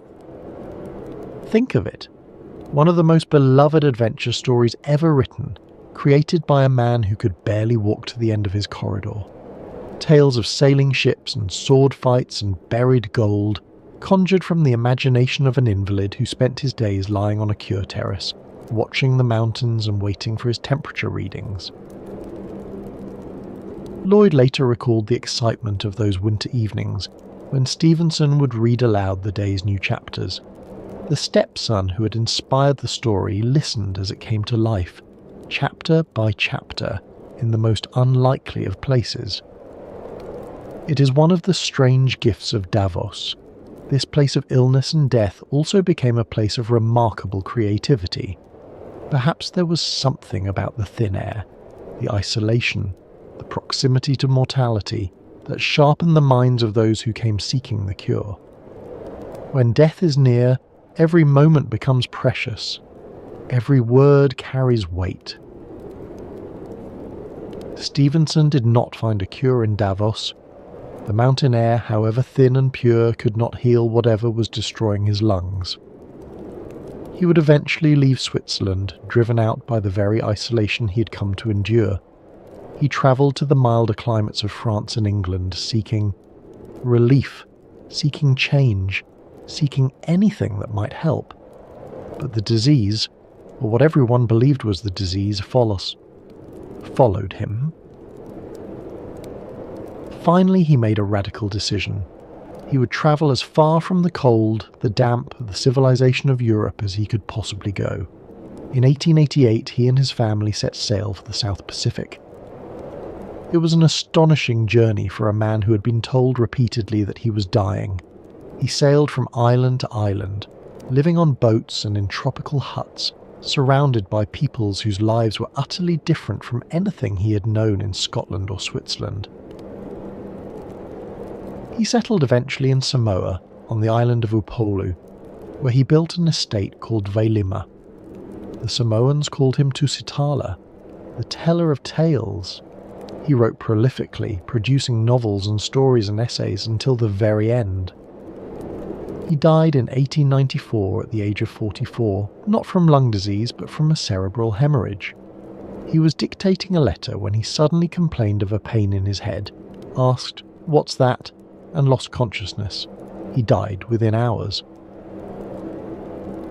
Modern medical historians have suggested that Stevenson may not have had tuberculosis at all, that his symptoms were more consistent with bronchiectasis or sarcoidosis. But in the 1880s, any persistent lung disease was likely to be diagnosed as consumption. Whether the misdiagnosis saved his life by sending him to the tropics, or whether he would have lived longer had he stayed in Davos, we will never know. What we know is that he spent 2 miserable winters in the Alps, hating every moment of it, writing some of his greatest work to distract himself from his confinement, and then fled to the farthest place on earth. 13 years after Stevenson's departure, another famous British author arrived in Davos. His name was Arthur Conan Doyle, and unlike Stevenson, he had come not for his own health, but for his wife's. Conan Doyle was already famous by then. Sherlock Holmes had made him wealthy and celebrated, even though he sometimes resented the detective who overshadowed his more serious literary work. He was 34 years old, at the height of his creative powers, with a comfortable life in London, and then his wife fell ill. Louisa Hawkins, called Tui by her family, had been diagnosed with tuberculosis. The doctors gave her only months to live. Conan Doyle, trained as a physician before becoming a writer, understood what the diagnosis meant. He had seen patients waste away from consumption. He knew the statistics.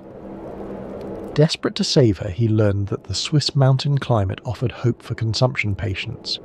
Davos was the most famous of the Alpine resorts, the place where the mountain cure had been pioneered, where sanatoriums had been treating patients for 3 decades. And so in 1893, the creator of Sherlock Holmes gathered his wife and their 2 young children and travelled to Davos. They rented a house in the town where Louisa could take the cure while the children played in the snow. They would remain for 4 years. The mountain air did help Louisa. She did not die within months as the doctors had predicted. Whether this was because of the cure, or because the original prognosis had been too pessimistic, or simply because tuberculosis was unpredictable, impossible to say. What matters is that she survived. She survived with periods of relative health and periods of decline. She survived to see her children grow older, to see her husband become ever more famous, to enjoy years that the doctors had told her she would not have. She lived until 1906, 13 years after her diagnosis, dying at last of the disease that had shadowed her for so long. Those 13 years were a gift. The mountain gave them to her, or seemed to. But for Arthur Conan Doyle, those years in Davos were not simply a time of anxious waiting by his wife's bedside. He was, after all, a man of enormous energy and curiosity, a man who had boxed, played cricket, investigated real-life crimes, campaigned for justice. He could not simply sit and wait while his wife rested on the cure terrace. And in Davos he discovered something that would help launch an entirely new industry. He discovered skiing. And in doing so, he would help transform the future of this town far more profoundly than any medical treatment ever could. Conan Doyle was not a man to sit idle. While his wife rested on the cure terraces, he grew restless. The mountains beckoned. The endless snow-covered slopes seemed to demand exploration. He had first encountered skis during a visit to Norway several years earlier. The Norwegians used them for transportation, a practical way to move, through deep snow in the long winter months. He had only observed the sport then, but the image had stayed with him. Now, in Davos, surrounded by snow-covered mountains that rivaled anything in Scandinavia, he realised that the same techniques might work here. He ordered a pair of skis to be sent from Norway, 8-foot Norwegian wooden boards, primitive by modern standards with simple leather bindings that offered little control. These were not the engineered marvels that modern skiers use. They were essentially long planks, shaped at the front to glide over snow. To learn how to use them, he hired local instructors, the Brøndje brothers, Tobias and Johannes. The Brøndje brothers had been skiing in the mountains around Davos for over a year, but they had taken to practicing at night, to avoid the ridicule of the locals who thought the whole enterprise was absurd. Sliding down mountains on wooden planks, it seemed the height of foolishness. The farmers of Davos had lived with these mountains for generations. They knew how to survive the winter without strapping boards to their feet. Conan Doyle did not share this prejudice. To him, the mountains were not obstacles to be endured, but challenges to be conquered. He learned to ski, falling and rising again, until he could navigate the slopes with reasonable confidence. The falls were frequent and sometimes spectacular. Conan Doyle was a large man, powerfully built, and when he lost control on those primitive wooden skis, he went down hard. He later wrote humorously about his many tumbles, the snow packed into every crevice of his clothing, these slow and laborious climbs back up to try again. And then he convinced the Branger brothers to attempt something more ambitious. On the 23rd of March, 1894, at 4:30 in the morning, while most of Davos still slept, Conan Doyle and the two Branger brothers set off from the town. The early start was necessary. They needed to complete the most difficult climbing before the sun softened the snow. They carried their skis on their backs, strapped over their shoulders, as they ascended on snowshoes through the silent pre-dawn darkness. The climb was exhausting. Hours of trudging upward, the altitude making every step harder than the last. Conan Doyle, despite his robust constitution, felt his lungs burning in the thin air. The Branger brothers, more accustomed to the mountains, set the pace. At last they reached the top of the Mayenfelder Furka, a peak 8,000 feet above sea level. The Alps stretched out around them, an endless sea of white peaks catching the morning light. Below, invisible in the valleys, the world went about its business, unaware of the three men standing at the edge of something new. They switched from snowshoes to skis. The bindings were primitive, simple leather straps that held the boot to the ski. There was no modern release mechanism. If you fell badly, your ankle broke before the binding gave way. And then they descended. Down through the snow and ice and thin mountain air, they glided toward the town of Arosa on the other side. The descent was thrilling and terrifying in equal measure. The long wooden skis gathered speed on the steep slopes. There was no way to brake except by falling deliberately or turning sharply. It was the Mayenfelder Furka crossing, one of the first documented ski descents in Switzerland. Conan Doyle wrote about the experience for the Strand magazine, the same publication that serialized his Sherlock Holmes stories. His article, titled An Alpine Pass on Ski, introduced the English-speaking world to the strange new sport. He described the sensation of gliding over snow, the freedom of movement, the exhilaration of the descent. The time will come, Conan Doyle predicted, when hundreds of Englishmen will come to Switzerland for a skiing season. He vastly underestimated. Today, millions come. The Swiss Alps are one of the great ski destinations of the world, generating billions of dollars annually. The tourism infrastructure that supports this industry, the hotels, the restaurants, the mountain railways, the ski lifts, can trace its origins in part to that dawn crossing in 1894. In Davos, there is a bronze plaque dedicated to Conan Doyle. It honours him as the man who crossed the Mayenfelder Furka from Davos to Arosa on skis, thereby bringing this new sport and the attractions of the Swiss Alps in winter to the world. The plaque does not mention his wife. It does not mention tuberculosis. It does not mention the sanatoriums that brought him to Davos in the first place. It speaks only of sport, of adventure, of the future, not the desperate past that brought him to that moment. It is one of the quieter ironies of history.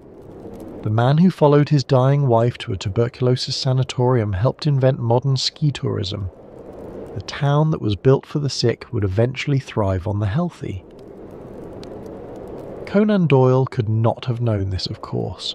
When he strapped on those skis and climbed the mountain, he was simply looking for something to do, some way to fill the long hours while his wife rested on the Cure Terrace.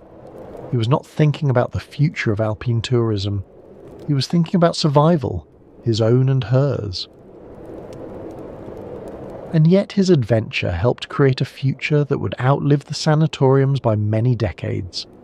The ski resorts that now cover the Alps, the billions of dollars in winter, tourism, the millions of people who come each year to experience the mountains, all of it owes something to that dawn crossing in 1894.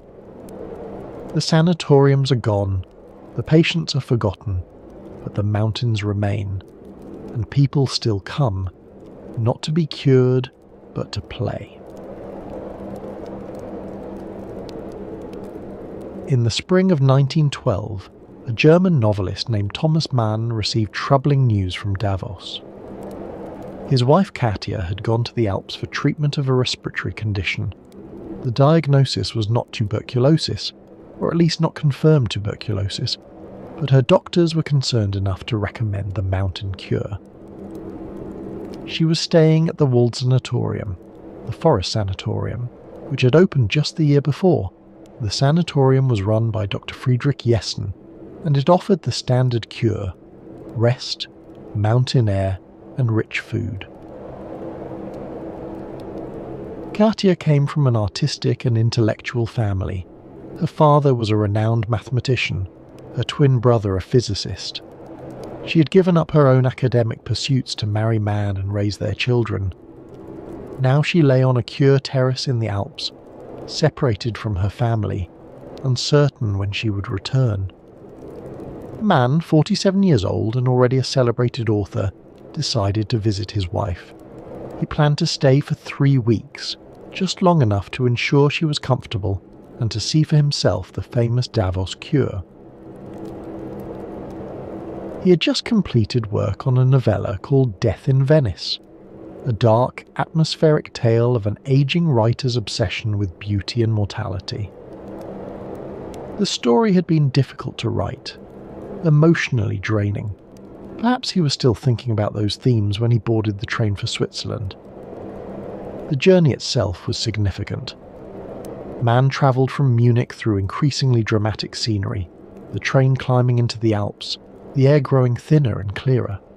By the time he arrived in Davos, he had already begun to feel the strangeness of the place. What he found in Davos would consume his imagination for the next 12 years. Man spent his 3 weeks sitting on the balcony beside Katja, breathing the alpine air, watching the strange rituals of sanatorium life. He was a keen observer. His earlier novels had demonstrated his gift for capturing social nuance, and the sanatorium offered a wealth of material. He observed the patients wrapped in blankets on their cure terraces, their faces turned to the sun like flowers following the light. He listened to the polite dinner conversation, discussions of temperature readings and sputum tests conducted with an air of almost absurd normality, as if tracking the progress of a fatal disease were no different from discussing the weather. The dining room fascinated him. Here were people who knew they might be dying, gathered in elegant surroundings, eating rich food, maintaining all the forms of civilized society. They discussed politics and art. They flirted. They formed alliances and rivalries. Death was the elephant in the room that everyone pretended not to see, or rather, that everyone saw so constantly that they had learned to look through it. Man would later describe this atmosphere as a mixture of death and amusement. It was the perfect phrase. The sanatorium was both a hospital and a hotel, both a place of desperate medical treatment and a social gathering place for the European upper classes. And then something unexpected happened. Man developed a cold. He consulted a local doctor, perhaps out of hypochondria, perhaps out of genuine concern, perhaps simply out of curiosity about the diagnostic rituals he had been observing. The doctor examined him and immediately discovered what he called a moist spot on Man's lung. Would Herr Man care to stay for 3 months, just as a precaution, to take the cure? Man was 47 years old, a successful novelist, with a family and obligations waiting in Munich. The suggestion that he might himself become a sanatorium patient, that he might join the ranks of blanket-wrapped figures on the cure terraces, must have been unsettling. He refused. He returned to Munich, leaving his wife behind in the sanatorium, but he carried with him the germ of something more lasting than any respiratory infection. He carried a novel. Man originally conceived the work as a short, humorous tale, a pendant to Death in Venice, exploring similar themes of time and mortality in a lighter key. Where death in Venice was dark and tragic, the new story would be ironic and observational. He called the sanatorium in his story the Berghof, drawing on his impressions of the real sanatoriums of Davos, particularly the Wald Sanatorium where Katja was being treated, but also the Grand Schatzalp and other establishments he had observed. But the story refused to stay small. As Mann wrote, he found himself drawn deeper and deeper into the world he was creating. The sanatorium became not just a setting, but a symbol, a microcosm of European civilization itself, suspended in the thin air above the ordinary world. Year after year, Mann continued to add to it. What had begun as a novella grew into a sprawling philosophical epic. The First World War interrupted the writing. Mann set aside his sanatorium novel to focus on political essays, grappling with the catastrophe that had engulfed Europe. The world he had known was collapsing, the old certainties were being swept away. When he returned to the Magic Mountain, the novel had taken on new dimensions, time ones. The collapse of the German Empire followed, then the rise of the Weimar Republic, with its fragile democracy and simmering resentments. Through it all, Mann kept returning to his novel of life in an alpine sanatorium, a world that had itself been transformed while he wrote about it. Finally, in November of 1924, 12 years after that 3-week visit to Davos, Der Zauberberg was published, The Magic Mountain. It was nearly 1,000 pages long. The novel tells the story of Hans Castorp, a young engineering student from Hamburg who travels to Davos to visit his cousin Joachim, a patient at the Berghof Sanatorium.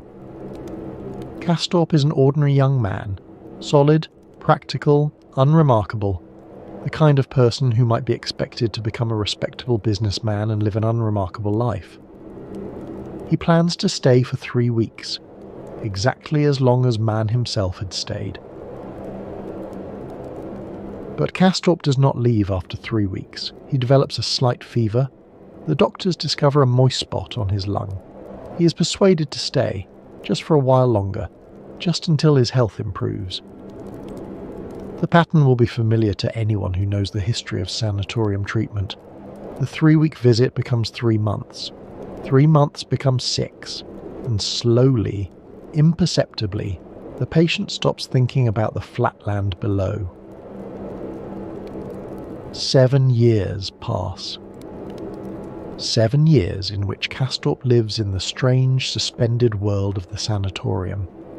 7 years of cure terraces and temperature readings, of intellectual debates and romantic entanglements, of watching fellow patients recover or decline or die.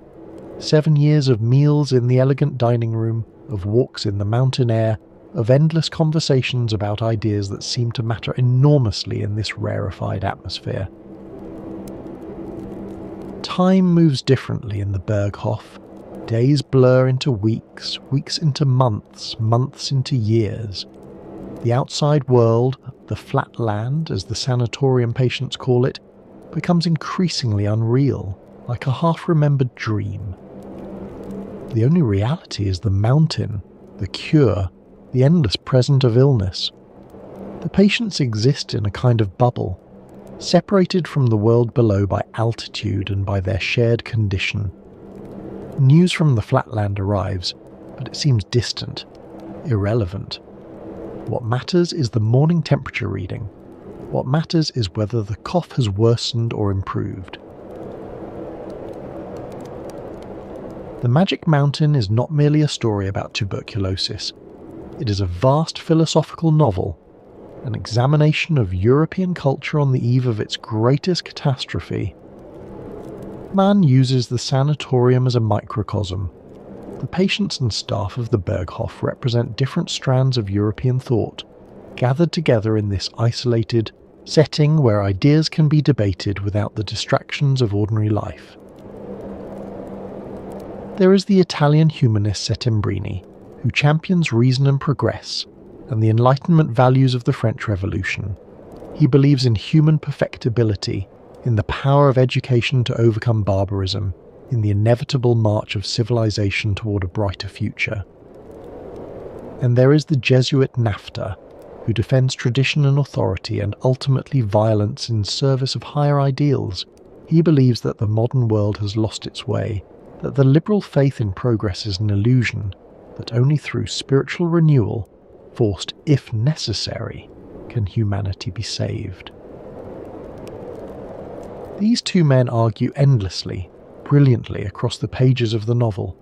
Their debates range over politics and religion, art and science, the nature of time and the meaning of death. Neither can convince the other. Neither can be silenced. Castorp listens to their arguments, never quite committing to either side. He is the new European man, educated, prosperous, uncertain. He finds himself drawn first to one position, then to the other. He cannot choose between the competing visions because he cannot see a way to reconcile them. This is, of course, the condition of Europe itself in the early 20th century. The old certainties were crumbling. New ideologies were rising. The question of what the modern world should believe, what it should value, what it should fight for, had no clear answer. The novel was published in 1924. 10 years later, the Nazis would come to power. A man who was of Jewish descent through his wife Katia would flee Germany and eventually settle in the United States. Looking back, the Magic Mountain seems almost prophetic. The debates that consume the sanatorium patients, nationalism versus internationalism, faith versus reason, civilization versus barbarism, would soon consume all of Europe. The suspended artificial world of the Berghof, where time seems to have stopped, was about to end. History was about to resume with terrible force. The argument between Settembrini and Nafta ends not with agreement but with violence. Unable to resolve their differences through words, they resort to a duel. It is a small-scale preview of what is to come. The novel ends with Castorp finally leaving the mountain, not because he has been cured, but because the First World War has begun. He descends to the flatland to join the fighting. The last we see of him, he's charging into battle singing a German folk song. The song he sings is significant. It is a German folk song about a linden tree, about home and peace and the comfort of rest.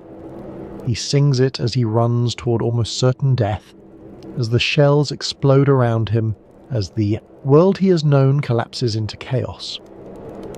Mann does not tell us whether Castorp survives. The question seems almost beside the point. The young man who arrived at the Berghof as a simple engineering student, planning a 3-week visit, has been transformed. 7 years on the mountain have educated him, in ideas, in love, in the proximity of death. Whether he lives or dies in the war, he's no longer the person he was. The world of the sanatorium, thus that strange, timeless, death-haunted world, is over. Whatever comes next, there will be no going back. The suspended reality of the Berghof, where time seemed to have stopped, has been shattered by history. The debates between Settembrini and Nafta have been rendered irrelevant by the guns of August. Or have they? In many ways, the First World War was the bloody resolution of exactly those debates. The clash between nationalism and internationalism, between tradition and progress, between competing visions of what Europe should become. The arguments that seemed so abstract on the Cure terraces of the Berghof were being decided finally and terribly on the battlefields of France and Belgium. The Magic Mountain is both a great novel and a document of historical transition. It captures a world that was about to end. The world of the sanatoriums, yes, but also the world of pre-war Europe, the world of confident assumptions and leisurely intellectual debate. Everything that seemed stable and permanent was about to be swept away. 5 years after The Magic Mountain was published, Thomas Mann received the Nobel Prize in Literature. The novel he had conceived as a short, humorous tale had become one of the landmarks of 20th century fiction. Nearly 1,000 pages long, packed with philosophical debates and medical details and psychological insight, it was everything a popular novel was not supposed to be. And yet it found readers. It found passionate readers, readers who returned to it again and again, who saw in its pages something that spoke to their own experience.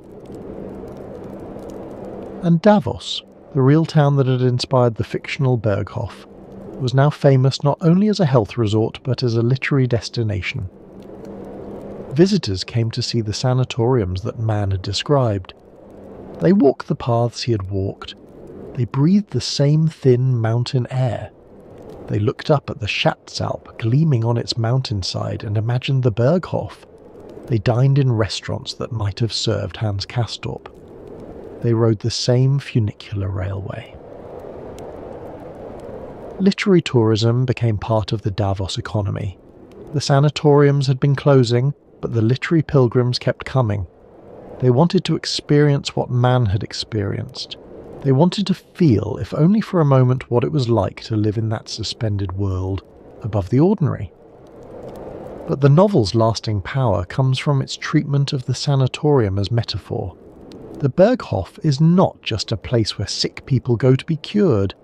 It is a world apart, a place where the normal rules of time and society are suspended, where the proximity to death changes everything.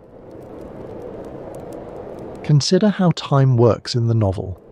The first 3 weeks of Castorp's stay are described in immense detail. Every conversation, every meal, every medical examination. Then months pass in a few pages. Years vanish in a sentence. Mann deliberately plays with the reader's sense of duration, making us feel the strange time dilation that sanatorium patients experienced. In the Berghof, time loses its meaning because the patients have stepped outside of history. They are no longer participants in the rush of modern life. They are observers, watchers, people who have been placed on pause while the world continues below. In the sanatorium, small gestures acquire enormous significance. A flush of fever, a glance across the dining room, a cough in the night. Life becomes simultaneously more intense and more absurd. The patients know they may be dying, and yet they continue with their petty rivalries and their elaborate social rituals. Castorp falls in love, obsessively, inappropriately, with a Russian woman named Klavdia Shosha. He barely speaks to her for months. His love is expressed through glances, through the way he positions himself to see her enter the dining room, through the fever that rises whenever she's near. In the ordinary world, this infatuation would seem absurd. In the sanatorium, where every emotion is heightened by mortality, it becomes the central drama of his existence. This is what Mann captured so brilliantly. The strange mixture of death and amusement that he had observed during those 3 weeks in Davos. The way that even in extremity, even in the shadow of mortality, human beings continue to be human. Foolish, vain, hopeful, alive. We do not stop being ourselves when we are faced with death. If anything, we become more intensely ourselves. Our desires sharpen, our fears crystallize. Our need for connection, for meaning, for love, all of it becomes more urgent, not less. Davos gave Mann his setting, but his genius was to see in that setting a reflection of something much larger, the condition of modern Europe, suspended between an old world that was dying and a new world struggling to be born. The sanatorium was Europe itself, sick, confused, debating endlessly, unable to choose a path forward. We should not forget, amid the literary and philosophical grandeur of the Magic Mountain, that real people were dying in the sanatoriums of Davos. Not all of them. The mountain cure did help many, patients, extending their lives by years or even decades. But tuberculosis remained a deadly disease, and for many who came to the Alps, the journey was a final one. The death rate varied from sanatorium to sanatorium from year to year. The statistics were carefully kept, though not always honestly reported. A sanatorium with too high a mortality rate would lose its reputation. Patients would choose to go elsewhere. Some establishments developed a macabre practice. When a patient was clearly dying, they would be encouraged to leave, to go home, or to a less prestigious facility. This kept the death statistics low. It also meant that families sometimes received their dying relatives back, transported down from the mountain to expire in the lowlands, their final hours spent not in the alpine air, but in the crowded cities they had travelled so far to escape. The sanatoriums tried to maintain an atmosphere of normality. Patients dined together in elegant restaurants. They attended concerts and lectures. They formed friendships and sometimes romances. But the cure terraces told another story. Row upon row of reclining chairs, each holding a figure wrapped in blankets staring out at the mountains. Some would rise from those chairs and return to the flatland. Others would not. There was a particular kind of friendship that formed in the sanatoriums, intense and immediate, born of shared proximity to death. Patients who might never have spoken to each other in ordinary life became intimates. They shared their fears and their hopes. They watched each other's symptoms with the same attention they gave their own. And when one of their number died, they mourned, briefly because there was always another death coming, and because the living had to focus on their own survival. The wealthier sanatoriums offered private rooms and personal nurses, fine wine and rich food. The less exclusive establishments were more Spartan, but still clean and orderly. There was a rough democracy of illness. Tuberculosis killed rich and poor alike, but the accommodations varied enormously. What all shared was the strange rhythm of sanatorium life, the daily temperature readings, the regulated rest periods, the careful monitoring of symptoms. Patients learned to read their own bodies with obsessive precision, tracking the progress of their disease with the same attention a stockbroker might give to market fluctuations. They developed their own vocabulary. A good day meant the fever was down and the cough was manageable. A bad day meant the opposite. The word hemorrhage was spoken in hushed tones. A major hemorrhage often meant the end was near. And always, the mountain was there. The thin air, the intense sunlight, the cold that was supposed to heal. By the early 20th century, Davos had one of the greatest concentrations of sanatoriums in Europe. Hotels, clinics, and private villas dotted the valley, all catering to the same clientele: the sick, the dying, and those who hoped they might be saved. For nearly a century, Davos thrived on tuberculosis. The disease that was killing millions in the lowlands was sustaining an entire economy in the Alps. Doctors, nurses, hoteliers, railway workers, shopkeepers, all depended on the steady stream of patients seeking the cure. It was a strange symbiosis. The bacterium that destroyed lungs also built hotels. The disease that shattered families also created jobs. The death that haunted the cure terraces also filled the cash registers. And then, in the 1940s and 50s, that economy collapsed. The cause was not a change in climate or a shift in fashion. The cause was a group of antibiotics that could actually cure tuberculosis. In 1944 and 45, the antibiotic streptomycin was discovered. It emerged from soil bacteria samples collected in a New Jersey laboratory, an unlikely origin for a medicine that would transform global health. It was the first medicine that could genuinely combat the tuberculosis bacillus, not merely slow the disease, but kill the bacteria that caused it. The initial results were almost miraculous. Patients who'd been given weeks to live recovered. Fevers that had burned for months suddenly broke. coughs that had rattled through sanatorium halls fell silent. Then came para-aminosalicylic acid, also discovered in 1945. When combined with streptomycin, it greatly reduced the development of drug resistance, a problem that had emerged almost immediately when streptomycin was used alone.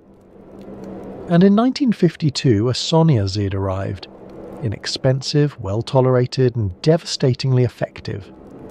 A patient could swallow a pill at home and achieve what months of mountain air had never managed: a genuine cure.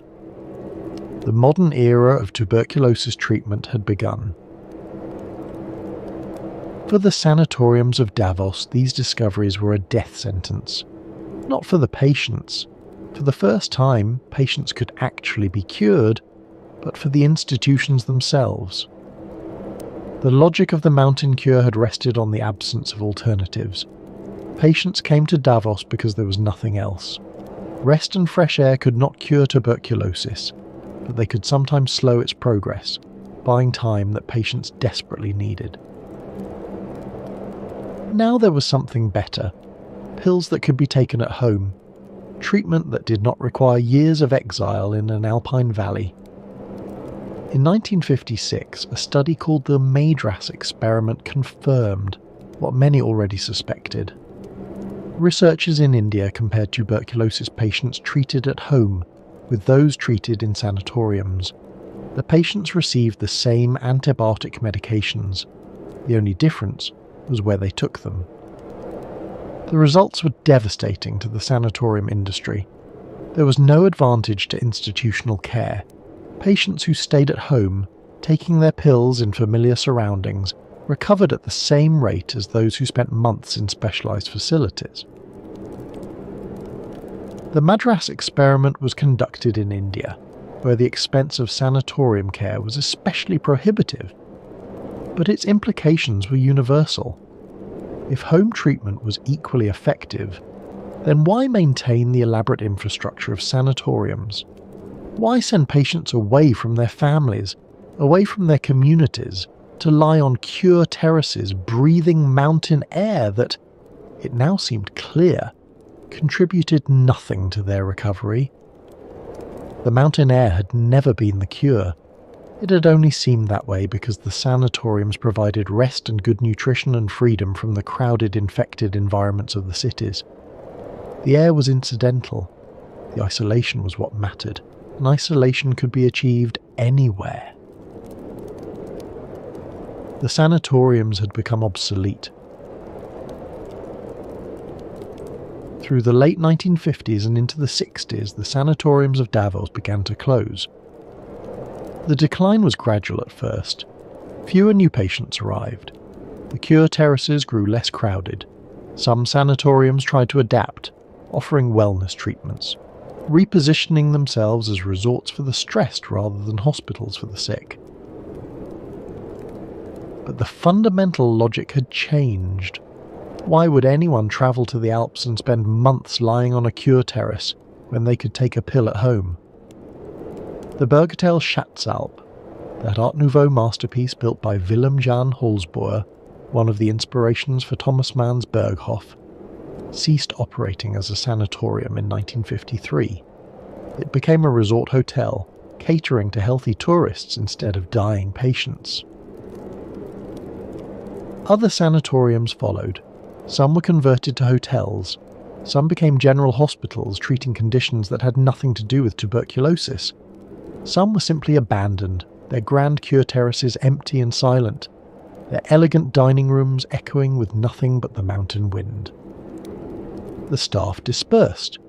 Doctors who had specialised in tuberculosis had to retrain or retire. Nurses who had spent their careers caring for consumptive patients found themselves without employment. The support industries, the dairies that provided fresh milk, the farms that supplied rich food, the shops that sold warm blankets and books for invalids, lost their customers. By the late 1960s, the sanatorium era was essentially over. By 1972, most specialised tuberculosis treatment facilities across Europe and America had closed. For Davos, the collapse of the sanatorium industry might have been catastrophic. The entire economy had been built around tuberculosis. Hotels, railways, shops, services, all had catered to the needs of the sick and their families. What would happen when the sick no longer came? But Davos had something else. It had the mountains themselves, and it had the infrastructure of us, the railways, the hotels, the international reputation that the sanatorium era had built. The transition from health resort to ski resort was almost seamless. The same trains that had brought tuberculosis patients from the lowlands now brought skiers. The same hotels that had housed the dying now hosted the vigorously healthy. The same mountains that had promised miraculous cures now promised exhilarating recreation. The cure terraces were enclosed and converted to restaurants, serving fondue and glühwein to guests who had no idea that people had once lain dying in those very spaces. The Leerhallen were dismantled. The temperature charts and sputum samples were replaced by ski passes and trail maps. In a single generation, Davos reinvented itself. The town that tuberculosis had built would survive tuberculosis's defeat. But the transformation was not complete. One more reinvention lay ahead. In 1971, a German economist named Klaus Schwab organised a conference. Schwab was born in 1938 in Ravensburg, Germany, too young to have fought in the war, but old enough to have grown up in its shadow. He had become a professor at the University of Geneva, and he had invited 450 business leaders from across Europe to discuss competing in a global marketplace. He needed a venue, somewhere atmospheric, somewhere memorable, somewhere that would encourage the participants to relax and engage with one another outside the formal sessions. The city hotel would be too sterile, too ordinary. He wanted something that would create a sense of special occasion. He chose Davos. The choice was not random. Davos offered more than just mountain scenery. It offered a connection to culture, to Thomas Mann and the Magic Mountain, to a certain idea of European intellectual life. The sanatoriums might have closed, but the literary and historical associations remained.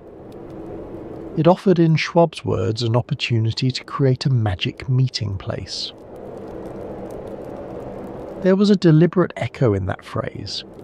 Mann's novel was about a place set apart from the ordinary world, where the normal rules of time and society were suspended, where people could engage with ideas that seemed impossible to address in the rushed and crowded flatland below. Schwab envisioned something similar, a space where business and political leaders could step back from their daily concerns and think about the larger questions. The conference was a success. Schwab renamed his organisation the European Management Forum. The annual January meeting in Davos became a fixture of the international business calendar. In 1987, the organisation was renamed again, the World Economic Forum. By then, it had evolved from a business conference into something larger, a gathering of political leaders, business executives, academics, and activists, all convening in the small Swiss town to discuss the great issues of the day. The timing was significant. The Cold War was ending. The Berlin Wall would fall in 1989. A new era of global economic integration was beginning. Davos positioned itself as the place where this new world would be discussed, debated, and shaped. In 1981, Time magazine dubbed Davos the Magic Meeting Place, a direct reference to Mann's novel. The phrase stuck. It captured something essential about what Schwab was trying to create. Today, every January, the most powerful people on Earth make their pilgrimage to Davos. Presidents and prime ministers, billionaires and bankers, CEOs and celebrities. They come by helicopter and private jet, their security details swarming the town. They meet in buildings that still bear the architectural signatures of the Sanatorium era: the flat roofs, the large windows, the terraces that once held rows of dying patients. The transformation is complete. The town that was built for death now hosts the masters of the global economy. The buildings designed to cure tuberculosis now incubate deals that shape the world. The sanatoriums are gone, but their influence remains, not just in Davos, but in the very foundations of modern architecture. The architects who designed the tuberculosis sanatoriums were solving a specific medical problem: how to maximize patients' exposure to light and air. But in solving that problem, they developed forms and techniques that would revolutionize building design. Consider the challenges they faced. Traditional buildings of the 19th century were designed to protect against the elements. Thick walls, small windows, steeply pitched roofs. They were fortresses against the weather. But for tuberculosis patients, this protection was precisely the problem. What they needed was exposure, not shelter. And so the sanatorium architects invented a new kind of building: the flat roof, the Davoser Flatscherdach, which allowed for rooftop terraces where patients could recline in the sun. The roof was slightly angled toward the centre, with internal gutters to drain snowmelt, solving the practical problem of alpine weather while creating new space for therapeutic use. The large windows that flooded interiors with light, not decorative flourishes, but medical necessities. Sunlight was believed to have germicidal properties, and even if this belief was overstated, the psychological benefit of bright, airy spaces was real. The balconies and verandas that brought the outdoors in, the cure terraces that became the signature feature of every sanatorium, the long galleries where patients could walk in fresh air even during inclement weather. The clean, unornamented lines that emphasized function over decoration. Why add ornament to a building when every service should serve the purpose of healing? The stripped-down aesthetic of the sanatoriums anticipated the minimalism of 20th century modernism. These elements would become the hallmarks of modernist architecture. Le Corbusier, one of the founders of modern architecture, had a direct association with the Davos flat roof experiments of the 1870s and 80s. His famous 5 points of architecture, pilatus, free facade, open floor plan, ribbon windows and roof garden, all find their antecedents in sanatorium design. Modern architecture, one critic noted, has more to do with a campaign for health than with anything else. It was not an exaggeration. The sanatorium was in many ways the laboratory of modern architecture. The demands of tuberculosis treatment, light, air, exposure to the sun, pushed architects to develop new forms that would come to define the built environment of the 20th century. The first reinforced concrete building in Switzerland was a tuberculosis sanatorium. The material allowed for large spans and open interiors that traditional construction could not achieve. The structural innovations driven by medical necessity would transform how buildings were made. Walk through any modern city, and you are walking through the legacy of the tuberculosis sanatoriums. The glass-walled office towers, the apartment buildings with their balconies, the hospitals with their patient rooms flooded with natural light, the schools designed to maximize fresh air circulation. All of it traces back, in one way or another, to the experiments conducted in places like Davos, places where architects were trying to save lives by letting in the sun. The disease is largely conquered, at least in the wealthy nations where these architectural forms first emerged, but the buildings remain, and every time we step onto a rooftop terrace or bask in the light of a floor-to-ceiling window, we are, in a sense, taking the cure. Let us pause now and consider what we have witnessed tonight. We have travelled to a small valley in the Swiss Alps, a place that has been many things over the past 2 centuries. A farming village, isolated and unknown, a health resort, famous throughout Europe, a literary landmark immortalised in one of the great novels of the 20th century, a ski destination, drawing millions of visitors each winter, a gathering place for the global elite, where the future of the world economy is debated. Through all of these transformations, one thing has remained constant: the mountain itself. The air is still thin in Davos. At 1,500 metres above sea level, every breath contains less oxygen than in the lowlands. The effect is subtle, visitors barely notice it, but it is real. The body must work slightly harder, the heart beats slightly faster, there is a faint lightheadedness, especially in the first few days. The sunlight is still intense. At this altitude, with the clear mountain air filtering less of the ultraviolet radiation, the sun feels stronger than it should for such northern latitudes. Skiers burn on winter days. The brightness after a snowfall can be almost painful. The winters are still long. The snow still falls on rooftops that were designed to melt it through internal gutters, that ingenious Davos flat roof that helped birth modern architecture. The cold still bites. The nights still come early. The geography that Dr. Alexander Spengler noticed in 1853, that strange, healthy geography where tuberculosis seemed unable to take hold, has not changed. What has changed is human understanding. In Spengler's time, no one knew what caused tuberculosis. The germ theory of disease was still decades away. Doctors could only observe patterns and hope to find correlations. Spengler observed that the villagers of Davos did not get tuberculosis, and he concluded that something about the mountain, the altitude, the air, the sunshine, must be responsible. He was not entirely wrong. The dry alpine air may indeed have slowed the spread of the disease. The intense sunlight, rich in ultraviolet radiation, may have killed bacteria in the environment.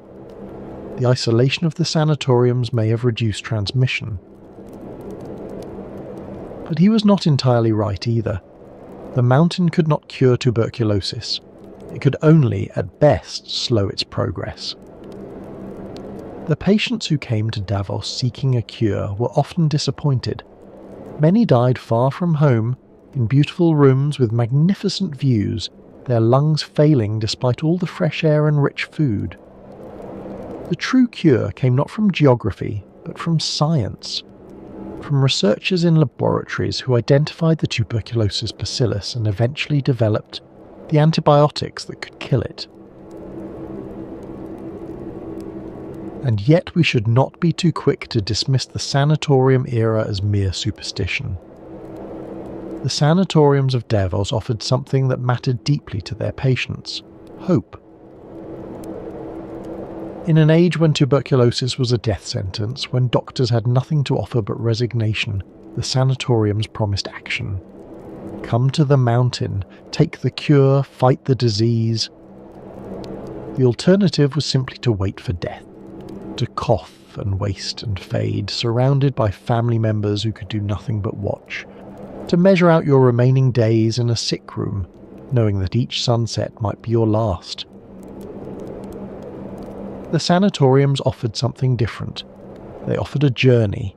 The trip to the Alps was itself a kind of pilgrimage, a transition from the ordinary world into a special place where different rules applied. They offered a regimen.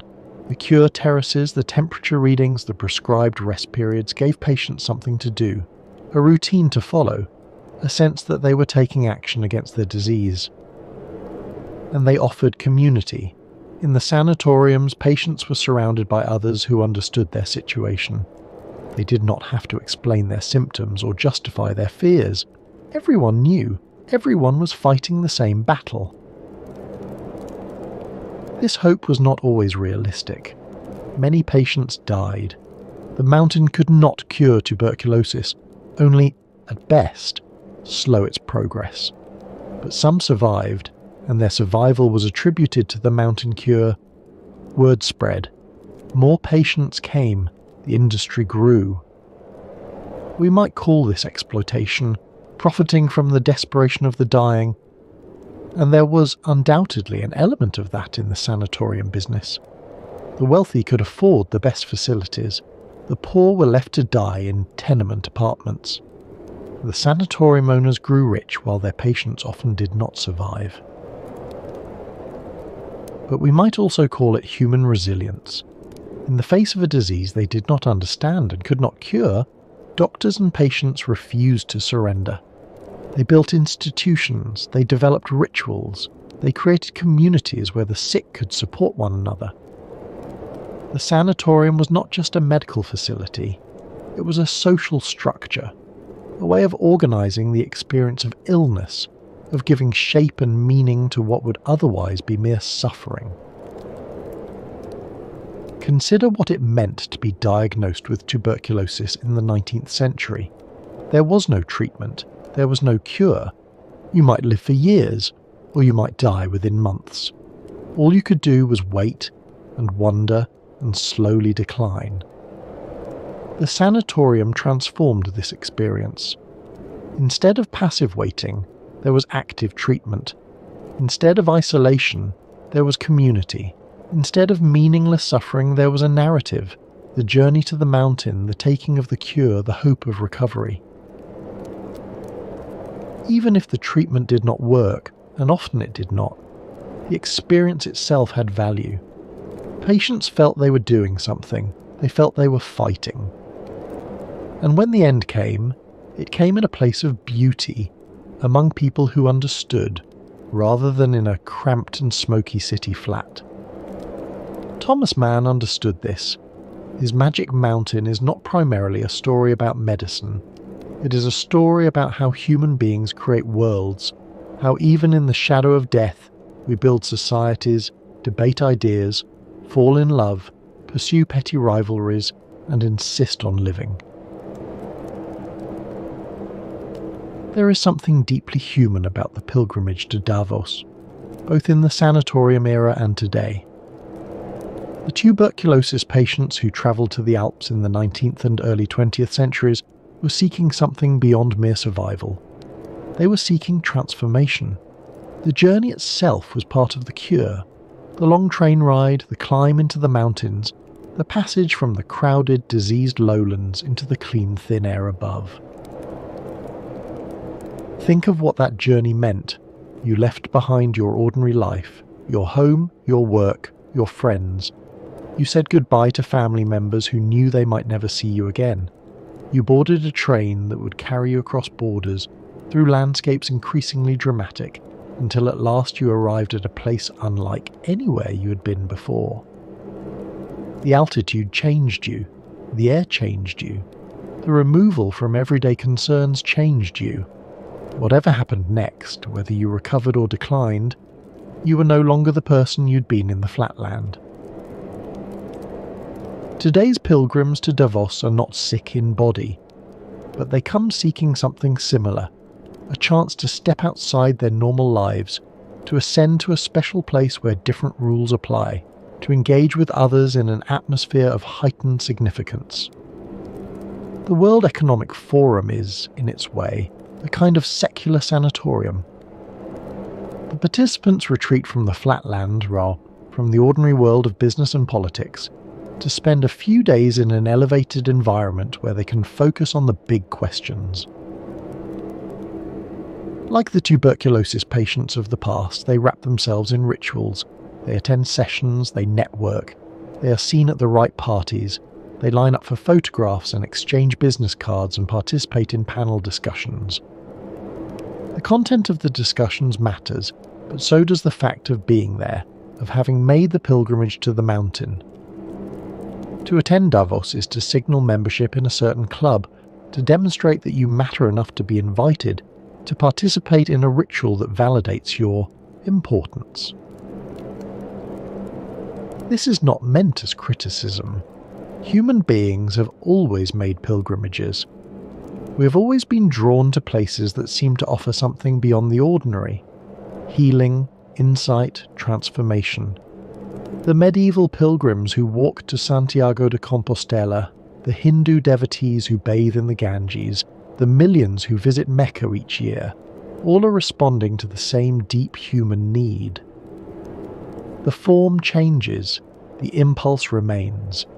We climb mountains, literal and metaphorical, because we believe that something awaits us at the top. If we listen carefully, we can still hear the ghosts of Davos. They are everywhere, these ghosts. In the architecture itself, the cure terraces converted to restaurants, the flat roofs now holding solar panels instead of reclining invalids. In the streets that were laid out to accommodate horse-drawn carriages carrying the sick. In the railway that still climbs the same route it travelled in 1890, when the first train brought new hope to a valley of the dying. The coughing patients on the cure terraces, wrapped in blankets, watching the sun set over the mountains. They came from across Europe, from Germany and England, from Russia and France, from Austria and the Netherlands. They spoke different languages, held different beliefs, came from different social classes. But they were united by their illness, by their hope, by their presence on that mountain. The nurses in their starched white uniforms making their rounds, taking temperatures, recording symptoms, offering what comfort they could to those who were slowly slipping away, rejoicing quietly when a patient showed improvement, preparing grimly when the end was near. The doctors with their stethoscopes and their hopeful theories about altitude and air. They were trying their best, these men. They did not know about bacteria or antibiotics or immune systems. They only knew that some patients who came to the mountain improved, and that was more than could be said for any other treatment available.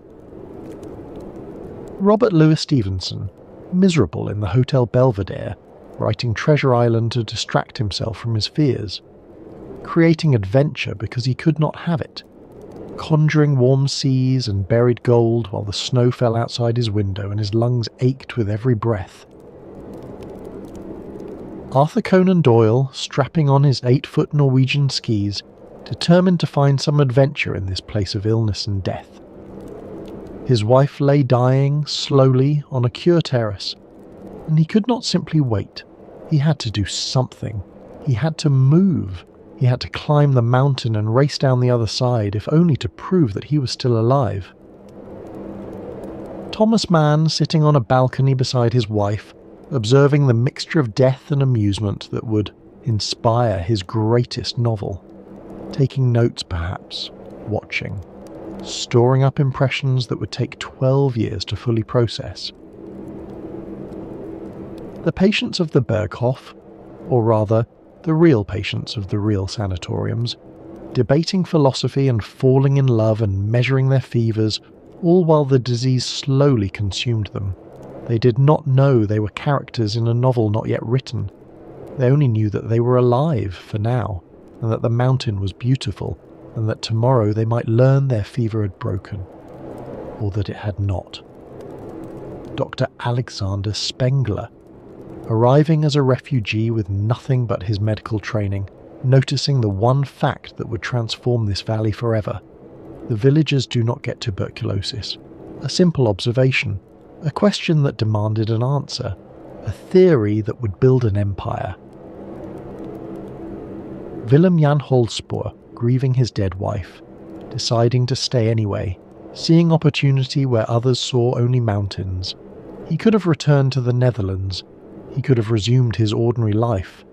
Instead, he stayed in the valley where his wife had died, and he built something that would outlast them both. Carl Spengler, donating his trophy, hoping that sport could reunite nations that war had divided. He had seen what hatred could do.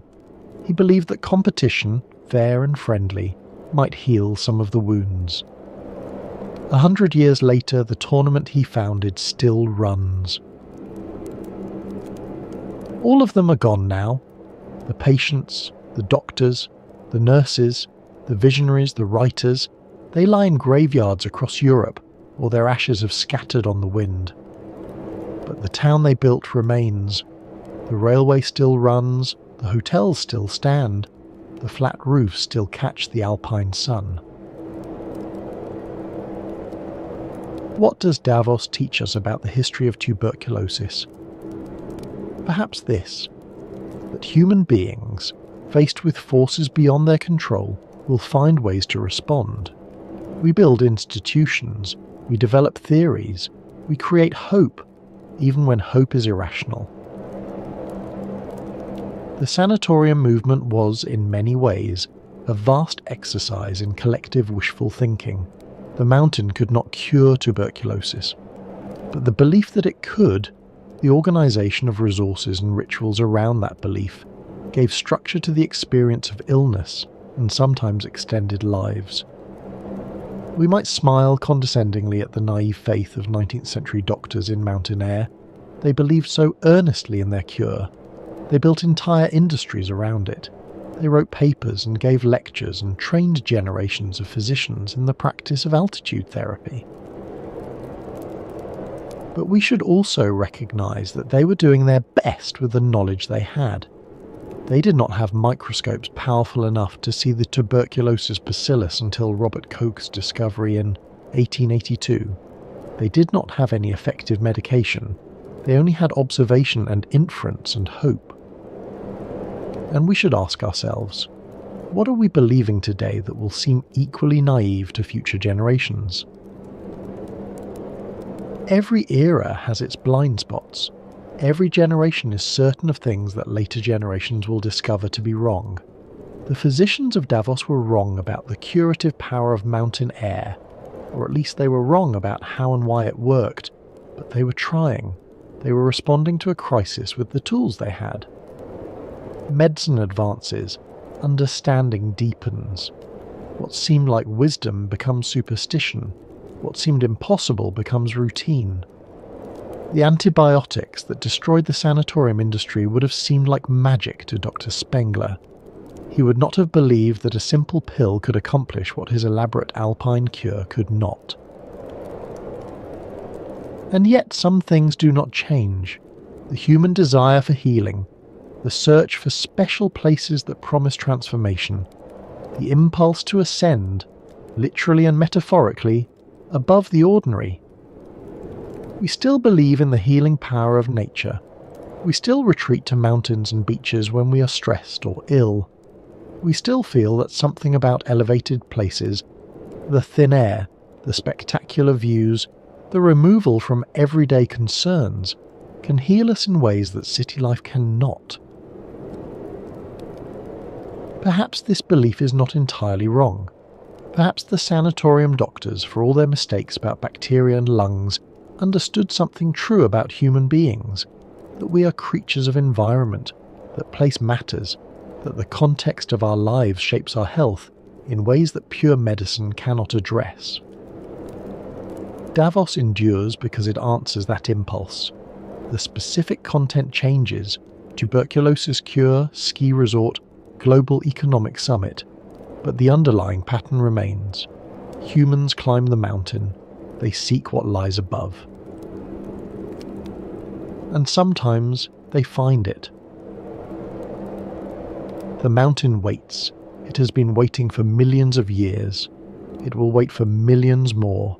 The humans who climb its slopes, seeking cures, seeking adventure, seeking power, are brief visitors, passing through on their way to somewhere else. The mountain does not judge them. The mountain does not heal them. The mountain simply endures. But for those brief visitors, the experience of the mountain can be transformative. Whether they come as tuberculosis patients or as skiers or as participants in the World Economic Forum, they all share something.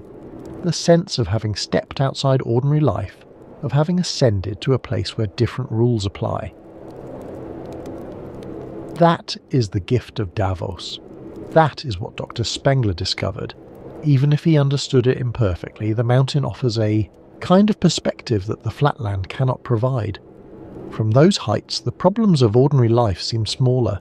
The air is clearer. The view extends to the horizon. The sanatoriums understood this. The ski resorts understand this. The World Economic Forum understands this. They have all in their different ways capitalized on the human need to climb, to rise, to see from above. Tuberculosis brought people to Davos, but something more than tuberculosis kept them coming back. Let us return one final time to that moment in 1853. A young doctor arrives in a remote alpine village. He's a refugee, a man who has lost his country and his profession, and nearly everything he once thought certain. The political upheaval that swept through Germany has cast him out, and he is washed up in this high valley like driftwood on a distant shore. He carries only his medical training, and whatever hope remains. He does not know that he's about to change the world. He only knows that he needs work, and that this village needs a doctor. He looks around at the villagers, healthy, ruddy-faced farmers who work the harsh alpine land. Their lives are difficult. They struggle against the mountains, against the weather, against the isolation, but they are alive. They are strong. He thinks of the cities he has left behind, where 1 in 7 deaths is caused by tuberculosis, where families are wiped out generation after generation by a disease no one understands. He remembers patients he could not save. He remembers the coughing and the blood and the slow, terrible wasting. And he notices something. These villagers do not get tuberculosis. Why? It is such a simple question. Why are these people healthy when so many others are sick? What is different about this place? That question, asked in ignorance, would transform a village into a city. It would draw the sick and the famous and the powerful from across the world. It would inspire one of the great novels of the 20th century. It would leave its mark on the very shape of modern buildings. It would create a railway and a hockey tournament and a global economic summit. All from one question, all from one observation, all from one man's refusal to simply accept that tuberculosis was everywhere, inevitable, unstoppable. The answer Dr. Spengler arrived at was incomplete. The mountain could not truly cure tuberculosis. The air, however thin and pure, could not kill the bacteria that were destroying his patient's lungs. But the question itself, the simple, stubborn human refusal to accept death without a fight, that was the real achievement. That impulse to ask why, to notice patterns, to seek explanations, to try something new, that is what built Davos. That is what built modern medicine. That is what continues to drive human progress against disease. And so, as the night deepens and the alpine wind fades into memory, we leave Davos behind for now. But its legacy remains. In the architecture of our hospitals, with their large windows and their balconies, and their flood of natural light. In the shape of our cities, with their flat-roofed buildings and their modernist aesthetic. In the very idea that geography might heal, that where we are matters as much as what we take. The sanatoriums are closed, the patients are long dead, but something of what they built endures. The Rhaetian Railway still climbs into the mountains, following the same route that Willem Jan Holspoor laid out more than a century ago. Tourists take it without thinking about its origins, about the sick and dying people whose need to reach the mountain cure justified the enormous expense of construction. The Schatzalp still stands, now a hotel instead of a sanatorium, but the building is the same. The Art Nouveau details, the grand public spaces, the views that once consoled the dying, all remain. Guests sleep in rooms where patients once measured their fevers and waited to learn whether they would live or die. The flat roofs still catch the alpine sun. The cure terraces, now enclosed and converted to restaurants and bars, still face the same magnificent view that patients once contemplated as they fought for their lives. The architecture remains, even as the purpose it was designed to serve has vanished. And every January, when the world's most powerful people gather in Davos to discuss the future, they walk streets that were laid out for the dying. They meet in buildings that were designed to heal. They breathe the same thin air that was once considered miraculous. They probably do not think about the ghosts. They probably do not imagine the cure terraces, the temperature readings, the slow parade of patients who came seeking life and sometimes found death instead. They are focused on the future, not the past. But the past is there, encoded in every building, in every street, in the very shape of the town. Davos was built by tuberculosis. Without the disease, it would still be a farming village, unknown to the world. Everything that makes it what it is today, the hotels, the railway, the international reputation, can be traced back to Dr. Spengler's observation in 1853. The mountain does not care about human purposes. It simply is. It was there before Dr. Spengler arrived, and it will be there long after the World Economic Forum has ended. The peaks will catch the sun, the snow will fall, the air will remain thin and cold and clear. What changes is human understanding. What changes is human need. What changes is what we seek when we climb. Next time on the Sanatorium, we'll travel westward to the American frontier, where an entire city would be built on the promise of the climate cure. Denver, Colorado, the world's largest tuberculosis camp, a city where 1/3 of the population, at the height of the Sanatorium era, had come seeking the cure. A city that would transform itself just as Davos did when antibiotics made the climate cure obsolete. But that journey is for another night. For now, rest well. Let the distant memory of alpine wind carry you gently into sleep. Let the thin air of the mountain fill your imagination. The peaks stand patient and eternal, their snow-covered summits catching the last light of stars. Somewhere, in the buildings that remain, the ghosts of Davos still rest on their cure terraces. They watch the sun set over the mountains, they measure their temperatures, they hope. If you found some measure of peace in tonight's journey, perhaps leave a like, or share it with someone who might need it. If you're new to the Sanatorium, consider subscribing. There are many more stories to tell, many more places where tuberculosis left its mark on our world. The mountain will be here when you return. Thank you for being here. Good night. In the spring of 1912, a German novelist visited his wife at a Swiss sanatorium. She was being treated for tuberculosis. He planned to stay for 3 weeks. A doctor examined him during his visit. "I found a moist spot on your lung," the doctor said. "You should consider remaining here for treatment, perhaps 3 months." Thomas Mann refused. He returned to Munich. He began writing. 12 years later, he published a novel about a young man who visits his cousin at a Swiss sanatorium. The young man plans to stay for 3 weeks. He remains for 7 years. Here is the strangest part of this story. When doctors later re-examined his wife's original X-rays, they found no evidence of tuberculosis. She had never had the disease at all. The greatest tuberculosis novel ever written. A book that would win its author the Nobel Prize, that would define an entire era, that would be called one of the most important works in the history of literature, was born from a misdiagnosis. From an illness that wasn't real. From a cure that didn't work. From 3 weeks that became 12 years. And here is something stranger still. The novel would predict with uncanny precision the catastrophe that was about to engulf Europe. It would diagnose a civilization's sickness before the symptoms became visible to anyone else.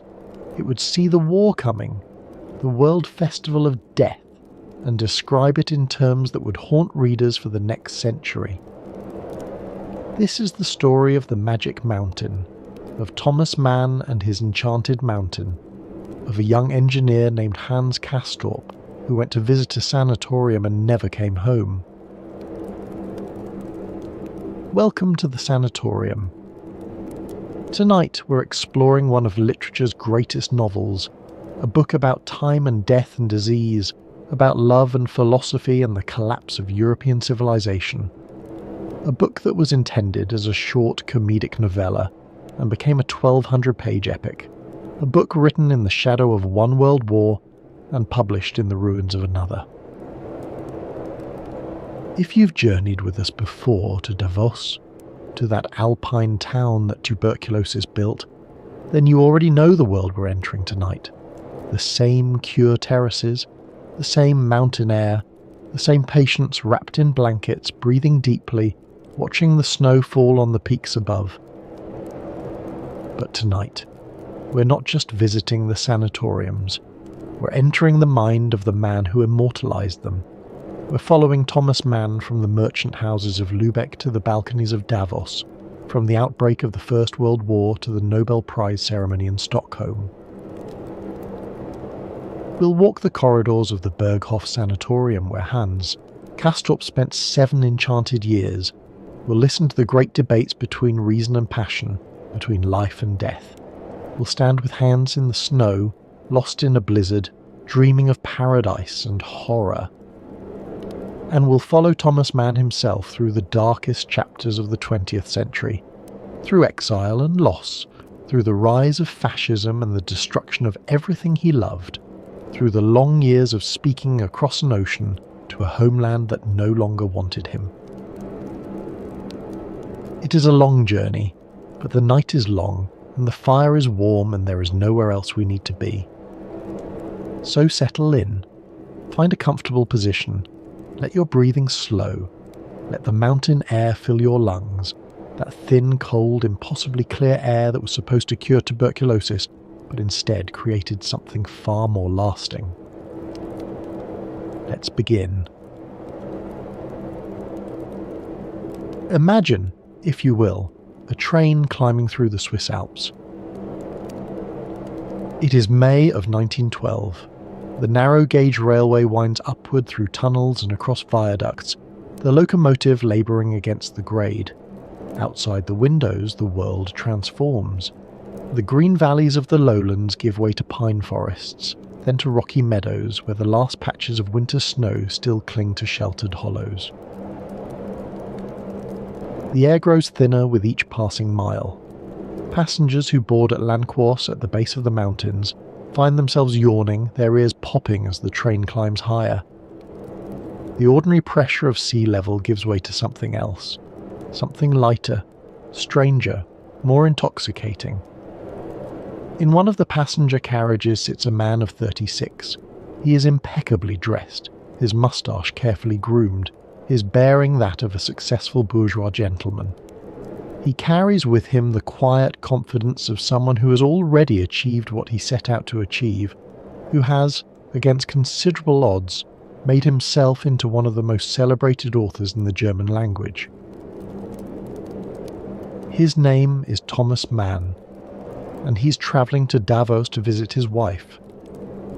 Katja has been at the Wald Sanatorium since March, nearly 3 months now. Her doctors in Munich had detected what they believed was tuberculosis, and they had recommended the mountain cure, the same cure that Dr. Alexander Spengler had pioneered half a century earlier, the same cure that had transformed this remote valley into one of the most famous medical destinations in the world. Thomas has been worried. He and Katja have been married for 7 years now. They have 4 children, Erika, Klaus, Golo, and Monika, with 2 more still to come. The household in Munich depends on Katja's management.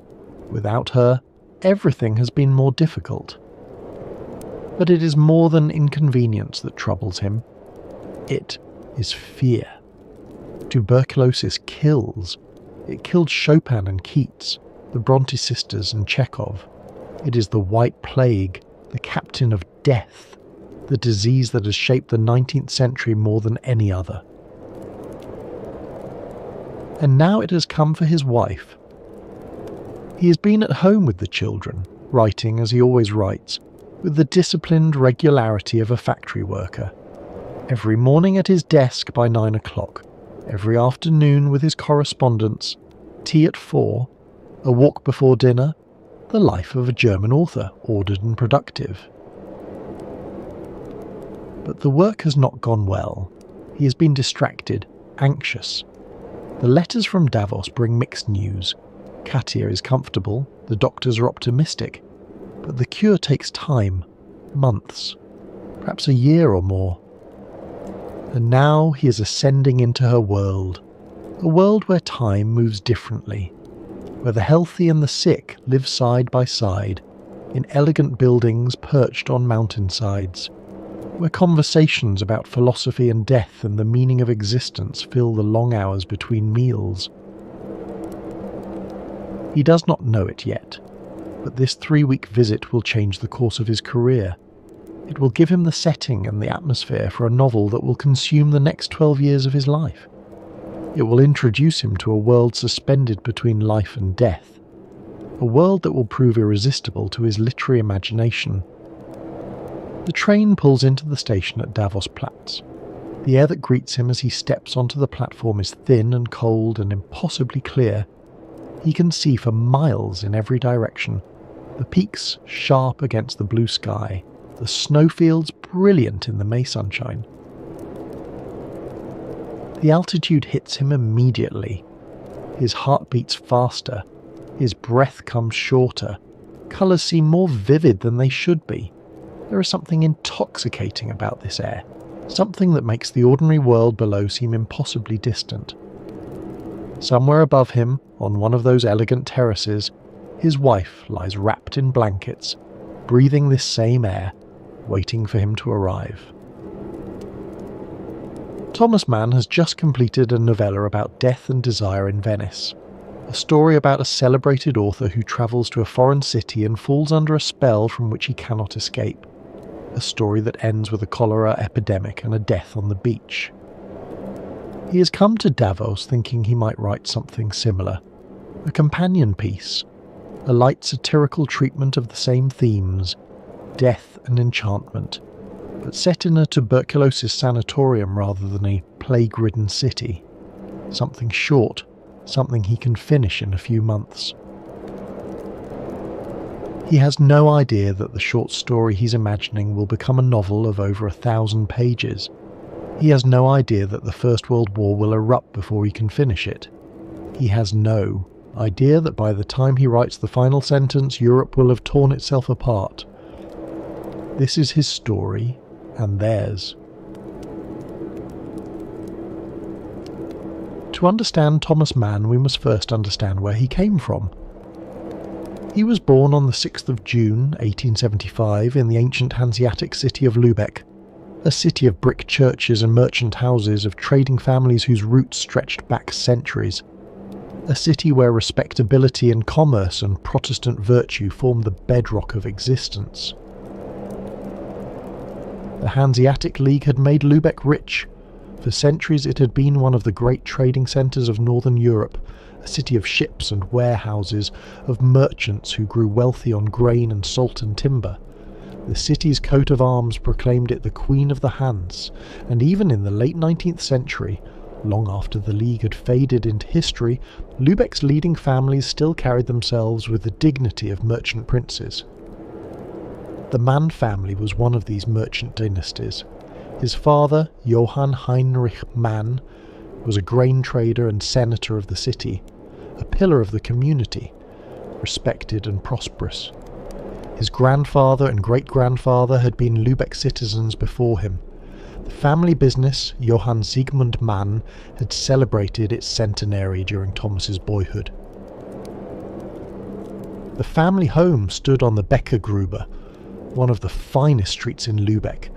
It was a grand house, filled with heavy furniture and family portraits, with servants and silver and all the trappings of bourgeois success. Young Thomas grew up surrounded by respectability. But his mother was different. Julia da Silva Bruns had been born in Brazil, the daughter of a German plantation owner and a Portuguese Creole mother.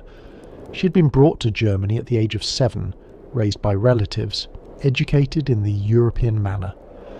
But she carried within her something that her husband's Lübeck relatives never quite understood: a love of music, of art, of the life of feeling rather than commerce.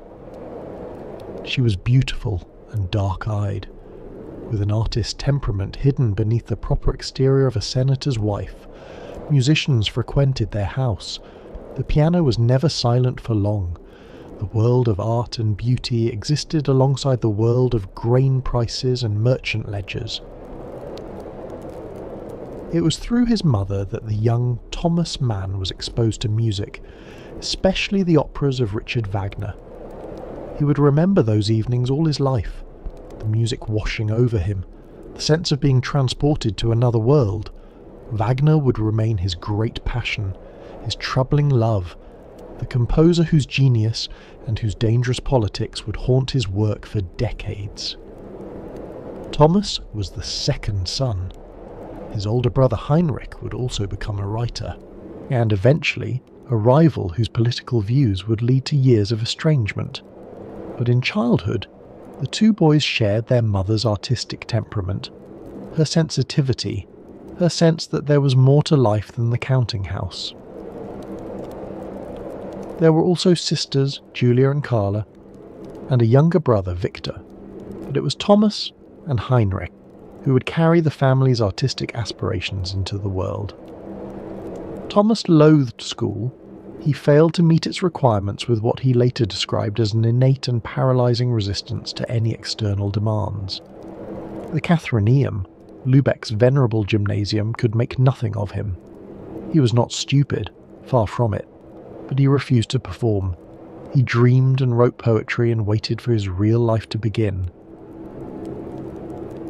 He was designated to take over the family grain firm, but everyone who knew him understood that this was impossible.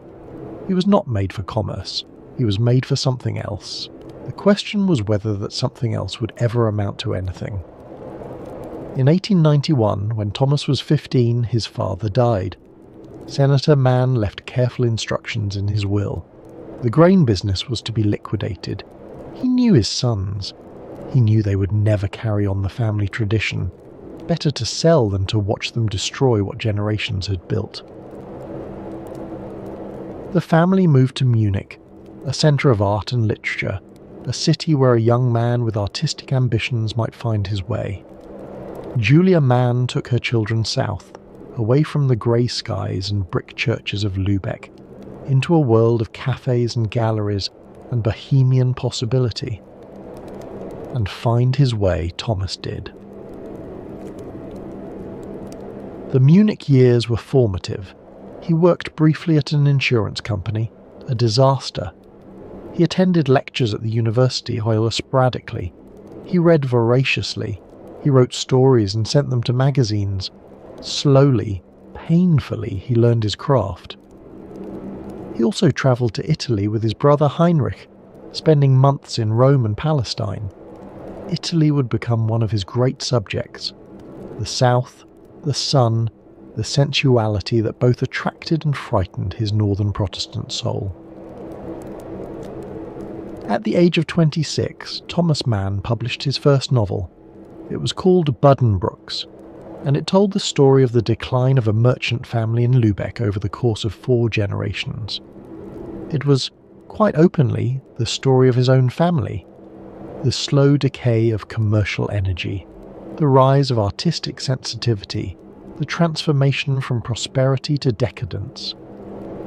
The novel drew on everything he knew: the family home on the Becker Gruber, the senator father with his public dignity and private doubts, the artistic mother who didn't quite belong, the children who couldn't carry on the tradition, the long, slow decline from merchant, vigour to aesthetic refinement to collapse.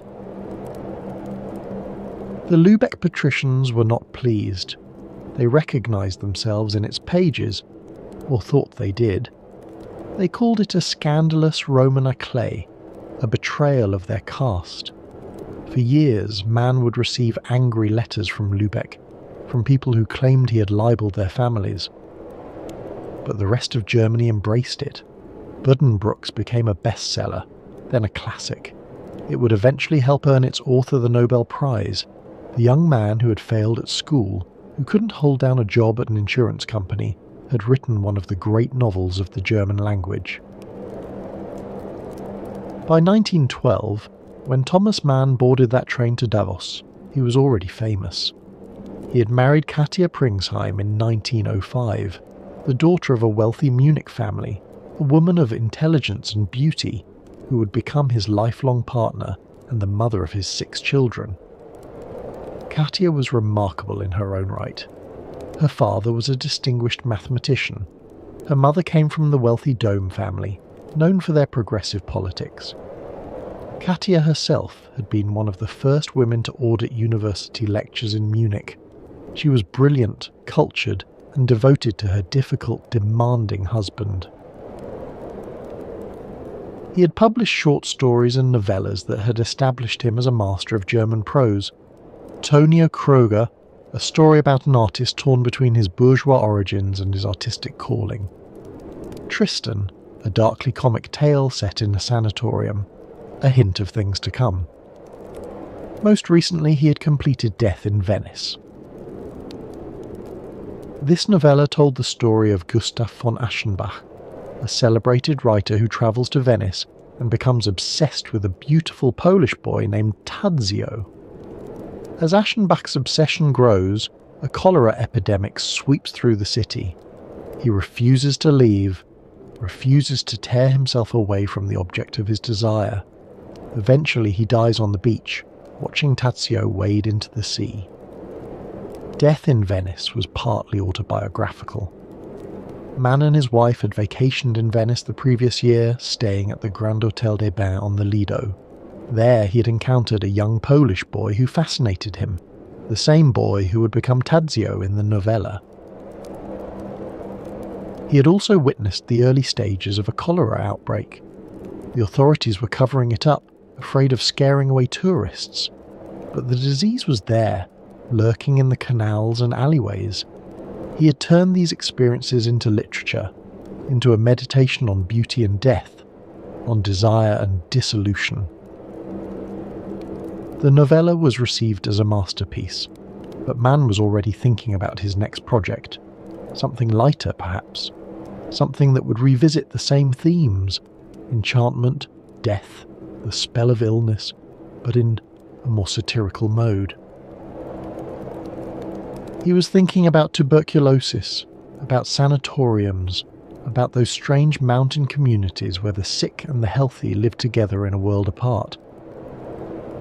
And now, as the train climbed toward Davos, he was about to experience that world firsthand. The Wald Sanatorium had opened just the year before in 1911. It was one of the newest and most modern of Davos's many medical institutions, a palace of healing perched on the mountainside above the town. Its director, Dr. Friedrich Jessen, was known for his progressive methods and his belief in the curative power of mountain air.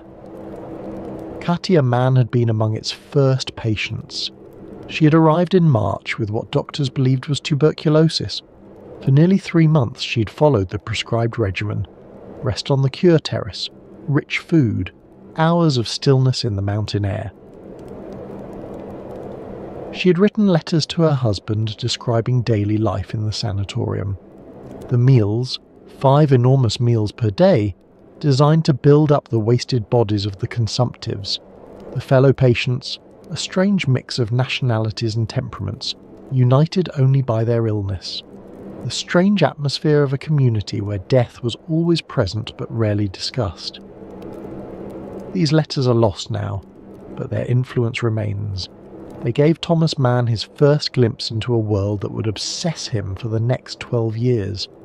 A world where time seemed to stand still, where conversations about death were as common as conversations about the weather, where the healthy became infected not just with disease, but with a certain way of thinking, a certain enchantment.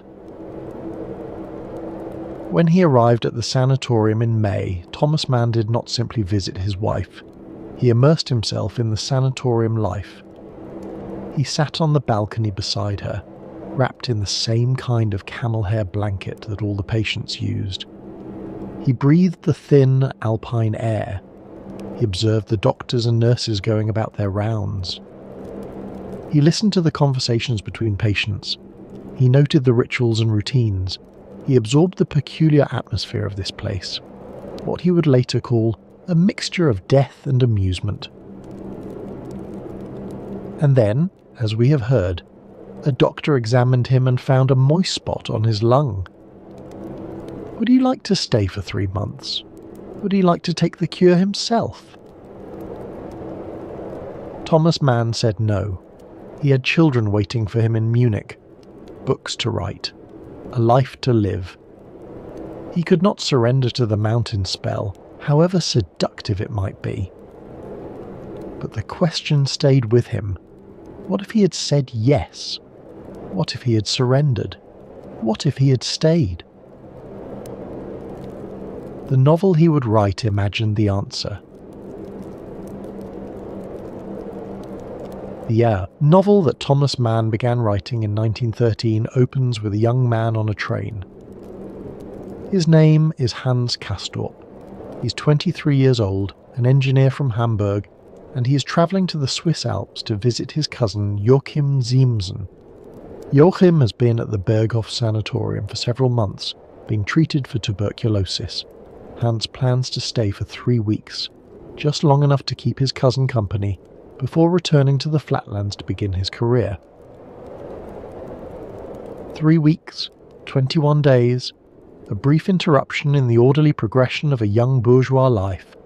Hans will visit, he will rest, he will breathe the famous mountain air, and then he will descend to the real world below, to engineering projects and business concerns and all the productive activities of modern life. This is what Hans believes. This is what the reader believes, at least at first. But the mountain has other plans. Mann introduces his protagonist with careful irony. Hans Castorp is ordinary, thoroughly, deliberately ordinary. He is not particularly intelligent or gifted. He has no great passions, no burning ambitions. He is simply a young man of his class and time, a product of Hamburg's merchant culture, destined to build ships and make money and live the respectable life his family expects. He has recently passed his engineering exams and is about to take a position at the shipyard of Tunder and Wilms. Everything is prepared. His future is mapped out. All he needs to do is follow the path that has been laid before him. But first, this brief holiday in the mountains. 3 weeks to visit his cousin, 3 weeks to see the sanatorium that everyone talks about, 3 weeks to breathe the famous air. The journey itself is significant. Mann devotes pages to Hans's ascent from the flatlands to the mountain. The train climbs and climbs. The air grows thinner. The landscape becomes more dramatic. It is as though Hans is travelling not just to a different place, but to a different world entirely. From the moment Hans arrives, something is different. The air is thinner, his heart beats faster. Colours seem more vivid, sounds more distinct. Even time itself seems to move differently. The hours stretch and compress in ways that the flatlands never permitted. His cousin Joachim meets him at the station. Joachim is a soldier, or would be, if only he could get well. His greatest desire is to leave the sanatorium, to descend to the flatlands, to begin his military career. But the doctors keep finding reasons for him to stay. His fever persists. His lungs are not yet healed. Just a few more months, they tell him. Just a little longer. Hans is struck by how natural this all seems to Joachim. The routine of the sanatorium has become his cousin's entire world. The morning rest cure, the 5 enormous meals per day, the temperature taking, the x-rays, the consultations with doctors. Joachim speaks of these things as if they were the normal substance of existence. And indeed, at the Berghof they are. The sanatorium itself is like a grand hotel perched on the mountainside with views in every direction. It has elegant public rooms and private balconies, a library and a dining room, gardens and walking paths. The patients live in comfort, even luxury. But beneath the elegance lies the ever-present reality of illness and death. Hans is shown to his room, a pleasant chamber with a balcony overlooking the valley. The furniture is solid and comfortable. The walls are thick enough to muffle the sounds of the neighbouring patients. It could be a room in any good hotel. Except that the room's previous occupant died here just 2 days ago. The sheets have been changed and the room has been aired, but the death still lingers somehow. It is the first of many deaths that Hans will encounter at the Berghof. The sanatorium has its own customs, its own hierarchies, its own way of measuring time.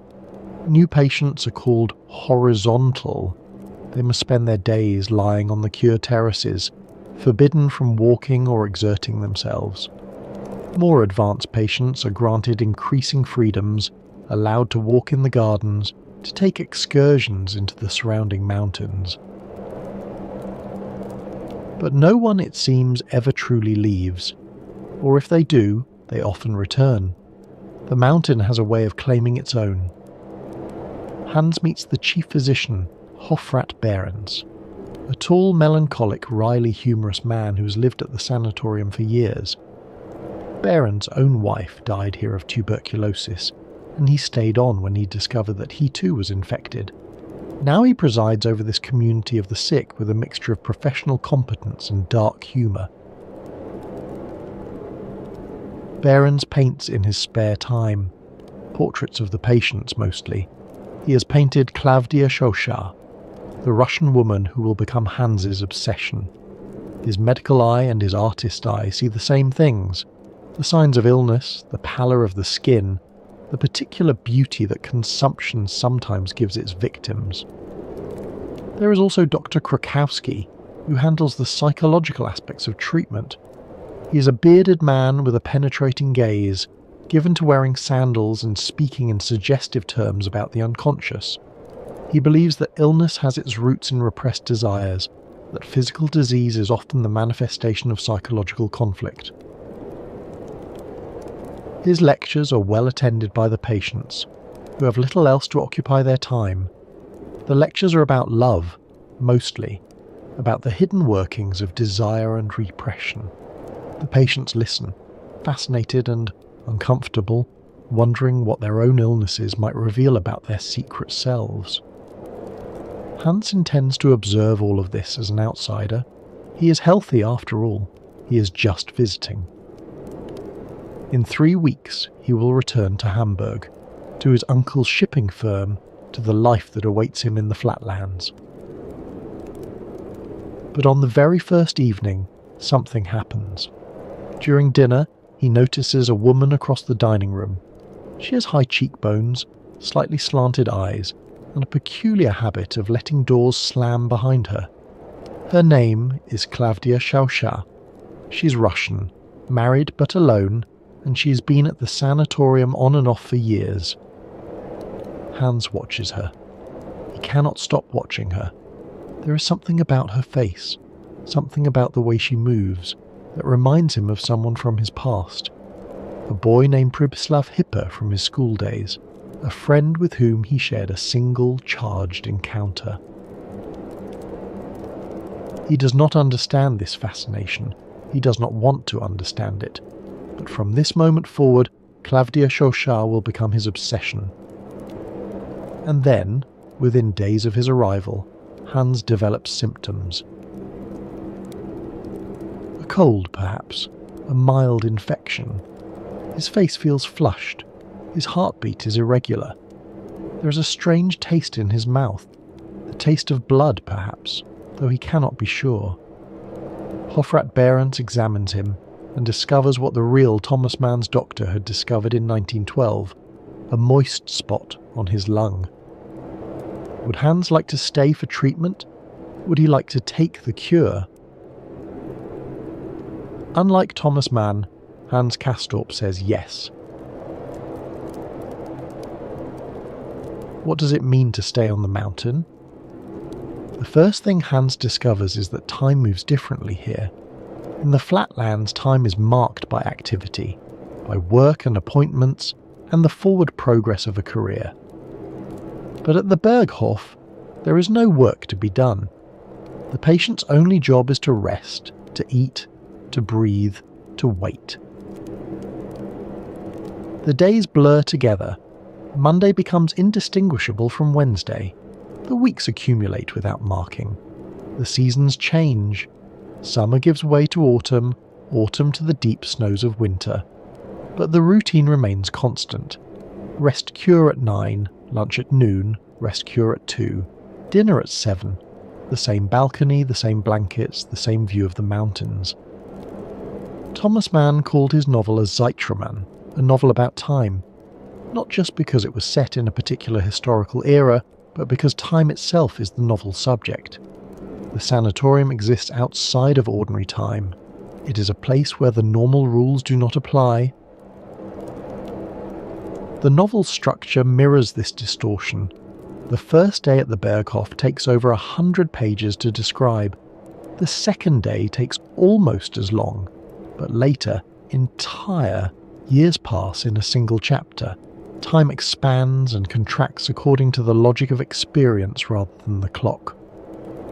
Hans begins to lose track of how long he has been at the Berghof.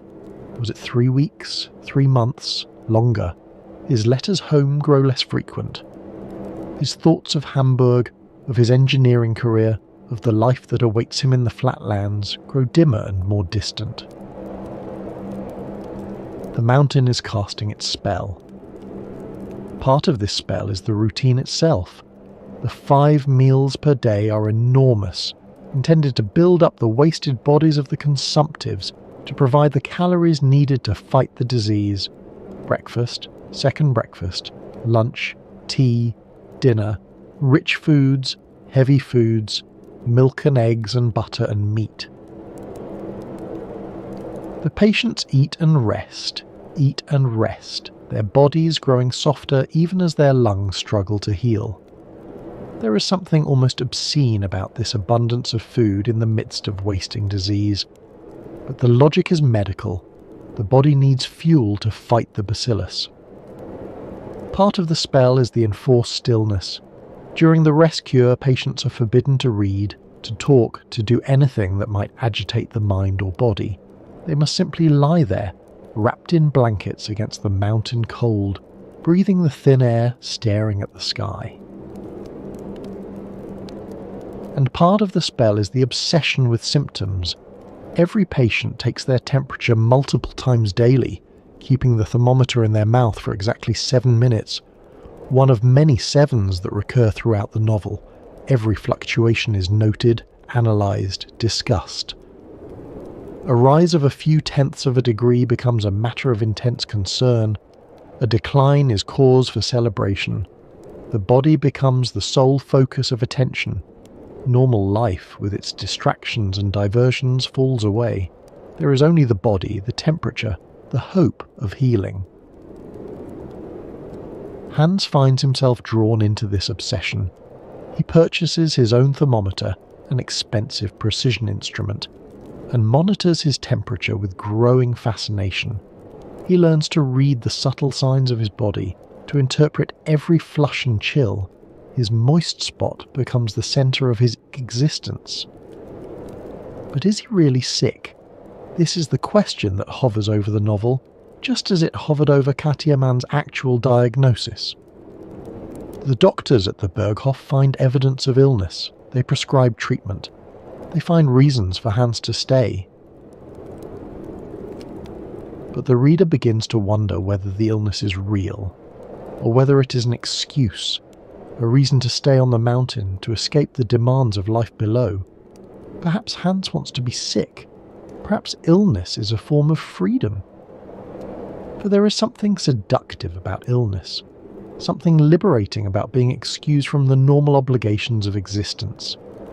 At the Berghof, Hans has no responsibilities, no work to complete, no career to build.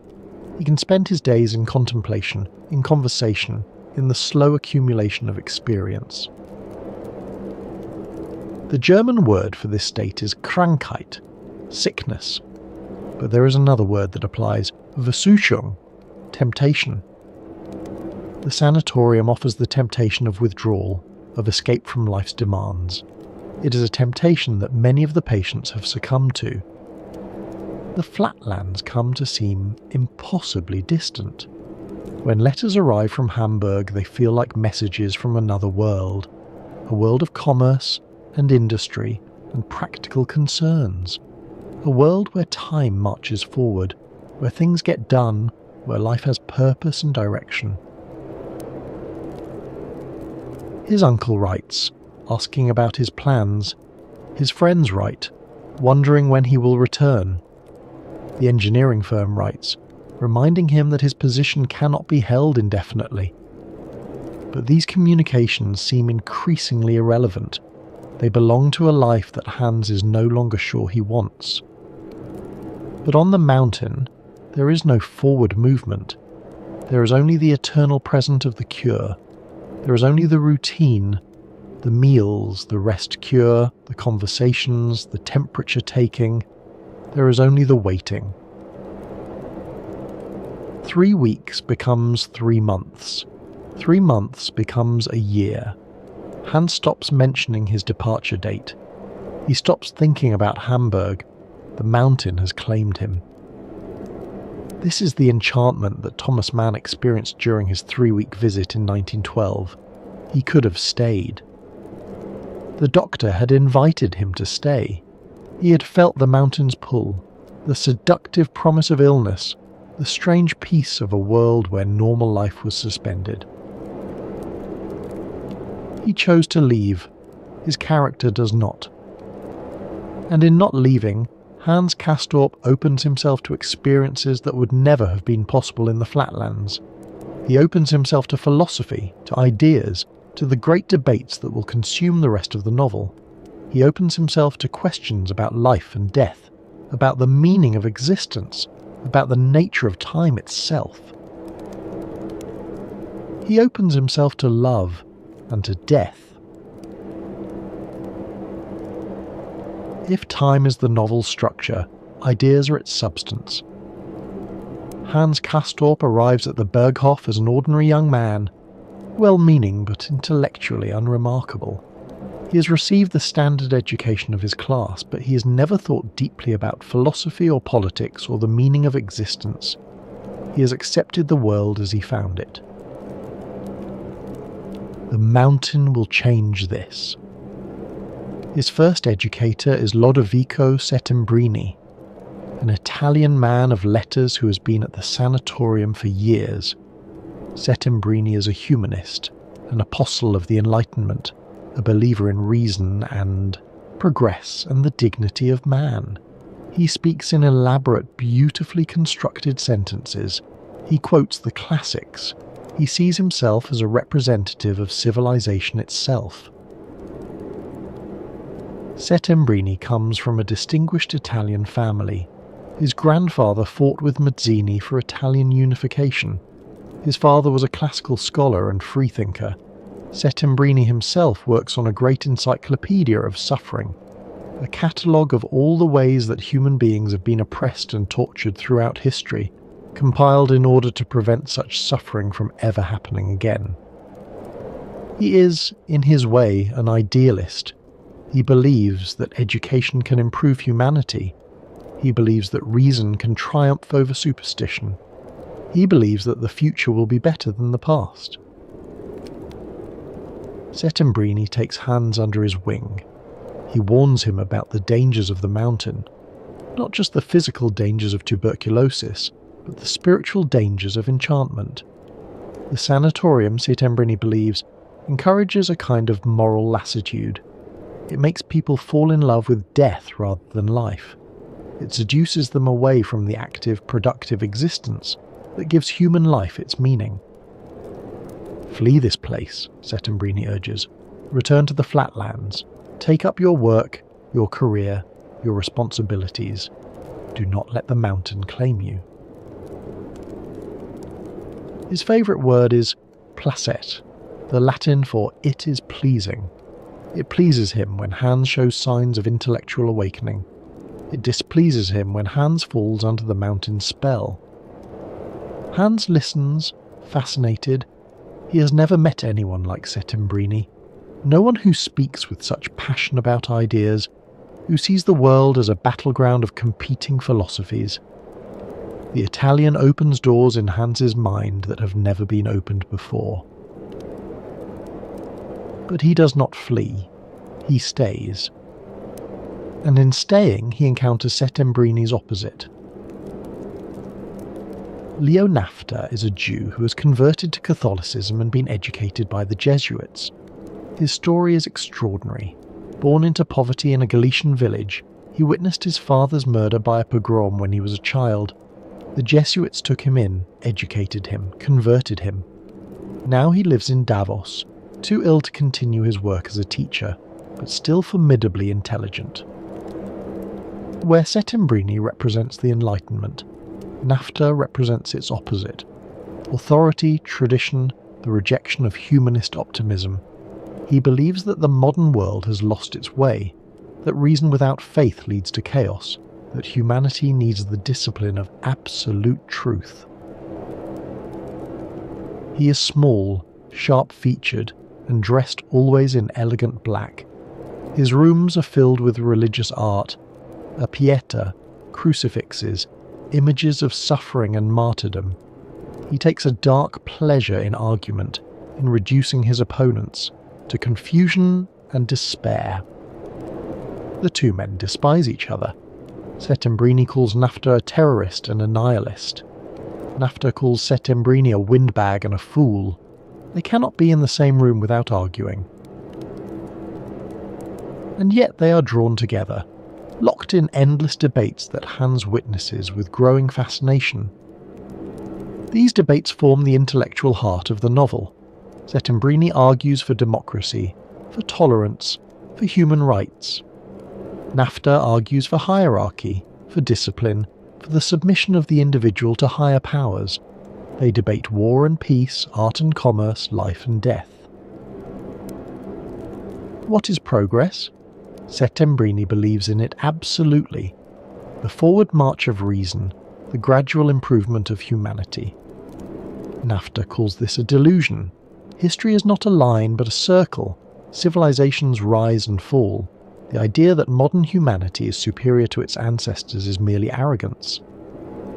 What is freedom? For Settembrini, it is the highest value, the right of individuals to determine their own destinies. For Nafta, it is a curse. Freedom without guidance leads only to chaos and despair. Human beings need discipline, hierarchy, truth imposed from above. Neither wins, neither can win. That is the point. Thomas Mann wrote much of this material during the First World War, when the ideas that Settembrini and Nafta represent were tearing Europe apart. The novel became a battlefield for the same conflicts that were playing out in the trenches of France and Belgium. Reason versus tradition. Progress versus authority. The Enlightenment versus its enemies. Mann's own sympathies were complicated. At the start of the war, he had sided against the Enlightenment. He had written essays defending German culture against what he saw as the shallow rationalism of the West. He had quarrelled bitterly with his brother Heinrich, who supported the democracies. But as the war dragged on, as the carnage mounted, his views began to shift. The novel reflects this internal struggle. Neither Settembrini nor Nafta is simply right or wrong. Both articulate genuine insights. Both are also deeply flawed. Settembrini's humanism can seem naive and self-satisfied. His faith in progress seems increasingly hollow in a world preparing for industrial slaughter.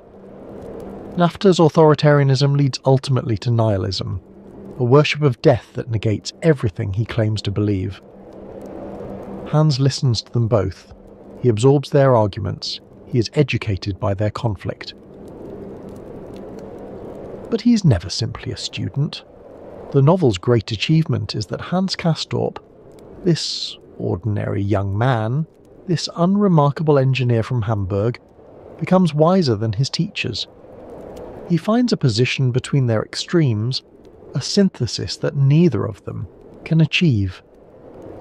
This synthesis will be articulated most clearly in the novel's central chapter, a chapter called Snow. But before we reach that moment, we must speak of love.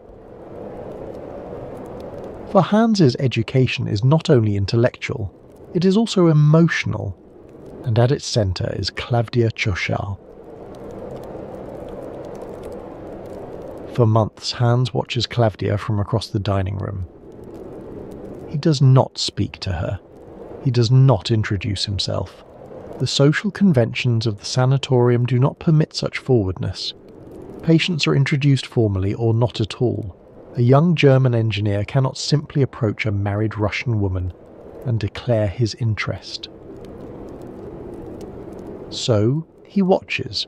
He learns her schedule. He positions himself where he will see her. In the dining room, in the corridors, in the gardens. He becomes, in his quiet way, obsessed. What is it about her? She is not conventionally beautiful. Her face is too broad, her cheekbones too pronounced. She has what the Germans call Kyrgyz eyes, slightly slanted, suggesting something Asiatic, something foreign, something other. And yet Hans cannot look away. There is something about her face, something about the way she moves that holds him captive. It is as though he has known her before, in some previous life or some forgotten dream. He realizes gradually what this feeling means. Klavdia reminds him of someone, a boy named Pribislav Hipper whom he knew in school, a boy with the same Kyrgyz eyes, the same high cheekbones, a boy with whom he shared a single, charged encounter. This is one of the novel's most daring elements. Hans's love for Klavdia is bound up with a memory of boyhood desire, of feelings that were never acknowledged or expressed. He once borrowed a pencil from Pribislav Hipper, and the exchange was invested with an intensity that he never understood and never forgot. The mountain, which suspends normal rules of time, also suspends normal rules of propriety. It allows Hans to feel things that Hamburg would never have permitted. It allows him to acknowledge desires that the flatlands would have kept hidden. Settembrini warns him. Stay away from the Asiatic, he says, using a word that reveals his own prejudices. He sees Klavdia as a representative of everything he opposes, the irrational, the sensual, the Eastern. She is disorder in female form. She is ill, he says. She is soft, she is lax. She lets doors slam behind her because she has no discipline, no self-control. She will drag you down into her softness. Hans cannot stay away. He borrows a pencil from her, an act that echoes his long-ago encounter with Pribislav Hipper. He learns her routines. He listens for the sound of her door slamming. He becomes, in his quiet way, her devotee. And then comes carnival night. Once a year the Berghof celebrates Fasching, the carnival that precedes Lent. Patients don costumes and masks. The normal hierarchies are suspended. Wine flows freely. For one night, everyone pretends to be someone else. It is a dangerous night. The sick pretend to be healthy. The proper pretend to be wild. Rules that govern daily life are temporarily suspended. Anything might happen. Hans approaches Klavdia at last. They speak. He uses the intimate form of address, du rather than sie, a liberty that would be unthinkable under normal circumstances. In German, to use du with a stranger is either an insult or an intimacy. Hans means it as intimacy. They speak in French, neither's native language, but a language in which difficult things might be said more easily. Hans tells her of his love, of his months of watching, of the dreams that have consumed him. She is not surprised. She has known. Perhaps she has been waiting. That night they consummate their passion. The details are not given. Mann was a discreet writer, and the scene unfolds largely through implication, but the implication is clear. Hans enters her room. He does not leave until morning. It is the only night they will have. The next morning, Klavdia leaves the sanatorium. She has been planning this departure for weeks. She returns to her husband, to whatever life awaits her in Russia. She leaves Hans only a memento, an X-ray photograph of her diseased lungs, which he will treasure like a love token. Hans is devastated, but he does not follow her. He does not leave the mountain. Instead, he waits. He waits for 3 more years. This is the strange mathematics of love on the mountain. One night becomes an eternity. 3 years of waiting become a mere interlude. Time stretches and compresses according to its own logic. During these years, Hans continues his education. He reads books from the sanatorium library, books on anatomy, on physiology, on the nature of life itself. He listens to the debates between Settembrini and Nafta. He observes the other patients, watching as some recover and descend to the flatlands, watching as others decline and die. His cousin Joachim finally leaves. He can wait no longer for the doctor's permission. He descends to the flatlands, takes up his military career, becomes the soldier he always wanted to be. But the mountain is not finished with him. Within months, Joachim returns. His illness has flared again. This time there will be no recovery. Hans watches his cousin die, watches him slip away in a scene of terrible pathos, still trying to salute, still the soldier at the end. It is the death that affects Hans most deeply. Joachim was his connection to the flatlands, his link to normal life. With Joachim gone, the mountain's hold on Hans is complete. And then, years after her departure, Klavdia Chosha returns. But she is not alone.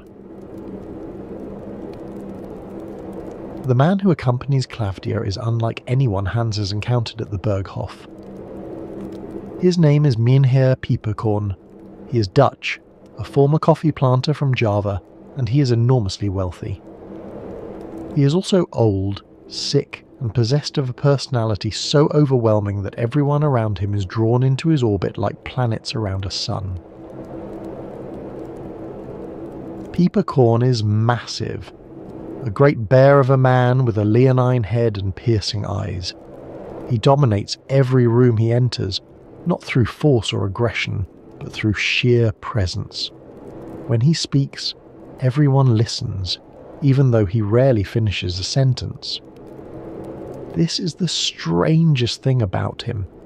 Peperkorn cannot complete a thought. His speech trails off into fragments, into gestures, into inarticulate but somehow eloquent silences. He raises a finger, makes a gesture, and everyone nods as though he has said something profound. Life, gentlemen, he begins. Life is, that is to say, in short, but enough. And somehow this is enough. His presence fills in what his words leave out. Where Settembrini and Nafta are all words, all ideas, Peperkorn is pure life force. He represents something that cannot be captured in arguments or philosophies, the irrational vitality that makes existence worthwhile. Thomas Mann based this character partly on Gerhard Hauptmann, a famous German poet whom Mann both admired and resented. Hauptmann was a towering figure in German letters, a Nobel laureate, a literary celebrity, a man who commanded attention wherever he went. But Mann found him intellectually disappointing, a great presence with little substance. The portrait in the novel is affectionate but also satirical. Peperkorn is magnificent but also absurd, a giant who cannot express the simplest thought.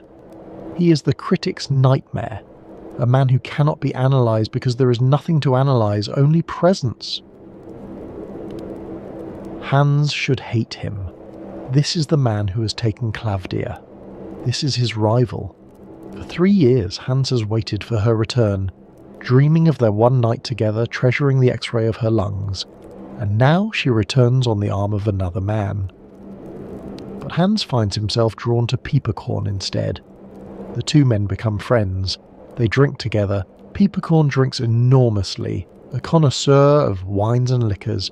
They talk, or rather Peppercorn speaks in fragments while Hans listens, trying to decipher meaning from gesture and intonation. There is something generous in this friendship. Hans has learned during his years on the mountain to set aside jealousy. He has learned that love is not possession, that people cannot be owned. Klavdia belongs to no one, not even to herself. She moves through life like a force of nature, taking and leaving as the spirit moves her. Or perhaps it is simpler. Perhaps Peppercorn is simply impossible to resist.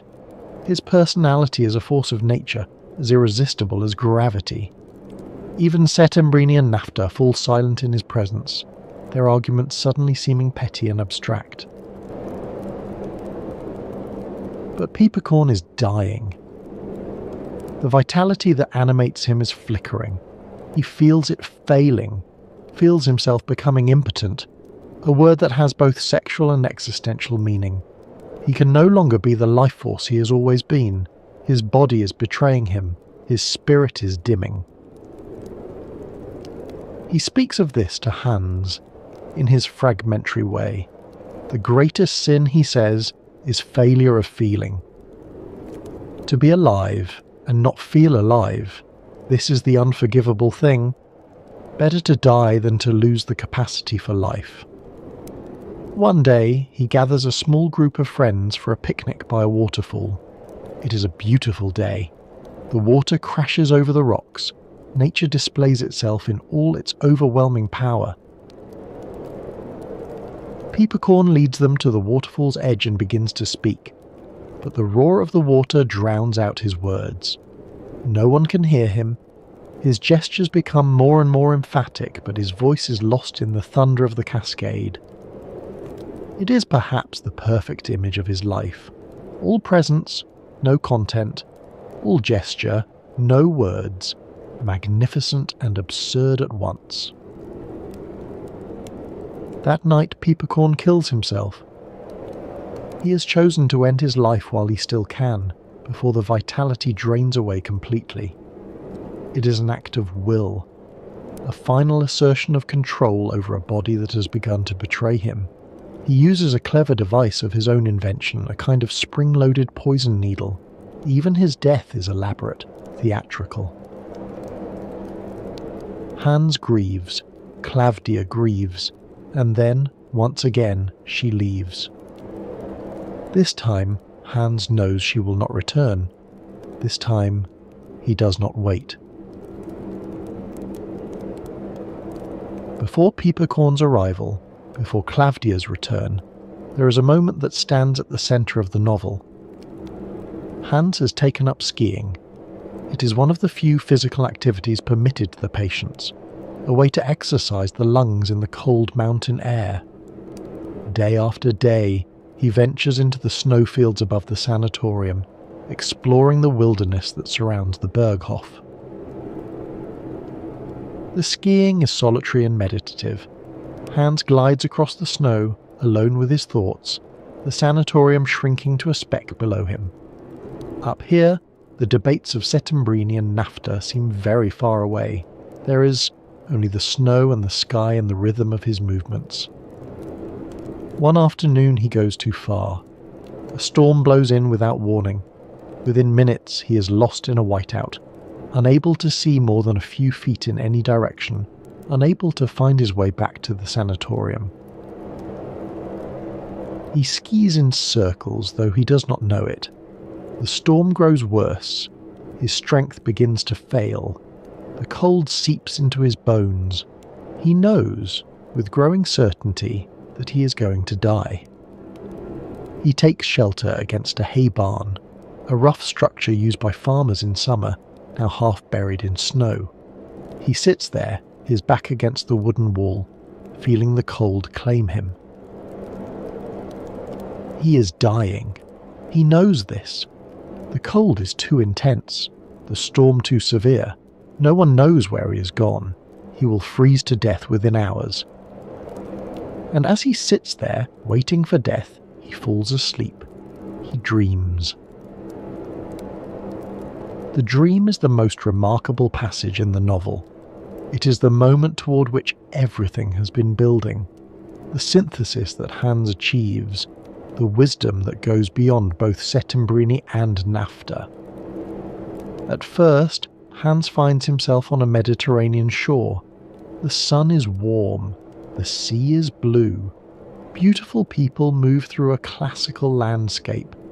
Young men and women of perfect form, engaged in games and conversations and gentle love. It is paradise. It is everything the mountain is not. He sees children playing on the sand. He sees mothers nursing infants. He sees old people sitting in the shade, watching the young with benevolent eyes. It is a vision of human life as it might be, harmonious, beautiful, at peace with itself. But the dream changes. Hans is drawn toward a temple at the edge of the landscape. It stands apart from the sunny scenes below, its columns casting deep shadows. Something compels him to enter, something he does not understand. Inside, he finds something terrible. Two old women crouch over a child. They are tearing it apart. They are eating its flesh. Blood stains their mouths, their hands, the floor beneath them. The horror is indescribable. Hans wants to flee, wants to wake, wants to unsee what he has seen. But he cannot move. He can only watch as the hags continue their terrible feast. And then he understands. The beautiful people outside know about this horror. It is part of their world. They live their graceful, harmonious lives in full knowledge of the temple and what happens within it. The paradise and the horror exist together, inseparable. Hans wakes from this vision with a single insight. It is the most important sentence in the novel, set in space type in the German original, to emphasize its significance. For the sake of goodness and love, man shall let death have no sovereignty over his thoughts. This is Hans's synthesis. This is what he has learned from Settembrini and NAFTA, from Klavdia and Pieperkorn, from all his years on the mountain. Death is real. Horror is real. The temple and its horrors cannot be denied or wished away. But life must not be governed by them. Love must not be conquered by them. We must acknowledge death and still choose life. We must know the horror and still act with goodness and love. The storm clears. Hans finds his way back to the sanatorium. He has survived. But here is the strange thing. Within days, Hans forgets his vision. The insight fades. The words that seemed so clear in the snow become confused and uncertain in the warmth of the Berghof. The mountain reclaims him. Its spell is unbroken. This forgetting is perhaps the most honest thing in the novel. Epiphanies rarely last. Insights fade. We return to our habitual ways of being, even when we have glimpsed something higher. The vision in the snow was real, but it could not survive the return to ordinary life. Hans will not remember his vision when he needs it most. Let us step back from the novel for a moment and consider the real Davos, the town that Thomas Mann visited in 1912, the place that would become the Berghof in his imagination. Davos sits at an altitude of 1,500 metres in the Graubünden Alps, high enough that the air is thin and cold, low enough that life is still possible. In the 19th century it was a small farming community, its people scraping a living from the rocky soil and sparse pastures. Everything changed when Dr. Alexander Spengler arrived. If you have travelled with us before to Davos, to the episode about that alpine town that tuberculosis built, you know Spengler's story. He was a German doctor who came to Davos in 1853, suffering from tuberculosis himself.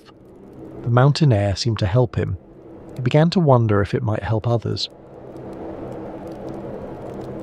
Spengler became convinced that the particular combination of altitude, dry air and sunshine in Davos could benefit tubercular patients. He began recommending it to his patients. Others followed. By the 1860s, the first sanatoriums were being built. The Davos that Thomas Mann visited in 1912 was the product of this medical gold rush. The town had been transformed. Where once there were scattered farmhouses, now there were grand sanatoriums, buildings like ocean liners run aground on the mountainside, their balconies facing south to catch the sun. The Schatzalp, opened in 1900, was one of the grandest. Built in the Art Nouveau style, it, perched on a ridge above the town, accessible only by funicular railway. Its patients were wealthy, its facilities luxurious. It is the model for Mann's fictional Berghof. The Wald-Sanatorium, where Katja actually stayed, was newer, opened just in 1911. It was a forest sanatorium, set among pine trees on the mountainside above the town. Its director, Dr. Friedrich Jessen, was known for his modern methods. Life in these sanatoriums followed a strict routine. Patients spent hours each day on the cure terrace, lying in reclining chairs, wrapped in blankets, breathing the cold mountain air. They ate enormous meals, 5 per day, rich in fats and proteins, designed to build up their wasted bodies. They took their temperature obsessively. They submitted to X-rays and examinations. They lived suspended between hope and fear, never knowing whether they would recover or decline. The sanatoriums were also social worlds. Patients came from across Europe, from Germany and Russia, from England and France, from Italy and Austria. They were thrown together by their illness, united by their common fate. Romances flourished, friendships formed. The boundary between patient and visitor, between sick and healthy, was permeable and uncertain. Mann captured all of this in his novel. The 5 meals per day, the cure terraces, the obsessive temperature taking, the strange society of the sick. But he transformed it too, making the sanatorium into a symbol of something larger, a microcosm of European civilization before the catastrophe. By 1912, that catastrophe was only 2 years away. The world that Mann observed at the Wald-Sanatorium, the elegant society of the sick, the debates between humanists and authoritarians, the enchantment with death, was about to be swept away by war. The sanatoriums themselves would survive for another 4 decades, until antibiotics made the mountain cure obsolete. But the world they represented, the world of pre-war Europe, with its certainties and its illusions, would end in August of 1914. Mann did not know this when he visited. He could not have known. But by the time he finished his novel 12 years later, the catastrophe had happened. The novel that began as satire had become prophecy. We must now consider the man behind the novel, consider the circumstances in which it was written. Thomas Mann began writing The Magic Mountain in 1913, just over a year after his visit to Davos.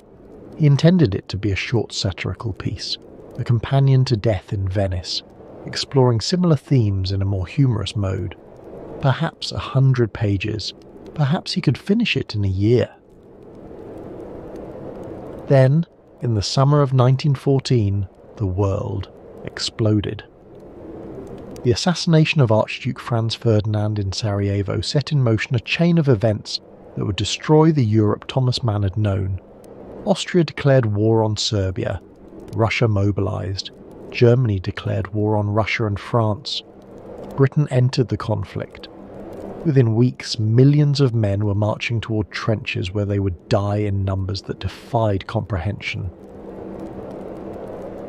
Mann, like many German intellectuals, initially supported the war. He saw it as a defense of German culture against what he perceived as the shallow materialism of the West. Germany represented depth, inwardness, the life of the spirit. France and England represented surface, commerce, the life of mere reason. This is a position that seems incomprehensible now, but it was common among German intellectuals in 1914. They believed that German culture was superior to Western civilization, that Germany represented something deeper and more authentic than the democracies of the West. Mann threw himself into this argument. He wrote essays defending Germany, defending the war, defending what he saw as German values. He quarrelled bitterly with his brother Heinrich, who opposed the war and embraced the democratic values of France. The brothers stopped speaking. Their estrangement would last for years. It was a painful rupture. Two brothers who had grown up together, who had shared their mother's artistic temperament, now divided by politics and war. And still Mann worked on his novel, though the work was interrupted constantly. He wrote political essays, gave speeches, engaged in the conflicts of the day. The Magic Mountain lay unfinished, its characters frozen on their mountain while Europe burned. The war dragged on, 4 years that seemed like 40. The trenches became charnel houses. The dead piled up in numbers that numbed the mind. 10 million soldiers would die, 20 million more would be wounded. The flower of a generation was destroyed. By the time the war ended in 1918, everything had changed. The German Empire had fallen. Revolution had swept through the country. The old certainties had been swept away. Mann's own views had begun to shift. The carnage of the war had shaken his confidence in German exceptionalism. The failure of the old order made him reconsider his opposition to democracy. Slowly, painfully, he was coming to see that his position had been wrong. When he returned to the novel, he brought these new perspectives with him. The Magic Mountain became not just a story about a young man in a sanatorium, but an allegory for European civilization itself, a civilization that had been enchanted by dangerous ideas, that had fallen under the spell of death, that had descended into the madness of war. Once. The debates between Settembrini and NAFTA took on new meaning. They were no longer abstract philosophical discussions. They were the ideas that had torn Europe apart. The novel's final pages are among the strangest in literature. For 7 years, Hans Castorp has lived on the mountain. 7 years of rest, cures and debates, of love and death, of time suspended. 7 years while the world below prepared for catastrophe. And then, in August of 1914, the spell breaks. The word comes up the mountain. War has been declared. The European powers are mobilizing. Young men are needed to fight. The sanatorium empties. Patients who have been too sick to leave suddenly find themselves cured, or cured enough to fight. The debates between Settembrini and NAFTA reach their terrible conclusion. They quarrel, they challenge each other to a duel, and NAFTA, in a final gesture of nihilism, shoots himself rather than his opponent. Hans descends. After 7 years, he finally leaves the Berghof. Not because he is cured. We never know whether his illness was real. Not because he has chosen to leave. He could have stayed. He descends because history has summoned him. The final scene finds him on a battlefield somewhere in Flanders. Shells are falling. Men are dying around him. He stumbles forward through the mud and smoke, singing a German song. A love song, oddly, in the midst of all this death. The song is The Linden Tree from Schubert's Winterreise, a song about rest, about the tree that promises peace, about the traveller who is tempted to stop and sleep forever. It is a song about death, and Hans sings it as he marches toward what may be his own death. Thomas Mann does not tell us what happens next. The novel ends with Hans disappearing into the chaos of battle. Will he survive? The narrator offers little hope. Adventures of the flesh and in the spirit, while enhancing thy simplicity, granted thee to know in the spirit what in the flesh thou scarcely could have done. Moments there were, when out of death and the rebellion of the flesh, there came to thee as thou tookest stock of thyself a dream of love. Out of this universal feast of death, out of this extremity of fever, kindling the rain-washed evening sky to a fiery glow, may it be that love one day shall mount. The World Festival of Death. This is man's phrase for the war. The war that ended the world he had known. The war that killed millions. The war that made the enchantments of the sanatorium seem almost innocent by comparison. Hans Castorp, who spent 7 years learning to think about death, now faces death itself. Not as philosophy, but as artillery shells and poison gas and bodies piled in. Trenches. The abstract debates of Settembrini and NAFTA have become horribly concrete. It is an extraordinary ending, frustrating for readers who want resolution, who want to know whether Hans lives or dies, but true to the novel's vision. The mountain protected its patients from the world, but the world eventually comes for everyone. The enchantment ends, the spell breaks, history claims its own. Thomas Mann finished The Magic Mountain in the summer of 1924. He had worked on it for over 12 years, longer than Hans Castorp spent at the Berghof. The novel that began as a short satire had grown into over 1,000 pages, one of the longest and most complex works of German literature. He was pessimistic about its reception. Germany in 1924 was a wounded nation, defeated in war, convulsed by revolution, devastated by hyperinflation. The economy was only beginning to stabilise. Hitler had just been released from prison after his failed beer hall putsch. Would anyone have the patience for a 1,200-page meditation on time and death?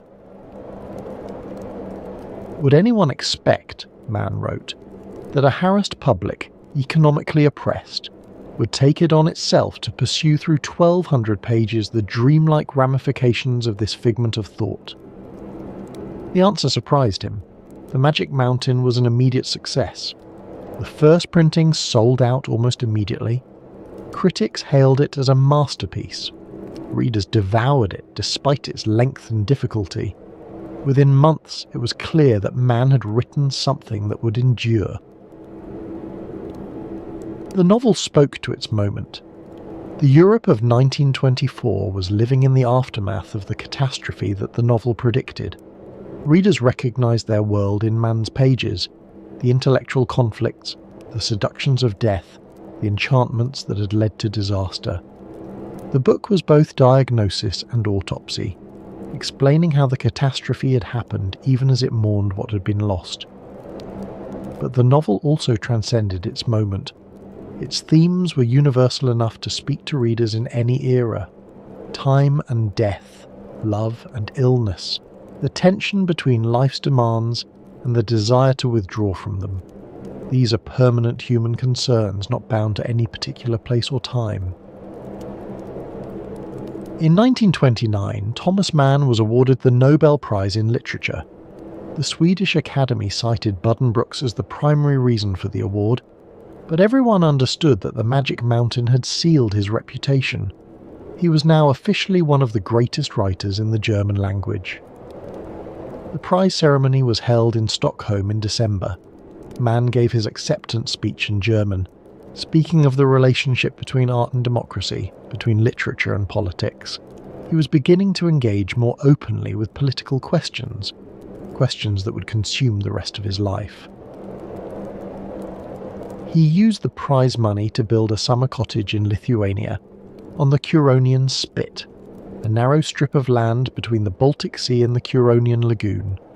There, in a simple wooden house overlooking the dunes, he worked on his next great project, the tetralogy Joseph and his brothers, which would occupy him for the next 16 years. But the Magic Mountain remained his central achievement. When readers thought of Thomas Mann, they thought of the sanatorium, the cure terraces, the debates between Settembrini and NAFTA, Hans Castorp, lost in the snow, glimpsing a truth he could not hold. The mountain had claimed not only Hans but his creator, and through his creation it had claimed millions of readers as well. The 1920s were good years for Thomas Mann. He was wealthy, famous, honoured. He lived in a grand house in Munich with his wife and 6 children. He travelled, lectured, received prizes and honorary degrees. He was by any measure a successful man. But storm clouds were gathering. The Weimar Republic, the democratic government that had replaced the Kaiser after the war, was struggling. Economic instability, political extremism, the humiliation of the Versailles Treaty. All of these undermined confidence in the democratic order. The Republic had enemies on all sides. And a new political movement was rising. The National Socialists, led by Adolf Hitler, offered a vision of national renewal that appealed to many Germans. They promised to restore Germany's greatness, to avenge the defeat of the war, to build a new Reich that would last 1,000 years. Thomas Mann watched this rise with growing alarm. His political views had evolved since the war. He had come to see democracy not as a foreign imposition, but as the best hope for German civilization. He had reconciled with his brother Heinrich. He had begun to speak out against the forces that threatened to destroy everything he valued. In 1930 he gave a speech in Berlin. He called it an appeal to reason. It was a plea for the educated middle class and the working class to unite against the Nazis, against what he called the inhuman fanaticism of the National Socialists. The speech was courageous. It was also dangerous. The audience was hostile, filled with Nazi sympathizers who heckled and interrupted. The newspapers attacked him. The Nazis marked him as an enemy.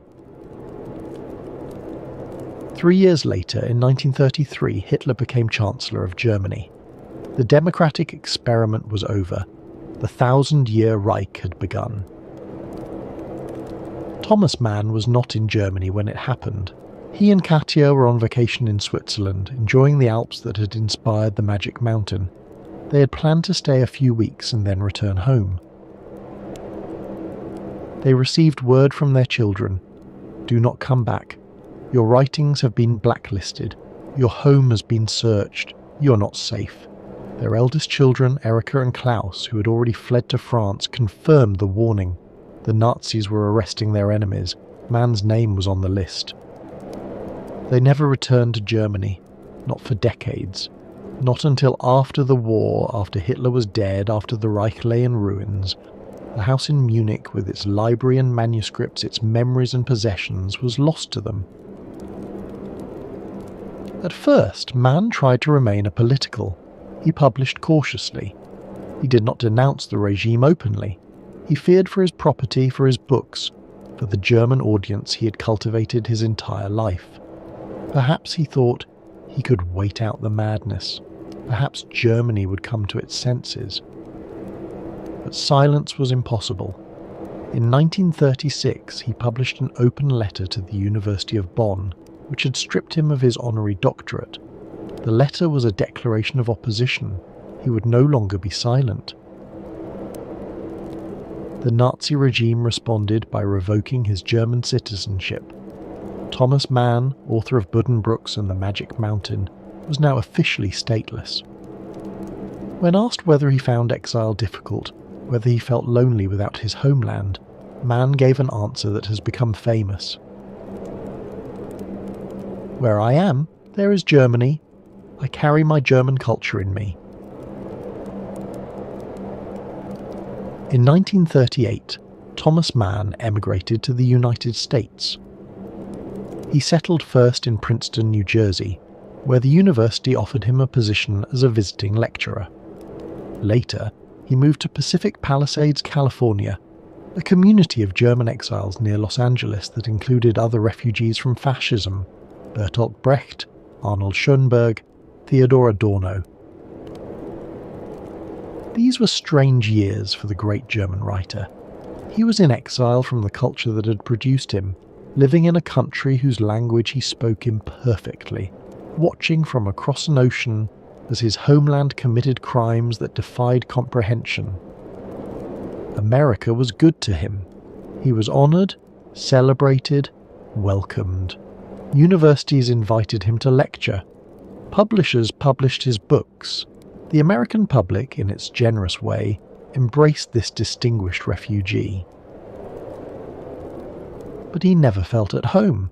The California sunshine, so different from the grey skies of Northern Europe, seemed false to him. The American way of life, so optimistic and practical, was foreign to his temperament.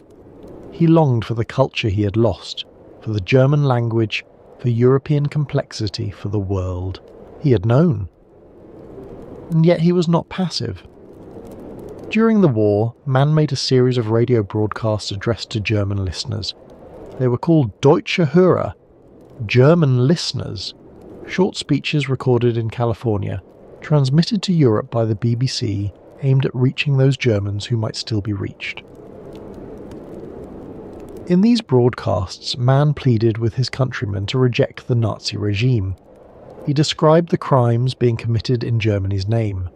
He reminded Germans of their better traditions, of Goethe and Schiller and Beethoven, of the culture that had once been the glory of Europe. German listeners, he would begin. A German writer whom you know speaks to you.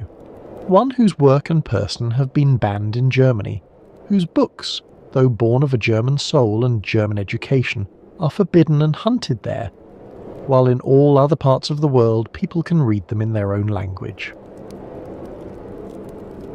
How many Germans heard these broadcasts we cannot know. How many were moved by them we cannot know. But Mann continued throughout the war, month after month, speaking across the ocean to a homeland he could not visit, hoping that his words might make some difference. In 1944, on the 6th of June, D-Day, the Allied invasion of Normandy, Thomas Mann became an American citizen. It was also his birthday. He was 69 years old. He was now officially American, but in a deeper sense he remained what he had always been, a German writer in exile carrying his culture with him wherever he went. The war ended the following year. Germany surrendered in May of 1945. The Reich that was supposed to last 1,000 years had lasted 12, the same span of time it had taken Thomas Mann to write The Magic Mountain. There was terrible irony in this. The novel had predicted catastrophe. It had diagnosed the sickness of European civilization, the seduction of death, the enchantments that led to destruction. And then, with uncanny precision, that catastrophe had occurred. Hans Castorp had descended from the mountain into the First World War. Thomas Mann had descended from the fame of the 1920s into the exile of the 1930s and 40s. The mountain could not protect anyone forever. After the war, Thomas Mann faced a question. Should he return to Germany? The country was in ruins. Cities had been bombed to rubble. Millions were dead. Soldiers and civilians, Germans and their victims. The crimes of the Holocaust had been revealed in all their horror. And yet it was still Germany. It was still the land of Goethe and Bach, of the culture Mann had spent his life serving. Many of his fellow exiles planned to return. Bertolt Brecht would go back to East Germany. Others would return to the West. Mann chose a middle path. He visited Germany several times after the war, but he never lived there again. Instead, he settled near Zurich in Switzerland, the same country where the Magic Mountain was set, the same mountains where Katia had taken her cure so many years before. In 1949, he made a particularly significant visit. He travelled to both Germanys, the Federal Republic in the west and the German Democratic Republic in the east, to receive Goethe prizes from both Frankfurt and Weimar. It was the 200th anniversary of Goethe's birth, and Mann was chosen to give the commemorative address. This decision was controversial. The Cold War had begun. Americans viewed the Communist East with deep suspicion. Some accused Mann of being too sympathetic to the Soviet bloc, of lending legitimacy to the communist regime. But Mann refused to choose sides in this new conflict. He had seen what happened when nations divided against each other, when ideologies demanded absolute loyalty. He had watched one catastrophe. He did not wish to participate in another. "I know only one Germany," he said. "Goethe belongs to all of Germany. I cannot recognize a division of German culture."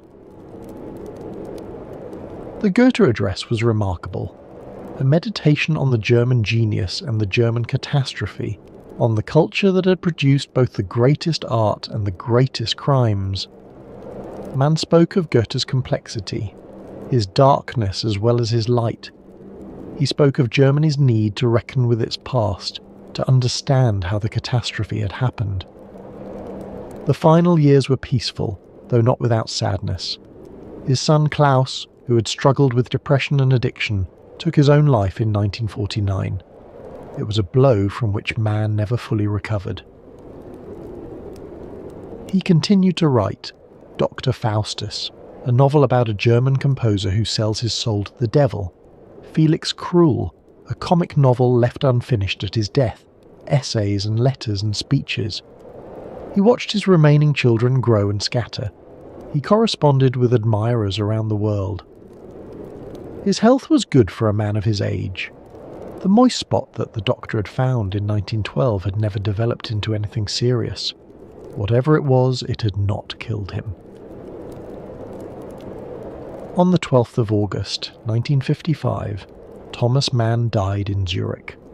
He was 80 years old. He had lived through 2 world wars, through the rise and fall of empires, through revolutions in art and politics and technology. He had written some of the most important novels of the 20th century. He had won the Nobel Prize.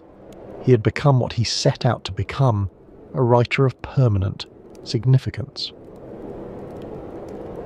And it had all begun, in some sense, with a train ride to Davos, with a 3-week visit that became a 12-year project, with a novel about a young man who could not leave the mountain. What does the magic mountain mean? What is it about?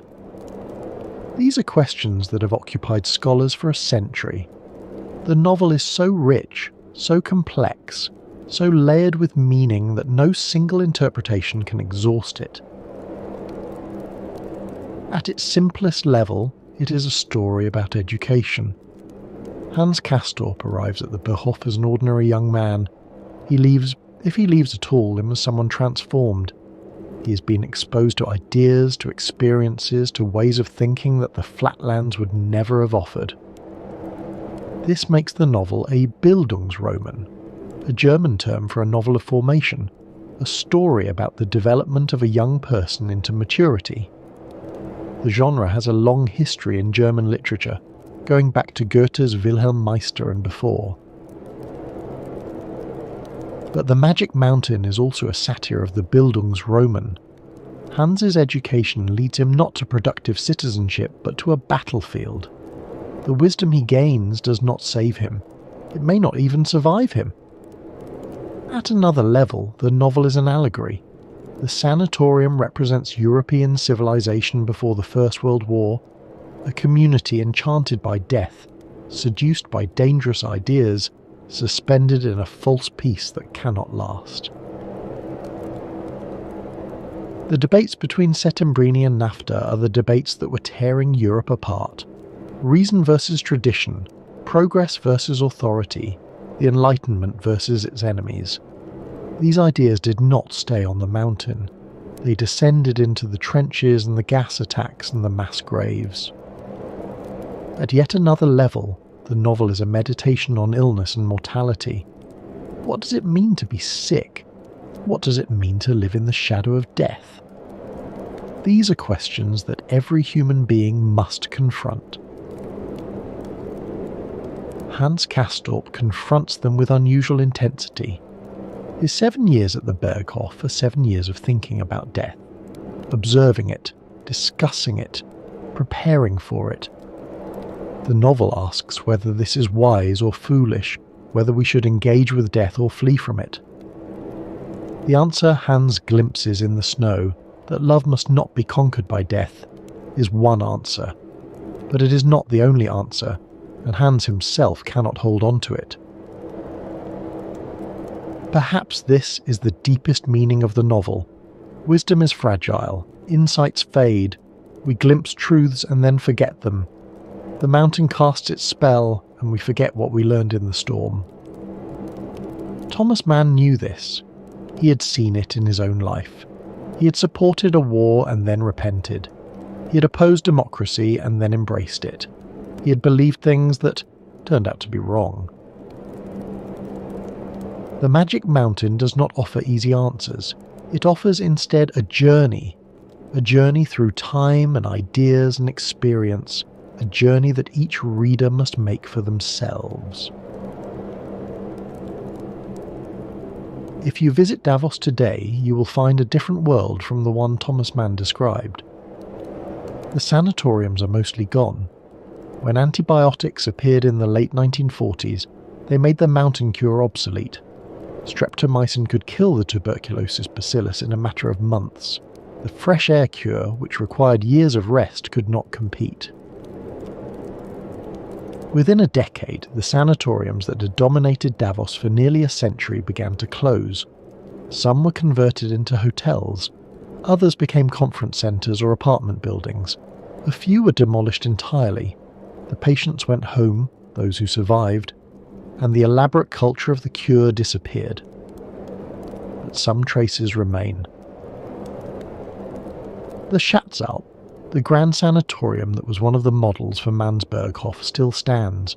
It is now the Berghotel Schatzalp, a historic hotel built in the Art Nouveau style.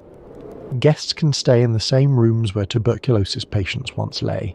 They can look out at the same views that Hans Castorp contemplated. The building has been preserved almost exactly as it was. The cure terraces are still there, though now guests use them for sunbathing rather than treatment. The proportions and the atmosphere remain. The funicular railway that once carried patients up from the town now carries tourists and skiers. If you know what you are looking for, you can feel the history. The ghosts of the consumptives are still there, in some sense, lying on those terraces watching the clouds drift past, waiting for a cure that might or might not come. The walled hotel, formerly the walled sanatorium where Katia Mann stayed, still exists as well. It has been renovated and modernised, but something of its sanatorium past remains. Visitors can walk the corridors where Thomas Mann walked, can stand on the balconies where he stood. There is also the Thomas Mann Trail, a walking path that connects the walled hotel to the Schatzalp above. Visitors can retrace the author's steps, ascending from the town to the mountain, following the route that Hans Castorp might have taken. Along the way, plaques quote passages from the novel. And every January Davos fills with visitors for a very different kind of gathering. The World Economic Forum brings together presidents and billionaires, prime ministers and CEOs. They meet in conference centres that stand where sanatoriums once stood. They discuss the future of the global economy in the same mountain air that was supposed to cure tuberculosis. There is something darkly comic about this. The town that tuberculosis built has become the town where the powerful meet to shape the world. The invalids have been replaced by elites. The cure terraces have been replaced by reception halls. Thomas Mann would have appreciated the irony. His novel was partly about the isolation of a privileged class, about people who withdrew from the world into a comfortable cocoon of illness and philosophy. The World Economic Forum is also, in its way, an isolated gathering of the privileged. People who meet on a mountain to discuss problems that seem distant from ordinary life. Perhaps the magic of the mountain takes different forms in different eras. The Magic Mountain has been read in dozens of languages by millions of readers for over a century. The first English translation appeared in 1927, just 3 years after the German publication. It was made by Helen Tracy Lowe Porter, who would translate most of Mann's major works over the following decades. Mann admired Lowe Porter's dedication. He called her Di Lowe, the lioness. She worked tirelessly to bring his work to English readers, wrestling with his complex sentences and dense philosophical passages. Her translation shaped how an entire generation of English-speaking readers experienced Thomas Mann.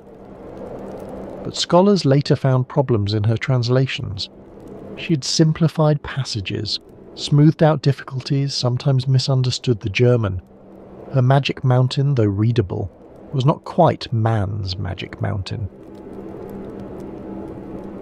In 1995, a new English translation appeared. John E. Woods produced a version that was acclaimed for its accuracy and energy. It won the Helen and Kurt Wolff Translators Prize. It made the novel more accessible to English readers than ever before, while remaining faithful to Mann's intricate style. New translations continue to appear. Each generation of translators brings new perspectives, new sensibilities. The novel remains challenging, over 1,000 pages of German philosophical prose, but it continues to find translators willing to take on